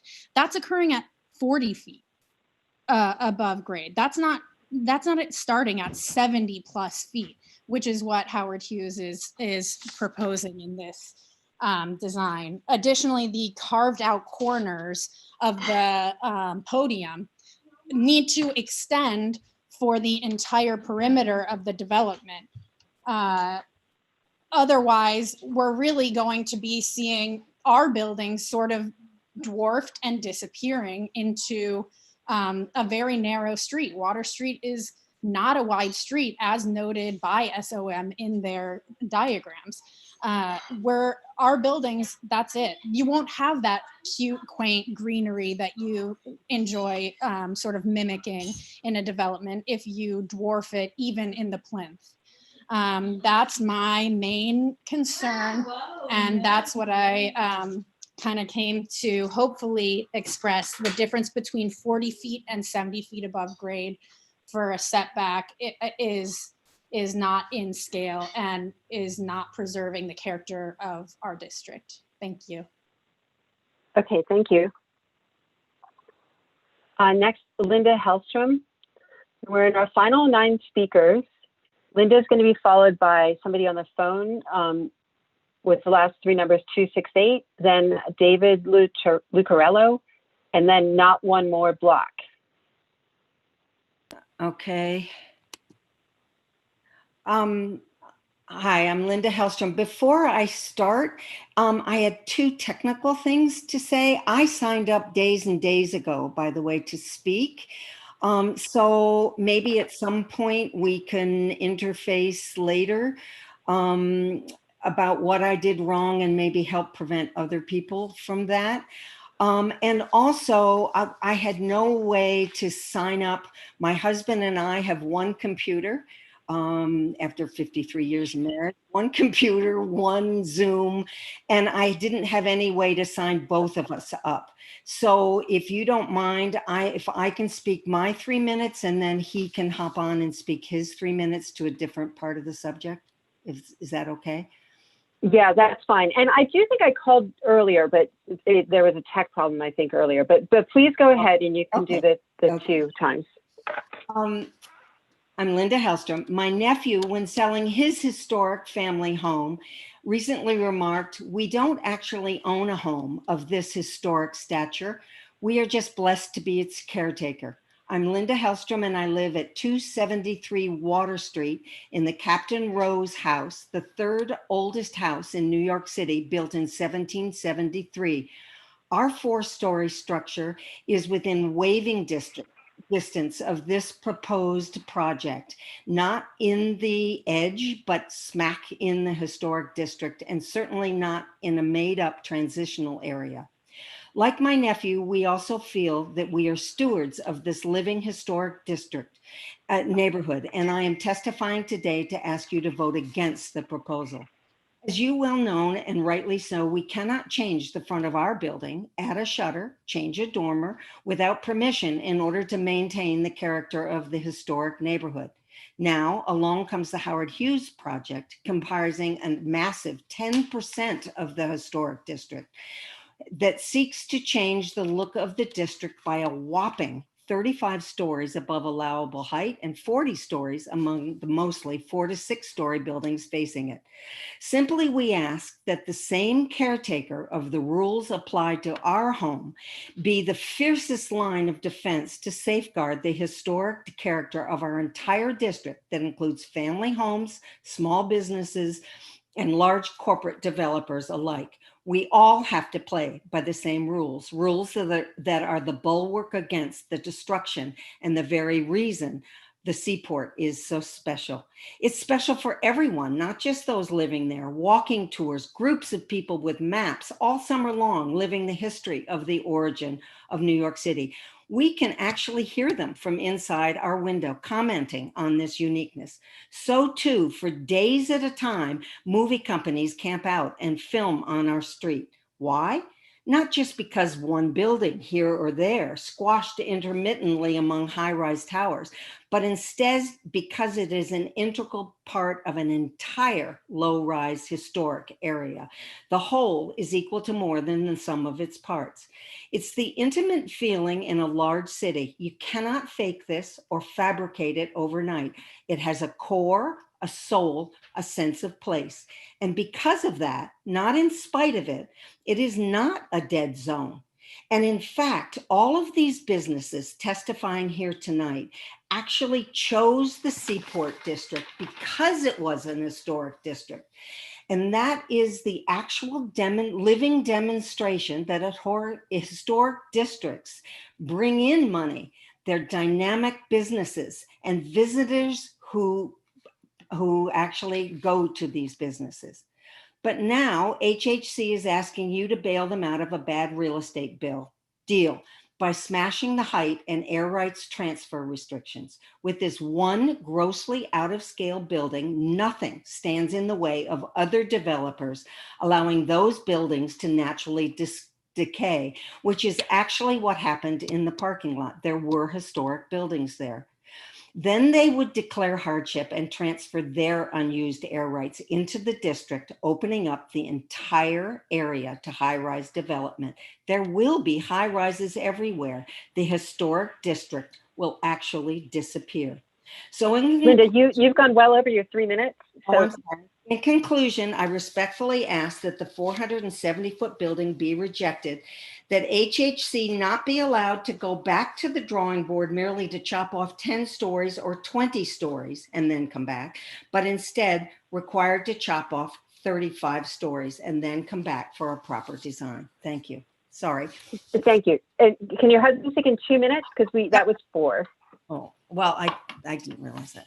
I'll tell you what, I'll trade you 2 minutes for 2 more from the John Street and speak to the museum, even though this whole conversation seems to be directed to 250. I think these are by design integrated. So I will try to do 2 minutes, but I think that's unfair. Thank you for letting me do this. I'm Jay Hellstrom, and I also live at 273. Our home is there on Water Street, an integral part of the historic Seaport District.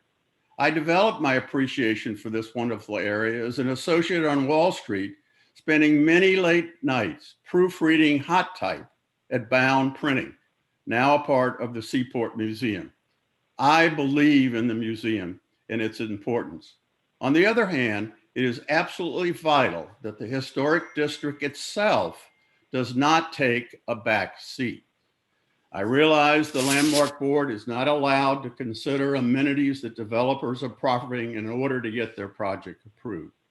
However, it seems that every opportunity throughout this approval process, Howard Hughes and its minions have mentioned a payment scheme to the museum to be paid only, and I stress only, upon project approval, making it an integral part of their presentation in so doing.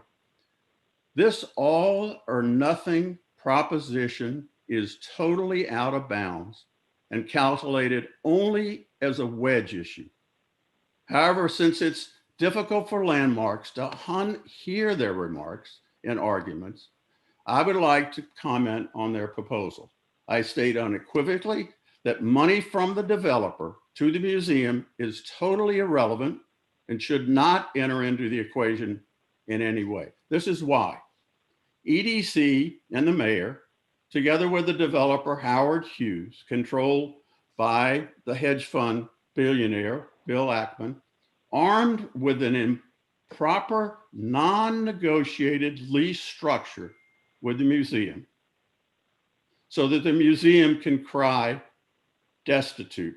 It strangled the South Street Seaport in the process.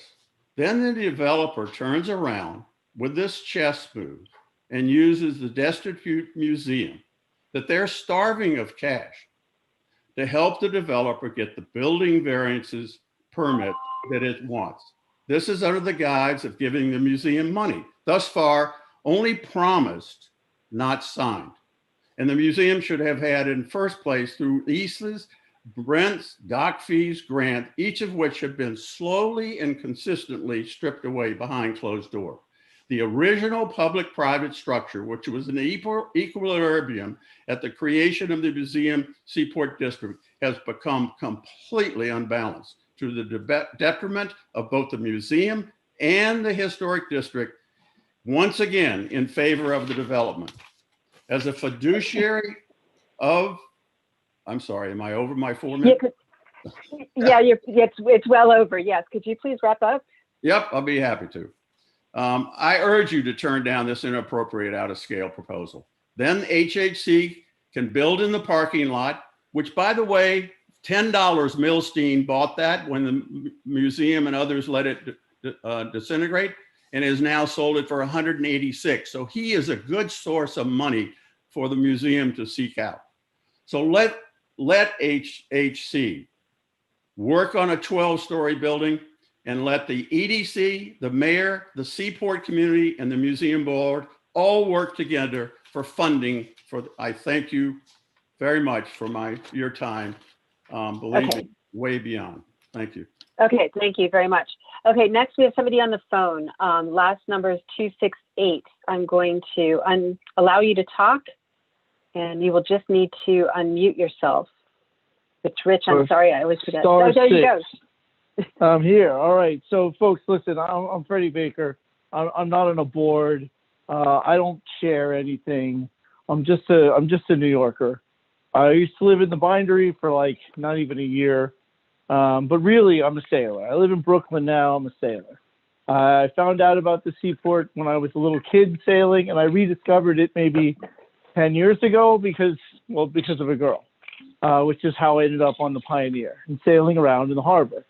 But I've lived in seaport cities all over the world. I lived in the New York area time and again over the years. I lived in London. I lived in Tokyo. I lived in Miami.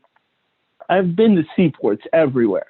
And I'm telling you, when you're looking at what's appropriate for a seaport, it's ships. It's ships. And without the ships of the Seaport Museum, there is no Seaport District. There's high rises everywhere. Cities change all the time. A roady little parking lot's not going to make any real difference. Well, when you really got to look at it, at the end of the day, it's a museum, and without the ships and the museum, there is no Seaport District. There's no historical district at all. If you don't do something about the museum with a building that seems wholly appropriate for the other buildings in the area. I mean, have you been down there? There's tall buildings everywhere. Certainly, when you're coming at the dock from the water, all you see is tall buildings. So the fact that there's another one that used to be a parking lot, come on. I don't have a whole lot else to say. I got no prepared remarks. I'm just Freddie from Brooklyn. Take it away. Okay, great. Thank you very much. Okay, and next, David Lucarello, followed by Emily Lodos, and then Miss Jade, and then Jonathan Gardenhire.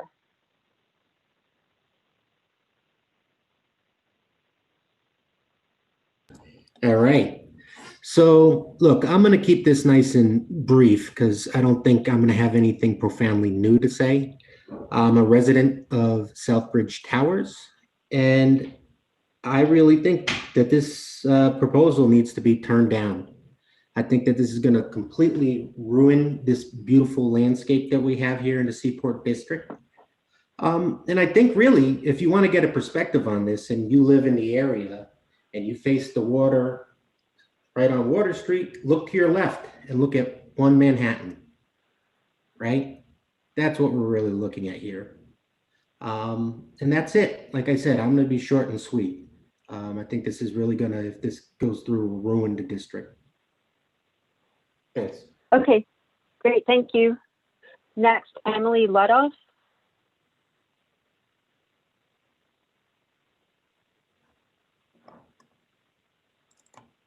Okay, Emily, you should be in.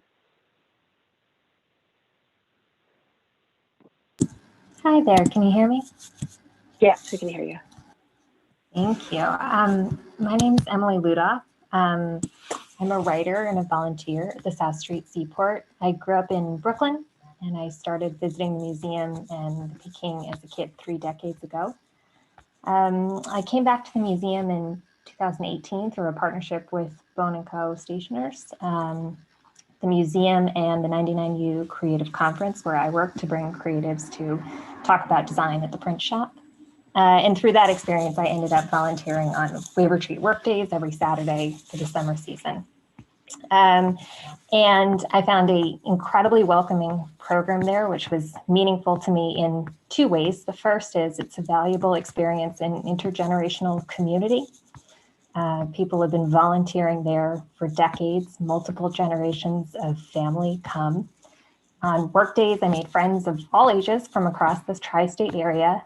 And as a 20-something living and working in New York, intergenerational friendships and the spaces that cultivate them are a precious and a rare thing.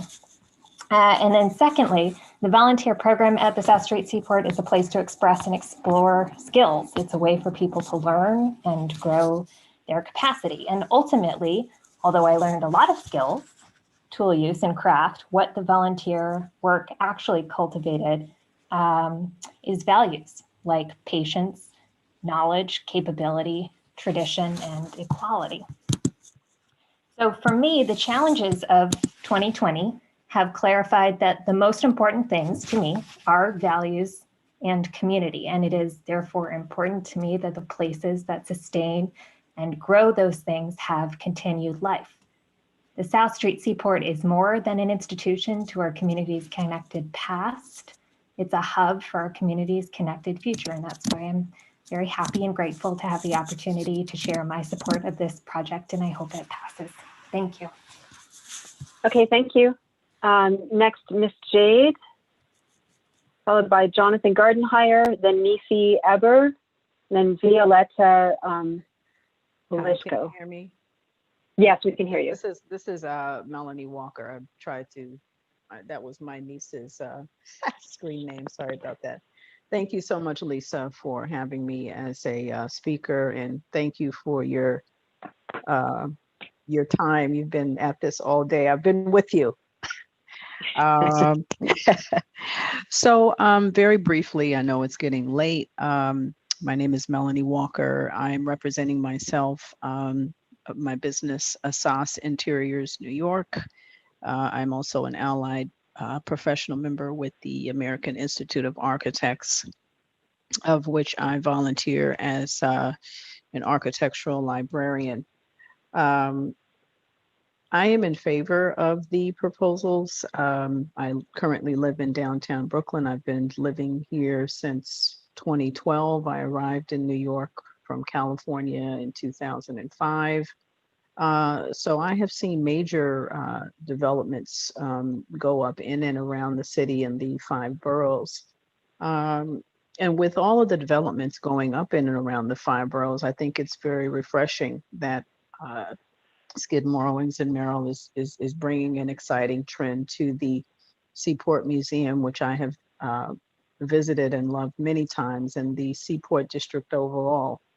In conclusion, I support the LPC and the design teams involved with these proposals, and feel that we need to bring a breath of fresh air back to Lower Manhattan.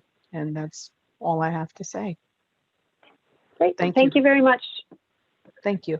Okay, next we have Jonathan Gardenhire, followed by Nisi Eber.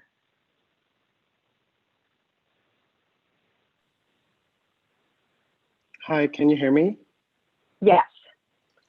Good evening. My name is Jonathan Gardenhire. I'm a district leader for Lower Manhattan and a lifelong resident of this district.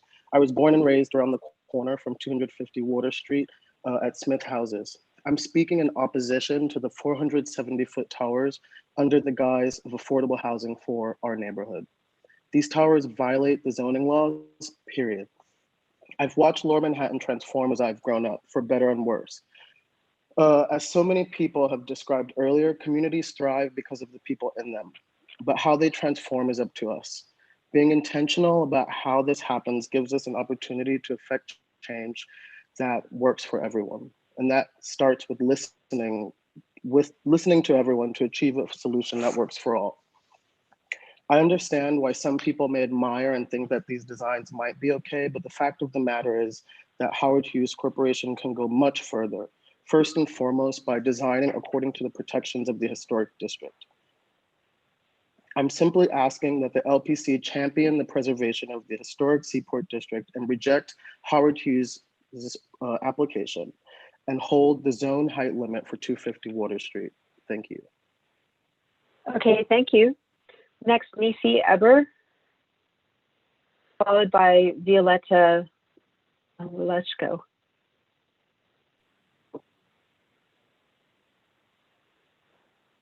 Thank you, Lisa. Hi, my name is Rabbi Nisi Eber. I direct the Jewish Learning Experience and Chabad Amphidai.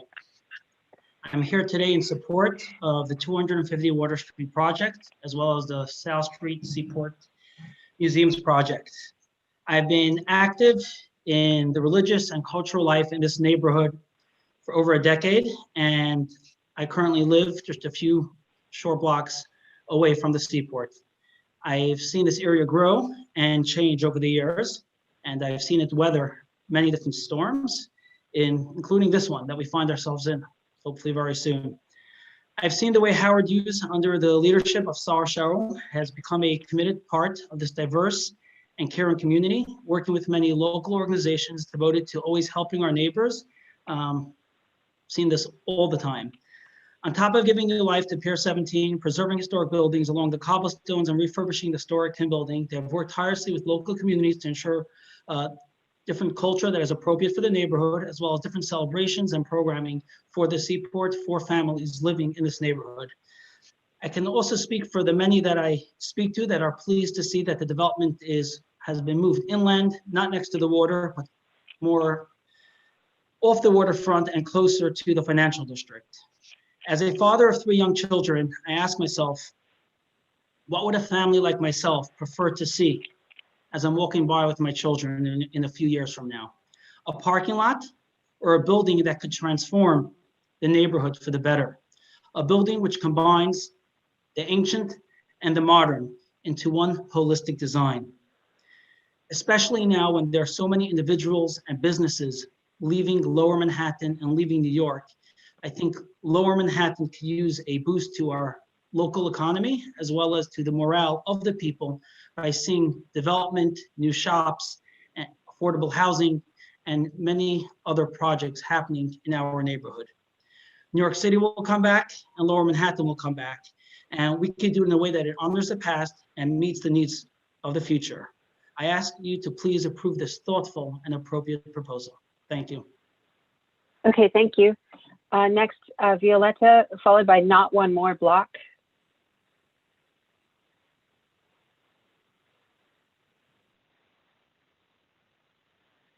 Okay, Violetta, I brought you in. You just need to unmute yourself.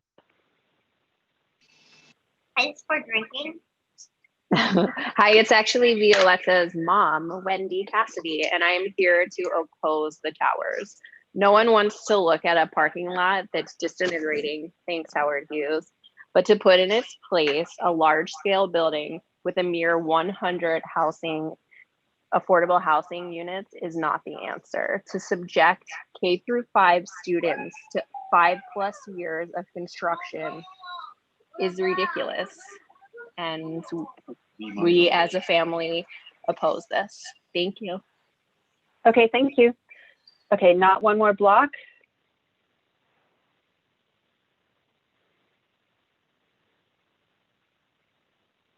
You just need to unmute yourself, turn on your camera. Okay, got you. Got me? Yeah, you're ready. Please state your name for the record. All right, cool. Name is Robert, not one more block. The Howard Hughes Corporation is an inherently fascist organization. They want to, in their own words, to control cities and have monopoly-like control, and are treating the entire seaport in New York City as a master planned community, an MPC. That's their specialty. They want to create, in their own words, fortress-like business and investment opportunity. They want corporate power and control to rule cities and the people who live there. The way it treats its workers also reveals a lot. A former employee states when COVID essentially shut businesses down in the New York office, they laid off most of the staff temporarily and then changed the layoffs to permanent and used the excuse that we were not employees as the reason not to pay our severance. That's what Howard Hughes Corporation is about. They don't give a fuck. In a time of mass unemployment, millions about to be homeless, and unprecedented food insecurity, the Howard Hughes Corporation understands none of this. This is another land grab for yet another transfer of wealth to the 1% and uses de Blasio's mandatory inclusionary housing to build yet more unneeded luxury apartments with a few affordable housing apartments. They're not affordable. Rezonings are ultimately about making neighborhoods wealthier and whiter, a form of ethnic cleansing. In the present housing crisis that leaves 44% of all New York City households paying more than 30% of their income toward rent, it's not good. 91% of these households are extremely and very low income. We need community-informed comprehensive planning, not developer-informed planning, which this is. The Howard Hughes Corporation is weaponizing the community's disdain for a parking lot and disinvestment to the museum to build out-of-scale towers that are ultimately simply a way to extract capital from the community it claims to be helping. Another developer raping of what is essentially stolen land is what the Howard Hughes Corporation intends to do. It is profit over people and must be stopped by any means necessary. Turn this application down. Peace. Okay, thanks. Next, Elizabeth Chen. And Elizabeth, I brought you in as a panelist. You just need to unmute yourself.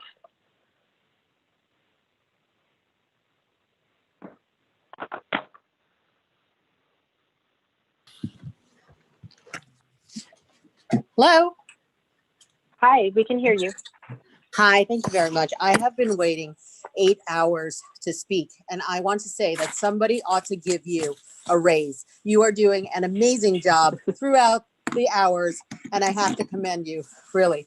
I actually don't have anything planned to say, but I will say that I've been a resident of this neighborhood. I'm sorry, I ran from doing the dishes. I've been a resident of this neighborhood for 48 years now. So I have seen what's gone on over the decades with the Milsteins owning the lot and having the plan of like 100-story, tower or what have you, not being able to build, the constant fight. It's all about greed, all about avarice. This is all about deep, deep pockets of the Howard Hughes Corporation. They are giving money to the schools, giving money to our neighborhood Smith projects and, Hamilton, Madison, what have you. And all of these different people who are actually pro-support, they're all the business owners, of course, who are going to have and make even more money. However, at the end of the day, this will be a blight on our cityscape. They always show you the pictures east looking west, as opposed to west looking east.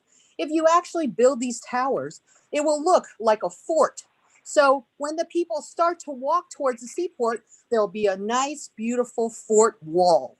And you won't be able to see the beautiful landmark district. You actually have to go around it, and you'll be so tight in those small cobblestone streets that you wouldn't even be able to see that expansive sky, the Brooklyn Bridge beauty, and all that is the seaport. So this is a historic district that we're trying to protect. We only have this one goal, is to protect it. It's beyond our lifetimes. It's beyond what we need. And you can support the Seaport. I'm an art historian myself, and I work in the arts. You can support the Seaport and you can support the museum, and you can also support a low 10-story, 12-story building. And they could make that work. The Milsteins didn't want to make that work because it wasn't worth their time or effort, and they weren't making millions.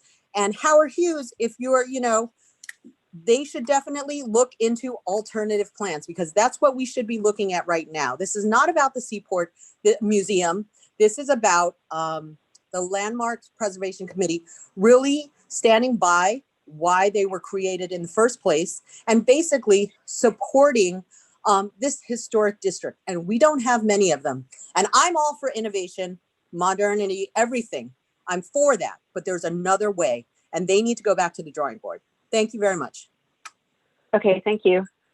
Next, Shuling Shang. I'm sorry if I'm mispronouncing that, followed by Jean Chen Villalba.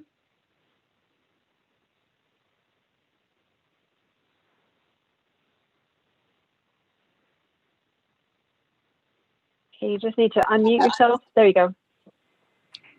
Hi, good evening, everyone. My name is Sulin Zhang. I am a resident at Southbridge, and I am speaking against the plan to build out the Twin Towers at 250 Water Street under its current design. The building height zoning limit was established for a reason, to ensure that the Seaport area continues to be preserved as a historic landmark. I agree with many of the speakers today that the parking lot is a sorry sight and needs to change, but it's simply not enough of a reason to sacrifice the historic landmark and waive the zoning limit. What is the purpose of establishing this limit in the first place if we are just going to waive it in the face of a $50 million donation to a continually struggling entity that has been mismanaged for quite some time? Further, by allowing Howard Hughes to build this, it will set a dangerous precedent for future developers to come in and build high rises in the area. Several speakers have mentioned that what's another skyscraper against a backdrop of New York City that is well known for skyscrapers, but that is precisely the reason why we need to protect and preserve this district. I am not opposed to changes and development. I'm simply asking Howard Hughes or any other developers to develop the property under the rules established by the zoning laws that were set to protect the area. And lastly, LPC was established to protect New York City's architecturally, historically, and culturally significant buildings and sites. And so tonight, I am asking LPC to perform its duties to protect the Seaport Historic District and ask Howard Hughes to redesign its buildings to conform to the zoning law. If other developers were able to develop buildings under this skyline in the area, why can't Howard Hughes? Thank you. Okay, thank you. Next, Jean Chen Villalba. And that will be followed by somebody on the phone with the last three numbers 266.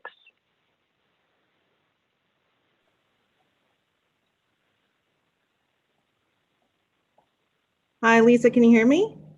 Yes, we can hear you. Yes, great, thank you. And I too commend you. Thank you so much for your time this whole entire day, and also to all the commissioners. I'd like to, I'm so sorry, hold on, I just need to bring up what I written just a bit. My name is Jean Chen Villalba. I'm a resident at Southbridge Towers. I grew up here my whole entire life. I've been here for 50 years, I think, this year. So I oppose the Howard Hughes Corporation proposal at 250 Water Street. The proposed two monolith buildings are enormous and out of scale for the neighborhood and the Seaport District. This monstrous development does not align with the aesthetics of the historic South Street Seaport. Instead, its proposal to squeeze and compact the two towers and the podium is exaggerated. It is untrue that HHC states that their proposal, quote, fits contextually with the heights of the neighborhood, allowing the sunlight to make its way to the street level on Pearl Street and Water Street. This is a New York YIMBY article. This is absolutely a false statement and only written in this way for those with a mission of pro-growth perspective. And while I support the development that works in context with our neighborhood, as it is in the current zoned elevation, I believe that these two towers will negatively affect the quality of life for those of us who live in the immediate neighborhood in terms of noise pollution, air pollution, population growth, resources needed to support people educationally, socially, economically, you know, all the social processes that we need to live and progress and thrive in this neighborhood. Your job, and I plead to all of you, is to preserve the culture, you know, and I don't believe that this proposal at 250 Water Street preserves the culture at all. I think that there are environmental and social implications in the day-to-day living here. The cobblestone streets, I have to add, on Beekman and also on Water, as well as Peckslip, but more so on Beekman and Water. I mean, if you cross the street, those cobblestone streets from one side of the block to the other side of the block, 5 to 8 steps. That's it. 5 to 8 steps. How can you have a huge tower like that accommodating to residences, but also to, as they propose, the architects propose, the businesses that are, you know, at the bottom of the podium? I don't know how we can manage, and again, this is, I'm referring to the day-to-day living, how can we accommodate to the unloading and the loading of merchandise or in these small cobblestone streets? This does not preserve the culture of the neighborhood. And I don't think Pearl Street can take on any more than it has. Nobody has talked about this. I don't believe too many people who've come on, you know, here today has discussed or shared their views about day-to-day living. Okay, on Pearl Street, you have the buses, you have the Bronx buses that come. These are the commuter buses. You have the fire trucks. You have the, you know, the EMT workers coming. You have the I'm sorry, you've gone over your time. Could you please wrap up? Yes, thank you. But you have the sanitation trucks. What I'm trying to say is that main artery block on Pearl Street cannot support these two 470-story towers, as well as businesses down at the bottom. It just simply cannot. And I thank you for hearing me out. Okay, great. Thank you. Thank you. And let's see, the next person on the phone, last 3 numbers, 266. You should be able to speak now. You just need to unmute yourself. There you go.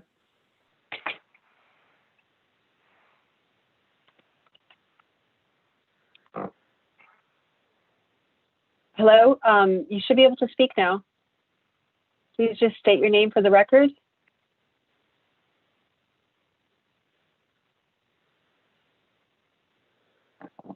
Okay.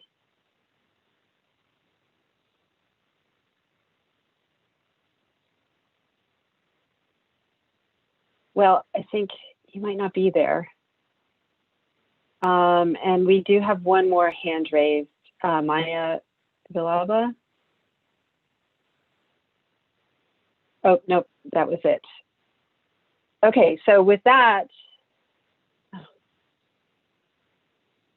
Maya Villalba, I think that somebody with that name just spoke, but I will bring you in.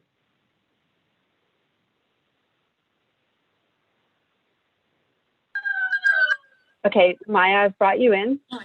Hi, sorry about the technical difficulties. My name is Maya Villalba, and I'm 19 years old, and I've lived here my entire life. And after 9/11, there's been multiple 100-story buildings being built in the financial district. And I believe that we should be able to preserve the Seaport district as it is. And there's been a lot of gentrification in the neighborhood. And I've seen it with my own eyes as I've grown up, and I've seen the culture and the character of the neighborhood change. And I believe that with the construction of this new building, it's going to strip away the very basis of what the Seaport stands for. And it's not within the people who live here day to day. It's not within the character of who we are as a neighborhood. And I think mainly the people that are fighting for this, the construction of this building, are the people that do not live here. And basically that there is no, I think it has a lot of capitalist incentive, and that a lot of the people that are going to build the construction, they're going to build, come in, and then leave, and then have the neighborhoods, the people that are actually living here deal with the consequences of it. And so I think it's just another prime example of how gentrification has ruined the neighborhoods that have been historically trying to be kept all this time. And I would urge you guys to stop and halt the construction because it's not within the character of our neighborhood. And the people coming in is coming in for capitalist game and not for the actual neighbors. Okay, thank you. Okay, and that is everybody. Okay, thank you all. And I know that many people who have spoken have submitted written testimony, but I just want to check to see if there is, I just want to note the written testimony on the record. Some of you have spoken, but there may be others that we haven't heard from today. So Rich, can you just summarize the written testimony that has been submitted?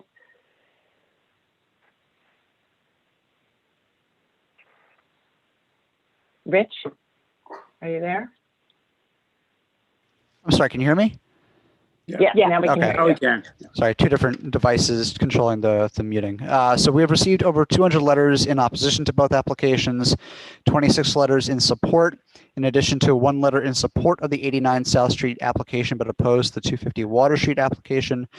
These letters are from neighbors and various organizations and groups, some of which gave live testimony today.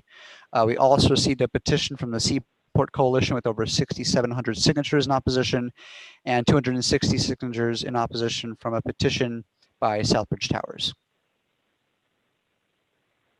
Okay, thank you.